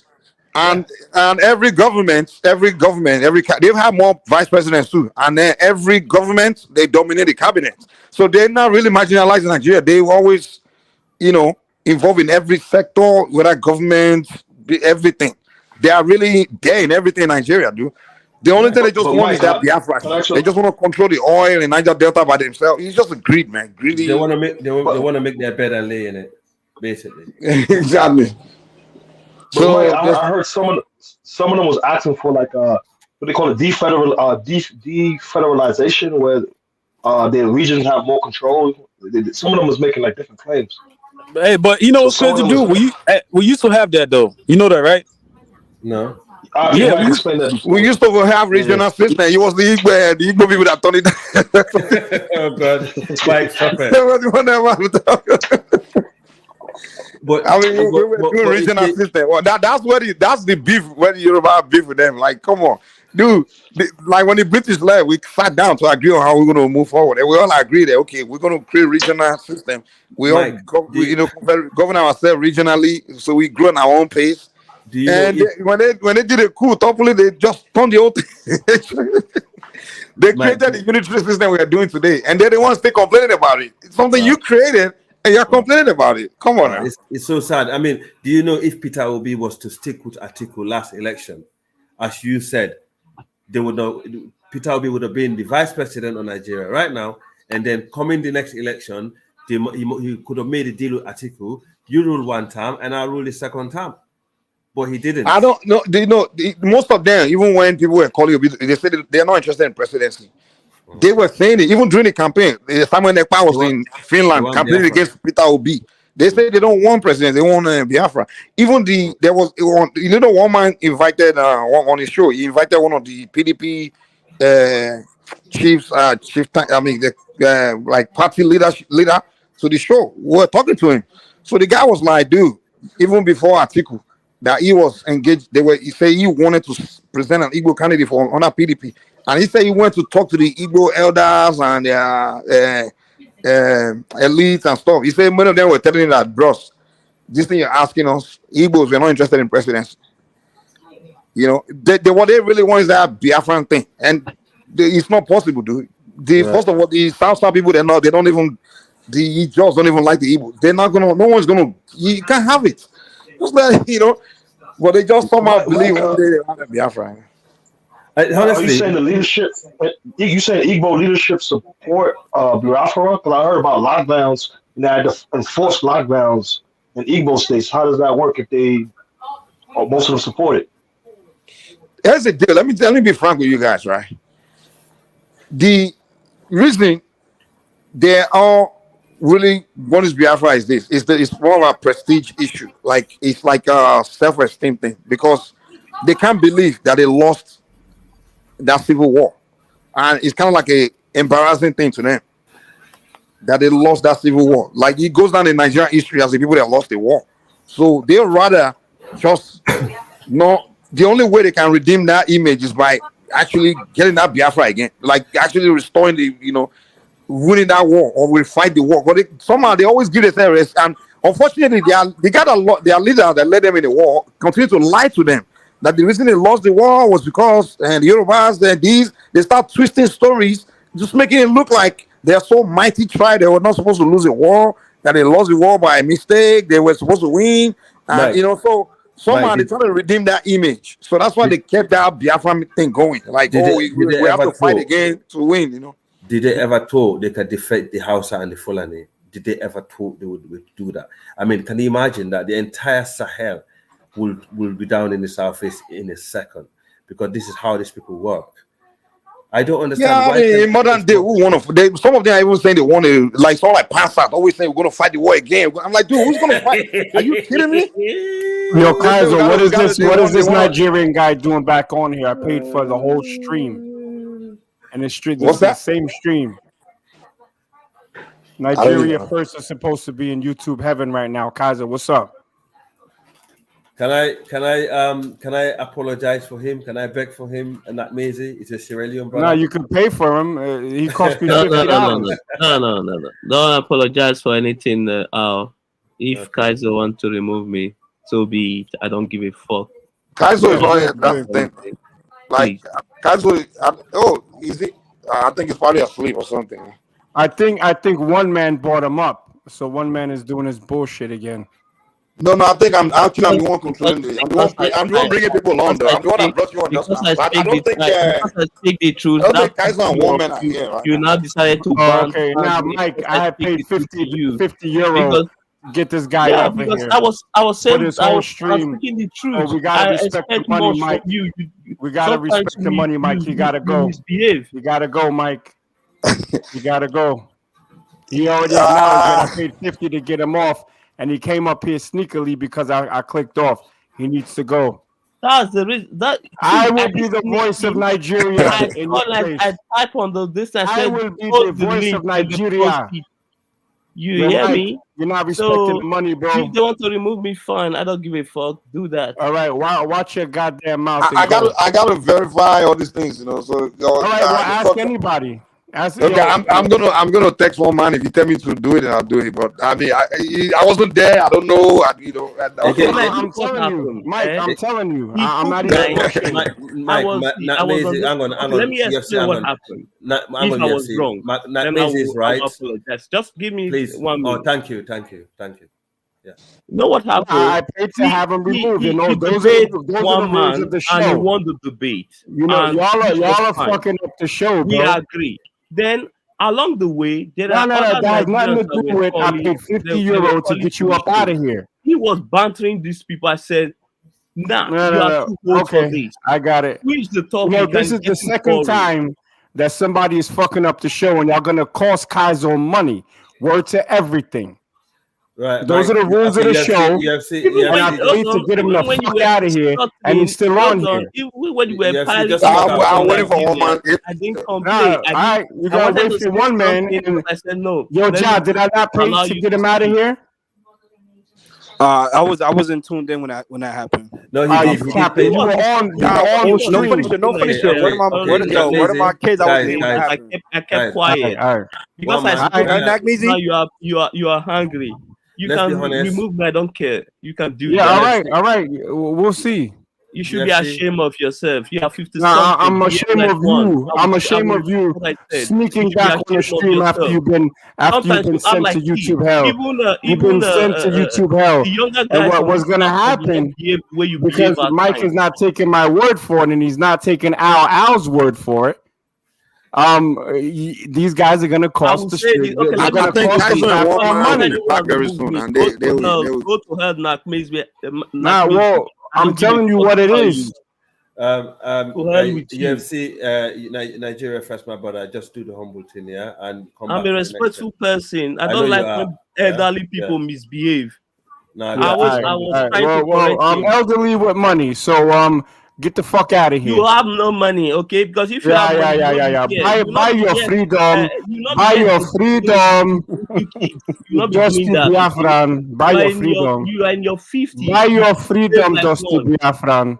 Buy it. Go ask IPOB for $50 to free you from the plantation. Ronnie. You are a bitch. My dick is bigger than yours. I know you stick it in your mother's ass. Come on, guys. Come on. He started talking to dick shit. Come on, UFC, man. UFC already know what it is. Advice, but it was being rude, insulting Nigeria. No. I wasn't being rude, insulting Nigeria. I wasn't being rude, insulting Nigeria. One man insulted my people, and I said before we have this debate, I gave a disclaimer. I gave a disclaimer for all respectful Nigerians. This ain't about you, but we're gonna have the smoke. I gave a disclaimer. One man wanted that debate when he threw shots at my people, calling us drug dealers. So I said, all right, we're gonna have it, and I made a disclaimer for it. So you need to mind your goddamn business. You should be more mature than one man. You should be more mature and more straight instead of talking about dick on here with a bunch of men, faggot. Because that's what you were doing. All right, bro. That's what you're doing. Exactly you were doing on the platform. Are you really a UFC fan? You were born. Are you really a UFC fan? In the richest country in Are the you world. really a UFC fan? Are you really a UFC fan? Are you really a UFC fan? Yes or no? Yes or no? Us in Africa. What? Do you have to put it on our face? Put you already what? know that. What? All right, man. Let's get back to the conversation we're having. I think. I don't know, man. No doubt. Hey, yo, Al. Well, not. Watch this. Yo, Mike, what you just did, real talk. I hope you can supplement the super chats that I've been giving over 2 years, because you just fucked up the money. Trust me, I'm out. I can't. The thing is, I don't know how to make that kind of decision. Unless, like I said, what are you talking about? As UFC, he already knows what it is. Mike donated. Ike donated 500 here yesterday. He didn't make noise. It wasn't. All right, cool. Later, y'all. No, UFC. All right. If Well, I could just say this, if I could just get on UFC, this. just do the My humble thing thing, is this: yeah, when and you come look back. at yeah, it's very difficult for me to like just when you look at what I would right? do. Like, let me ask you, like, what are they known for in Nigeria? Like the Igbo, like what type of industries are they mainly involved in? Traders, that's it. They just do trading. Business and commerce. Okay. That's it. And do they have like control of like port cities or No, nothing of relevant that other tribe are not doing. They're not doing anything different to the other tribes. Okay. Except they're more spread out to the other people region, and they do business, buy and sell. That's it. Okay, yeah. See, my thing, I'm aware of the Igbo. You know what I mean? I've been aware of them for a number of years. Honestly, and I know about I know about the Biafran conflict and stuff. Yes. But my whole thing is that do they still want to have, like, I notice a lot of them, like some of them are getting into the whole Hebrew Israelite thing, like trying to lay claim to that lineage. So what do you think about that? It's just bullshit. I think that's not just them. Anyone that's attaching to that Hebrew Israelite, not only Igbos, even if any tribe, it's just a waste of time. We don't have that in Africa. We're Niger Congo people. Okay, now I know a lot of them that they're affiliated with like Christianity and stuff, right? Yeah, they are Christians majority. And let me ask you, your microphone is Hey, bad. hey, you breaking up, man? You breaking up, my man? Yo. Yeah. Can I? Sorry, let me just respond to that. Yeah, that here from Senegambia, right? Just because you come from a Christian, because you're a Christian, don't be out there trying to line up things that you don't know about, bro. I wasn't alive when Biafra happened. I cannot be sitting there and apologizing for things that my ancestors did. And Nigerians, Fulani, are not the same as my Fulani. I'm a Fulani from West Africa, from the Guinea coast in Sierra Leone. I'm more closer to those in Guinea and Senegal. I'm not those Fulani in Nigeria. So why would I be apologizing for it? I am not Nigerian. So I don't know what you're pandering to, bro. Why are you sucking up to people for? If you're gonna be sucking up to people, if you're gonna suck up to people, you should be more legend, and loyalty towards your people, not some Nigerians. Okay, now hold on. Let me ask you. Wait, hold on. Let me ask you. What religion? Igbo people. I mean, that's what Igbo people. That's what you guys are saying, though. They say Igbos are not Igbos. Igbos are from more. They're more towards the. I think they're more related to those in the South, Central African region. That's the people that they're more related to. Now, a lot of them are some of them Muslim or? No, majority of them are Christian and traditional religion. I believe. I'm not sure. I can't. Okay. So you're talking about the Yoruba, right? The Yorubas are a mixture of Muslim, Christian, and traditional. I think. Okay. Yeah. Is that right, Mike? Or okay. Yeah, you're right, bro. Yeah. It's interesting how Islam came to Yoruba land, but it never came to Igbo land, like interaction. Yeah, interesting. Very.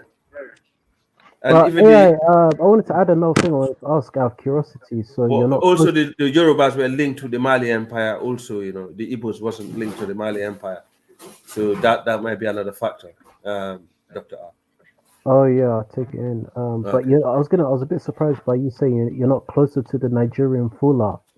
They're more the Nigerian Fulas today. Let's be honest, right? These are mainly Hausa and Fula. They and those in the Chadic branch of Fula, in Lake Chad. These people been there from around the 11th century. People that have been in that region since the 11th century, because a lot of people like to think it's Danfodio that brought the Fulani to Northern Nigeria. I always laugh when people say this. People say, "Oh, Danfodio brought the Fulani in Nigeria." The Fulani's been in Lake Chad. Let me ask this. Yeah. Who here?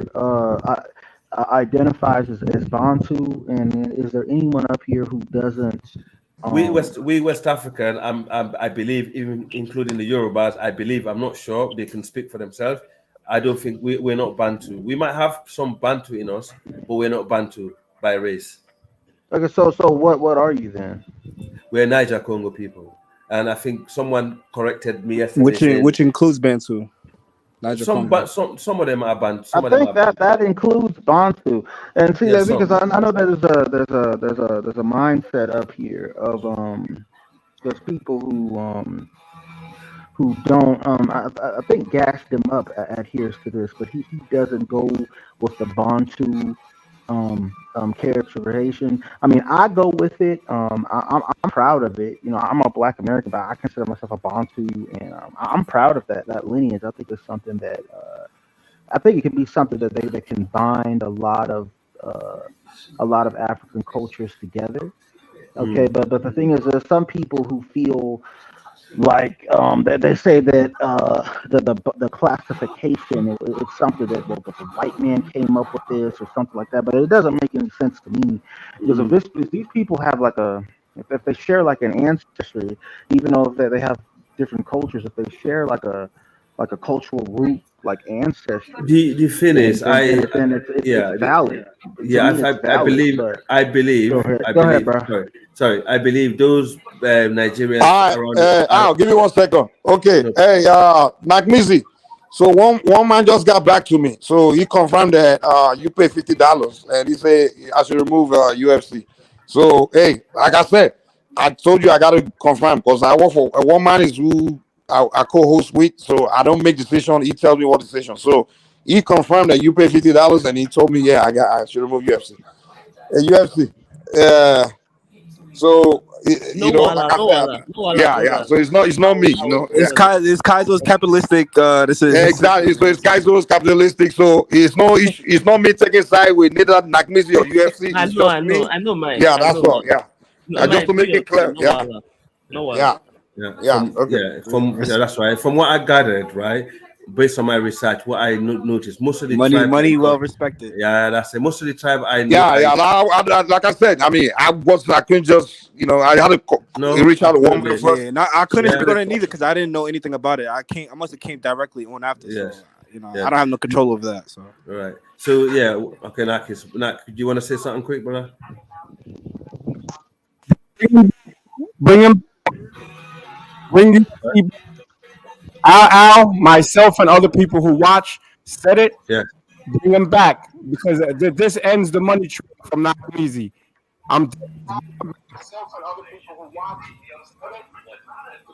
Wow. Okay. Well, man, I think we heard you not, you know, but it's crazy. It's crazy. I think his network is bad. Yeah. I mean, hey, I don't know, man. I get it. All right. So let me ask you, Mike. Do you consider yourself Bantu? What? Do you consider yourself Bantu? Bro, I don't follow all these things, man. I don't even know all these terminologies, all this rubbish. I don't follow. So you I'm a Yoruba person. That's all that matters, man. I don't know all these things. I don't even. So you don't go along with the Bantu classification. I don't go along with all these movements and terminology. They say he doesn't follow the Niger Congo, none of that. He doesn't. He just sees all the these Yuba. stories and colors. I don't follow all these things. All these I just know I'm a Yoruba person. That matters. You know? I mean, all the study that showed recent study that all this identity crisis thing you guys do. I don't even. I know. It's not relevant to me. Yeah, but what I noticed a lot. Of but it's nothing to do with identity crisis. It's like a linguistical grouping of Western Central African. So Niger Congo, the Niger Congo languages. But so it's grouped together, you know. So it's not like some made up thing. It's peer reviews, peer review historians, peer review linguistics. But there's one group of the Niger Congo that actually came from Nubia. This is what I'm trying to point at most of the time. And this grouping happened to be those from the Ijaw, the Yorubas, the Fulanis, the Mandinka. Yeah, but I don't think You're saying Mike Yoruba agree with people none of that. migrate from somewhere? Is that what you're telling me? Yeah, No, but I don't think Mike agrees with that. okay. No. I know. No, Nubia. In fact, Nubia. Nah, we're not Nubians, man. If maybe Nubians came from us or something, but our history, we originate from a place in Nigeria today called Ife. Nubia, you can't say Nubians came from y'all because Nubia has From been around for a Ife. long, long time. Well, maybe Nubia is Nubia. I'm not saying anyone came from me, but I'm just saying I didn't come from anyone, and I didn't migrate from anywhere. Nubia is very old, Mike. But anyway, the No, Nubian. the thing is, we have our history. It goes back to the time of creation. You understand? That's how far our history goes. So that's Mike, my history. Mike, Anybody else history version of my history, I don't follow. I follow my own version of my own history. All right, so Mike, you're saying that your history tells you that you guys were always in this area called Nigeria, right? Yeah, it was called Ife. Nigeria at the Yeah, time, but Ife. this region right here. Ife, exactly. Okay. That's And fine. there's no part of Yoruba land where Because Mike, you're aware that you have scientists, you have historians that say that you guys, people migrated, tribes Yes. migrated. we scientists say what? Based on the language, genetic, and also linguistic. I'm telling you that we have our own stories, man, and we have our own knowledge. We have our own gods. Where did my gods come from? Where did my deities? Where did they come from? Are they from Nubia? I mean, my story goes. I'm telling you, my story goes back to our creation.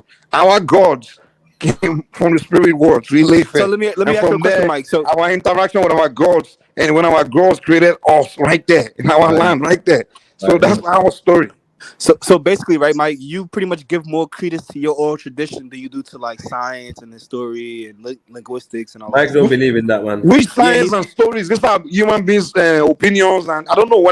And the thing about Africans, whenever maybe a white person just tells stories, and you guys just consume it and just accept it as some kind of reality. These are just freaking theories and opinions, man. I don't know why people do that. And people start telling, and I'm telling you that we have our own story, our own knowledge, our own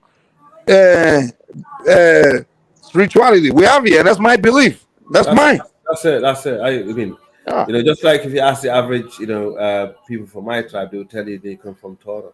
Okay, good. That's the whole story. So to be clear, oral tradition, you put more credence to the oral tradition than you do to science. That's what you're saying, pretty much, right? Which science? Okay, explain the science you're talking about. What's the definition of science?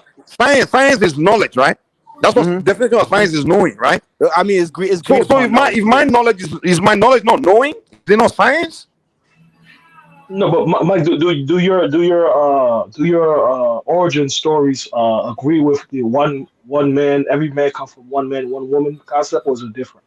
Because I used to look into a lot No, that's not my origin story. We didn't come from one man, one woman. No. Okay, can you tell us your creation story? Because I used to read about them. They're very unique. So what can you tell us about what you wrote about? All right, so Mike, here's another part of the science, right? Like mitochondrial DNA, Y chromosomes and stuff. They say that Niger Congo people, they share, a certain haplogroup. So you're saying that you don't give no credence to that, period. So they say E1B1A. That's what all Niger Congo people come, a part of this. John, that's a general grouping thing. That's I'm not saying we don't share some kind of. We're all humans, so of course we're going to share something. But the fact of the matter is, I'm just telling you. What can I agree with Mike? The Yoruba, they're very ancient people of West Africa. Even us, there are a lot of things that we wrote about different tribes, and they happen to be there in that region for a long time. Even their history and their genetic will actually show that they're very ancient to that region. That's one fact. But you just try to tell us that he came from Nubia and all that stuff. But they're very ancient to that region. But I don't know if they're ancient older than the Nubian age, because Nubian the age of the Nubian is very, very old. So we need to watch those things. Mike, open your mind. And bro, you're the one that made that claim, though. You said something about Nubia and the language, the Yoruba language. The genetics and the has nothing to do with Nubia. I don't think you're talking about Kordofan. You're talking about Kordofan. No, I don't come from Egypt. I don't come from Israel. I don't come from Nubia. I'm from Ile-Ife, right then in Oshun. Mike, But Mike, at the same time, you have to understand there's some Yorubas that make this claim that they come from Egypt and all of that stuff like that. Well, those are some lost souls, man. Like he told you, there's some Yorubas that become something, that they become Muslims, Christians, all these things. So we have people that don't consider them Yoruba anymore. They're just Mike, how far can a Yoruba person trace their family tree? 15 generations, 20 generations, and how far does Yoruba history go back? Out of curiosity. let me. You see, in Yoruba land, we have something called Oriki, and we have something called Egun. Like Egun is like our ancestral, right? Yeah, our ancestral, exactly. You know, so and then some of us have traced ourselves back. We're connected to a particular deity. You understand? That's why they call the children of Irumon, the children of the gods. And in that family lineage, they're connected. I know family members that are connected with Shango all the way. You understand? That's the deity. So I'm telling you that our history goes back to the beginning of time. And I believe. So your understanding is not based on science, though. It's based on like spirituality and religion. Yeah. We still evoke our deities to come to our midst. Yeah, I believe. If it comes to our ceremony, we'll call the deity, will come to our midst, and they'll possess somebody and talk to that person and perform their wonder. So the deities, the deities were the first that our gods created in our land before the deities now created us. You know, so that's our own story. You understand? Right. And we have connections of our deities. That's the reason why I said you're very ancient people, but I believe you exactly. So somebody not telling me respect to that, Mike, respect to that. I don't know. I don't have connections to all that shit. Yeah, so respectfully, right? When you go in front of like people that's probably like peer-reviewed geneticists or historians, like they probably not gonna give credence to like spirituality and people saying that they descend from gods and stuff. But at the same time, you don't give credence to them. You don't give credence to their scientists and stuff like that. According to the scientific studies, what is this scientist? Whenever a white man speaks, we say scientist is spoken. I don't know why. Also, we talk about the white man speak as scientist about historical evidence. When the black man speaks, he's just that's science. Hey, Mike. That's what I was telling. I think Schneider. I said, man, how can the white man tell me more about me? It does not make sense. They will say because he's a scientist. So everything the white man said, they got to believe it. No, he's got to be a scientist. No, it doesn't make sense. We know our own people. We know our own issues. The white people just live in Africa not so long ago. Here's the thing, Chance. This is is why like I think African history is not like it's so like it's so all over the place. Like we haven't like put like our old traditions down as written word or studies, and we have it. Listen, you need to understand something. That's what you need to go understand some people. There's some culture in Africa. We have institutions where some people, their only job is to custode history from the day you are born, right? You are assigned to that institution where all you do is learn your traditional history and custodian. They are the custodian of our ancient history. They keep it. They teach it to you. That's your only job in Yoruba land. To learn Yoruba history, custodied from the beginning of time, all the stories, everything. Even to this day, we still have like festival for like gods and all of that. And even some of our knowledge, we forbid writing it down, because when you write it down, somebody can go read that book and write his own book, change different version of the books. No, that's why most of our knowledge we keep it secret. It's between us. All you saying is that when you go to other people, that have like written history and stuff like that, and you be like, where do you people come from? And they be like, and you say, we descend from gods and stuff like that. People are not gonna take. Let me even tell you something. Do you know? Let me tell you how deep Yorubas are. How even more advanced we are in terms of some things. Like it's so sophisticated. We can even invite our dead ancestors in our midst to communicate with us. They even tell us things that happened like when they were alive. I communicate with last year, I had a conversation with my dead grandfather. I'm just telling you some shit that's beyond white man's, all these things beyond human. Mike, how do you know? Sorry. We literally can communicate with the dead. Mike, I agree, bro. There's evidence of people, communicating with, doing divinations and communicating with the spiritual world. I'm just saying that, when it comes to people, comparing oral traditions and written traditions. If I want to know what happened 1 million years ago, I can consult the dead, and they will tell me what was happening. Yeah. Okay, And I'm Mike. telling you, Mike. And that's what the sorry, Chase. What I'm trying to say, scientifically, you have been founded to have linked to Nubia, but your oral history and your what do you mean scientifically? Explain it scientifically. What do you mean? Scientifically, most West African tribe around that region being All right, found. so Mike, when he says Explain what you mean. scientifically, What scientifically? Define all right, listen, scientifically. when people say Which scientifically, tribes? they're talking about geneticists, they're talking about That's peer it. review That's it. historians, and they're talking Thank about you. linguistics. Yeah, that's What it. No, but they also scientifically? John, you missing out. You missing out. Scientists they refute oral tradition, so they discarding an element that they should be taken into account that they discarded. No, Period. I think Plus, they partly take it some of it to an account, but I don't think it's like based on oral traditions, or like they take some of it into account based on the evidence that they have, like, as far as like peer review but historians, you can embellish geneticists, and writings though. So linguistics. wow. Yeah, but you can embellish writings. They believe writings over oral tradition. It's like a bias. Plus, Nubia, my fault. Go ahead. yeah, Nubia is the cradle of the Egyptian dynasties. Basically, it was a black province of the Egyptian dynasties. But So, Al, you're not saying which according tribes. to Which who? tribes came from Sudan? sorry, say Which that again. tribes? Which tribes? Are you talking about Yoruba or Hausa, Fula, all these tribes you see Canary? in West Africa, all the tribes in Niger Congo group that you see in the Niger Congo group I'm talking about, all the Niger Congo group, according to the scientific studies. Who's this scientific study? Which study? Tell us. Can you please tell us which scientific study? It's a genetic test that's been done in the Northwest Nile Valley.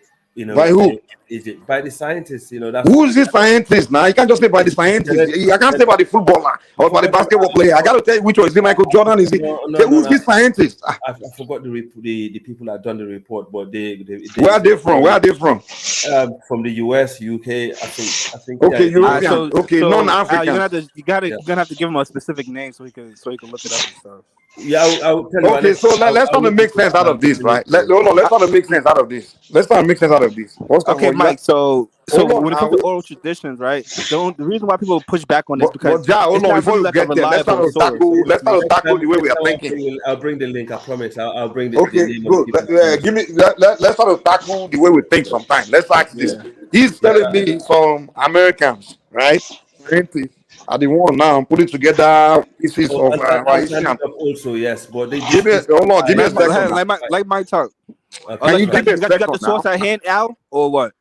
No, Anton Diop was one of them, but the one I read is definitely came from the UK. I think it was a UK study. But I will UK study. Okay, cool. Okay, and that's another thing, Mike. Too. That's another thing, Mike. Too. When we don't write our history down, other people are able to do that for us. You do because they write something that doesn't mean it's the truth, man. God damn, man. Yeah, but we should be able to do that ourselves, though. My friend. We just can't base it off of oral traditions because, it's not really like a reliable source. One person would say, so written one is the reliable one. I'm just saying, one person can say one thing and another person can have a different perspective of it. And it's not. And when you have oral tradition, it's not specific to dates and times and events. So. Really? So, okay. This white man has started writing something 17 years ago about something that happened thousands of years ago. They can give us that date and time, right? I mean, really? Listen. And in fact, those white people always put date and time on all those things. They will say, "Oh, this was 19 BC." This and dude, what the fuck? What and you and you guys don't even ask all these questions. How the hell do you know exact date? So you have a time machine.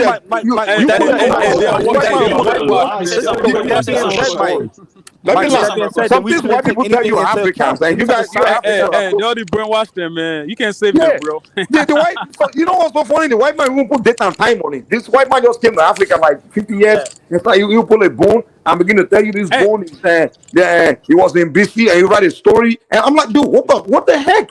You just and that's why. Hold on, Mike. Put it down. And then these Africans go read it and like, oh, that's my story. And that's part of the reason why like whites and Asians and stuff like that, they're more successful as far as like technological advance. Hey, Ja. That's why when they came there, they thought that what African were doing was witchcraft. They didn't really get it. They didn't understand it.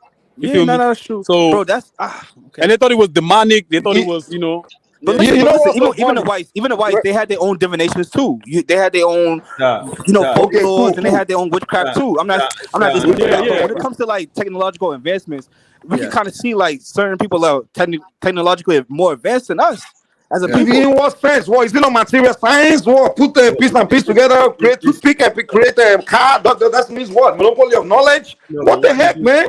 what they did is okay, Mike. What they do, they will go to certain area. They'll probably take some old fossils of some dead bodies from that part of the world, and they come to this area in West Africa. They dig some old graves or old fossils, and they test the genetics and they look at the languages and stuff like that. Oh, really? You take a bone and you get a language out of the bone. Are you kidding me? No. Listen, the genes, the similarity to these people. And don't forget also, these people were the same people that dismissed that black people were the one that built those pyramids in Egypt, and we were not part of the Egyptian dynasties. Yeah, and they the one that coming up years later to say, oh, actually, these were the people in West Africa. They're the one that was in actual Egypt. They're the one that built these dynasties. So we need to look at some of our things. And you believe everything they say? I believe us West African, we was the people that was in because the white man said so. No. So here, Mike, here you go with the white man. Are you being a little racist now? Here you go with the white man. It's science is science, bro. Yo. Science is science, Mike. Let me say something. You can't say that the white man this and the white man that. You're Wait, John, you're biased. Now, Mike. Biased, John. Can I debate John for a second? The only people that come from Egypt or close to Egypt and West Africa are the Senegalese and Gambian people. They're the only people that I know of personally from Sudan that are actually migrated from Egypt into West Africa. So only I know that. Based on what? You guys just keep dropping this shit. Based on what? That's not true. Based on what you read in UK library. One at a time. This is oral history. Like we were taught this in what's it called in Sudan. They taught us these, and on top of that, before even talking about our history, and just in Sudan alone, even till today, there's still we have all these libraries and stuff like that. They're destroyed right now, but we also kept the vast majority of our history. That's how we know all of our things. Like we know where we descended from, how we got there, and we have our own creation. But what about Chad and Niger? There's similar tribes. I can go with that. Even for example, Chad are Sudanese people as well. It's just that the country's called Chad, but the people who ethnically are there, those are Sudanese people as well. Like we know our people by their facial structures, their smile, their teeth. Like we could identify each other from like just a mile away. Like we know who we are. What about we get that. Mike, can I ask you a question? Wait, guys, hold on, man. Let's tackle one issue at one point at a time, man. Calm down. Wait. I was trying to tackle jazz and how scientific. Just one question. Man. You come with your question, but let's hold on, Big Black. Let Mike go in. Yeah.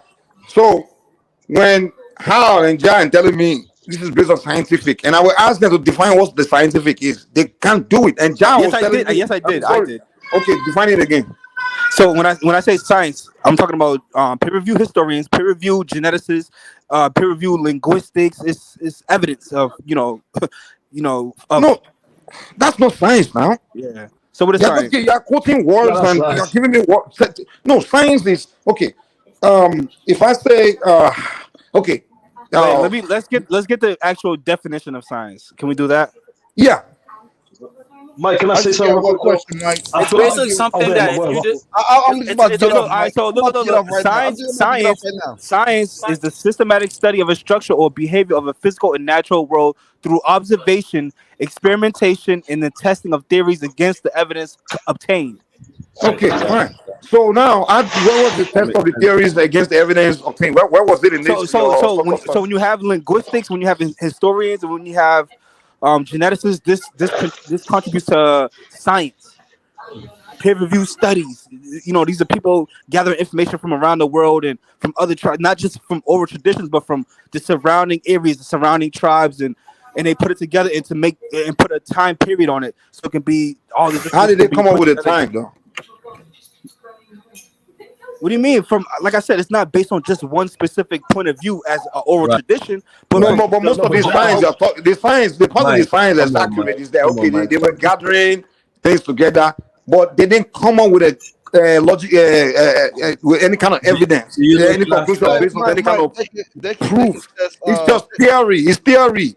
It's just theory. Okay, I think. Hold on, wait now, wait. When you Europeans, first of all, you guys don't understand something. Europeans just came to inland Africa probably like 200 years ago. Prior to that, they were just in when they come to Africa to trade, they were just on the coast. They didn't know shit about Africa. Even by the time slave trade began, they didn't even know the inland. They come to the coast trade. That's it. It was when they decided they want to come inland. Once they started to use science to study like us, and then they started to make 250 years ago. So now for them, they came inland and now still interacting with the tribe, getting information from them, knowledge. They're still learning. So we the one telling them stories about ourselves. So now for them to be the one to be teaching you your history, thousands of years and all these things, and the only their history now is the science.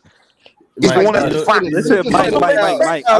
Listen, Mike. I'm not disregarding old traditions. You get what I'm saying? Like I'm not disregarding. I think that's a part of gathering science. You get what I'm saying? Yeah, but at the same I agree with that. time, we have to be able to look beyond just our point of view from being. I get it, but you can't say the one that's written is the one that's more accurate because it's written. But the guy that wrote it had to come to the Arab people, right? To get the information from them, and his own writing is just based on his own fucking theory. And some of it, if you can say, okay, I kind of have this magic equipment, I could time machine that could take his bone and give me the date and everything and prove that, oh, that's how I got the date. Then we can say, oh, you proved something.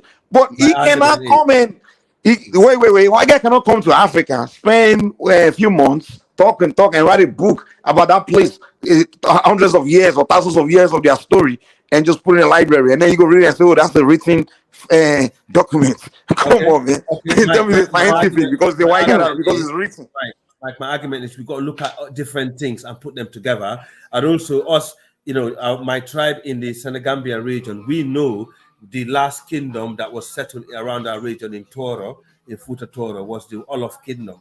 The Olof, in fact, is the last tribe that left Sudan and came settled to West Africa, and they built the Olof kingdom next to our homeland. And we knew that they came from Sudan.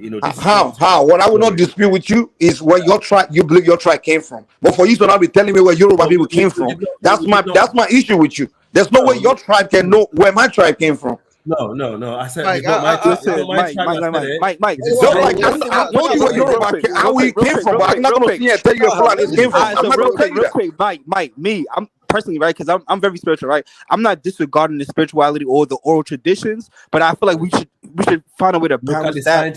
Find a way to balance that in science and technological advancement and stuff like that. But you see, they're going to the moon. They're able to look at the sun and say, "Oh, this is 93,000 away." They, we should be able to do these things, bro. You know, but Dogon had that knowledge. Can you say something? The Dogon came from the Kanuris came from Chad. Kanuris did not came from Sudan; they came from Chad. But Mike, I do agree with you. Even with science, you would say Kanuris where they came from. Are you Kanuri? No. I'm just saying because genetically. Stop telling people history now. Let the Kanuris. Did the Kanuris say they come from Chad? Mike, I also agree with you, right? Mike, I also agree with you that science, right? Science's theories, and sometimes science is constantly updating, so it's constantly moving forward. It's constantly updating. Listen, there's something we consider science. It's proven facts. Mike, I just want to say one thing. Let me just say this one thing real quick, Al. Just let me say this one thing, Mike. It's proven facts based on evidence. Mike, let me which evidence? Which evidence? Which evidence? Evidence of geneticists and which machine is used to? First of all, Mike, you're saying a lot of stuff about the white man, right? You're saying. Let's have on Big Black man. Big Black been trying to talk. Yeah, you are saying a lot of stuff about the white man, Mike. You sound a little racist. I'm gonna use. Well, let Big Black talk, man. Yeah. Look, Mike, you say a lot of stuff about the white man. I'm gonna use a phrase you use against us all the time. Are you racist? Are you racist against the white man because of the science? What's going on? Wait, I understand. Mike, Mike is basically saying that you're saying that Ogun once was a living person, right? What did I say? Be Black. You know what your problem is? You go off the wall and get one information and throw it right in my mouth and just. This is not the first time you do this. You can come and say, Mike, you say, Ja was a lady last year, right? You can ask me, you do things like that. No, don't try to. You just bring something from nowhere and throw it in my mouth. Mike, I'm going to say. I think what you're trying to say, Mike, I'm trying to help you out. Basically, you're saying that the deities were once living people. They're its ancestors, right? That's what I'm trying to say, Mike. I'm trying to help you out, right? Okay, so what is your point? No, but so I understand where you coming from. That's why I came and kind of help you out. But at the same time, I'm trying to say too, when you're saying that, how do they, know that they can go by dates and this and that? They kind of do an estimate, do like radiocarbon dating, when testing bones, things of that, on the Big Black, scientific level.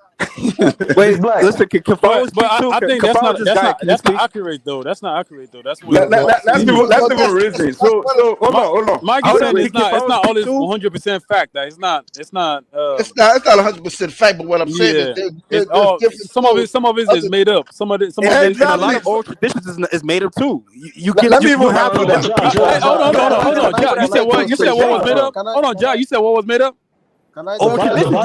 You have 2 or 3 different people saying different things, bro. Nah, So that's it's not. No. That's not made up, bro. agreed Yeah, upon. that's not made up. That's look? not made up. All I know Who's is the Bible? Who's the Bible based on Can history? Kafaro speak? Kafaro just died. Can he speak? all right, sorry. Before you come, all I know is Sudan is known as the land of the black.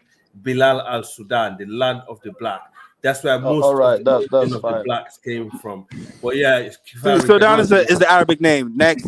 Yeah, exactly. So But Mike, before and I Sudan, it was did Nubia. and I did hear you call Before somebody Sudan, it ask was that. So can Nubia. we talk one at a time? All these blah blah blah shit, man. We're not getting nowhere, man. Yeah, before Sudan, it was Okay. Nubia. All All right. Let right. Kafaro speak. Let Kafaro speak. Yes, Yeah. Kifari, come So on. okay. So Bring the I'm science. coming here to argue about science and some spooky African spirituality BS. You understand? Yeah, his Mike, that was network cold is blooded, bad. Mike. Mike, you are Oh, Okay. the Arisha took him Let out. me finish. like cold blooded. Mike. Mike, did the Arisha take him out? No, Hey, but that's Kafaro, Ogun, man. Ogun took him Kafaro, out, man. Mike, Mike, Mike is a dictator, man. Mike don't Mike, play no you're funny. games. I love Mike. No, Mike, you did that, Mike. Mike is Mike taking is on there. So anyway, oh, Mike, yeah, you probably came Mike, for you me, so challenged my Kafaro, ancestors man. fuck You his can't ass, do you know. that. But anyway, that's the Man. deal, John. Mike is taking on the whole Sometimes, show. now, Bring Mike, Kafaro back. Mike, tell Ja that he fails to realize that even the creationist story that the science is based on one man, all men come from one man, comes from creationist stories from the Bible. That's He not what doesn't they say. dismiss that. That's not and what you know science the says. reason why That's the origin of it. African No, that's not Christians. what scientists say, though. What are you talking about? So they talk about Give me a No, but second. Give me a but second. some of those scientists were Christians. They had Christian biases. So That's what you they dismiss Mike. believe, No, what are you though. talking You I about? mean, dismiss Mike Science, for saying that he bro. comes A from lot the of God, but scientists are the atheists, bro. Europeans. They don't believe in that. No, I'm talking Houthis. the come on, original. we gotta talk They one at may a time. I become don't like this atheists. blah blah shit, man. Come on, let's one at a All right, time. bro. One mic. Let's let what's his name? Principal speak because he haven't spoke for a long time. No, that's what I had to say. I was trying to tell Okay. scientists have biases.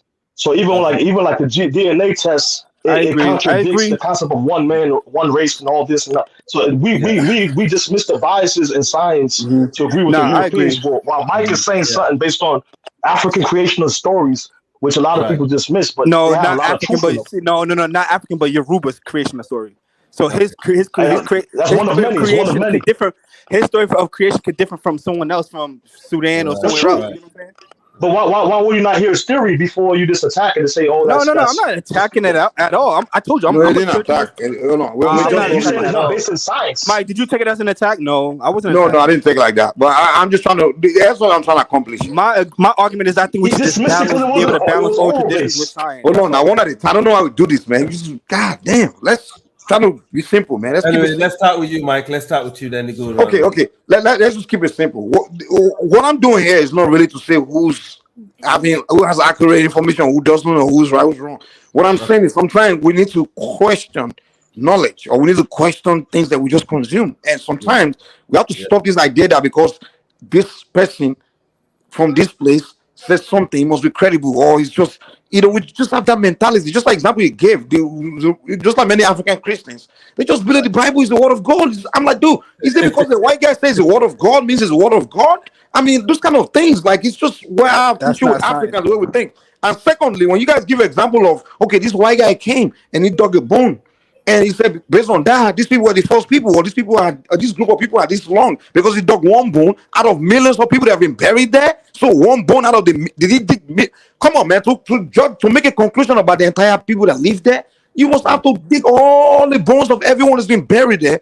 And I guarantee you, if you dig bones of everyone who's been buried there, you get different information from different bones. It's not going to be one information from all the bones. So when these Europeans come and tell you this is what it is based on this, you have to question that knowledge, that information. Like, is this that information? I'm not telling you not to like maybe go with it as a form of knowledge, but to accept it as just a fact and conclusion, to conclude as okay, this is the history, this is a true knowledge. It's just ridiculous, man. It's just absurd.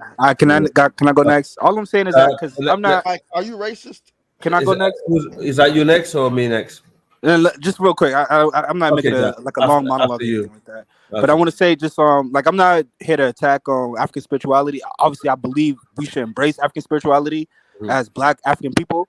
No, anyone should do what they want to do. Let's not try to show people to believe anything. Just anyone do what you want. No. So I'm talking about my personal perspective or my personal opinion. Well, and by the way, I'm not selling anything to anybody here. So don't say Mike is there promoting this and that. No, I'm not doing it. I'm sorry. We're just having conversation. Yeah. I'm just saying. So me, like, so me as me personally, I would say, when I look at African or Black people's condition, we tend to have the mindset of a white man. So I agree with you to some degree, Mike. Right? That we should question all, a lot of things that we were taught growing up and stuff like that in school and everything from the Western system or the white system, because obviously they're going to teach us in a way that's going to be beneficial to them, right? I agree with that aspect, but I don't think we should just throw science away. Science is Africans, Black people we were the first scientists, if you ask me. You get what I'm saying? So all I'm saying is that science is based on truth. It's truth based on facts. You get what I'm saying? So philosophy, religion, and spirituality, that's not really, some tangible facts. These are, traditions and spirituality systems or whatever the case may be. So that's all I'm gonna say. I'm not saying that we should pick one over the other. I'm saying that let's have a balance. But what you're calling science, to keep the old traditions, but to also embrace modernity and science and stuff like that. That's all I'm saying. Hey, let me say this, Kifaru. If you come here to do personal attack, I'm gonna throw you out, man. Because I know you got beef with me and stuff. I get that. No.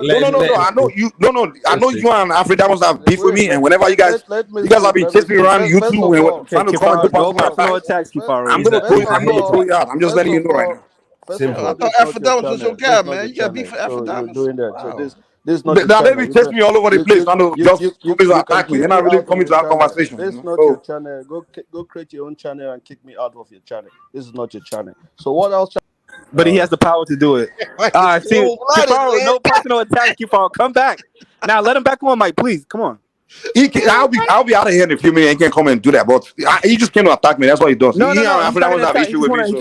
That's what he comes to do, man. He's not here to have conversation. Trust me. He's gonna kill the whole conversation we're having. Back. Don't mention Mike, Kifaru. Just come back. He's gonna kill it. That's what he came to do, dude. He's gonna kill what we are talking about. He comes to attack me. He came to because I told him to come in because he's bro. Ja, I'm telling you, Ja. I know what's going on. He and African have this personal issue with me, so they everywhere now they seem they come for me. That's it. He's not coming here to have conversation about what we're saying. He's literally not going to talk on the topic. He's going to be coming after me, like, oh, this motherfucker. That's what he's going to do. I'll be out of here soon. He can't come. You can't come and attack me from my back. All right. Listen. Like, some people got like different agenda out there. I agree with Mike, but all I'm saying is, Mike, I also. Like basically, Olorin just Ogon, he was writing something. That was in my mind, right?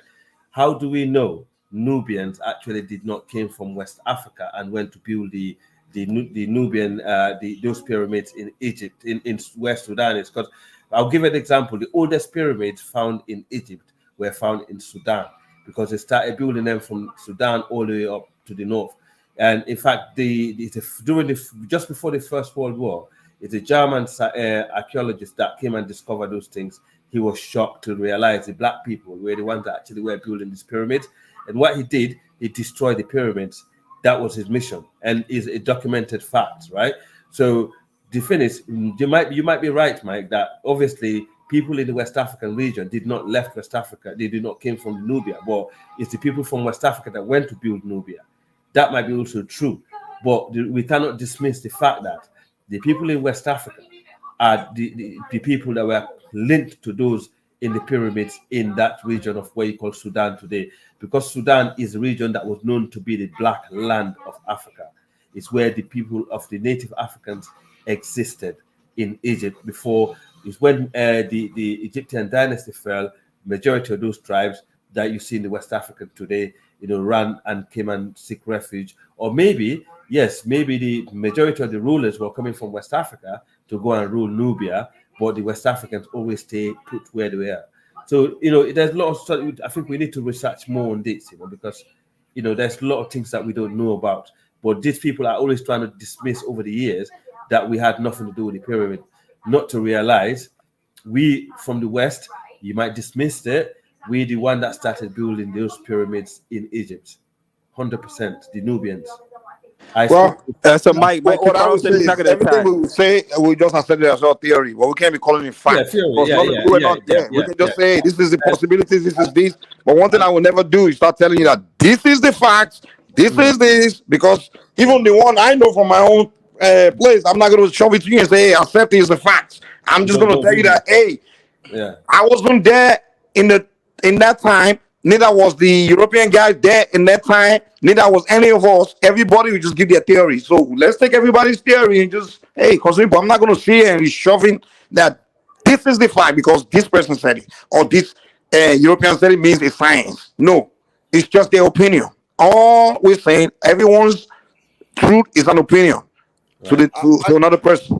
And that's why I disagree with how you keep telling me that, hey, people come from me. Don't tell me where I come from, dude. I never made that argument, Mike. I never made that argument. Just so I'll you give you an know. example how like sometimes stories, the science collaborates with stories, right? Yes, exactly. Thank you, Big Black. Yeah, Yeah, I appreciate I seen a special on the Dogon, and the Dogons claimed that they migrated from Egypt thousands of years ago. Right. And the scientists went and looked at their oral traditions and their science and compared it to a lot of Egyptian science and linguistics and things, in their creation stories, and found out they aligned.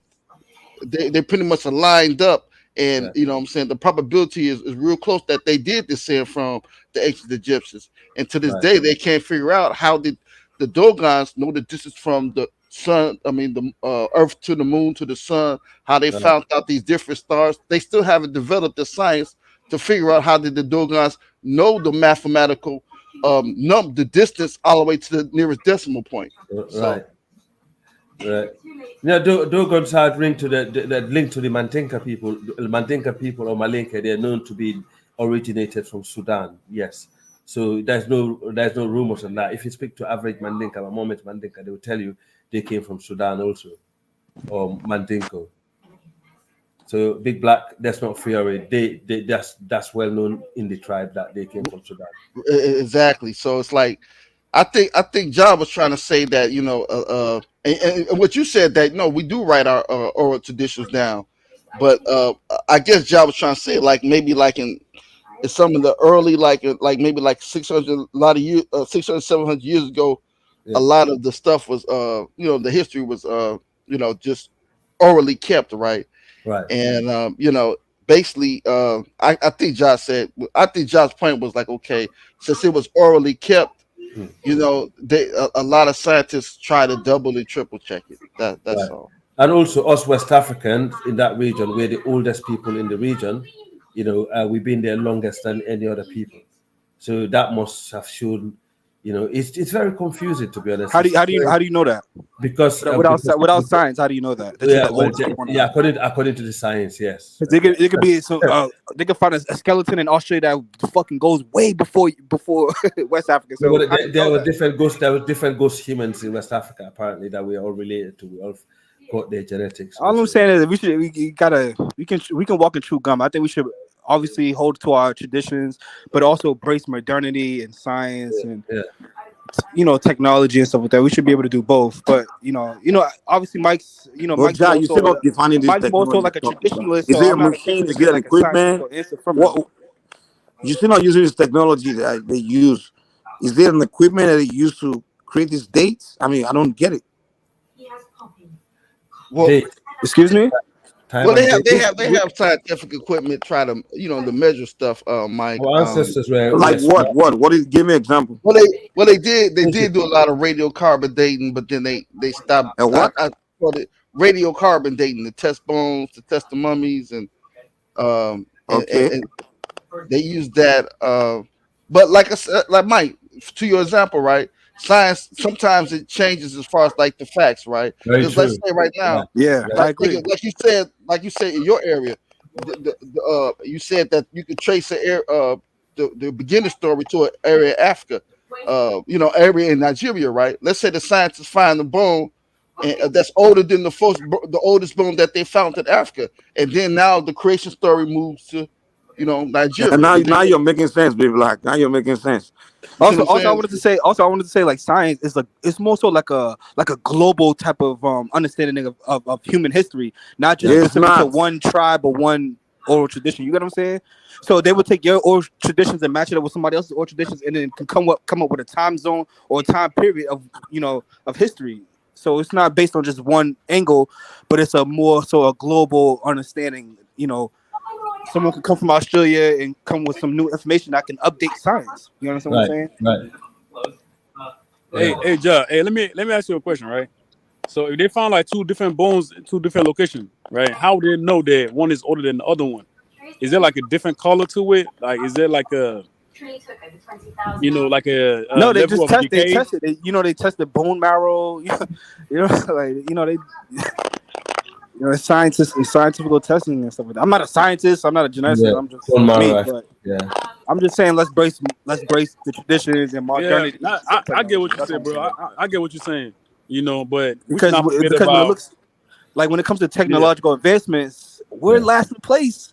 But you black know people. what? And you know what? And you know what? Because we believe everything they tell us. That's why. If we take our time and do our own research and Research, But absolutely. at the same ourselves, right? time, we only stick to just not to knock on anybody, but just like we only stick to And, the and educate spirituality ourselves part and and the stop. religious parts and the Yeah. hocus pocus parts, and that's why you see that black people around the world, we're the most religious people. We're the most emotional and most emotionally tuned to religion and stuff like that. Compared to other people that created the religions, they don't even care about that crap. They care about technology They and don't even advancements believe in half of what science. they're telling us, right? And Yeah, Chase, they don't believe what they like Jews and all. Yeah. Small hat people and all that. They don't believe in half of those stories, but they give Hey, it to listen, us, man. and then we believe them Let me say this, because they bro. know that black people. They know that black people are more prone and more in tune to like the spiritual and the hocus pocus and the storytelling and the folklore. Like we're more into that. And that's why they're telling us that. Hold on, hi. And that's why they're telling us that what we were doing was demonic. You know what I'm saying? Is a devil thing, but it's not. Right. You feel me? They didn't really understand it. You know what I'm saying? Yeah. That's why they came to that conclusion like, oh, everything is demonic. But like I said, the reason why black people, I'm gonna tell you something. No, this is what happened. This is what happened because they had the same traditions as we did. They had their own folklores and stuff, but they was able to focus more on the technological aspect of it, and they used their technology like guns and stuff like that to conquer us. And then they gave us their folklores and their books and their storytelling. You get what I'm saying? So that's how that happened. They used science against us and conquered us. Really? Right. This is the reason why I said about this study that was done. It wasn't like that. We were outmatched and stuff like that. We had the numbers. We just didn't have the technology. They had the readily technology that they. The Europeans, they got it from the Chinese, how to make bombs and the kettles and stuff like that. But they were going around different places, right, to learn different things. Yeah, of course. So that's how they were able to advance. It's not that they were just like intelligent, just superior, like when it comes to intellect. No, they went different places. Learn different skills and all of that, and they put it together. That's what makes a person more smarter. That's what more makes advanced. a person more knowledgeable, though. Yes, when you're able to move around and learn from other people and stuff. And that's what the black people are lacking, because black people are too comfortable. You know what I'm saying? Where they at? We don't want to expand our thinking, our thoughts. You know what I'm saying? We don't want to expand it, and that's what's holding us back. You know what I'm saying? I don't believe that because our religion or our spirituality, that's any white man see that as devil, and that's what all that. Me too. I don't agree with that neither. I don't agree with that. You know what I'm saying? I don't agree with that. Like, because me personally, I would rather us practice our spirituality, our traditions over. No, we just gotta modernize over that. the Abrahamic religions, bro. We just gotta modernize that, bro. That's what we gotta do. We gotta modernize it, exactly. Yeah, like the Asians, like what they did to their own, because they have that too. Their spirituality, all that. Of course, Taoism, Buddhism. Yeah. So what they do was modernize it. You know what I'm saying? To their same study standard. that found the. Hey, Kafaru, can you come on here? Mike, come back. One second. Yeah, it's the same study that found the African religion that we actually practice today, those voodoo and all this kind of traditional religion, they trace them back to the Nubians. You see, so it is. I mean, it's the same study that found those religions to be originated from the Nubians. You know, that the religion that we're talking about today. So it's just So it's just we need to look at those things, because they did not just found those people, you know, connected to Nubia, but their religion and their languages.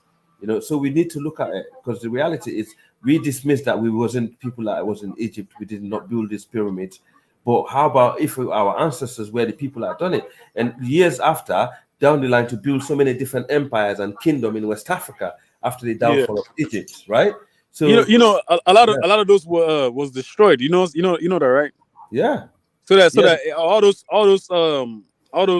pyramids in Sudan. Yeah, but listen, Al, it was because of signs that we're able to know that we had black people that was in Egypt at the time. One of the I want to say Ramses III, he was of West African origin, or he had the haplogroups that's concentrated within that West African people. Exactly my point. He was from E1B1A. You get what I'm saying? So that's through signs we're able to know this type of stuff. So now we know that we have, we took part of some of these ancient civilizations. Of course.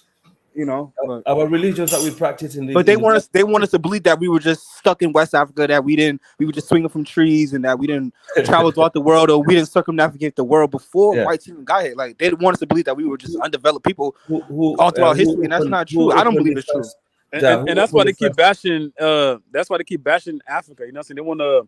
That's why they keep putting all this disgusting narrative about Africa, because this is why you have a lot of people that is FBA that don't want to associate with they don't want to associate with Africa, because they feel like they want to cut ties with that side of that, they look at it as some prehistoric, archaic type of thing. You know what I'm saying? But it wasn't true. You had people that were brain surgeons, you had people that that was at a 90%, even like doctors, bro. Like rate. I know my people, bro. Like even doctors, like the Yorubas, we have our own like the herbs, like, you know what I'm saying? They used to like mess with that. They used to make it a medicine. Like when we get sick, those are the people that we go to. You know what I'm saying? But even that, and we even had that in Black African Americans. Our ancestors, they had hoodoo, which is African tradition spirituality, but they took it's called conjuring and stuff like that. They took the leaves and plants and stuff and made medicines to heal ourselves. Even my grandmother, you can't even compare that have shit. her own traditions and her own practices. You cannot even compare that shit to the modern medicine now. Of course not. Of course not. Trash, man. Listen. Modern medicine, right? Modern medicine is just Europeans' versions of their capitalism. Voodoo, that's what it is. Of their voodoo. Because when you look at the term pharmaceutical, right? Pharmaceutical means witchcraft. It's a white man's witchcraft, literally. Look up the word pharmaceutical. The root of it is witchcraft. There's no witchcraft in medicine. You have to prove things in I'm science. saying the term pharmaceutical. That's what I'm saying. The term pharmaceutical. I was coming to attack him. No, I was just coming to support science. You understand? You can't dispute science because it's open. It's a fact.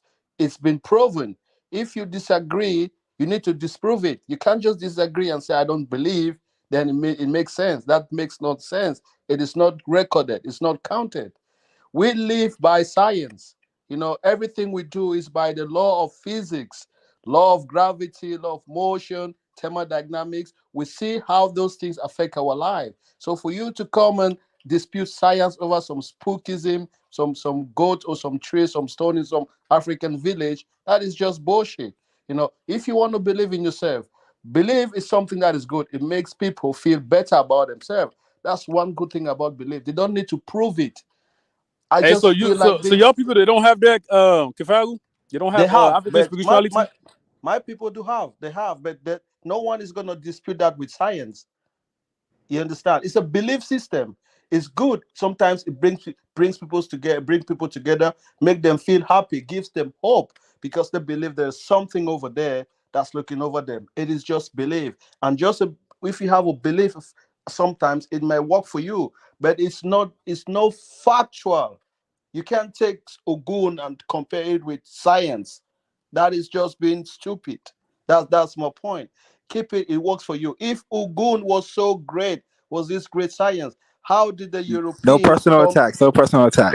How? Okay. If African spirituality was this great thing, how did the European came and smash all these people even stole their greatest African relics that had all these powers, took them and took them to their country. How is that possible? Can you They did explain it through to me? science. How is that possible? They You did go it to through the science and museum. technology, through guns Exactly. and stuff. Exactly. You go to the museum, they tell you this thing is a keko. There's one thing they call in Cameroon. They will tell you the story of that thing. It will come, it will cut the light, it will make the rain fall. The bloody white man came and stole it and put it in his museum. You understand? And he did nothing. You understand? So let's keep our beliefs. Let's make it something that we love, but never you don't compare things like that with science. It just makes you look So like do you think that stupid they should and turn their Kifaro, you heard me the whole Kifaru? time. I said we should embrace both. We should embrace the traditions, Yeah. obviously keep our Yeah, African traditions, but we should also look at embrace it both. modernity and technological advancements and so studying. And how okay. You See, to me, know what I think, Ja? You know, so they my should turn that only into like my only okay, mythology. Gaslam's in the advantage building. of That's in the things like building. that Oh God, is just God, make God. people come together. But science is Hold proven. on, everyone. Everyone, hold on. Al, can you coordinate the conversation so it doesn't get rowdy? Yes, sir. No problem. Yes, Kifaru, carry on. Yeah, so as the only thing I say to me is just a belief. You can't prove belief. Religion is just a belief, but science is a fact. We're speaking on this telephone, me and you. That is a fact. It's been proven, and they can tell you how it's done step by step. You can learn it. You don't need to believe in it. If you don't believe in it, whatever, it's going to work. For example, I don't believe in Ogun, whatever. That's got nothing to do with me. But if you don't believe in a bullet, if they shoot you, you're still going to die. You don't need to believe in that. You understand? If you don't believe in some scientific experiment that can wipe out your village, you might not believe, but it's the fact. If they do it, it's going to kill everyone. So But if I don't Kifaru. believe in some spirituality, Let him it's land. got Let him nothing land. to do with me. Understand? That's just what I'm trying to say. So Kifaru, let me ask you a question. How then can you explain the placebo effect? What's the possible effect? Explain to me. So a placebo, you know what a placebo is, right? Not really. So basically, you take when they do medical trials, right? Yeah. They give one person the real drug and they give another person a sugar pill. And Yes. people who believe they're taking the real drug oftentimes are healed just as well as a person who takes the real drug. As a matter of fact, Harvard actually has an entire medical department that's specifically geared towards the placebo effect. Okay, so what has any disease that is really serious in humanity been cured with a placebo effect? Is it That's why anything I want that's you to, like? that's why I want you to research it.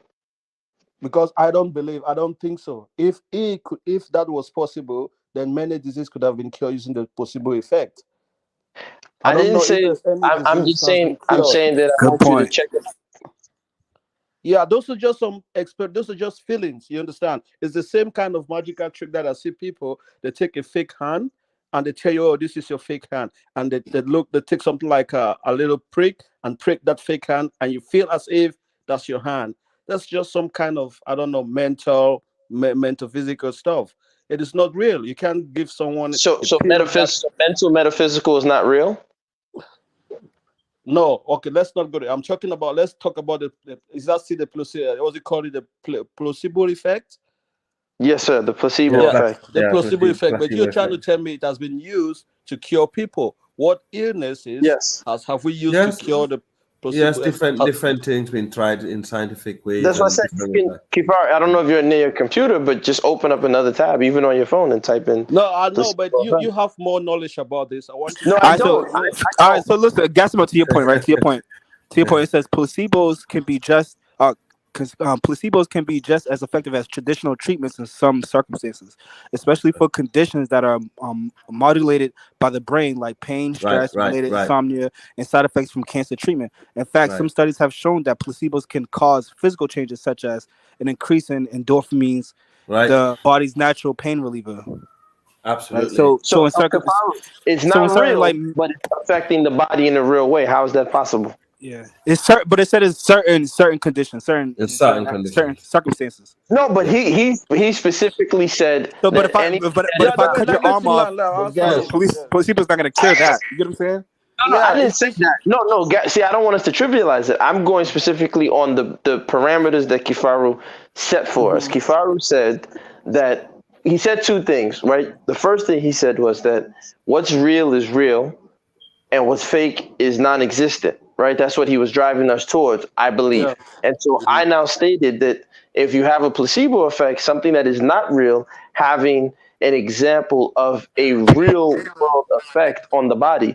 But then Kifara also stated that if he has nothing to do with, say, for example, an Orisha, they can't affect him. Well, Kifaru, let's say, I don't know, I don't want to say your location, but let's say you're in the UK and you have Vodafone, but if somebody calls you from the United States on Verizon, two separate cellular networks, you'll still receive the message. You'll still receive the text message. So to assume that just because you're not a part of the network, you're not going to receive a message or be impacted by somebody with another message, Well, with another network, you're talking I about think that's incorrect. telecommunication. That is science. That is something that can be explained. There's a reason why I can listen to someone thousands of miles away. It is all documented and written. You can read it and understand. That's just it. But the belief, this is something that's what you're trying to say. There's something I said that belief can make people feel better. That's what I said. Just because you And that's pretty believe much what in a placebo something, does. yeah, just because you believe in something, it can make you feel better. But it is not a cure for anything. You're just feeling better, but it's not a cure for like any serious underlying diseases. But They're majority not of going to use. medicine, So, okay, if you tell me this but placebo you effect found is so majority of the medicine wonderful, they give you is based on belief. no, Most doctors will tell you. Most doctors themselves will tell you that majority, not all. I'm not saying Gas, you can't say gas. Can majority. I? Majority of the medicine, they have the active principles in those plants that extract them and give us All right, so punch them guys, up. we have to be careful Gas, about can giving I like ask? medical advices on the channel right now because we don't want to get the channel shut down. I Yeah, think so Can I? you can't say you can't say I think now. we should move on from Medicine is this. something that has undergone so many research, for Okay. thousands, By hundreds of the way, years. listeners, this is Yeah, not a so medical advice or whatsoever. It's of, just of course, you of know. course. If you don't want to So take your medication, that's the problem. But I will advise people to take your medication that's given to them by professional. and it's not medical I said, medical wait, advice. listen. I say I advise people to take Principle, you medication was gonna that's say given to them by a principle. professional physician. Okay, That's what I said. principle you was gonna say something. Go on. All right, so Gaston. So, what do you stand on this position? Are you balanced? Should we embrace traditions and modernity and technology and advancements in science, or should we I'm just stick to saying that traditions, or should we just stick to science? What do you follow? I'm saying that first off, this is why I say we don't study the European enough, right? The European is a master of do as I say, not as I do. The European entire system is based on the occult. If you Based guys on don't studying believe, other people, though, too. not just studying other people, but entirely on the occult frameworks. So, for example, you guys may not believe me, but the precursor to the cell phone or the telephone, which was used by Benjamin Graham, he actually was instructed to use the ear of a dead person in order to invent the device, which was the precursor to the telephone. If you don't believe me, you can Google it, type in Benjamin Graham ear of a dead man, and you'll see the information pop up, right? Where he was instructed to use the ear of a dead person, which That was sounds for like the device. conspiracy theory. Yeah. Hold on, wait. See, before, listen, Let Gaston talk, bro. wait, please. Before one man does what he does, one man, you are like the low budget to Niger, with all due respect. And I No, used to come on, fight come to better than Niger that. all the time. No, listen, I used to fight to Niger all the time because to Niger will hear me say something. And it so pisses me off because you guys are smart. You heard me say something. Google it. before you run your mouth and say conspiracy. Don't God compare damn. United to No, one man. it pisses me off, one man. No, it pisses me off that Nah, educated gas them, because people the last stream, gas them. You showed to not just a piece of evidence that you've been showed him, and then last stream he finally understood it because he finally looked it. Googled it. I told Nigerians for years that independence document doesn't have the word independence on it. It says to continue the Queen's dominion. Nigerians argue with me. Jacuzzi, what are you saying? And when they finally Google this shit, 290 says, "Oh my God, please, oh my God, stop reacting. We're men. Google it, God damn it. I wouldn't just come on here and tell you some bullshit. Google it first and then talk to gas them up. Can you do me that? It won't take you 30 seconds, one man. Yo, I gas them. promise You know what makes Nakmeezy so successful in debates? Hold on. What makes Nakmeezy so successful is he's able to talk and then research at the same time. Just one second. Can I just say this? Hold on. I love science. Okay, I'm not saying what you're trying No, to say. hold on. One man is a want to say conspiracy something. 1 theorist. second. I was just going to say, I could Google it and I'll probably find it because, of course, it's conspiracy theory. So that's not to say it's not out there. No, I'm saying it's to you is not. that It's it's a listen. Wait. conspiracy theories are all over Google. So the fact that I Google and find it doesn't make it true. One man, what you're doing right now is very, very annoying and it's silly. Once again, I didn't tell you you will Google it and find it on alexjones.com. You will find credible freaking research. It's there. I'm not telling you stuff. I don't come on these platforms with conspiracy shit. When I told Kaizo years ago that the Roman Empire touched fucking West Africa, he said, "Oh, what are you talking about, Gas?" When I showed him the information from the British Museum himself, his eye, he was like, "Oh, wow. Please, one man, please, you're an educated guy. You went to school. Stop being so blind and naive. Google it. You'll see actual credible websites. You'll be able to check credible research. I'm not telling you alexjones.com or trustmebro.com. It's sad, man. This is why Africans, we're so backward. It is conspiracy theory. That's all it is. You see, one man. So going forward, can I say something? Gas them. This is why we don't grow. Can I say something? Can I say something? Okay, talking about Gazimov, what happened? They took someone's ear to do what? Can you explain to me?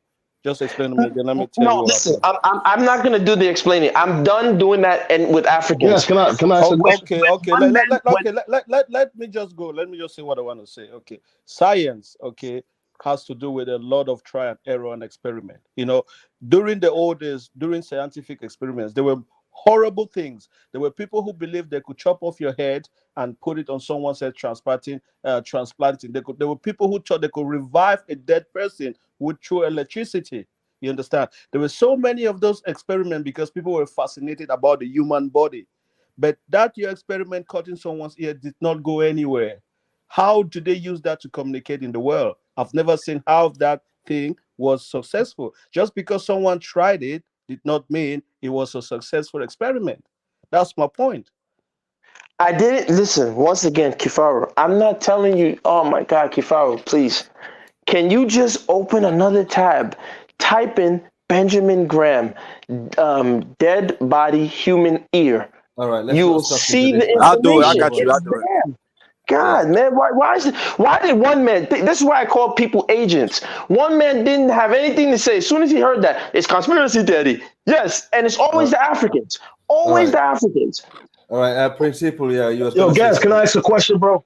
Oh, Chase, go on then. Hello? Yeah, Chase, go on. Who's going to ask? Chase can talk. Chase, sir? Oh, no. Go ahead, Principle, yeah, you go, principle. Oh, okay.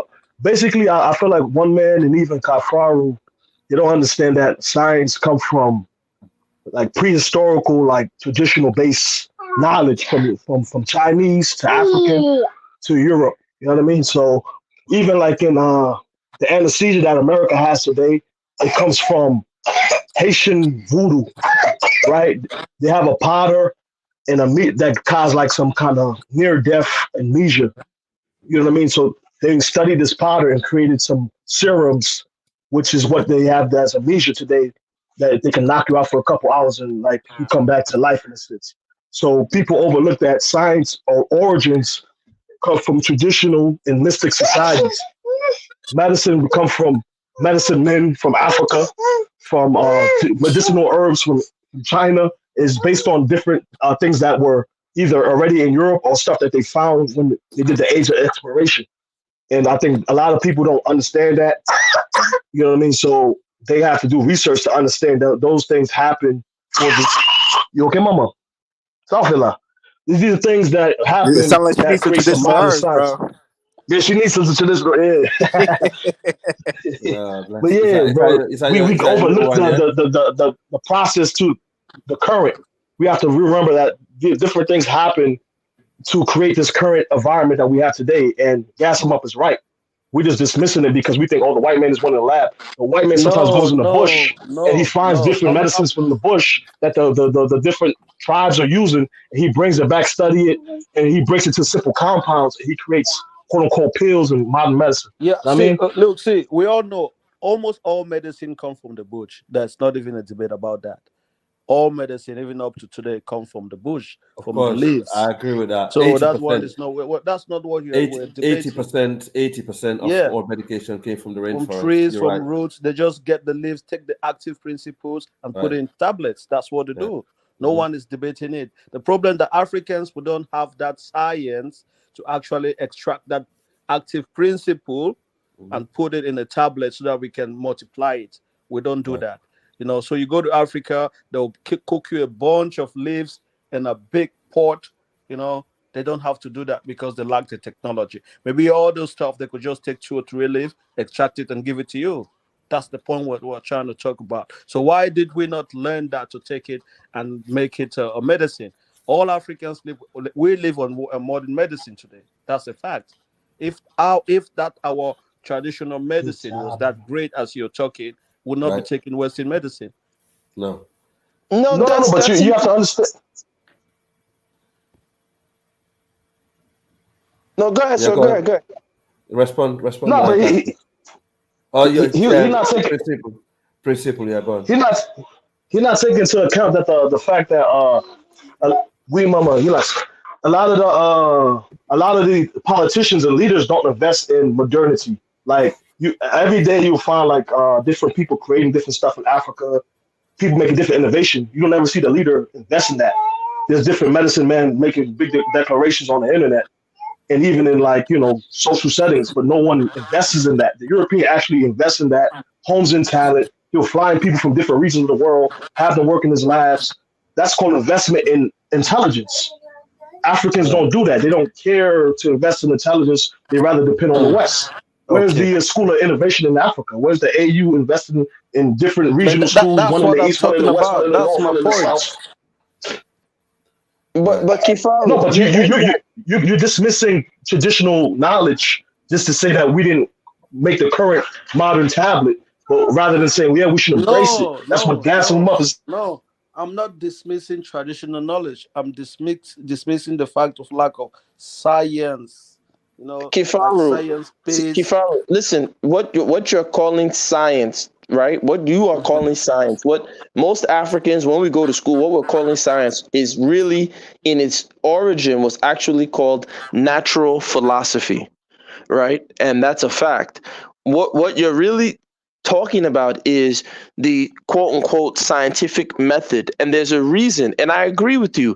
One of the biggest innovations that we didn't do was within our language. You see, because like you said, they're taking the so-called principles, the chemical principles, active principles within the chemistry to extract, right? That word, you see, and that's why language is very powerful. We didn't modify our language, you see, because our language is a form of technology. We didn't modify our language to keep up with what Europe was doing. Europeans restructured their language, right? By peppering it, they restructured the so-called Latin script. They added, combined it with the Germanic script. They added different loan words from all around the world, right? And they restructured their language to reflect a new way of looking at not only themselves, the human body, looking at the environment. So the environment became something where in which, not one that you had harmony with, but one in which you had to conquer. Some European philosophers will say that comes out of the Judeo-Christian origin, where the so-called Bible tells you that man has dominion over all the land and the animals in the environment. So comparing that to most African lands or most indigenous peoples, their land, no, that word extract is very difficult to put within a context and a concept. So when we encountered the Europeans, we not only were behind them in the material technology, we were behind them in the linguistic, the morphological technology in terms of looking at our environment. So there's no way that a people who are in harmony with their environment are going to be able to compete with the people who are looking to conquer their environment. It's going to be very difficult, because the rules of the structure that are within your language, they have already broken those rules. So the rules that used to take place because when people say Europeans, if you look at the history of Europe, whether it's the Celts, the Visigoths, if you look at how they used to be before Christianity through the so-called Roman and interaction entered them, not just barbaric, but even prior to the quote unquote barbarians, they were Do many. you know who are the barbarians? Hold on, Al. I don't want to talk about the barbarians. Wait, I don't want to. Wait, guys, please, don't. Let's not. Wait, hold on, please. Wait, listen, gentlemen. Let's not divert.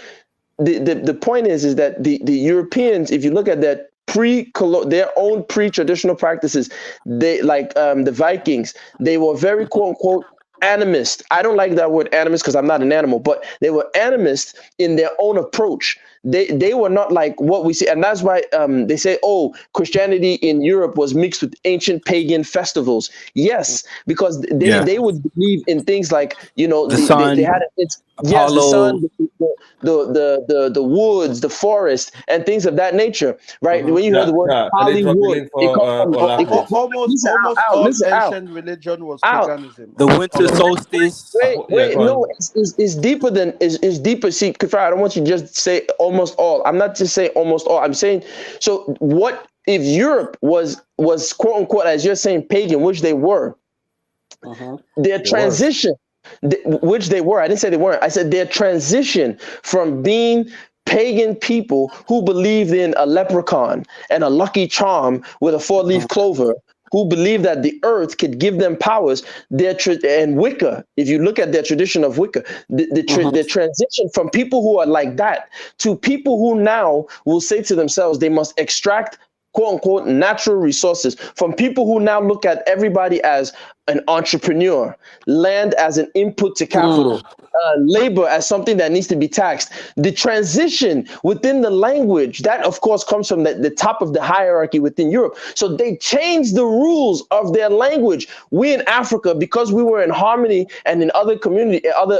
societies, we were in harmony. We were not in antagonistic reaction. And so why did Europe do that? Many reasons. You can look at the Black Plague as one. You can look at their interaction with Christianity and how they interpret it as another. So many things caused Europe to change the rules of their language. So now that a European, when you hear something like dog eat dog, these are things we won't say in Africa, that you just kill your fellow man. You get what I'm trying to say? So I'm not saying that in Africa it was all peace and we were kumbaya. I'm trying to show you guys that the history of Europe shows that their language was their first changing of their technology, which allowed them to justify their existence to come and take over the world. I'm just trying to digest that language part of it. Can I push back at that? Yeah, anyway, 1 second. The barbarians were the barbers. Anyway, go on, Principal. I think we all know that. Yeah. No, I thought they were the Fulanis. Oh God, just be quiet, man.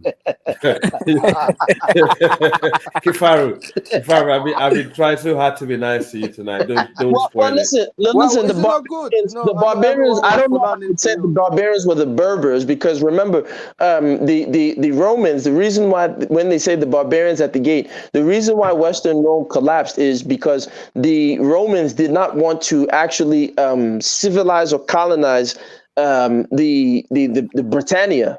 They didn't want to. So they didn't want to civilize what we call Gaul and like I said, these are people, the Visigoths. This is who the real Europeans are. So the people in Britain, Germany, in France, they're not really Roman.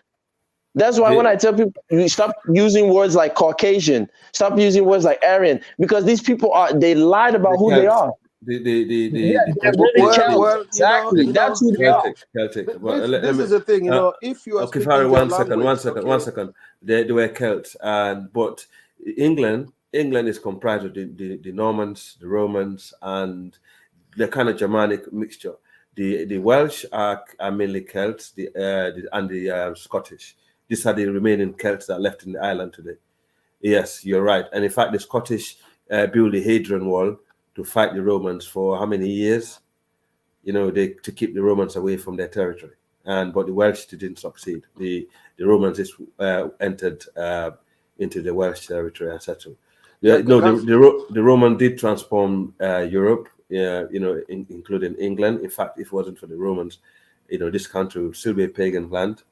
Gassamop is right, and also they will still be believing what they believe in back in the days, and they will still be uncivilized. That's the reality.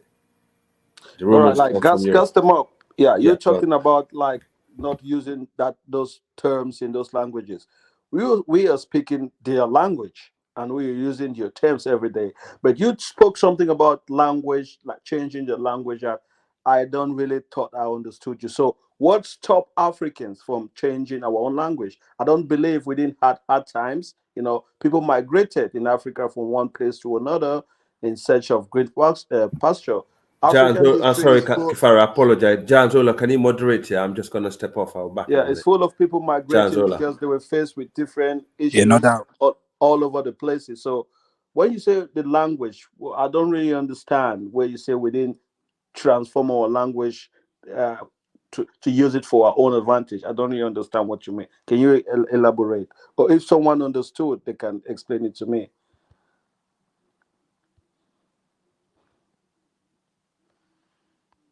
So it's very easy. Like I said, I didn't say that the Africans could not. I said that the people who would have, remember, the transition from a pagan European society to an ordered, rational, so-called scientific revolution European society came from the top, right? You can think about Isaac Newton with the so-called Royal English Science Society. And the guilds in London and all of these things. So these are things that were from the top down, that they were now implementing, restructuring. One of the most powerful restructurings is the so-called King James. That King James English, right, allows them to speak on the world in such a manner that we have never seen. And in such a way that now it justifies many things that, like you said, extract. So when an African, and that's one of the things that used to frustrate me, because we will take their definitions and then project them upon ourselves. So that's why when I tell people we're not Bantu, we are using your language. So why do we choose some definition? I want you to process what I'm saying before you push back and say we're using their language. You're using their language.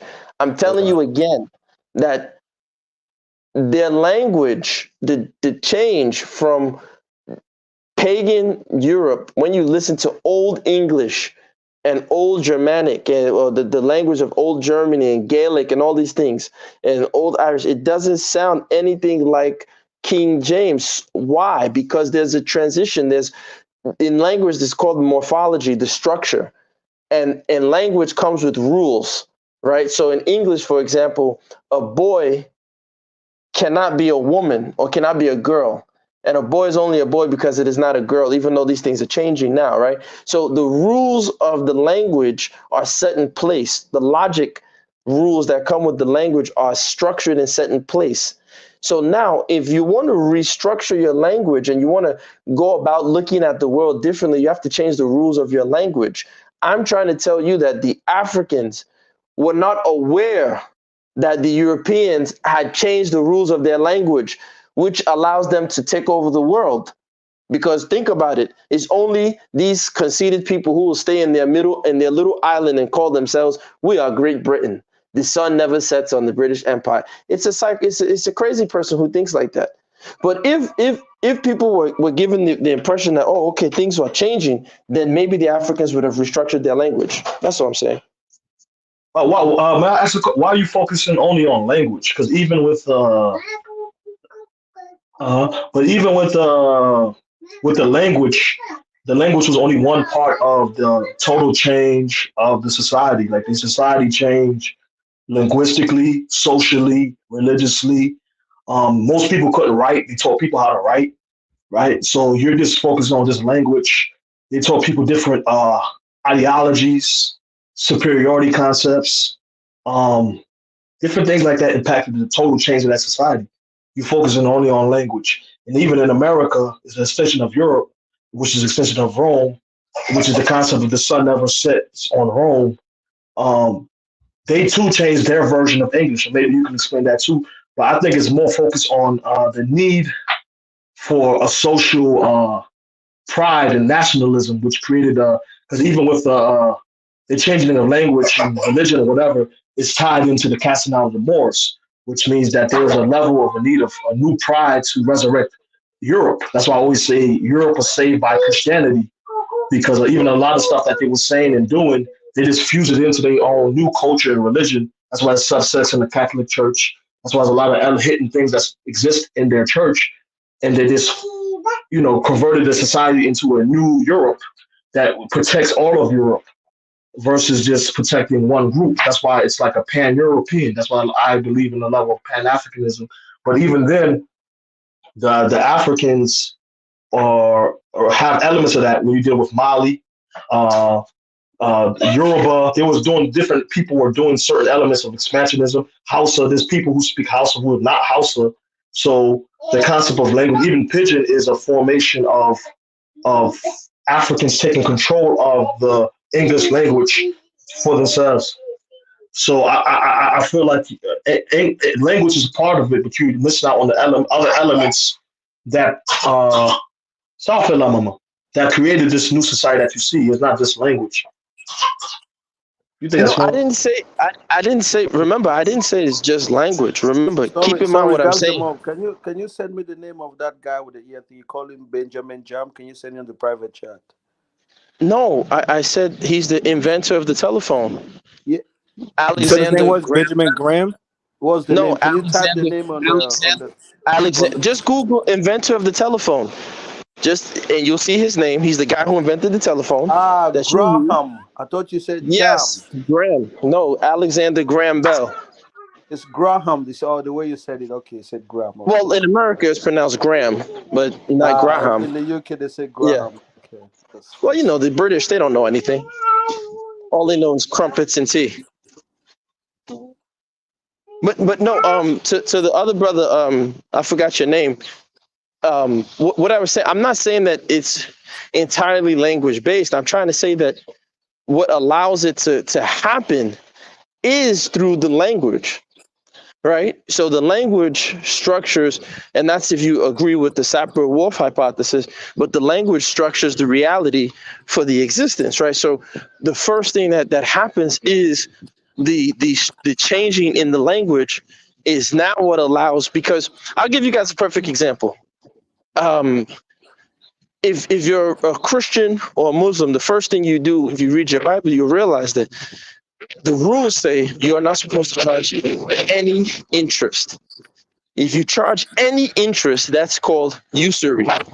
But as Europe is, having this explosive change in social relations, and the velocity of change is exploding in Europe, you start to see that the rules of, instead of them saying, oh, okay, we can't charge any interest, it now says, well, the charging of excessive interest, because the social conditions and the demand for making money trumps that of even the religion, which, again, if you read the Bible or Torah, or if you read the Quran, you're not supposed to charge any interest at all, right? That's forbidden. So what happens is that the old way, like when you think of how like the men would interact with each other in a Shakespearean play, like, their friends and my blood brother.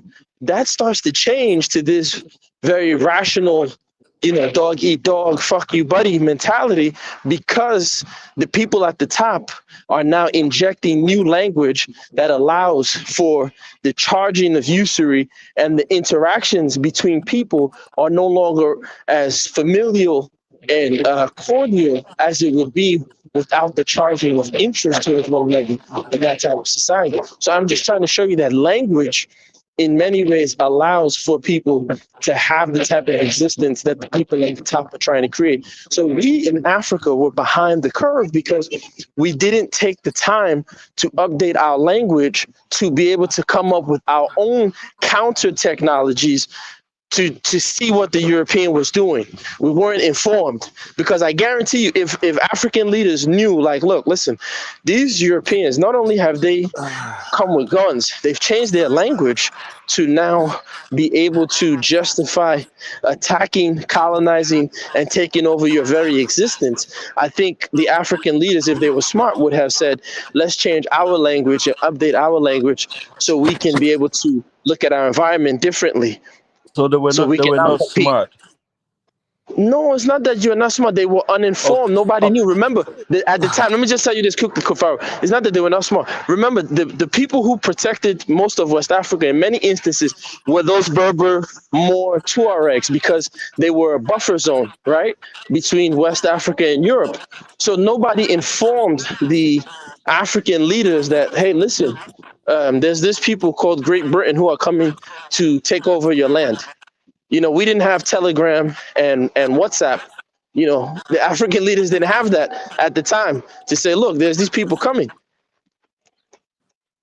All right, I think I'm still having issues understanding this your change of language. Is anyone on the panel understanding that? Maybe explain it to me for some reason. Maybe. Is anyone on the panel understanding Gas them Up's change of language? Well, I think it's rooted in the concept of words is mystic, like in African tradition. So African tradition, words is mystic. Even like the original writing is based on like ancient symbols, right? So I think he's talking about that. But realistically, listen, mama. But even with that, like he's trying to say that they utilize word and language to create a new structured society. That's a given, but I feel like that's just not the end all be all of it. But he's saying there's more to it. I agree, but he's just trying to focus on language. I guess because the contracts, even in spiritualism, your word is your bond. A lot of elements of that is rooted in mysticism.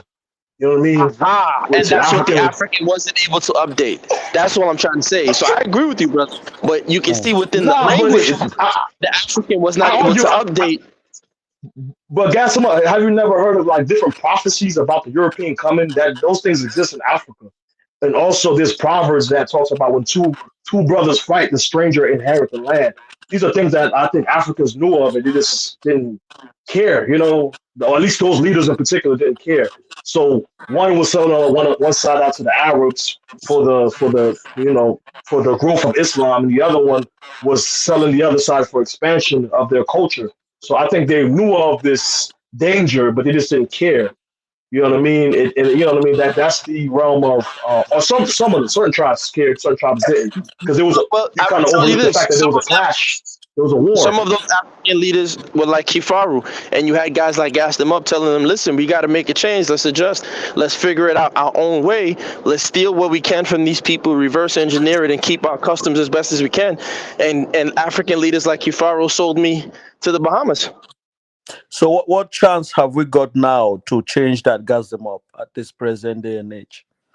I mean, you got to work with me instead of fighting me. You went to Niger. Am I fighting you? No, I'm just fighting you when you go too spiritual. No, not today. Not today. No, But you Kifar, were saying I don't something understand. that I was fighting you because how you were presenting yourself. You were presenting yourself as someone that does not want Africa to industrialize. That was my problem with you. You want Africa to remain the way it is. We're eating in the bush and doing all those spookism in the forest. That's how you were presenting yourself to me, and I was totally against that. I think that's the only fight I had with you. Are you still of that mindset or that notion. Okay, one question to gas them up. One thing gas them up is missing is that the Europeans benefited from writing down their language early, right? Writing down your language gives you the ability to store up knowledge for so that you can draw on the knowledge of people who come before you, so people who are alive in your present day. Not giving your knowledge orally, you're not able to transmit as much information with precision. So you can accumulate knowledge faster if you write it down than if you transmit it orally. That's why there is a lag between African technology and science and other people. We do not benefit from writing down our knowledge. Go ahead. Let me add another thing. And I know the brother dropped off, but another thing that allows societies to become powerful and take over the world. You know what it is? It's called logistics. Okay, the Roman Empire got so big because they had a road system, they had a logistical system to conduct trade and get resources, from one area to another. Also, to move military assets around from one area to the other, so they can control geographically, efficiently control areas. And that's really what it is. And I think a lot of what he did, like my issue with him is sometimes he'll come on here and it's like he mystifies these Europeans, like saying that they had a language that allowed them to take over the world and that allowed them to view the environment as property or something that they had dominion over. And that's all just goofy, man. It all just comes down to logistics, bro. To be able No, to, but he does make a good point, But I say though. something. But let me just real quick. Let me just land this point. Language comes so easy to us that it's easy to forget what a magical property this is. Just think about what we're doing right now. Each of us right now is sitting on a panel, listening patiently to other people make sounds as they exhale. We do this because the sounds that we make contain information that we're able to unpack and turn into ideas and convert back and forth. Now, this is something uniquely that is a unique human ability, and it comes naturally to us. But a written language greatly expands this capacity. So now, people who lived hundreds of years ago, we can read their writings and expand our own knowledge today, even though we didn't live at the same time frame. That's what Africans missed out on. That's why we lag behind in inventions and technology. Even the printing press itself greatly expanded how much literacy rates, because now books weren't something that only rich people owned. Now poor people had access to books, and it expanded the literacy rates. Like we still, are lagging behind in literacy rates in poor areas of Africa. So it's to do with technology, and it's also to do with writing stuff down. But go ahead. My point was simply that gas point is correct a little bit because the European didn't hesitate to turn over stones to make sure they access knowledge even deep in the bush, while us we're looking down on tradition. So I think that's just one of his main points. And secondly, there are ancient trade routes through the desert. Yo, come on, man. Through the desert, through the rivers, and through the oceans. We just gotta modernize. Mama, stop it, stop. Keep playing. All right.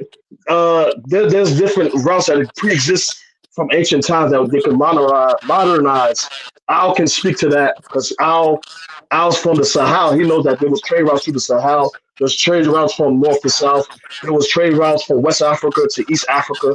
These routes need to be resurrected, modernized. There was trade routes that were seized by the desert-dwelling Arabs in the Swahili coast that need to be seized. That's why I support somewhat Kenya taking the naval float and seizing control of the Red Sea with Ethiopia. If that happens, these are things that we need to do to modernize, which a lot of us don't seek to do.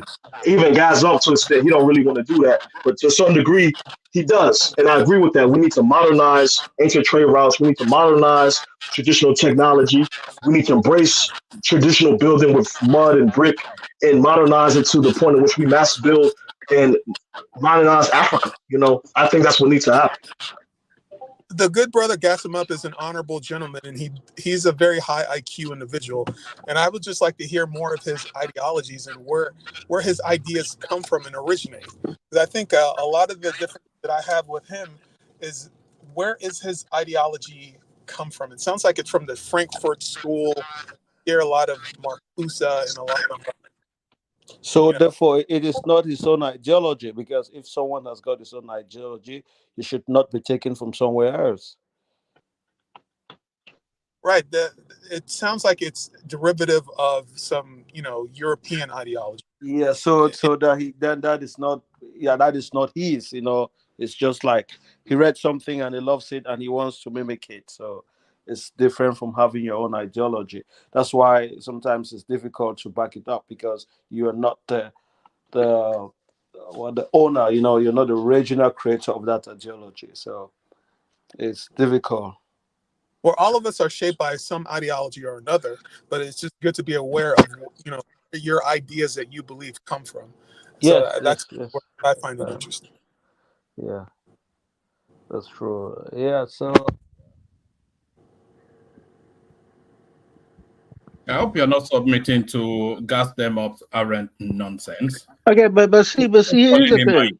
IQ. What has it done to suggest that? No, but what I was saying, one man, is the gentleman was saying, he was saying that the Europeans have a certain kind of language. Well, guess what? The Chinese have a language too. Okay, the Ottomans had a language too. Africans have It their could own have language just too. as easily, like when you look at America, right?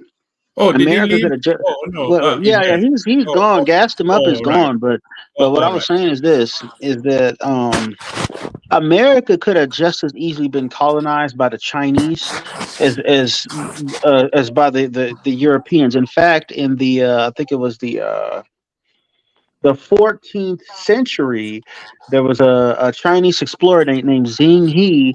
He built a massive fleet, and he actually sailed through the Indian Ocean all the way down the east coast of Africa, and then he even sailed to the west coast of the United States. Okay, and he documented this journey. He brought all types of artifacts and goods and riches and stuff back to China, but because China had isolationist emperors, okay, they shut his whole program down. And they got rid of all of his logs, and historians have had to piece together his fleet. But like I said, the Chinese could have been the ones to colonize the Americas. And who knows how different it would have been. That they may not have even have used slaves. They probably would have just used their own people as slaves instead of getting slaves from Africa or places like that. But all right. It would have been totally different. It could have been totally different. Let me bail out. You guys carry on. Okay. I'll check in every now and then. I'm back anyway. Or are you there? I'm back. Before you go, one man. Before you go, I was just reading about the Graham's ear. Something. It's not actually an ear. It was an instrument that at the end of it was attached a human ear. So when you play a sound through that instrument, the sound is going to vibrate through the human's ear. It's going to make some things on the floor. It was not like actual ear. It was like I told you already. Just from you can spot a bullshitter. I'm surprised you guys can. It's always been a bullshitter. Gas them up. It shouldn't be called gas them up. It should be called full of gas. It's full of gas. So because I was so skeptical about that, that's why I said, okay, let's do this. But it's just a nonsense. Anything he says, just take the direct opposite to be true. But like, if you just think, so how can you use a live ear? One man, come back in half an hour. If anything, you can shut it down. How can you use a live ear as a telephone? So how many live people's ear you're going to use? And how long is that gonna stay without it getting rot? So it's just an experiment for some short time, and that was it. It was not Okay, actually. let's move on. He's not here now. He's gone. But yeah, Chukwe, I thought you was. Yeah, I was just interested in the discussion about language. He mentioned the Sapir-Whorf hypothesis. That's this idea that the language you speak shapes your reality. So if your language doesn't contain a word or an idea, then So your whole reality is different. Let him speak. Let him speak. Sorry, Choco, go ahead. No, but that has been debunked because your language exists in like a language of thought, like a mentalese. So think about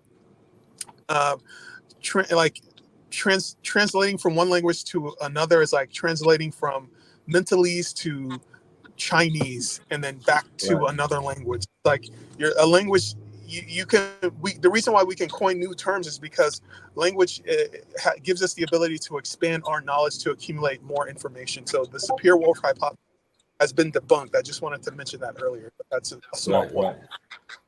That's real. Absolutely 100%. And it's not permanent, is it? Really, let's be honest. It always changes, right? Yeah, it's always expanding. It's always evolving. So, as computer didn't always used to be a word, internet didn't always used to be a word, but we can expand our language to encompass any idea, even brand new one. Absolutely. Yeah. But I forgot what were we originally talking about? I think we're drifting a little. No, I was just asking him to explain in details this idea of language, how the European used language as a dominant factor, to dominate the world. But it was just very sketchy for me, you understand, because as you said, all civilization had their own languages and they had to change it over time to suit the whatever. Right? So if you're trying to tell me that you want me to accept that European language was superior to maybe some African people's language, so something I would not really Latin. Yeah, Latin became very I won't say superior, but became more adoptive in Europe, and because it came with the people from the southern region where we came from, around Mediterranean region, right? And but if you think about it, like writing down your religion in a sacred book facilitates you spreading it, and also editing it and updating it for as time goes by. So if you're passing all your knowledge orally, it places huge limitations on your ability to the amount of information you can transmit and how precise you can be. So I think we've missed out on a lot of that. I think we did. And that's one of the. Sorry. Oh, go ahead. That's it. Yeah, that's one of the gifts we had. When we had Islam during the Mali Empire, we already able to write. The book in our languages. Even though it's Arabic, so the average Arab guy cannot read it. And understand it if they don't understand Fula or Mandinka, for instance. However, over the years, we see what happened in the Sahel. These terrorists. The jihadis who came from the north, the Arabs and the Berbers who came to Mali, and they're trying to destroy it. We managed to rescue some of these books. They wanted to make sure we forgot about the real Islam as we knew it. And if you look at Islam today, in Africa, or in the world, it's not the Islam that the people used to practice in the past. It's becoming more violent. Obviously, they had jihad in the past, but now it's becoming more violent. It's becoming very racist. It's becoming more of Arab ideology. Our people have been brainwashed, and Africans have been trained to hate another Africans, and stuff like that. So you can see the disadvantage of having a religion, not being able to control the language of that religion, right? As you just mentioned. So that's very true. Yeah. And imagine where African religions would be, not if it was written down and if we wrote in our text that we are the chosen people and transmitted that instead of the other way around. So the way I see it, it's like Islam is a tool of colonial expansion of the Arabic Empire.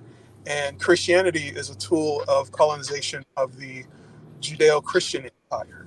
It's a tool of empire that we never participated in because we never wrote it down, and we didn't participate in that whole process. So we're behind. All right, could I Yes, I interject agree on with that? that. I agree with that.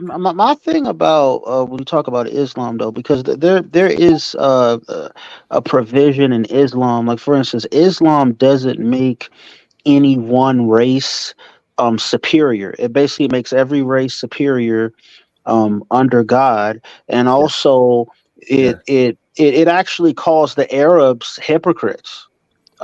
You know, in the Quran, they actually criticize the Arabs for for being hypocritical and for always historically wanting to have like all these different gods and all these different polytheistic gods and stuff, and not just sticking to one God.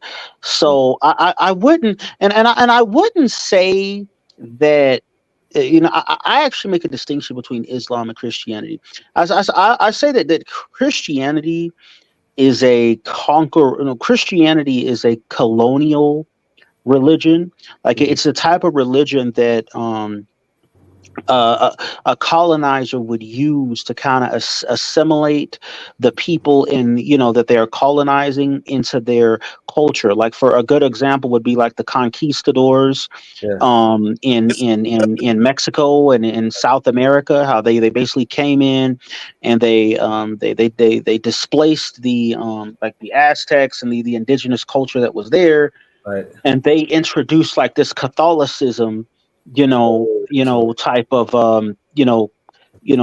religion, and they assimilated them into that. Whereas is a Islam is a conqueror religion. Okay, and there's a big difference between a colonizer and a conqueror.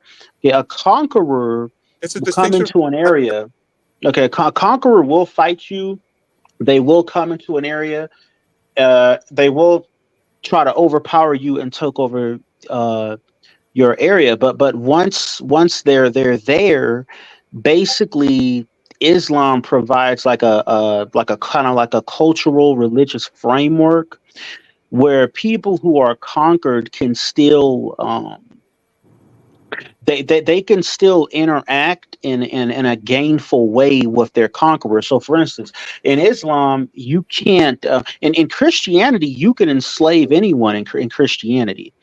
Okay, you can enslave other Christians. You can enslave people and introduce your slaves to Christianity. You can lie to your slaves and tell them that if they're good slaves, they're going to go to heaven and they can be a slave, for God in heaven and stuff like that. But in Islam, like once you conquer a people and you make them Muslim, you cannot enslave other Muslims. No, you can't. That's at all. Period. So keyword make them Muslim. Keyword make them yeah, but Muslim. see, here's the So thing. Here's the thing. That's why I say that there's a big and then when you look at Christianity, right? There's a lot of other things that is promoted. If you look at the way, go ahead, bro.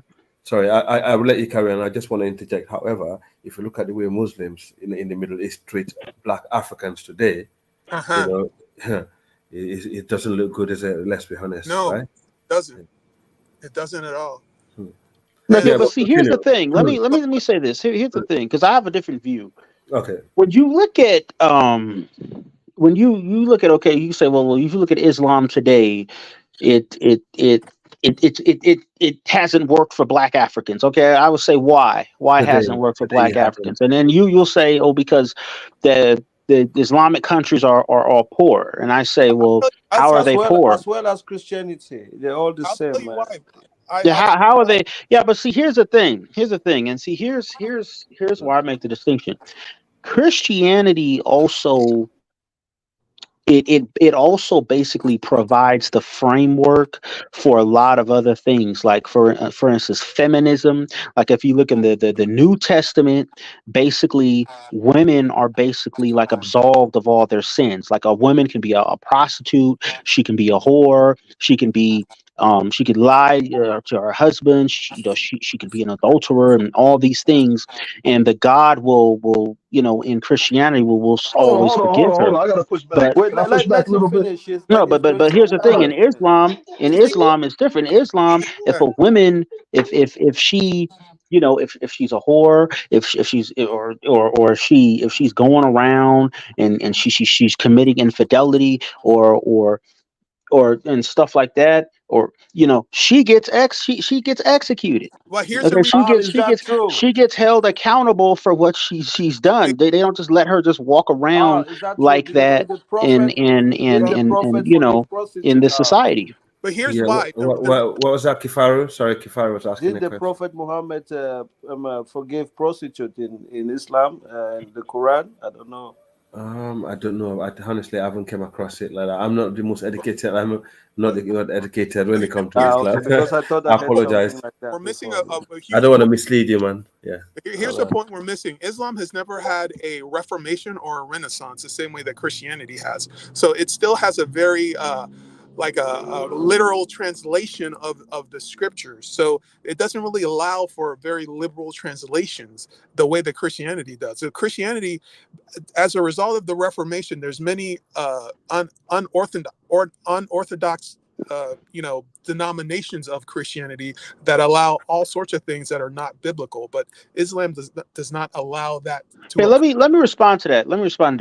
And I've even heard European, well, not European. Have you read a book by a book called The Decline and Fall of the Roman Empire? Have you read that? Who's the author? Yeah, I think his name was Thomas. Was it Thomas Hobbes? He was a very famous British.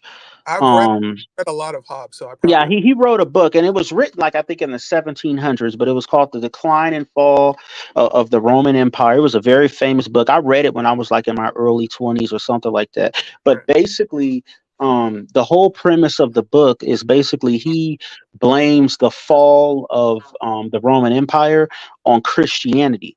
Because what he says, what the argument that he makes is if you look at like the Roman culture, like going back to like Caesar and even prior to that, like when they were still a republic, basically their religion was their society was very patriarchal. Okay, it was a very warlike society. Okay, they worshipped strength and beauty. Okay, so they worshipped men who were strong, men who could lead armies and gain victories. They worshipped fruitful women. They had all these goddesses and stuff. They worshipped these bountiful fruitful women who, and you go look at some of the Roman statues who had the big hips and could make a lot of babies and stuff like that. That's what they worshipped prior to Christianity. It was strength. It was virility. It was all the things that's why the Roman Empire, they were such a powerful culture. Yes. After that, once they became Christian, they started doing things like they start worshiping, they start worshiping, the weak. They start emphasizing, mercy and instead of strength and instead of power. And then they started like towards the Is this very end of it, history? they started that all of the liberal things that are in Christianity were all there from the beginning. It didn't But take the it's Reformation for those things to come there. Basically, towards the end of the Roman Empire, what did they do? They started doing things like giving women like rights, allowing women into politics and stuff like that. And not too long after that, their society fell. So you get to see like the the difference between the society, when you're a patriarchal society and they're warlike and they worship strength and power and fertility versus being this society where the women are a lot more empowered, but they Can I don't say something? worship strength as much. They worship the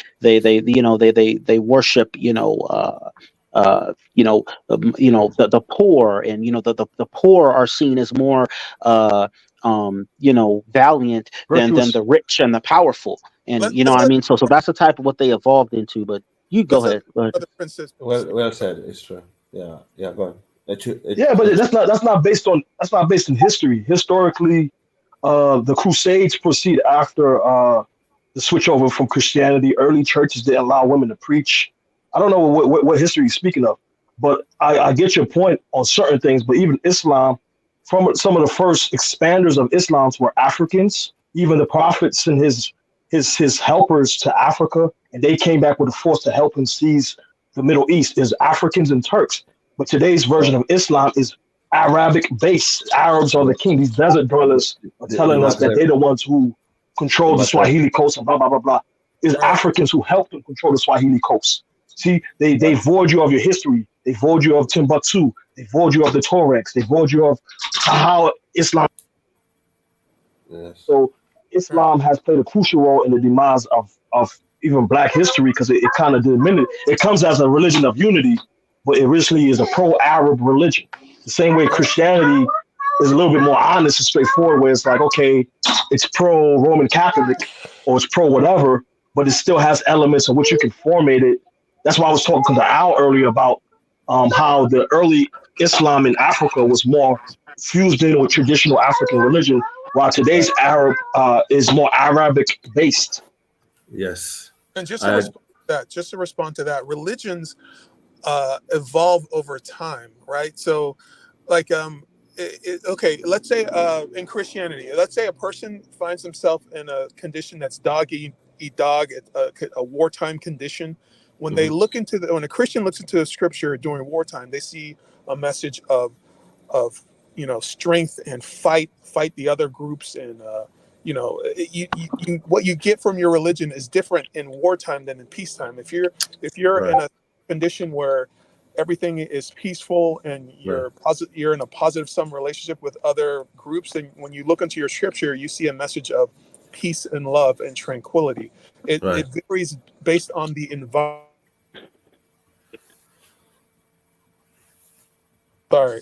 What you actually get from the scriptures that you're reading. That's one thing. And over centuries, religions evolve as they, encounter other groups or take over other groups. They may add some of their gods or their practices to that religion. That's what happened to Christianity throughout the centuries as well. But it seems like Islam is locked down in a way that it doesn't allow much editing. No. Yeah, but see, here's the thing. And I would say this. I would say that because when I look at Islam, and I'm not saying Islam is perfect, but Islam, there's a thing in Islam that's very anti-colonial. There's a thing in Islam that allows people that allows certain groups and stuff to really have the strength to fight, and even I would even say even defeat much more powerful colonial forces. And a perfect example of that would be when you look at the United States, right? There's this global superpower, and I've never seen anyone really fight you know who, and this is something that happened in my lifetime, but in my lifetime, you know who I've seen, even after all the wars that America has had, I've seen a lot of wars. Desert Storm, that shit happened when I was a baby. The invasion of Afghanistan, invasion of Iraq, and all. After all that, you know who I've seen really fight the United States the hardest? It was those Somalians in Mogadishu in 1992. Yeah. I've never in my life. You go back and look at some of the footage. Okay, these Somalians were not. They had no fear. Everyone was out there. The children were out there with AK-47. The women, all the militias was out there.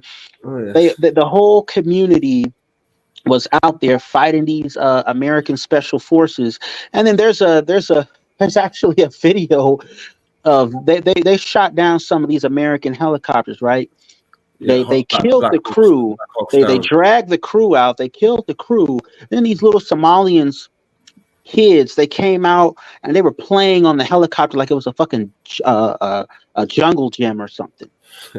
They were jumping up and down on the rotor blades. You know what I mean? You're talking about a fucking $5-10 million expensive military helicopter. They down this thing, and to them, it's a toy to play with. Right. So that's just when I look at Islam, that's why I say that there's a reason why the West, they put so much billions of dollars into fighting Muslims, because the Muslims, they're the only ones really who can really resist Western hegemony in a lot of ways. But I'll digress on that. Yes, I mean they always have been a threat to the Western countries and their ideologies. That's for sure. And at the same time, to be honest with you, Islam used to be more liberal than it is today, and it's a shame the holders of Islam, as we speak, are not doing the right things. They're not doing what the religion said, and also there's so many sect of the religion today that's actually dividing the people more than uniting them. So, and also, us the Africans, we're adopting the bad, basically the bad part of the religion that's not benefiting us in the continent. And for some reason, those in the north tend to do well under the religion, but us in this Sahel and this, in the region, sub-Saharan Africa, we're doing badly. I don't know, but one aspect I know that affected Islam is when they took science out of Islam. But I think this started during the Almoravid dynasty. I don't know if you studied that well.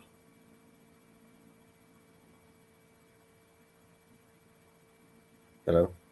Are you there? Yeah, absolutely, brother. And I mean, I understand where you're coming from, but I think that you equate Islam with like Arabic geopolitics, and I think those are two totally different things. Okay, because in the Quran, sorry to interrupt you, in the Quran, God even described the Arab people as their heart.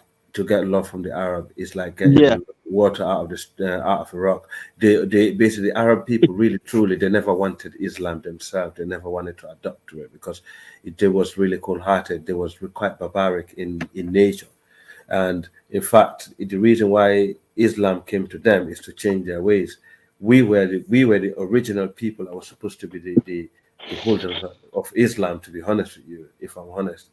But Islam was quite progressive until the downfall of the Almoravid, and I think that's when Islam, I think someone need to mute, the downfall of the Almoravid, that's when things went wrong, because I don't know if you know about this, the Berbers, Tuaregs, and some of the West African people used the wealth from Senegal to Mauritania to Morocco to build Spain, and they managed to establish the first university in Spain, where it was actually scientific based, and a lot of people were learning knowledge. But unfortunately, one of the Tuareg who went to he was a Berber Tuareg, he was a black Tuareg, by the way, who went to the Middle East and adapted the stricter version of Islam. He came to the region and he started punishing the people in the region, and then he was expelled to Spain, and he went to Spain with his contingent because he's a guy with loads of military guys behind him, right? So when he went to Spain, at that time the Spanish, the Almoravid was struggling with the Spanish in the north, so he helped them defeat the Spanish in the north. He came back to the south. He took over the leadership in Spain, and then he abolished science. He introduced the stricter version of Islam in Spain.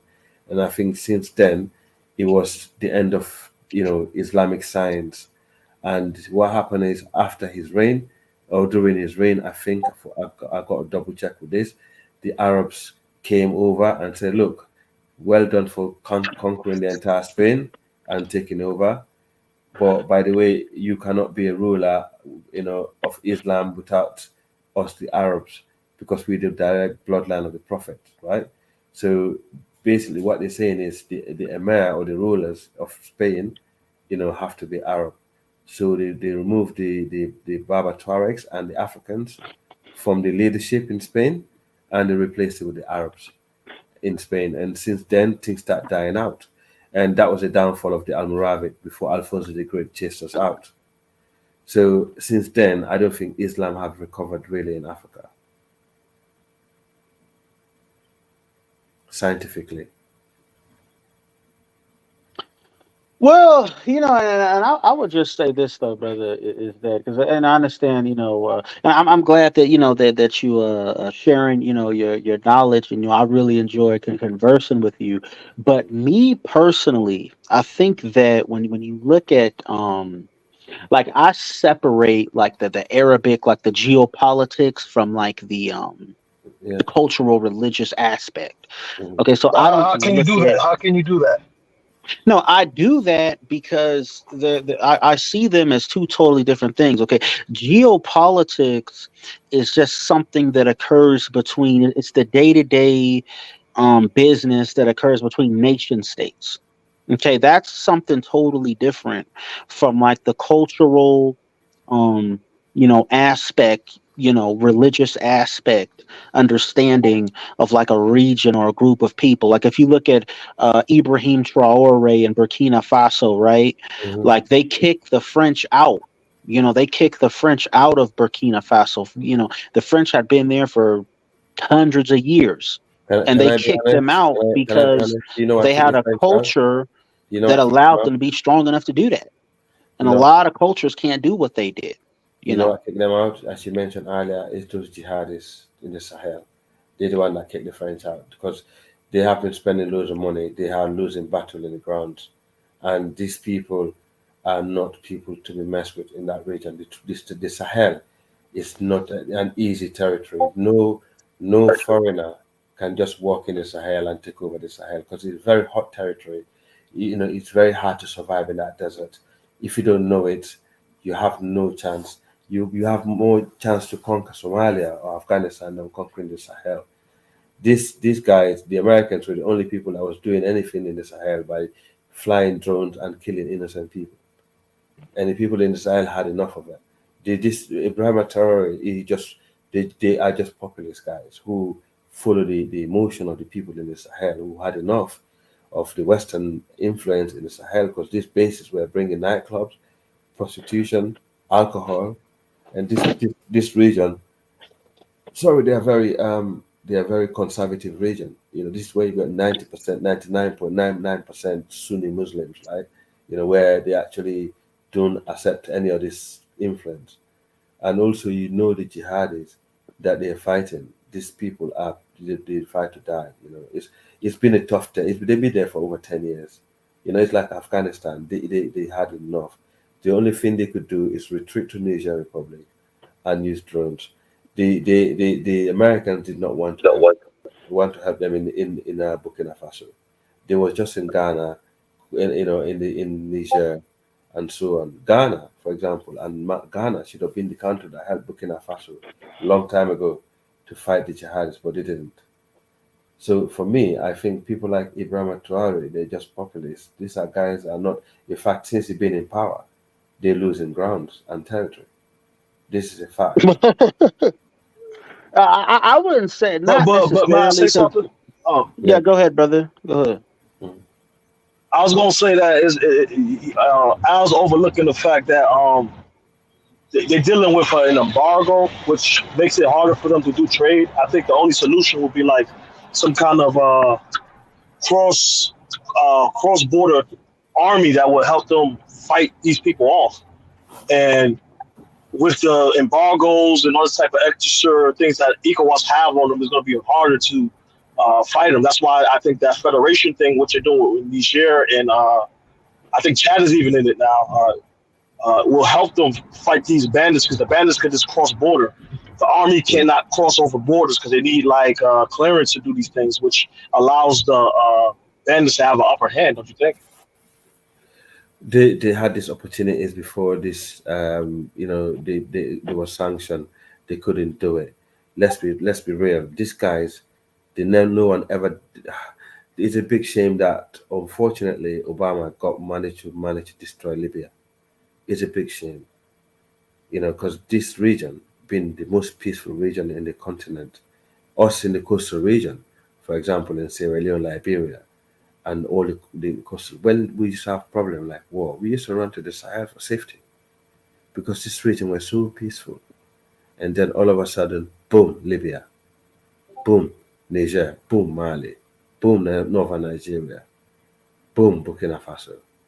You know, and the trouble is with Burkina Faso, it's been a hotbed for terrorism and mercenaries over the years. You know, they themselves they were used to nurture these guys. I'm gonna tell you, I'm very familiar to that region. Burkina Faso has always been a troubled country. Niger Republic will have peace, they will settle down. Mali will settle their problem. But the problem is Burkina Faso. Burkina Faso, for example, I'll give you an example. The Mosi Empire were the reason why the Mali Empire fell. I don't know if you know that the Mosi Kingdom was poking at the Mali Empire over jealousy for centuries, right? And and then we had no choice but to help ask Moroccan for help, and they came and helped to destroy it. It was the end of it. But anyway, the Burkina Faso is where all these guys were trained, the rebels that destroyed Liberia and that destroyed Sierra Leone. And when they got to Liberia, they managed to enter Ivory Coast. Luckily, the French chased them out to Ivory Coast and some of the local region military.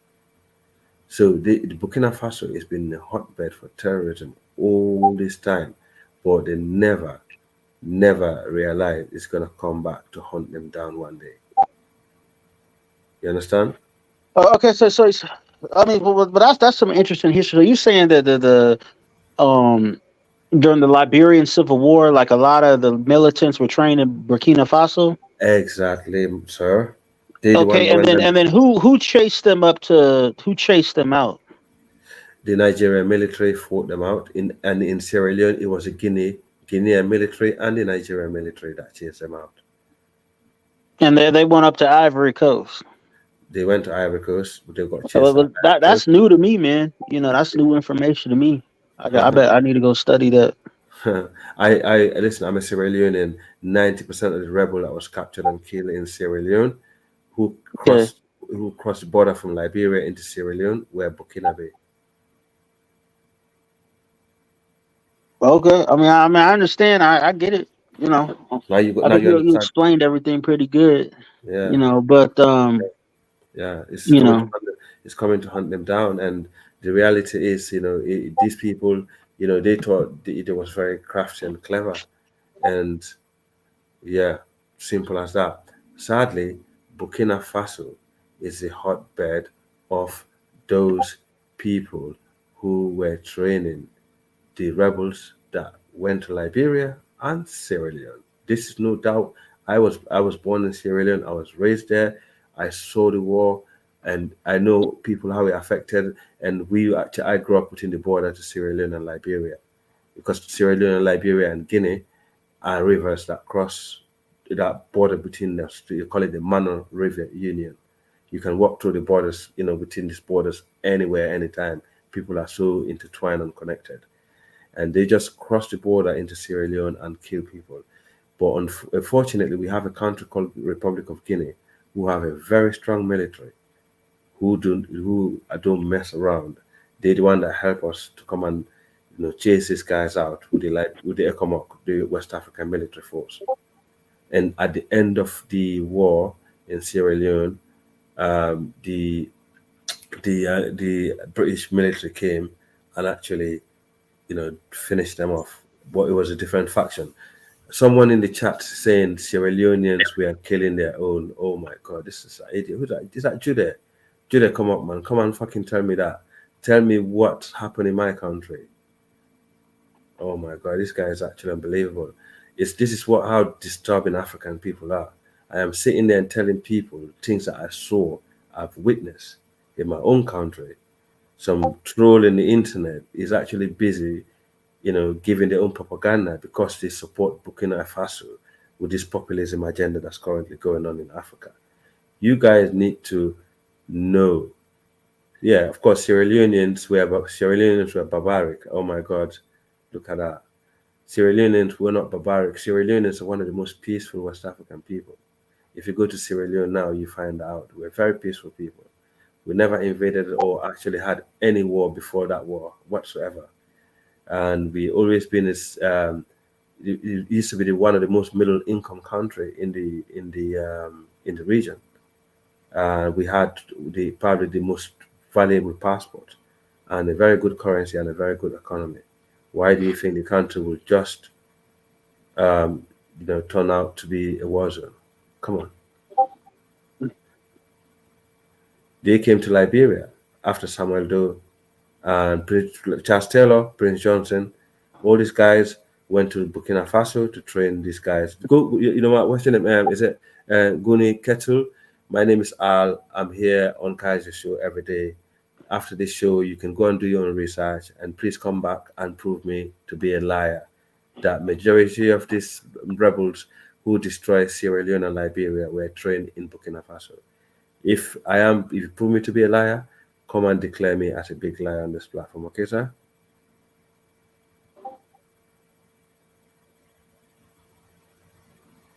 Are you listening? Oh, yeah, I'm here. Okay. And also, Principal, you're here every day. You can see that. So yes, this is exactly what happened.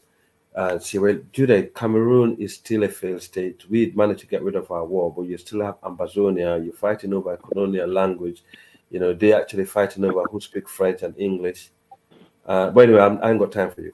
But basically, what happened is, Burkina Faso, they had a lot of problems in that region over the centuries. And the trouble is, the Sahel is full of young lads who are jobless. Unemployment is very high. So these people are coming from all over the world with their Al Qaeda or Islamic State. You can imagine it's very easy to recruit these young kids into their propaganda. It's the same thing that happening in areas like northern Nigeria and so on. The youngest population in Africa is currently growing in that region, and they're jobless. And some people that come in from outside, we're telling them to come and fight for them for a cheap money. They probably will do it. This is the reality of Africa. People are poor, but sadly, we need to be careful of these guys that we praise in the Sahel, called Ibrahim Traore or Assimi Goita in Mali, and so on, because we don't know what the agenda in the continent is. I want them to succeed, in finishing the jihadist problem, because I think it's actually affecting us. But I can't see it happening the way it is happening right now. Simple as that. Because you cannot fight these guys without a good military. You can't fight them, without this coordination out there, because you need good air force to actually pound them from the air. The Sahel is a vast territory. These guys moving from one place to another. How can Mali and Niger Republic and Burkina do it on their own? You can't do it. If NATO cannot do it, how can these three countries that's been sanctioned fight these guys? This is the question. This is my biggest worry, because if this problem in the Sahel spell into one of these coastal countries, we effed up, basically. So do you think, Principal, so are you a big, yeah? I like Torre, but I was going to ask you, what do you think about the current deals that were signed by Mali? And also, what do you think about the Senegalese president going to Burkina Faso, I think, this week? What do you think will come out of that? The Senegalese president going to Burkina Faso, maybe that might be one of their best visits ever, because all the other visit that goes there is relevant. Yeah, he was in Guinea actually not long ago. Bassirou Diomaye Faye, he came to Guinea.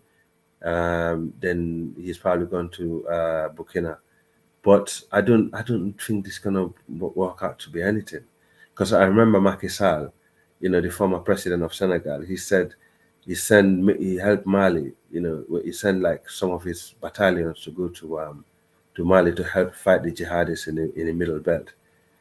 He said it took them about how many days? 12 days or something like that to move from one place to another. He said the terrain is so difficult, it's so hard to operate. It's unbelievable. He said there's no way Mali will win. That was Macky Sall saying this. He said there's no way, these countries alone can actually, win this war, because possibly something might come out with like a regional, deal, where basically they might have some conversation about, access to the sea. Maybe he might give him like access to the sea. You never know. That might be a conversation that will happen, because Burkina is a landlocked country. But I cannot see anything else happening, to be honest with you, because I don't think the people of Senegal would like to opt in into the Sahelian Federation. I don't think they would do it, because these people are not intertwined, if that makes sense. The Senegalese people are not into this Sahelian populism, whatever going on in the Sahel. They're totally different people anyway, when it comes to politics.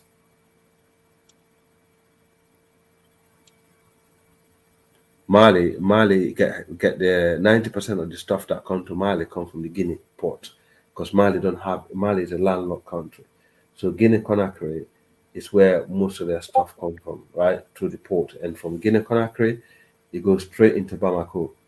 But I don't know about Burkina Faso, where I think they get their stuff from Benin or something like that, or Ghana or Ivory Coast. But all these countries have stopped them exporting or importing to using their port. So the only thing good that might come out is access to the sea through Senegal. And I can't even see that happening, to be honest with you. This is my take, sadly. Yeah. I think they fucked up. Honestly, these guys in the Sahel, they just, very soon you start seeing people in Mali already start agitating for election, right? They've been shut down a few times, but they already start agitating for election in Mali. People in Niger Republic, very soon, when they get hungry, they're gonna come out in the street and say, right, look, mate, all this shit that happening, we want our power back, And then these guys in Burkina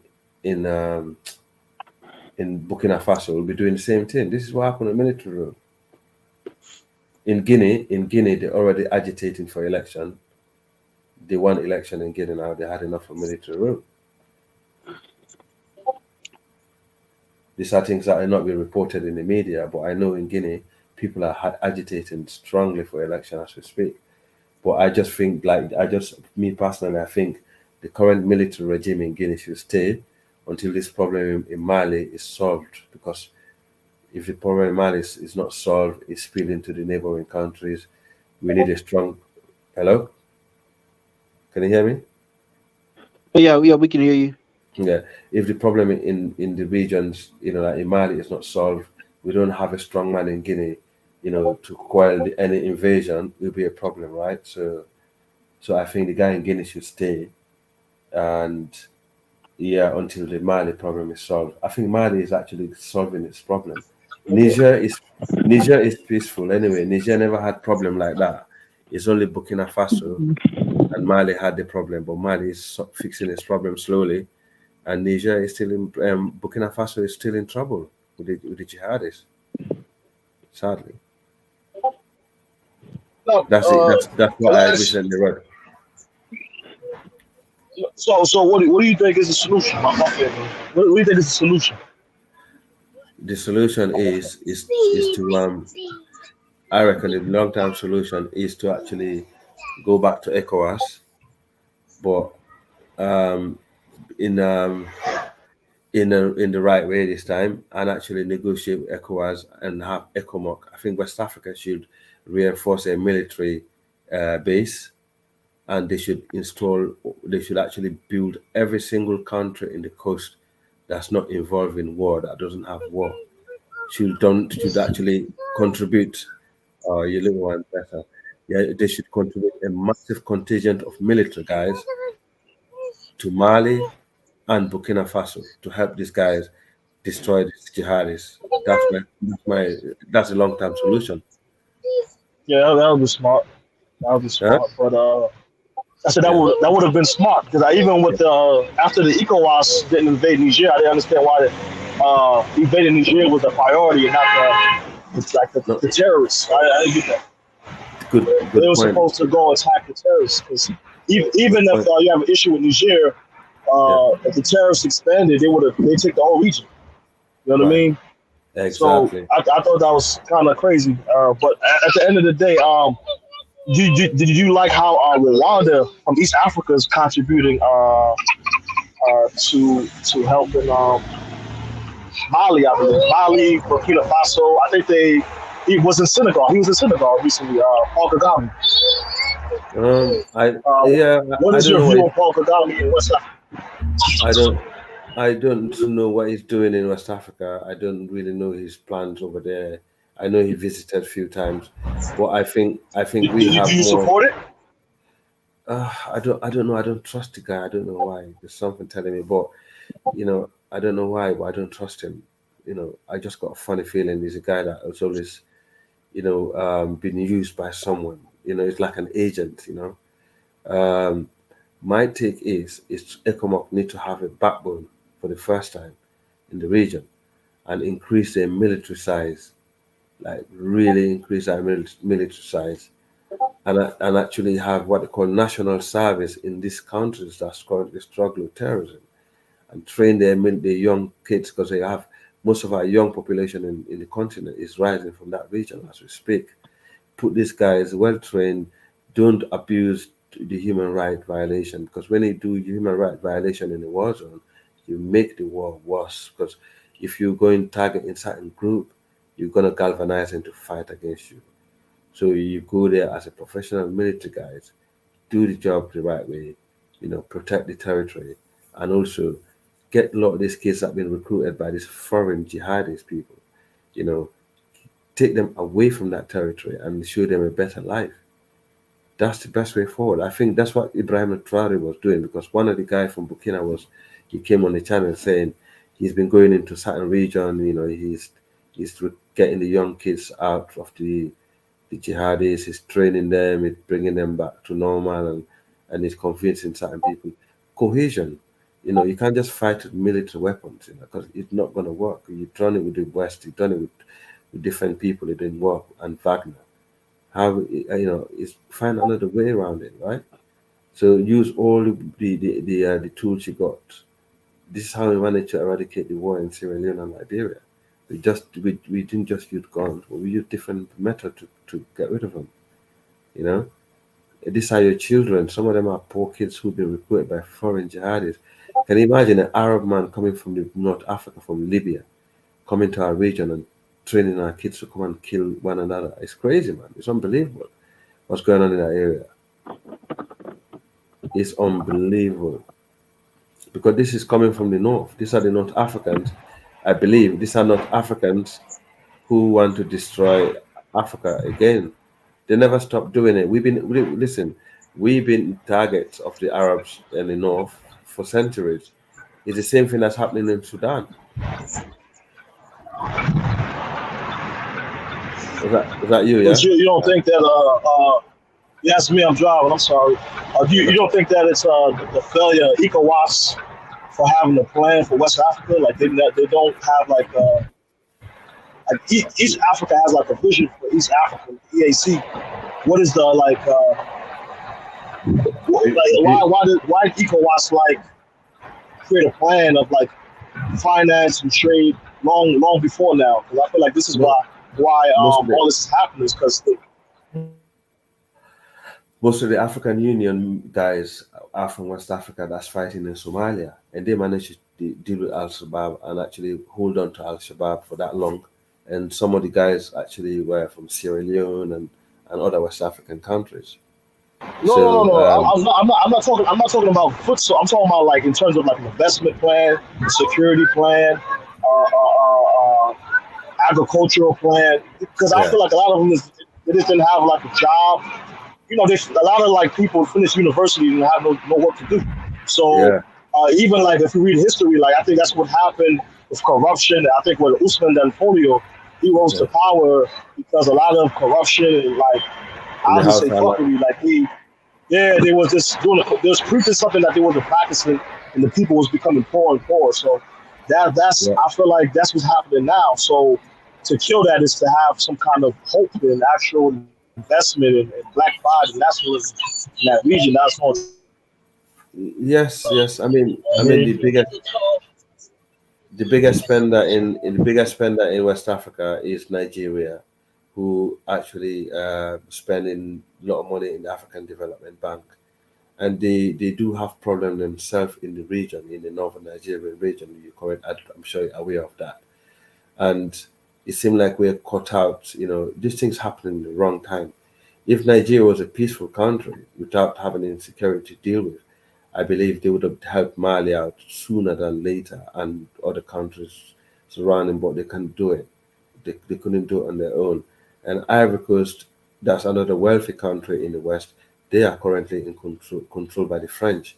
Unfortunately, we have those, I don't know how to describe it. We have the French foothold in our region for so long, and obviously these countries are trying to get independent from them, but at the same time, the countries that are not secure. Yeah, what a wrong time to gain independence. Does that make sense, right? It's like a catch-22. You're trying to run away from the colonial master, but then you are actually in a war zone. But your brother that you could run to is actually also running away from fire.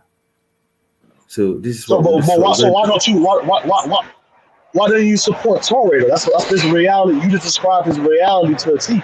Why don't you support Torre? I don't understand. Because he's bringing Russians in the region, and Russians are no good for West Africa.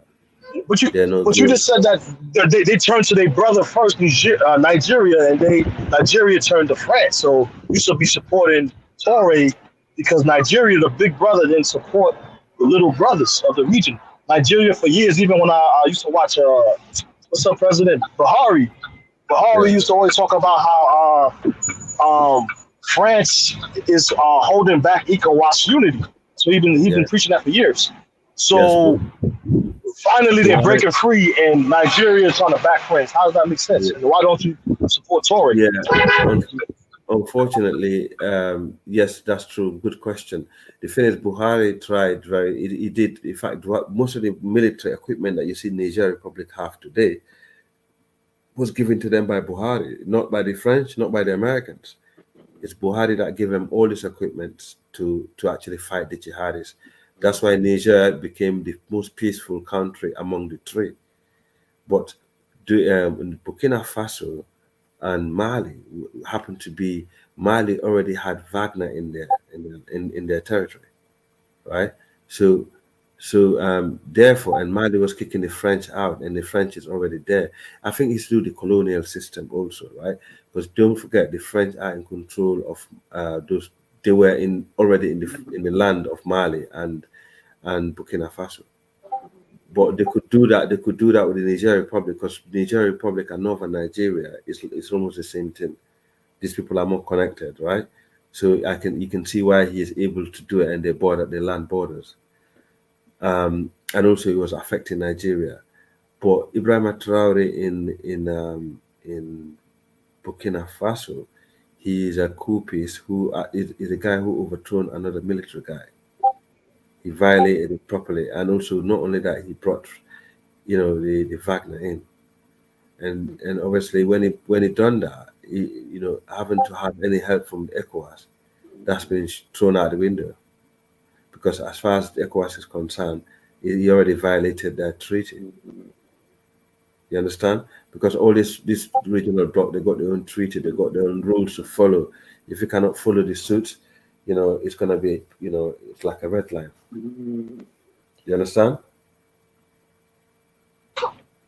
Yeah, I do. Yeah. I do. Right. So if they don't do it, if they send military guide or help Burkina, then another country will be doing the same thing. So the other country will be doing the same thing. I think Buhari was very strategic. He knew what to do. He quelled the guy he got rid of the guy in Gambia. The one in Guinea-Bissau, he saw what's coming. He sent military there to protect him, and he sent military equipment to Niger Republic. But Mali. So, but why has he not spoken out on the regional issues? Because it's like almost he been a leader throughout the first half of the situation. He should be the main mediator and visionary type guy for what's going on. That way, everything. I am very surprised Tinubu haven't asked him to lead this thing and go around the region and talk to these guys, because the only person I didn't get that. Yeah, the only person I know that can currently go around the region and speak to these guys and they listen to and respect is Buhari. That's not only because of the tribal shit, it's because of the connection that he got in the region. So I totally disagree.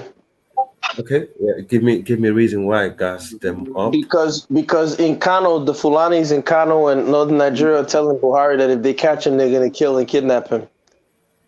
No, I'm not talking about Kano. I'm talking about the Niger Republic.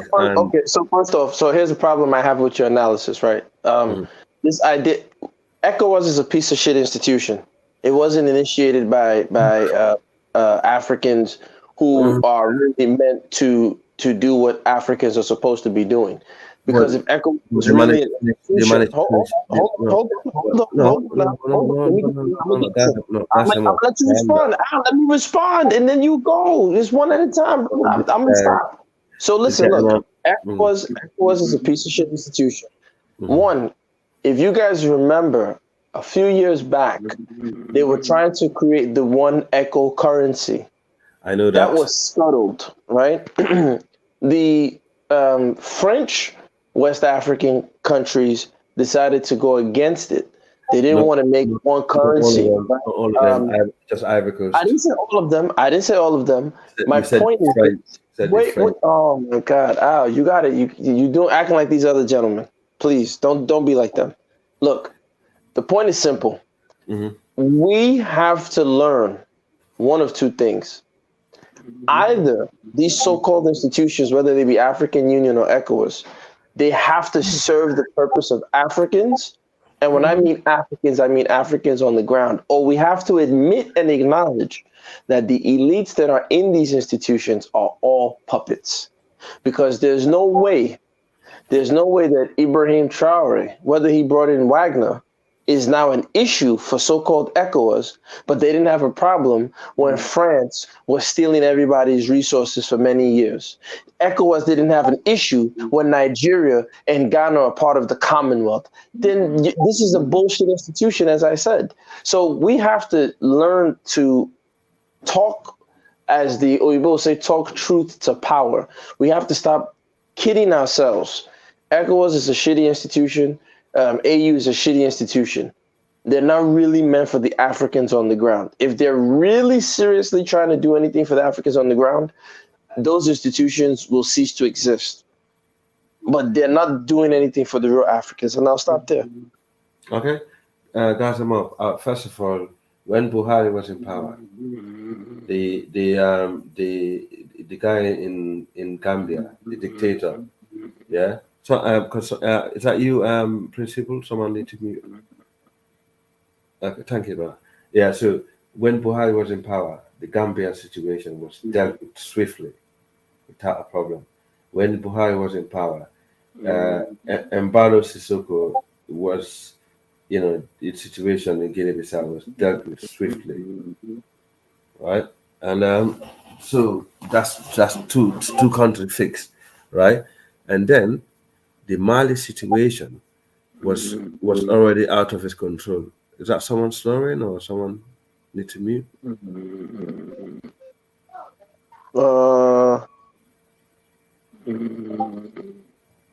That's not me. I mean, that's Ketu snoring, right? Okay. Ketu, can you mute or?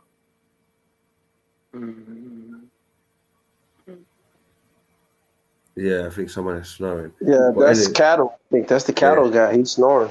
Yeah, but anyway, the situation in Gambia was sorted out. Guinea-Bissau was sorted out during Buhari, and Niger Republic, in fact, gas them up. The Nigerians were cursing Buhari for sending military equipment to Niger. Oh, Buhari is from Niger Republic. You see, he's sending all the Nigerian taxpayer money. He's sending military equipment to Niger Republic. He's this. They was cussing Buhari. I remember that I saw that on social media, right? So But that's Buhari, true. He was. Yeah, he was sending it. Why not? He was helping the Niger Republic protecting their territory. That's the reason why Niger Republic is the safest country out of the three in the Sahel, right?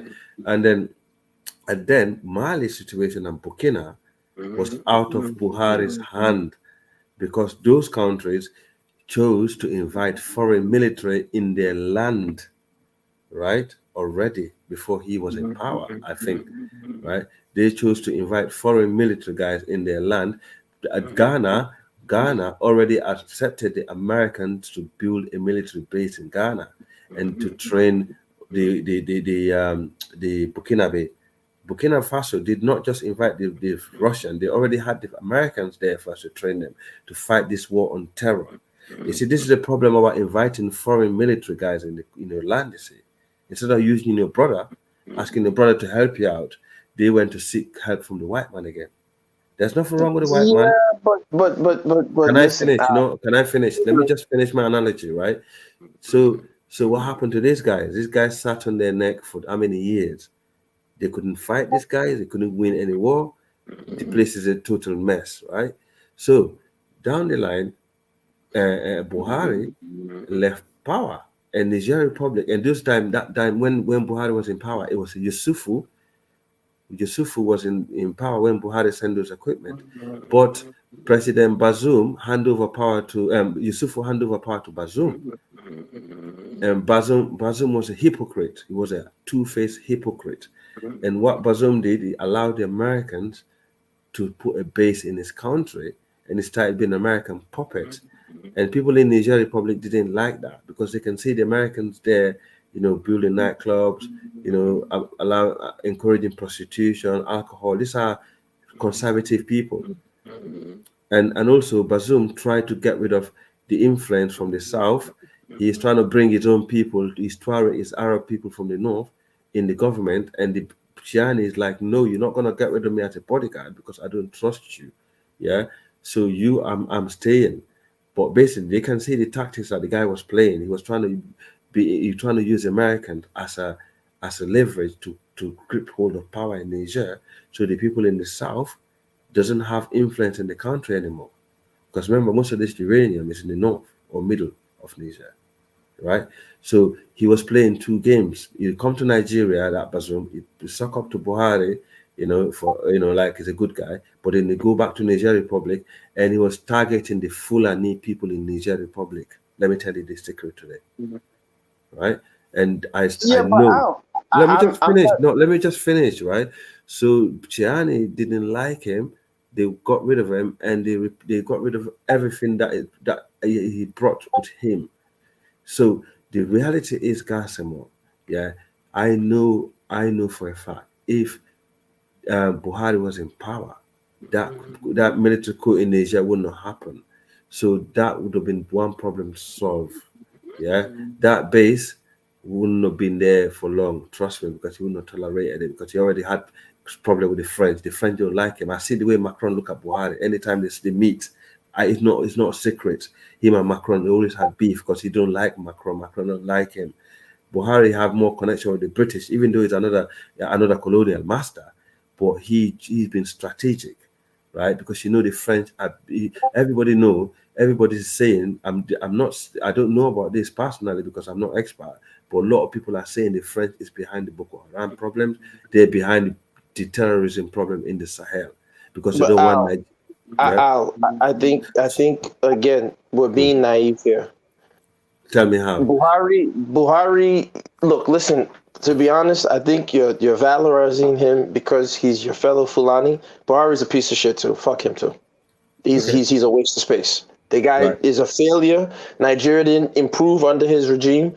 Nothing. I mean, maybe one good thing. I guess he said we should grow our own food. Nothing good in his regime. He sucked. As a matter of fact, that's why Nigerians can't stand him, because he was focused on Fulanis in Niger, then focused on Nigerians in Nigeria. That's a This is propaganda. useless. That's a Hold propaganda. on. I'm telling you, I was there in Nigeria. I was on the ground. He didn't do anything for Nigeria. It's not about propaganda, right? So the point is that the point is, yeah, go ahead. What was that? No, I was going to ask you because I think he was an okay president, but Nigerian terrain is crazy. Yeah, it was I seen Nigeria. him trying to implement agriculture investments. I see him trying to push with stronger ties with Niger and Benin. I see him trying to do a little. He didn't Infrastructure. push. He didn't push away Burkina when they first did their coup, like Tinubu did. But gentlemen, he listen, banned. listen. I'm not a fan of valorizing pieces of shit. Buhari ruled Nigeria before, didn't do anything. He ruled Nigeria again and still didn't do anything. Like I'm not a fan of that. So my whole thing is this: I'm not gonna sit if Good Luck was the person in power and he sucked. I'll tell you, and Good Luck largely sucked too. But if you ask the Good luck average was the Nigerian, worst president. He was voted the Nigerian worst president in Nigerian history. It's the reason why Boko Haram is in let me Nigeria. finish. It's the First, reason no, why the that's not problem in true. Nigeria. You know No, that. Don't even lie, bro. Al, you're not a Nigerian. And this is why I've told you, Al, this is the bet. This is why Southern Nigerians will never trust you guys because what you're doing, you're not even realizing it. You're sounding biased. First and foremost, no one voted Jonathan the worst president. Which metric, which organization? Was this CNN? Was this who? Now, when we say Boko Haram started under the regime, they started under the regime of Jonathan. Keep in mind, he did. Boko They did. Haram. I'm not telling you that they did not. Okay. And good. actually, in terms of their terroristic capabilities, it expanded. But there's a reason, and I will tell you, the reason why Boko Haram, because Boko Haram, I believe, existed before Jonathan got in office, but they were not a force to be reckoned with. They were allowed to, Boko Haram was allowed to by northern Nigerian power players because they didn't want Jonathan in office, and it blew up in their face. It was something they allowed, and they were undermining Jonathan's administration, and it blew up in their face. They could no longer control it. That's what happened with Boko Haram. Right. Okay. So the reality is this. Look, Buhari failure, Jonathan failure. Let's stop celebrating failed leadership.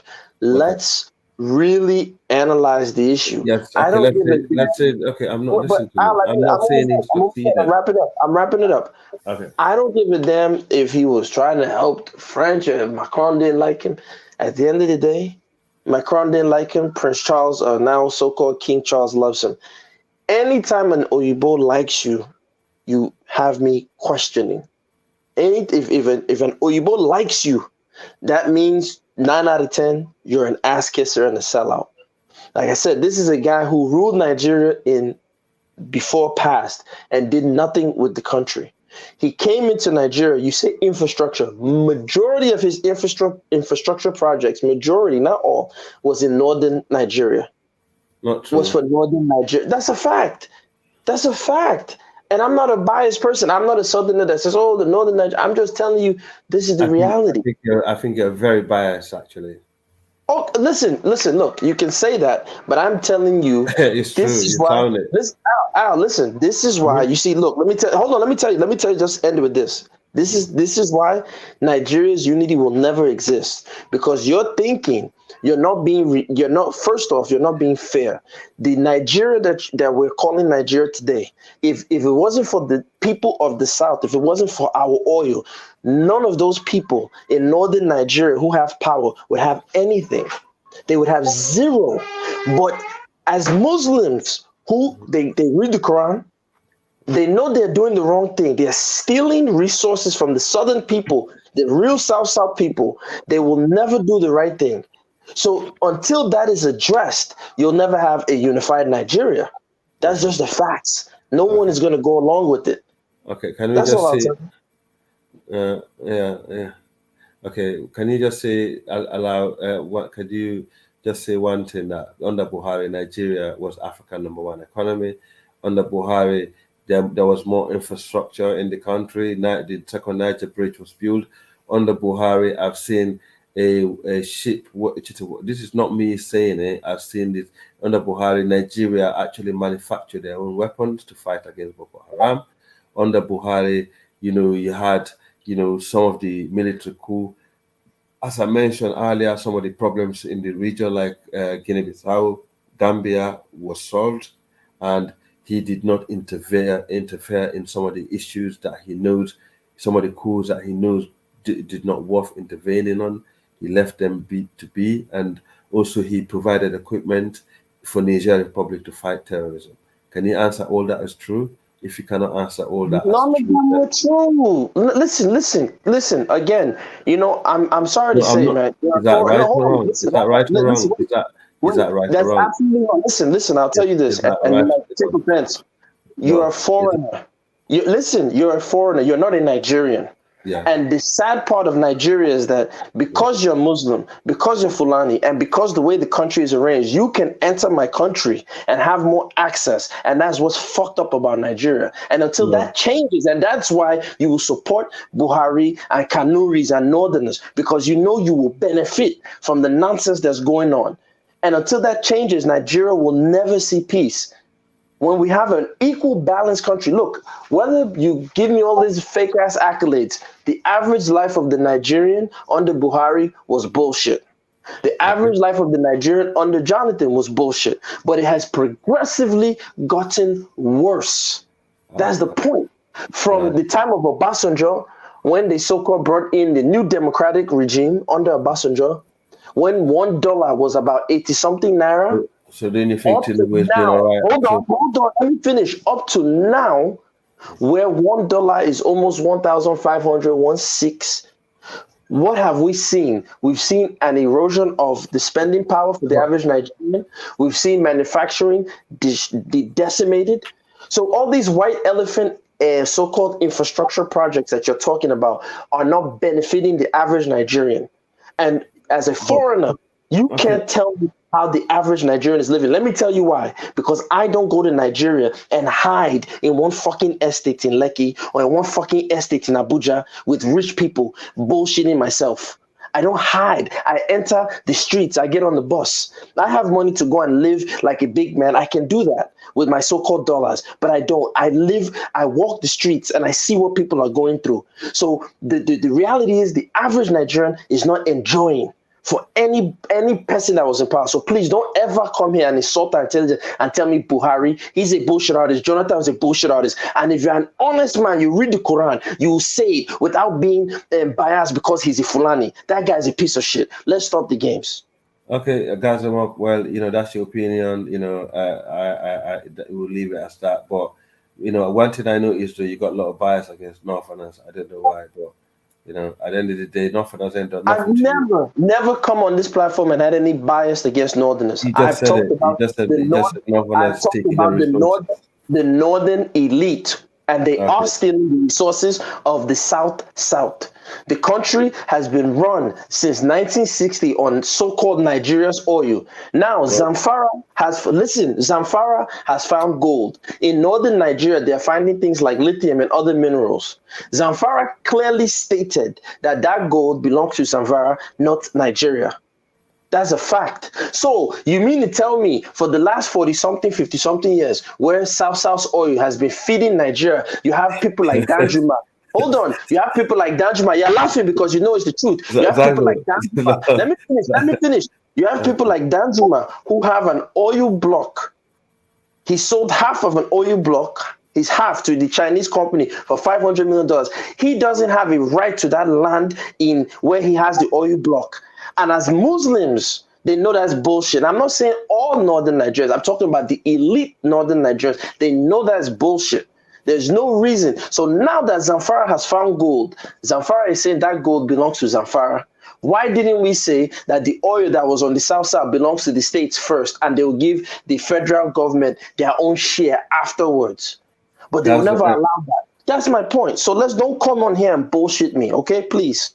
Zango, someone dropped the link. Yeah, Zango, this is your topic, because Zango Native come up and speak to Gassem up, man, please.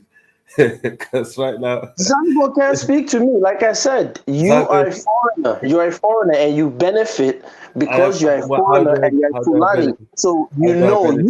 you know. That's why you guys like the arrangement the way it is. Because you know, if Nigeria is working for every citizen, you cannot come into that country just because you are a Fulani. I can't go to your country because I'm the same ethnic group as somebody and have access to resources better than you. But you can come to my country and speak Fulani and be a Muslim and have access to power and resources more than me. That's bullshit. And you know, that's not true. That's not true. That's not true.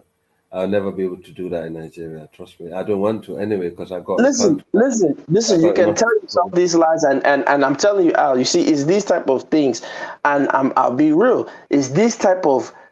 This is where the gaps show, and that's why, for me, I can never be a Muslim because of these type of things. Because truth is hard to come when I press you guys. When I press you guys and say, look, at least admit it. You guys will never admit it.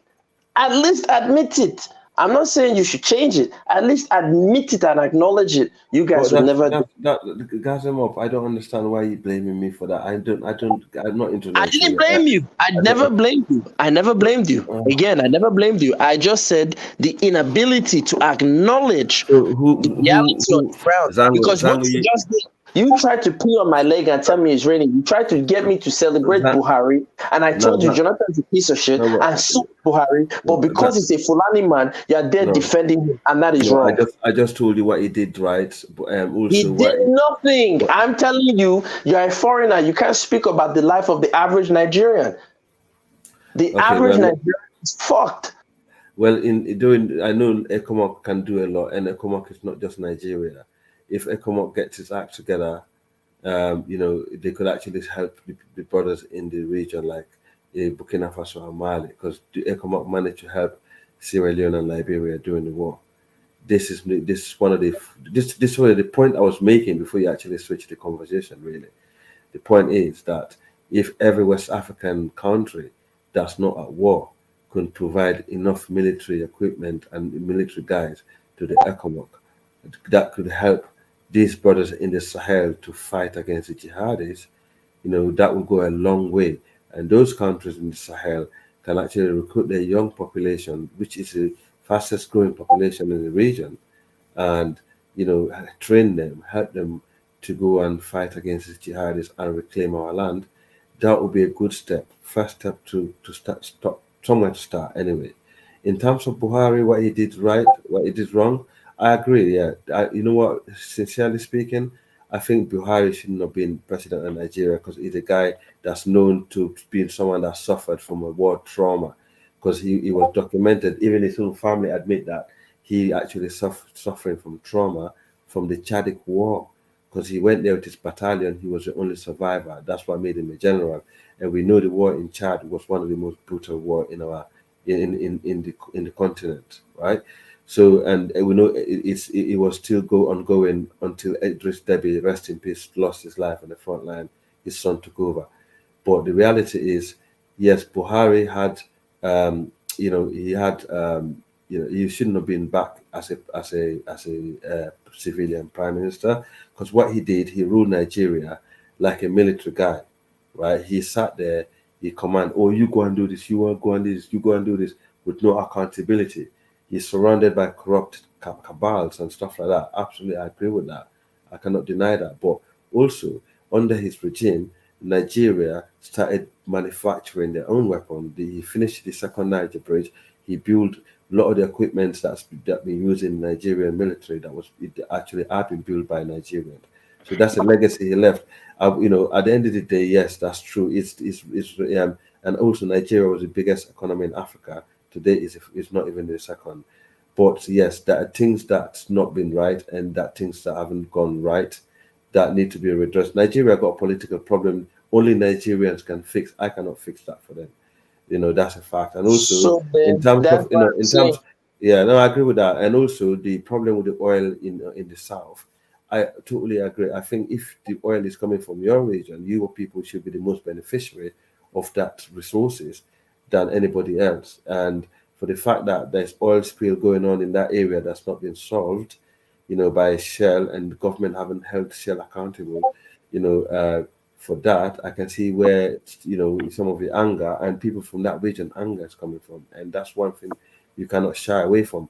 Unfortunately, guys, I'm not Nigerian. I'm just speaking from the outside, but you are educating me a bit more. Even though I've been slightly stubborn to listen to you, but I have learned, from you in the past, Listen, and I'm I sure I am the can learn one from that you came on again. this platform and was telling people that I liked Abacha. Right. Most Southern Nigerians will have my head saying, "How could you like Abacha?" Blah blah blah. Abacha is the one who sent those ECOMOG forces that you're talking about. He's the one that spearheaded it because he knew that West Africa Right. needed a stable regime. Right. I don't agree with everything Abacha did, but I'm just saying, in terms of effectiveness, Abacha was probably the most effective military head head of state that we've ever had in Nigeria's history. He didn't take any IMF loans. He reversed the IBB, SAP structural adjustment programs. Mm-hmm. You understand? So he actually left Nigeria with a surplus when he died, even with the quote unquote money that he stole. So I'm not. Wait, listen. Let me finish. I'm not against so-called northerners. Okay. No, my thing is very simple. What is right is right. What is wrong is wrong. There's no northerner can look me in the face with a good conscience.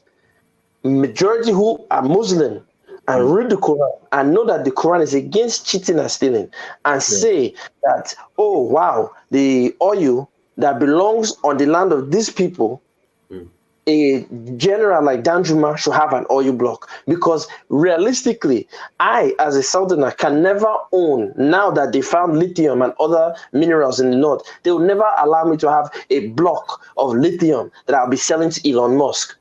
While But is it only Danjuma that got? I didn't don't do that. Don't do that. Don't just say it's only Danjuma. I'm just showing you an example of the.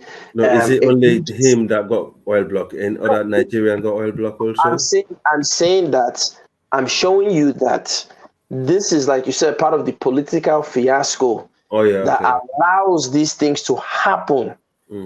Right? So I'm just showing you. So now, on one hand, that's why I said right now in Nigeria, Zamfara has found gold on their land. Really, Zamfara's people are telling the Nigerian government before Buhari left, that gold belongs to Zamfara. Over your dead, but come and take it from our hands. They are telling Nigeria they found lithium and other mineral resources in northern Nigeria. Let's see if northern Nigeria, as good Muslims, will share those resources with southern Nigeria. Let's see, because we shared our oil for the last 50-something years. That's wrong. Say again? That's wrong, though. If the resources found in the land, it should belong to everyone in the nation, not just one region. Oh, wait. See, here's the thing. Like I said, the Quran has religious jurisprudence. If we're using Quranic law, because you're a Muslim, if we're using Quranic law to judge, let's see. That's what I'm saying. Let's see if these people's oil in this place took care of everybody for almost 60-something years. Now that we found gold and other resources, let's reduce the oil. Let's use your minerals and take care of all of us. Let's let some people from the south own some lithium blocks in the northern Nigeria. Please, someone drop the link. Someone drop the link for Zango, please. Someone drop the link for Zango. Listen, let's see if that will happen. Let's see if they will allow the resources of northern Nigeria to be shared equally the way they are sharing. Every state gets some oil allocation from the revenue. Let's see. It may happen. It may not happen. My point is very simple. I'm not against people from the north. It might sound like it. I'm just saying what is right is right, what is wrong is wrong. Yeah. The facts on the ground is this, that Nigeria, whether or not is ECOWAS, because I'm going back to the point of ECOWAS, but any politician or head of state that is telling you that ECOWAS, already that person in America, they will say that person is a coon. Yes, you're a coon. Because ECOWAS has never helped any West African. ECOWAS has only helped the elite West Africans. And the elite heads of state still wait, now let me finish. When I say that, I'm not telling you that it didn't help with one civil war or this. I'm saying, look, my problem with you Africans today is you guys have what the writers will call exorbitant singularity.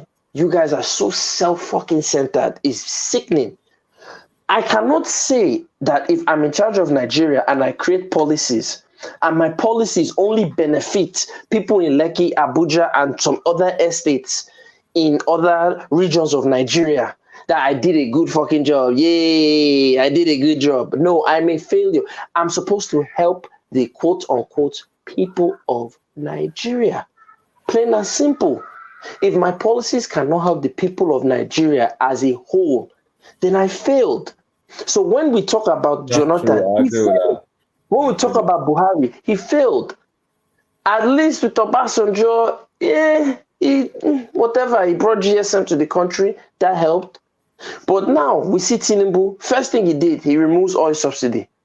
He free flows the Naira. How is this helping us? He says he wants market approach, free market, blah, blah, blah.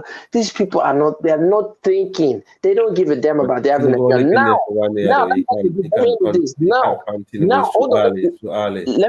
let me end with this, please. Now, he's bringing, what he's saying is to be, I want to bring loan scheme. The loan scheme for the university students. That is a scam. Let me finish out. Let me finish. Cool down. I'm the Nigerian. You are the foreigner. It might work in your country. It won't work in my country. Let me tell you. Now, I just mentioned before I got off the phone, I talked about how Europe, if you read the Quran, the Bible, or the Torah, it says the charging of interest, period, is called usury. You're not supposed to charge any interest. So now, here's my thing. Nigeria, quickly, Tinubu has changed the national anthem. Quickly, they've put all this other nonsense. He removed the subsidy. He free floated Naira. As he's introducing this loan scheme, don't you think these idiots should have put in place a National Assembly bill, a new law that says you cannot charge a student more than this amount of interest, no more than, let's say, 5 or 7%? You guys are not seeing the big picture of what's going to happen. What they know is that the most free people in terms of removal from bank controls are actually West Africans. Now, when you come and you put all these students in student loan debt, because he's raising the university fees, he's going to put them under student loan debt. I guarantee you the majority of the people who you will find out the research of who will be giving out these student loans are actually going to be foreigners or people tied to Tinubu and some Nigerian, stool pigeons and some Nigerian figureheads combined. Now, when you give out these loans to these children in a country that there's no manufacturing base, a crumbling industrial base, where are they going to work? How are they going to pay back these loans? You're going to saddle them with debt, make sure they cannot expand. These are the games and the plans that they are trying to do. But they will hide it behind feel good talk. They will bring a guy like Kifaru. Kifaru comes, yes, we Africans, we are modernity, we are moving forward. We don't have brains because we don't understand. So look, listen, I'm telling you, it's failure all across the board. Okay. If you're not making policies to help the average Nigerian, you failed. That's it. There's no way to glitter it up. Okay. All right. I agree. I agree. You're wrong. I'm right. And I'm wrong. You're right. All right. Let's leave it as that. But some of the stuff I said, I think, it's quite visible out there. Some of the stuff that you said might be visible to the others. But one thing I know for a fact, in Africa, all our leaders have been let down over these centuries. They're all fucked up in the head. They're all fucked up. I don't know what we're gonna do because we have problem in the Sahel. We have problem, in the coastal states. Our economies are not growing. Our population is growing. We can't even afford, the roads, decent roads in the continent. No electricity, no healthcare system, no nothing. Absolute bollocks. In West Africa, the only two countries that have any sense or anything to look at is Ivory Coast and Senegal. And Senegal and Ivory Coast afford to look after the rest of the region. Most of the electricity that's been used in the region is coming from Ivory Coast and Senegal. They're spreading their greed around the region. They sharing the little that they got, and that's under the ECOWAS system. That's why a lot of countries in the region are benefiting from this, because under the ECOWAS system, according to the system that they pass. You know, those that have more electricity should supply to the neighboring countries, just like Niger Republic. You know, they get energy from Nigeria. You know, and but Benin and Burkina Faso got the same thing. Ghana and Ivory Coast and and Liberia and so on. This is how. And ECOWAS have their own project because I know they fund in different type of projects in the region, even though it's not that great, but they're still doing the little they can.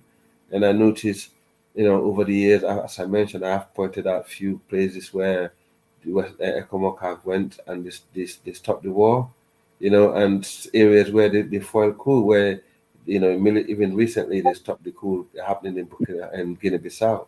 That's because ECOMOC Buhari was one step ahead. He sent military guys to protect the president. Even in the Gambia, they try. Even in Gambia, they tried the same thing. They tried to attempt another coup, but because he already had military guys there, then they stopped doing the same thing. Wait, hold on. So Buhari, who was behind the coup, doesn't want other people to have a coup. Please make that make sense. Buhari, who was a major coup plotter in many different coup attempts in Nigeria, doesn't want other people to have a coup. Please explain how that makes sense. Well, basically, he knew the Gambian president was vulnerable to a coup, so he had Nigerian military there, years ago. No, I'm not telling you how he stopped it. I know how he stopped it. I'm asking you to make it make sense. It's like now a bank robber comes online and tells you, I don't want anybody else to steal from banks. But he is his whole resume is known for robbing banks. This guy is a known coup plotter. He played his hand in many coups in Nigeria.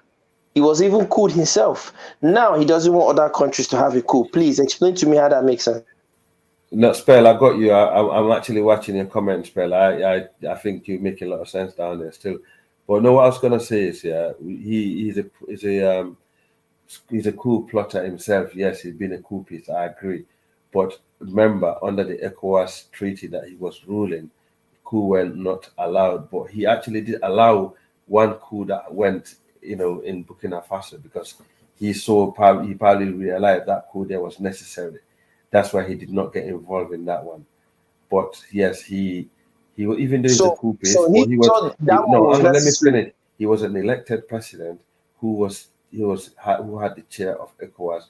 Under the ECOWAS treaty, a coup d'etat is not allowed. So obviously you have to reinforce these things. It's common sense, guys. I'm surprised as an educated man like you asking me this kind of dumb question, really, to be honest. I don't know if you're just trying to drag the conversation or you just, No, you see, this is Judah down there trolling me. Why didn't he grow balls? First of all, what you just tried to do is you tried to dismiss it by proxy. You couldn't answer the question. So now you're trying to appeal to my so-called intelligence. I'm not intelligent. I'm like that of a 4-year-old. I don't know anything. You guys are smarter than me on this platform. Once again, you have not explained to me how a coup plotter, a notorious coup plotter, is now telling other people not to plot a coup, even though that same ECOWAS coup allowed, he also violated it. But that's okay, no problem. Since you couldn't. Judah, you sitting there typing, you keyboard warrior, pussy. Well, come up, man. I don't know about Judah. Look, listen, that's between you and Judah. What I'm saying is this: I know. You like to wind me up, that boy. Is that at the end of the day, ECOWAS cannot say they don't want coup. When any so-called regional bloc say they don't want coup, that is letting me know that they are part of the problem. Because the only thing that has really kept Africa or African elites on their heels was the threat of coup. Okay. If we didn't have the threat of coup, we would always be. If there's no threat of coup, all of West Africa will be under the spell of people like Tinubu, and there's nothing you and I can do about it. For good or bad, I'm not saying that coups are great, but without the threat of coup, then we're in trouble. So anybody that's telling me I cannot have a coup is trying to destroy me. My brain is so tired right now. You're just trying to get the last bit of my brain. Trust me, for the last hour, actually, my brain is just hardly functioning. It's a very sophisticated conversation for me to have right now. But I agree with some of the point that you make, but you're too stubborn sometimes to see the truth. I will, I must admit. Remember, So, there's not one truth. There are truths with an S. yeah, true. I'm tired, but anyway, I'm just telling So you. get some rest, man. Get some rest. I'll turn this into the gas them up hour. You guys will be bombarded with my philosophies. Yeah, but all I've got to say to you is West Africa is a very complicated region. We had coups in the past; they never solved anything, and we have elected leaders, never solved anything. What can we do? You I tell don't me. know. Coups didn't solve anything. I'm not against coups. If you're not doing the right thing, get the fuck out of there. Power only consists of power. I'm not against coups. Do you know people in this coupist country? People want election straight away. In Mali, people are agitating. Listen. People in Mali are agitating for election. People in Guinea are agitating for election right now as we speak. They don't need any election. Just shut up and go and build their industries. They're a bunch of fools. Fuck Africans. I'm not a fan of Africans right now. See, there you go. That's a very low IQ talk there. I'll let it be low IQ. We're not ready to build our countries. We're ready. You know why they want elections? So they can import French goods. So they can eat French rice and be Thailand rice. That's why they want elections. It's all right for you to see in America and say that, right? But the poor African masses. You don't know where I am right now. I might be in Ghana right now. You don't know where I am. That's shut up, man. Stop. No, I'm just being real. You don't know where I am. And if you know where I am, then that's some scary stuff. Who do you work for? Now you get it too personal, now, man. Come on, man. No, well, I know you're not in Africa, though, bro. Come on, let's be real. How do you know I'm not in Africa? I know you know. Your internet sounds too clear to be. How did you penetrate my VPN?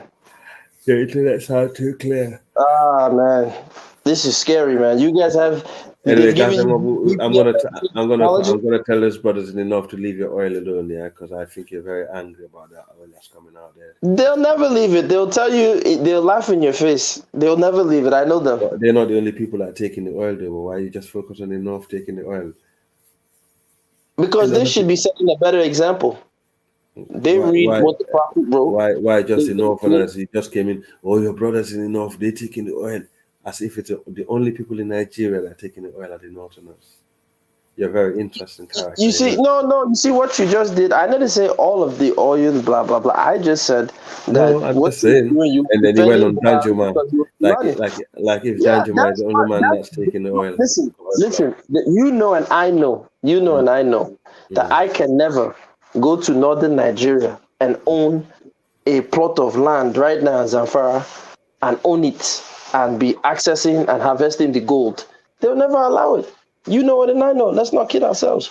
But only in Nigeria will they be able to come into Southland, own resources, and you tell me that it's low IQ for me to complain about it. So either you're honestly, I don't know. I don't know Nigerian dramas. I think. So then you shouldn't comment. That's the point. As a foreigner, you shouldn't comment. I'm just commenting on what I see and what I speak to my cousin that lived there. What he's he feeds me, and basically I know he doesn't lie to me because I know him long enough, and he's quite connected with the political system over there. That's the information I get most of the time. But however, some of the people, also what I mean is Nigeria. It's not just the northerners that let you down. It seems like the entire political elite. It's not just the north, not just the south, not just the east, not just the west. It's all over the. I didn't say. You see what you're doing. You're trying to reduce me and what I said about the mineral resources issue. If you go back and listen to yourself. You said no. I listened to. I know exactly what I said. You just admitted you have a cousin who's connected politically in Nigeria. Now, this your cousin. I'm presuming either he's a Nigerian or he's from your country. If he's from your country and he's connected politically and he's feeding you that information, that explains exactly why you think the way you think. Because you know what, guys, for someone like your caliber, I would expect you to come a bit more rationalized. You speak about the certain group, because before you got on this panel, this is exactly what we was talking about. Mike was here earlier was trying to counter some of this narrative. Apologies, Al. Anybody Yeah. that wants to come in now. I'm only here for a moment, so if anybody wants to come in now. Within 2 minutes, I'm out. Okay, thank you. Yeah, even me, I'm gonna be out soon. Anyway, so Zango coming and yeah, we was talking about Mike. Us and Mike was trying to debunk some of this narrative that coming from some of the brothers, right? And for the fact that a guy like you, Canada, Sorry, don't appeal to my intelligence. Hold on, You already excuse me. said Hold on. Don't Anybody appeal on to the my panel? Anybody in the chat who wants to join the stream? Join fucking hell. now. Yes, finally Zango comes. Zango, you Please know don't what? You appeal deal to with my Zango. intelligence. Deal with Don't Zango, appeal man. to Leave my me out of this, intelligence. yeah? I'm low IQ. I accept it. The owner of the Northern Nigeria is here. Leave me alone. Sound good. Okay, so go and sleep. I know it's late in the UK. Go and sleep, and you wake up and have some tea and some crumpets and some mash and bangers. Go have some mash and bangers. As you UK people, go have some mash and bangers. Zago finally come to release me for the fucking cell. No, actually, I just want to have an honest conversation with Gatamab. I mean, he kind of like made it seem like the northern states in Nigeria. Wait, Zango, are you from Nigeria? It has nothing to do with whether I'm from Nigeria or not. No. Wait. I'm not discussing Nigeria with foreigners. If you're not from Nigeria, because if the minute I talk about Mali, Guinea, Cameroon, all of you people shout me down and say, you're Nigerian. Yeah, you're not from Ghana, you're from here. So please, are you Nigerian? Zango, listen. He's from Kano. He's from Kano. He's a landlord. No, listen, Zango, you know I'm your tenant. You're the landlord, so you too. Wait. See, let me give you an example, right? See, even in Ghana, for instance, right? The regions, because like in Ghana we use regions instead of states, right? Oh, who's that? The regions that generates like the resource to the state. It's not. I mean, it's just few regions. Like even recently, Ghana discovered oil. It's mostly in the coastal region, mostly Western Central. But a large share of the money goes to other regions. I mean, in the U.S. is a practical example. Like the states that generate the most resources to the federal government are mostly New York, California, and the other big states. So are you going to tell me like the money that Cali generates, or New York, Cali, uh, poor states like Alaska and other states do not get a fair share of that money? You gas them up? Is that what you're telling me? Okay, so I'm glad you brought this up. Now let's highlight this one at a time.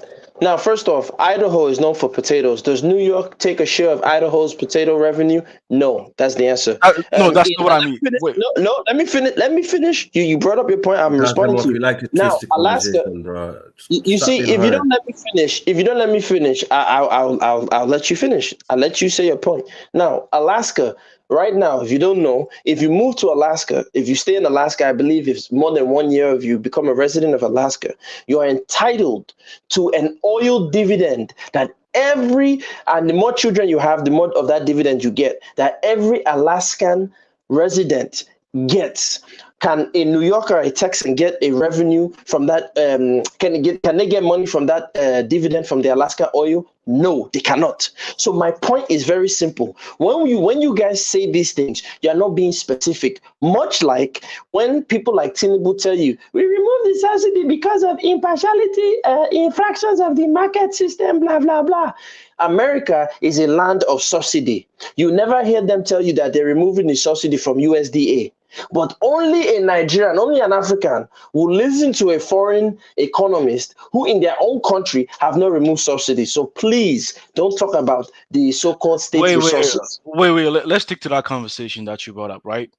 So let's just give an example. You say like the northern states, they steal the resources of the south states, right?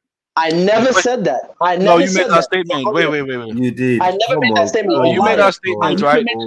No, I'm not trying to accuse you because you made. No.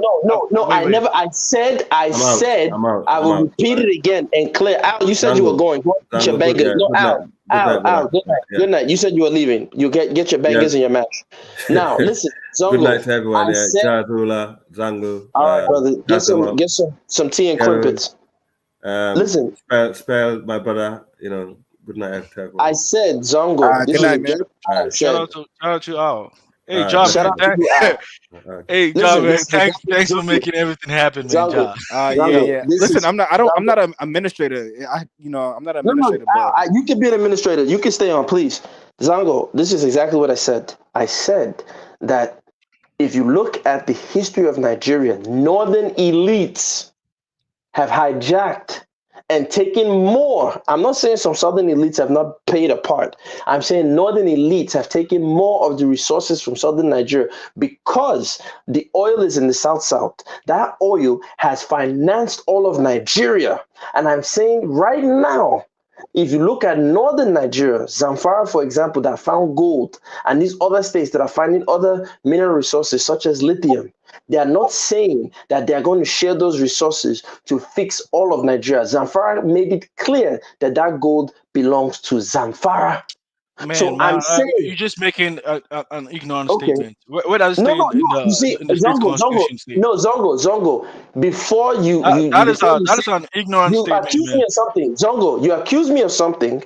You said I said northern states. I never said that. I clarified exactly and repeated exactly what I said. Yeah, but Instead of you to say, that's what you mean exactly. Zongo, you see, I don't like talking to people like you if you're going to be pushing words, pause in my mouth.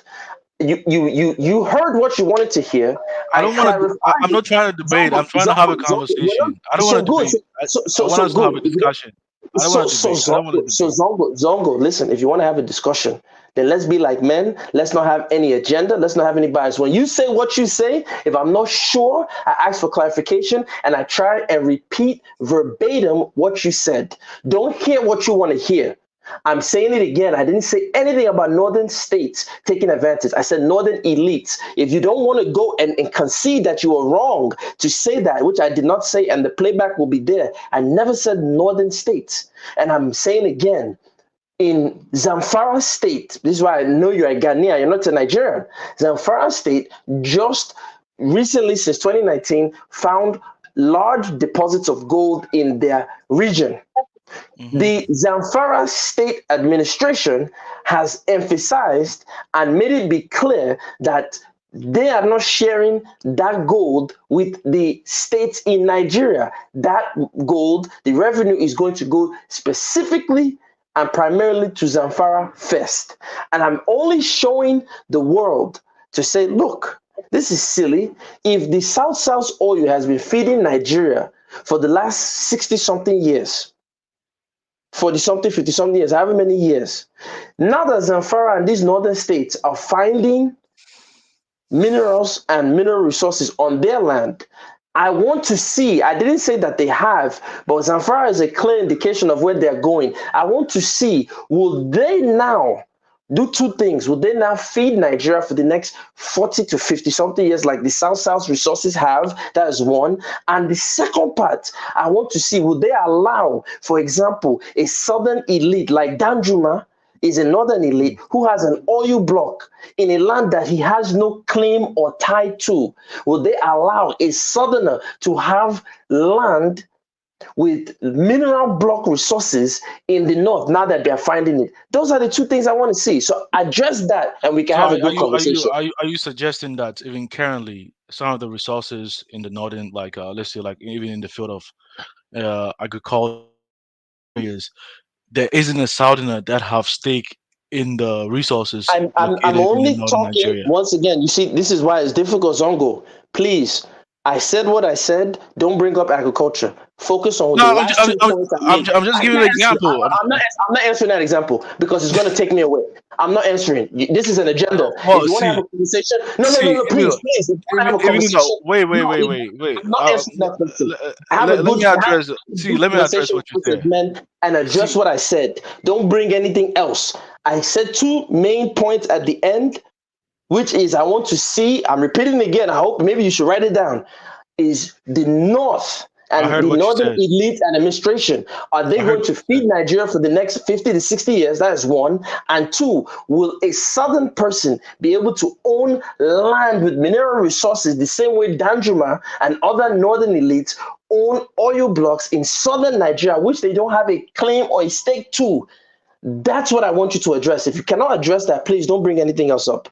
my friend, but everything is enshrined in the constitution, right? I mean, let me just give an example. Even in the oil and gas industry, I mean, you just alluding to the fact that even a northern, like the northern elites can own an oil block in the regions where the oil reserves are located. It's not just only northern elites. Even foreigners can even buy blocks. It's not just peculiar to Nigeria, by the way. In Ghana, if you go to the reservoirs in the offshore of Ghana, close to like the border of like Ghana and Cote d'Ivoire, it's not just only people from the western region that own the blocks over there. There are even foreigners owning blocks over there. You just have to uh, buy it. When they bid, you just have to buy it and then explore your oil. And when you make your discovery, you drill, and then the state has a share inside. That's how it works, man. Like the way you are making it seem like they just came and just buy a block. It doesn't even work that way. You see, Zongo, like I said, obviously you have your opinion, I have my opinion. So let's not. I don't Wait, think wait, this is going to wait, be a good wait, conversation customer, because customer. you no Wait, wait wait, listen wait. listen no Zongo, you said your piece. Wait, You wait. believe Let me give you said your let me piece. give one No, I example. heard Let the me give one example. No, listen, example. Zongo, I don't need Let any me more give examples. one more example. Zongo, I don't need any more. Please listen. Look. You said your piece. You believe that the world works the way you say it works. You can simply go and buy. You're not questioning the fact that a land that belongs to a group of people is now usurped by the state. It's not necessarily even a No, land. listen, Even in let me Nigeria, finish. Let me the finish. oil. Let me Wait, finish. let me give you an Let me example. finish. Let me finish. I don't need your Wait. examples. Oh, let me finish. I didn't cut you off. You said your piece. Thank you. It's turn by turn. Now, again, I'm trying to tell you, I don't want us to prolong this conversation. It's a dead horse. You believe in what you believe. Like you said, it's so easy. Go and buy and bid. So thank you for that information. I appreciate you giving me that information. That should be the end of the conversation. I don't need you to lecture me. Okay? You believe in the Customer, word that you believe in. No, customer. I don't need you to lecture me. Listen, brother, I'm No, just people being are honest listening. with you. People are listening. People are listening. See, I don't care. So you can tell them, but please don't direct the comments to me. I wait. don't need the lecture. No, Okay, I'm okay. just being honest. So that way so I don't interrupt you and it doesn't turn into a shouting match. Please keep the lecture to the audience. You don't have to Okay, educate me. okay. Okay? I'll Keep the speak to lecture with Ja. that. Ja, Thank are you you. still? Are you still with the Ja? See, Yeah, I'm sorry. Ja. See, even like in Nigeria, the coastal part of Nigeria, Mm. The Agbami oil field is like an oil reservoir located in the offshore of Nigeria. Man, this is like an oil reservoir located on the sea, man. The sea, man. It's not just only the Nigerian government that buy oil blocks over there. There are even foreigners owning oil blocks over there. You know, like I don't understand what Gasmar was saying, just kind of making it seem like the elites in the northern states are the ones owning those blocks. It's not necessarily true, man. My degrees in oil and gas, man, and I've worked as an intern for Ghana National Petroleum Corporation, and I had a lot of Nigerian coworkers from NMPC actually. No, I really understand the business, so I came actually just to debunk you for what you were saying. It's just Please mere keep your allegation. comments to you, please, because that way I don't interrupt you. Please, I told you, keep your comments to you. and I don't want to interrupt you. I want to give you and the the same respect. and the same thing. Wait, No, wait. wait. So please don't say you're debunking. I'm being respectful. You can be respectful too. You can talk to Jar, talk to the audience, but you don't have to say Yeah, you're debunking because yo, no, I'm just I'm, being real. I don't want to Come on, interrupt you. guys. No, You guys don't need no, me. You guys can have a civil no, conversation Zongo, without being No, offended, without talking Zongo, over each that's other. not. I'm not offended. I'm just being real, Zongo. Please, I'm asking you as a gentleman, and as a gentleman, you should be able to respect that. Keep your comments to you. Don't say you debunk me. Say your piece. Say that this is how it works, and leave it alone. Yeah. That's it. Sorry. If anybody wants to come in now. I'm here for a minute. Anybody that wants to come in now. I mean, Come, even Judah, come. yeah, Julian joining. Even the same thing even apply even in the you see like Zamfara discovered like even gold. I mean the same thing even apply even in the gold industry, like in the those like the mining industry, right? I mean the blocks are available if you feel you have the money to buy a block and explore for gold resources within your block that you bought. Just buy it, discover. When they say it's nationalized, it means the government has a percentage of it. Whether you're a private individual, if you buy a block and then you make discoveries, the government has to own some kind of percentage in it. And that's how it works, man. Even in Ghana, they have like South African, national corporation even having a percentage in certain blocks offshore Ghana, like because they invested their money, they bought the block, they invested. When they made discoveries, Ghana government had a percentage, South African government had a percentage, and those private individuals also had a percentage. That's pretty much how it works, you know. And I'm not. You there? Ja, you still there? Yeah, I'm still here. So, Ja, I just want to teach you something as an African American. Okay. When you run into Africans on these panels, they are the reason, and I'm not talking about you, Zongo, but many of them and their mentality and their thinking is why we ended up sold as slaves in the first place. They have the most naive way of looking at the world. For them, everything is everything. They take that British just keep a stiff upper lip pause. That's their mentality. So they don't have any real understanding in terms of the larger global systems at play. They think that as long as they have maybe access to European blonde from Germany and they have some Swiss accounts and they can drive a fancy car, life is good. Life is good. They are not. When they go to Africa, they live in one big estate. They hide. They don't see poor people. This is how they are. So you got to be very careful of many of these Africans that you'll come across on these platforms. They're very, very dangerous people, and they're the reason why we got sold in the first place. But that's all I'll tell you, Ja. Understandable. Yeah, but I mean, gas them up when you say just Nigerian elite, the northern elite. I mean, that's So we agreed. I don't know why you keep mentioning. Leave me alone, sir. I agreed. You are 100% correct. Leave gas alone. You don't have to keep, because we're never going to agree. So since we don't agree, and the biggest problem is when I say A, you end up saying D, G, Y. and I bet you, And I then I bet have you, to I bet you, explain even to you. I bet you. Let me See, finish. Let me finish. I didn't cut you off. This is the problem why we couldn't have a conversation. I say A, but because you have an agenda, you don't like my type of African. And I'll be honest, I don't necessarily like your type of African. We're different types of Africans. I'm the bush guy with the voodoo that wants to be in my village. You don't want that. So we're different type of Africans. So when I say A, what you do, you twist it and you say, people, look, he said D, B, and G. Then I now have to say, wait, I didn't say D, B, and G. Re-explain it again. Then you interrupt me. It will just not go anywhere. So I've done this so many times with you type of Africans. I just say, you know what? The best thing, you said your piece, I've said my piece. Please, let's talk about something else because and I obviously bet we're you. different type See, of I bet Africans. you, even like the gold reserve that you supposedly, I mean, that you say that is being Sir, we're discovered. not. Wait, Why are you still direct, sir? It's wait, over. wait. I don't want to talk about People it, are listening. sir. People are Sir, listening. Wait, no, wait. no, Let no, me make no, a no. But statement. okay, no, wait. Nobody's Listen, speaking to I'm going you. to tell you. Let me No, no, address you the keep saying viewers. no, but Nobody's you listening addressed to. me. You said, Let, I now bet I'm you, address. I Now, bet you that the gold reserve. So please yeah, try. but I'm You're addressing the responding. viewers. The No, viewers are listening. so wait, listen. Let me teach you something. When you address the viewers, you say viewers. Don't say gas them up. Don't say you. Don't say just address the viewers. Leave me out of it. I'm not your type of African. You would have sold me to the Bahamas. It's okay. You Ghanaians did this. That's why they're Ghanaians in Jamaica today. It's okay. Nah, Please stop leave me out of deflecting, it. man. Stop deflecting. It's okay. Stop deflecting. Don't put your conversation with me. I'm okay. But what I'm saying is that I'm not saying the whole business structure should be condoned by those African government. That's not what I'm saying. But currently, that is the practice being allowed or condoned over there. So you can't just make an accusation that the northern elite are the ones benefiting from the southern resources. It doesn't work that way because Nigerian situation is not just peculiar.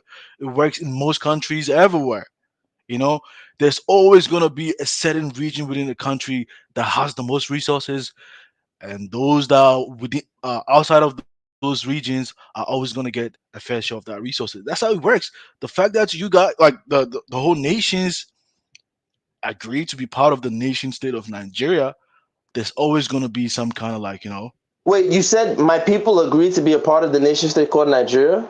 Are you I mean, serious? No, this is why I can't have a conversation with you, man. isn't that Please. what? Wait, isn't that what Please, happened please, though? Isn't please. that what Do me happened? a Isn't favor. that what Please, happened? please, please. What Do me a happened? Tell me favor. how it happened. Please.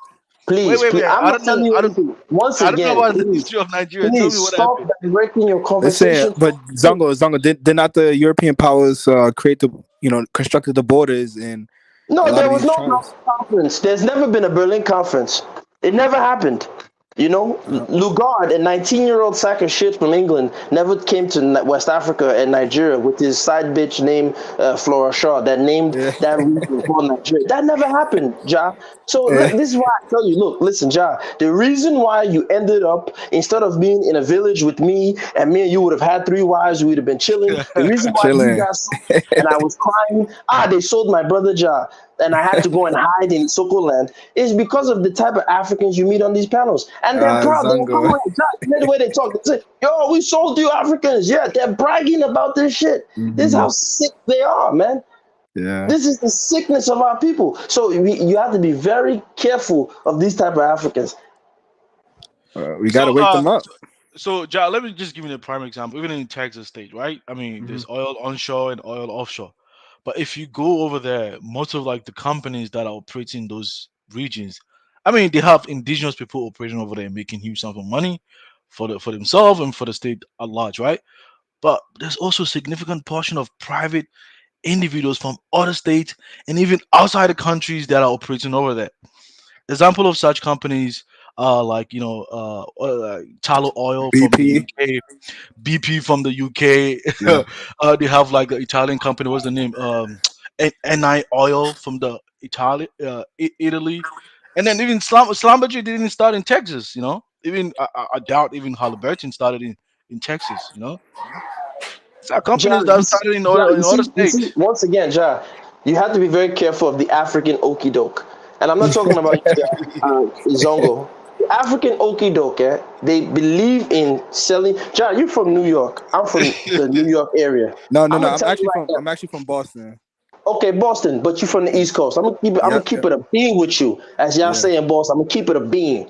Keep it a When you bean. take Yeah. your East Coast ass down to the South, them Southern motherfuckers don't like you. They will never do business. You will never see a New Yorker go down South and make headwind. You can't see a real New Yorker. I'm talking about a Boston type that talk Hmm. like you. You from we're like Benzino. I don't remember the hoods. Roxbury. If you from Roxbury, Roxbury, Dorchester. Yeah. listen. Them Austin, that old boys network in Yeah. Austin, Dallas, and Houston, them Hmm. Jay Prince type black people, They they and them they all white look at people they look at us all as the as same. Yankees. You a goddamn Yankee. They will Yeah. never allow you to come in there. First, they don't want you talking to their women, and they're not gonna let you come in there Yeah. and do your Exactly. business. That's how they get down.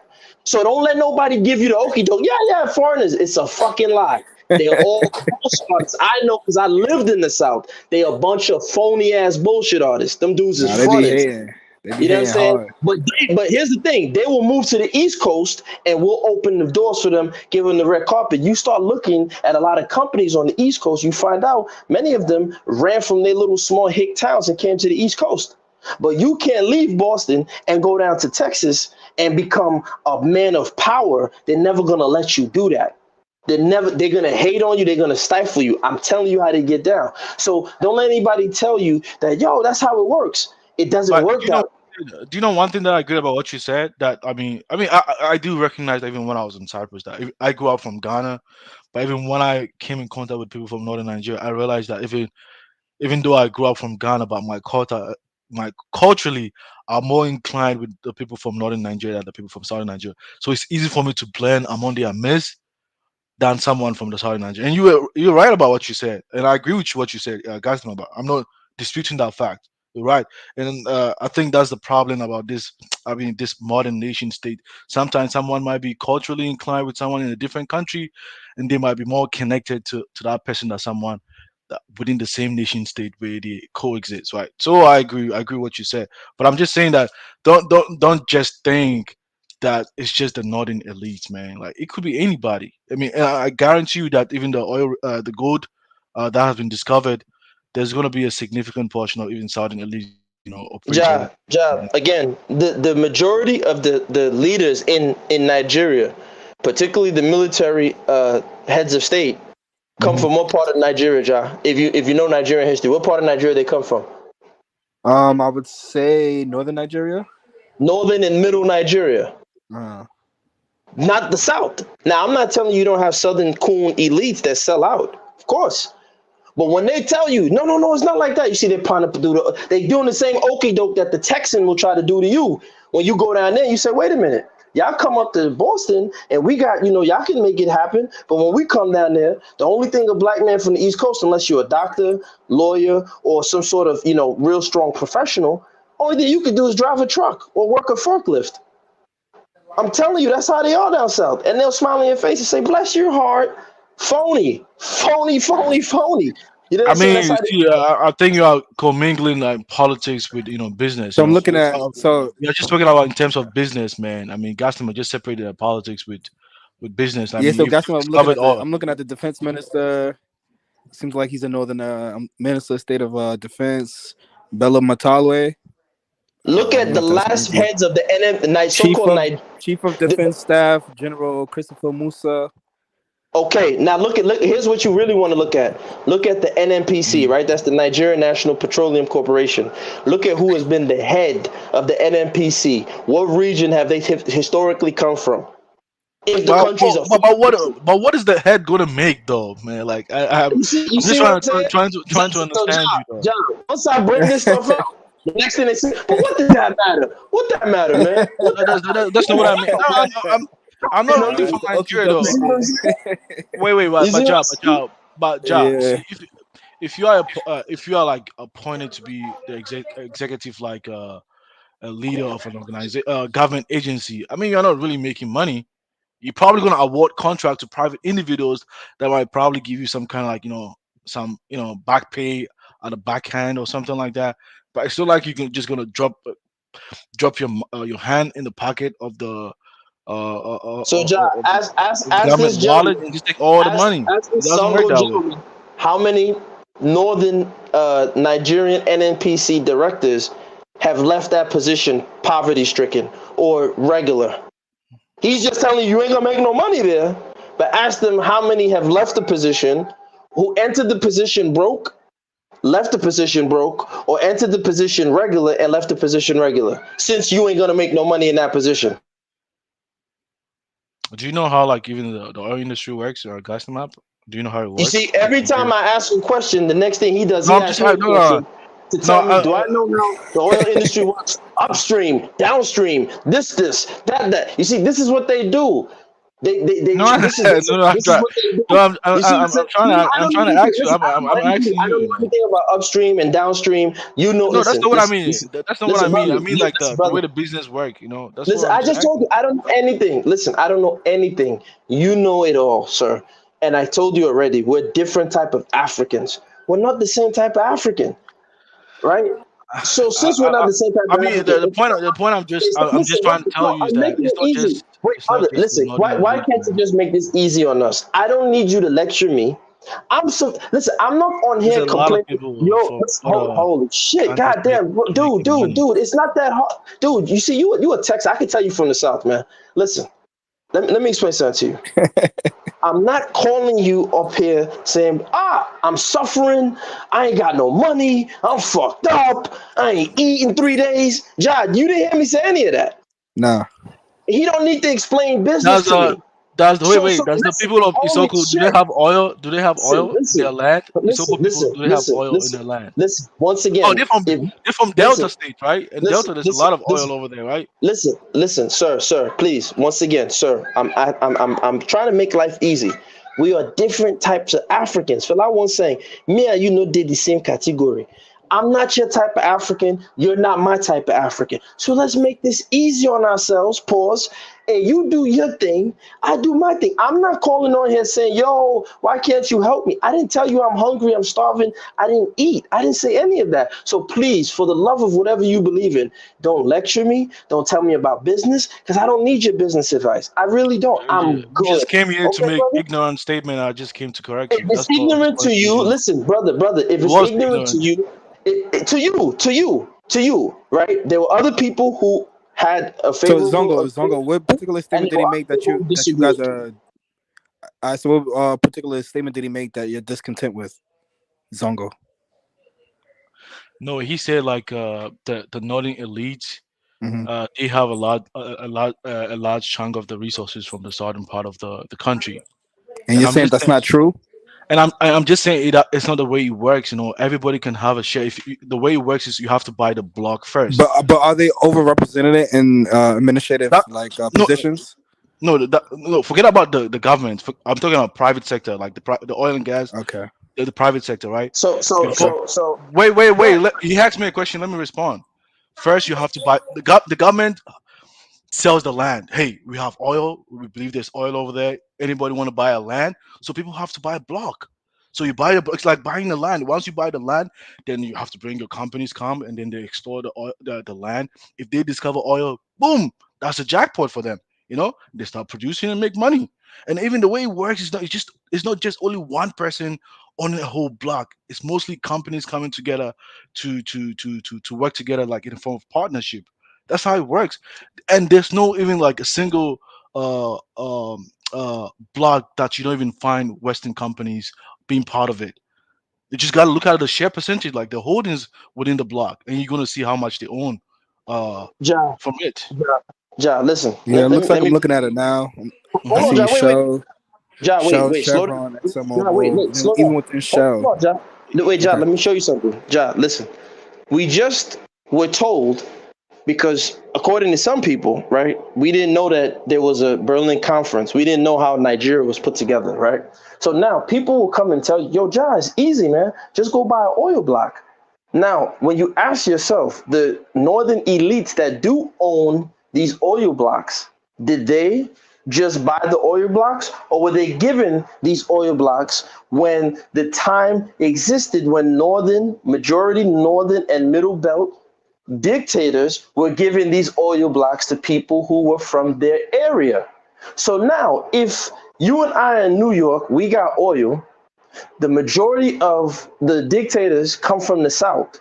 And while they were in power, most of the oil in New York and Boston was given. They didn't buy it. They were given these oil blocks. Now they write a constitution. Now they put some shit on paper and say, yo, but ja. And we coming to them and saying, listen, that oil was on our land. Can we at least have a referendum? Because this dude didn't even buy the land. Private sector. He was given the land, right? So Now, Right. let me finish. I didn't cut you off. I didn't cut you off. So, Ja, they're not willing to do that part. And then when you mention it and say, well, hold on, they didn't even acquire it the way you're telling me to go and acquire it, just Mm-hmm. like I asked Al, the Fulani, House, compromiser. I House. said, no, he's a Oh yeah. Fulani compromiser. I said, Uh-huh. Al, Buhari is telling people they shouldn't do coup, but Buhari is a master coup plotter. Buhari is behind many coups in Nigeria. It's like a Mm. bank robber telling you don't rob banks. His whole resume is just Chase, Citibank, HSBC, Bank of America, Wells Fargo. That's all he do. But he come and tell you not to rob banks. So this is what they're doing, Ja. They have already taken that land to the private sector. They never bought the land. Now they're coming back telling you and I, yo, you need to just simply go and buy the land. It's easy. Why are you making it so difficult? But when you ask, hey, listen, did Dandruma buy that oil block or was he given that oil block? Now everybody get quiet and they tell you, well, you don't know how business works.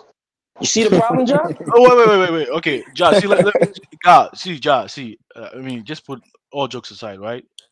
See, even like when I was in college, my bachelor's degree. Most of my colleagues were Nigerians, right, from the southern Nigerians, And Mhm. there was even one time, one guy was telling me, even when he went back to do his internship in an oil company, he rarely saw even indigenous Nigerians working in that company. There are mostly foreigners working in those companies. That's what he told me even personally. And I'll also add additional point that even most of the articles relating to oil fields in Nigeria, when I read articles when I was in college, man, it's mostly people from the south, man. You barely see even in the house a name. It's mostly southern names, man. These are guys that are overly represented in that field. They are the ones writing articles about the fields that they're exploring in all aspects of the field. So I don't know where Gasmop is coming from. I get it, like the elite might own some chunk of it, but I'm saying the representation in the oil and gas industry, Gasmop, if you really know the oil industry and if you've read articles about oil reserves or oil, you you rarely see a northerner even like So working Ja, there. once again, you see what they've done, right? Once again, the people from Texas own the elites in Texas own the majority of the oil blocks, or the And they foreigners. got us up north working Hold the on, fields. listen to this. Not only do they own it, they leased it to a lot of the foreign oil companies. But now they're telling you, yo, but guess what? You got a lot of mid-level managers and people who write articles. So why do you complain?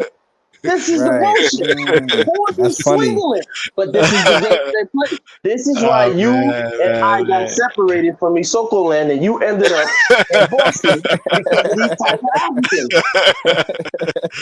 Well, okay. I mean, but Gaston, I mean, you can say, oh, you know what?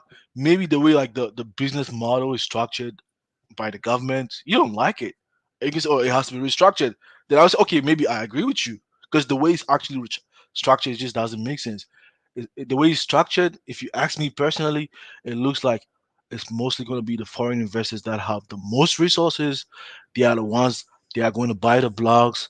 They have the equipment, the human resource capital, and they are going to invest huge sums of money and time to make these oil discoveries, and they're going to get most shares within this the oil blocks that they buy from. If you ask me, if there has to be some kind of restructuring that has to happen in that particular industry, I would say yes, if you ask me personally. But don't just say that the manner in which it's been operated, someone is benefiting more than the other, man. Trust me, like don't underestimate people from your region, man. People are really making money across all board, man, including foreigners too. That's what I would just say, you know. But maybe the average person is not making money. Yeah, So, granted, it's not just only. Again, here's what these Africans do. This is how they hustle us, right? Once again, the oil belongs historically to you from Boston. The land is on my land. It's in my rivers, right? Which are being polluted daily, right? This is what they're doing. They're polluting it daily, destroying our ecosystem. It belongs to us. And now they're telling you, well, the rules of the country. When we bring it to their attention and say, well, we didn't create the Berlin Conference. We didn't agree to be a part of this thing called what Lugard put together. We didn't agree to that. Then they tell you, well, you know, it's your country. Well, okay, fine. And if it's my country, can I at least benefit from my country? Right. Now you hear crickets. Now you hear. So this is the main reason why when people talk about, oh, they don't understand why Nigeria this, why Nigeria that. Al and a couple of other people are. Let me tell you what the real truth is. If you're a Muslim and you're Hausa and Fulani, Can I ask you a and question? you know how to Can I ask you a question? I'm gonna end. No, Hold no, on, no, before you ask no, my no, question. I want to ask you a question. Let me finish. Ask my question later. I'm talking to Al quickly. Al, the truth of the matter No, is, no, if you put on a not Al. Come on. let me finish. If you put on a kaftan and you can speak Hausa and Fulani, and if you know even a little bit of Arabic, and you go to northern Nigeria, you will get more access to resources and power than me that's from Nigeria. That's the truth. They will never want to Yeah, acknowledge that. but I mean that's not a lie though. I get what you're saying, but the point I'm trying to say also is that So you it's not agree? So you agree with Gaston in that point? no. Hey, Ja, it's not just peculiar to Nigeria. Nigeria. Even in the U.S., you know, if I have access to my citizenship, if I live in Washington that very well, and I know people very well, it doesn't matter whether you come from the South and you are indigenous American. I'm going to be well connected over here than anybody from the South that probably is indigenous. That's how it works in life, man. Yeah, Yeah, right. can real black gentleman? Can you want to interject? Go ahead. Hi. I just want to say graces to everyone. I hope everyone's having a good day. I just want to add on to Gas's point. Maybe you can answer my question, Gas. Now, the time frame, you got to keep in mind that they discovered oil in the 50s and 60s, right? Now, in the 70s, who ruled Nigeria? Mainly Northerners, right? Correct. Northerners and people from the Middle Belt. And so during that time of developing the oil industry in the 70s and 80s, the Northerners ran it. So they controlled through the inception, they were able to basically manage the whole industry. And only nowadays, we got to be specific because they will push back. Northern elites, because the average Northerner is poor. Northern elites. Yes, sir. And so these northern elites during this time period of the 70s, 80s, let's say, they dominated in the industry and were able to set it up so that they managed it. So now so fast forward to the 2020s, you might see some people nowadays who are not northerners, and also keep in mind the British BP and the British connection to the North in general historically led to, you know what I'm saying, born to rule. I get it because I studied the history. I'm not a Nigerian, but I have read up. So I'm just, I think I'm trying to buttress Gas's point that the Northerners have had their hands in it for the longest period of time. And only now you might see some other faces, but that's not, but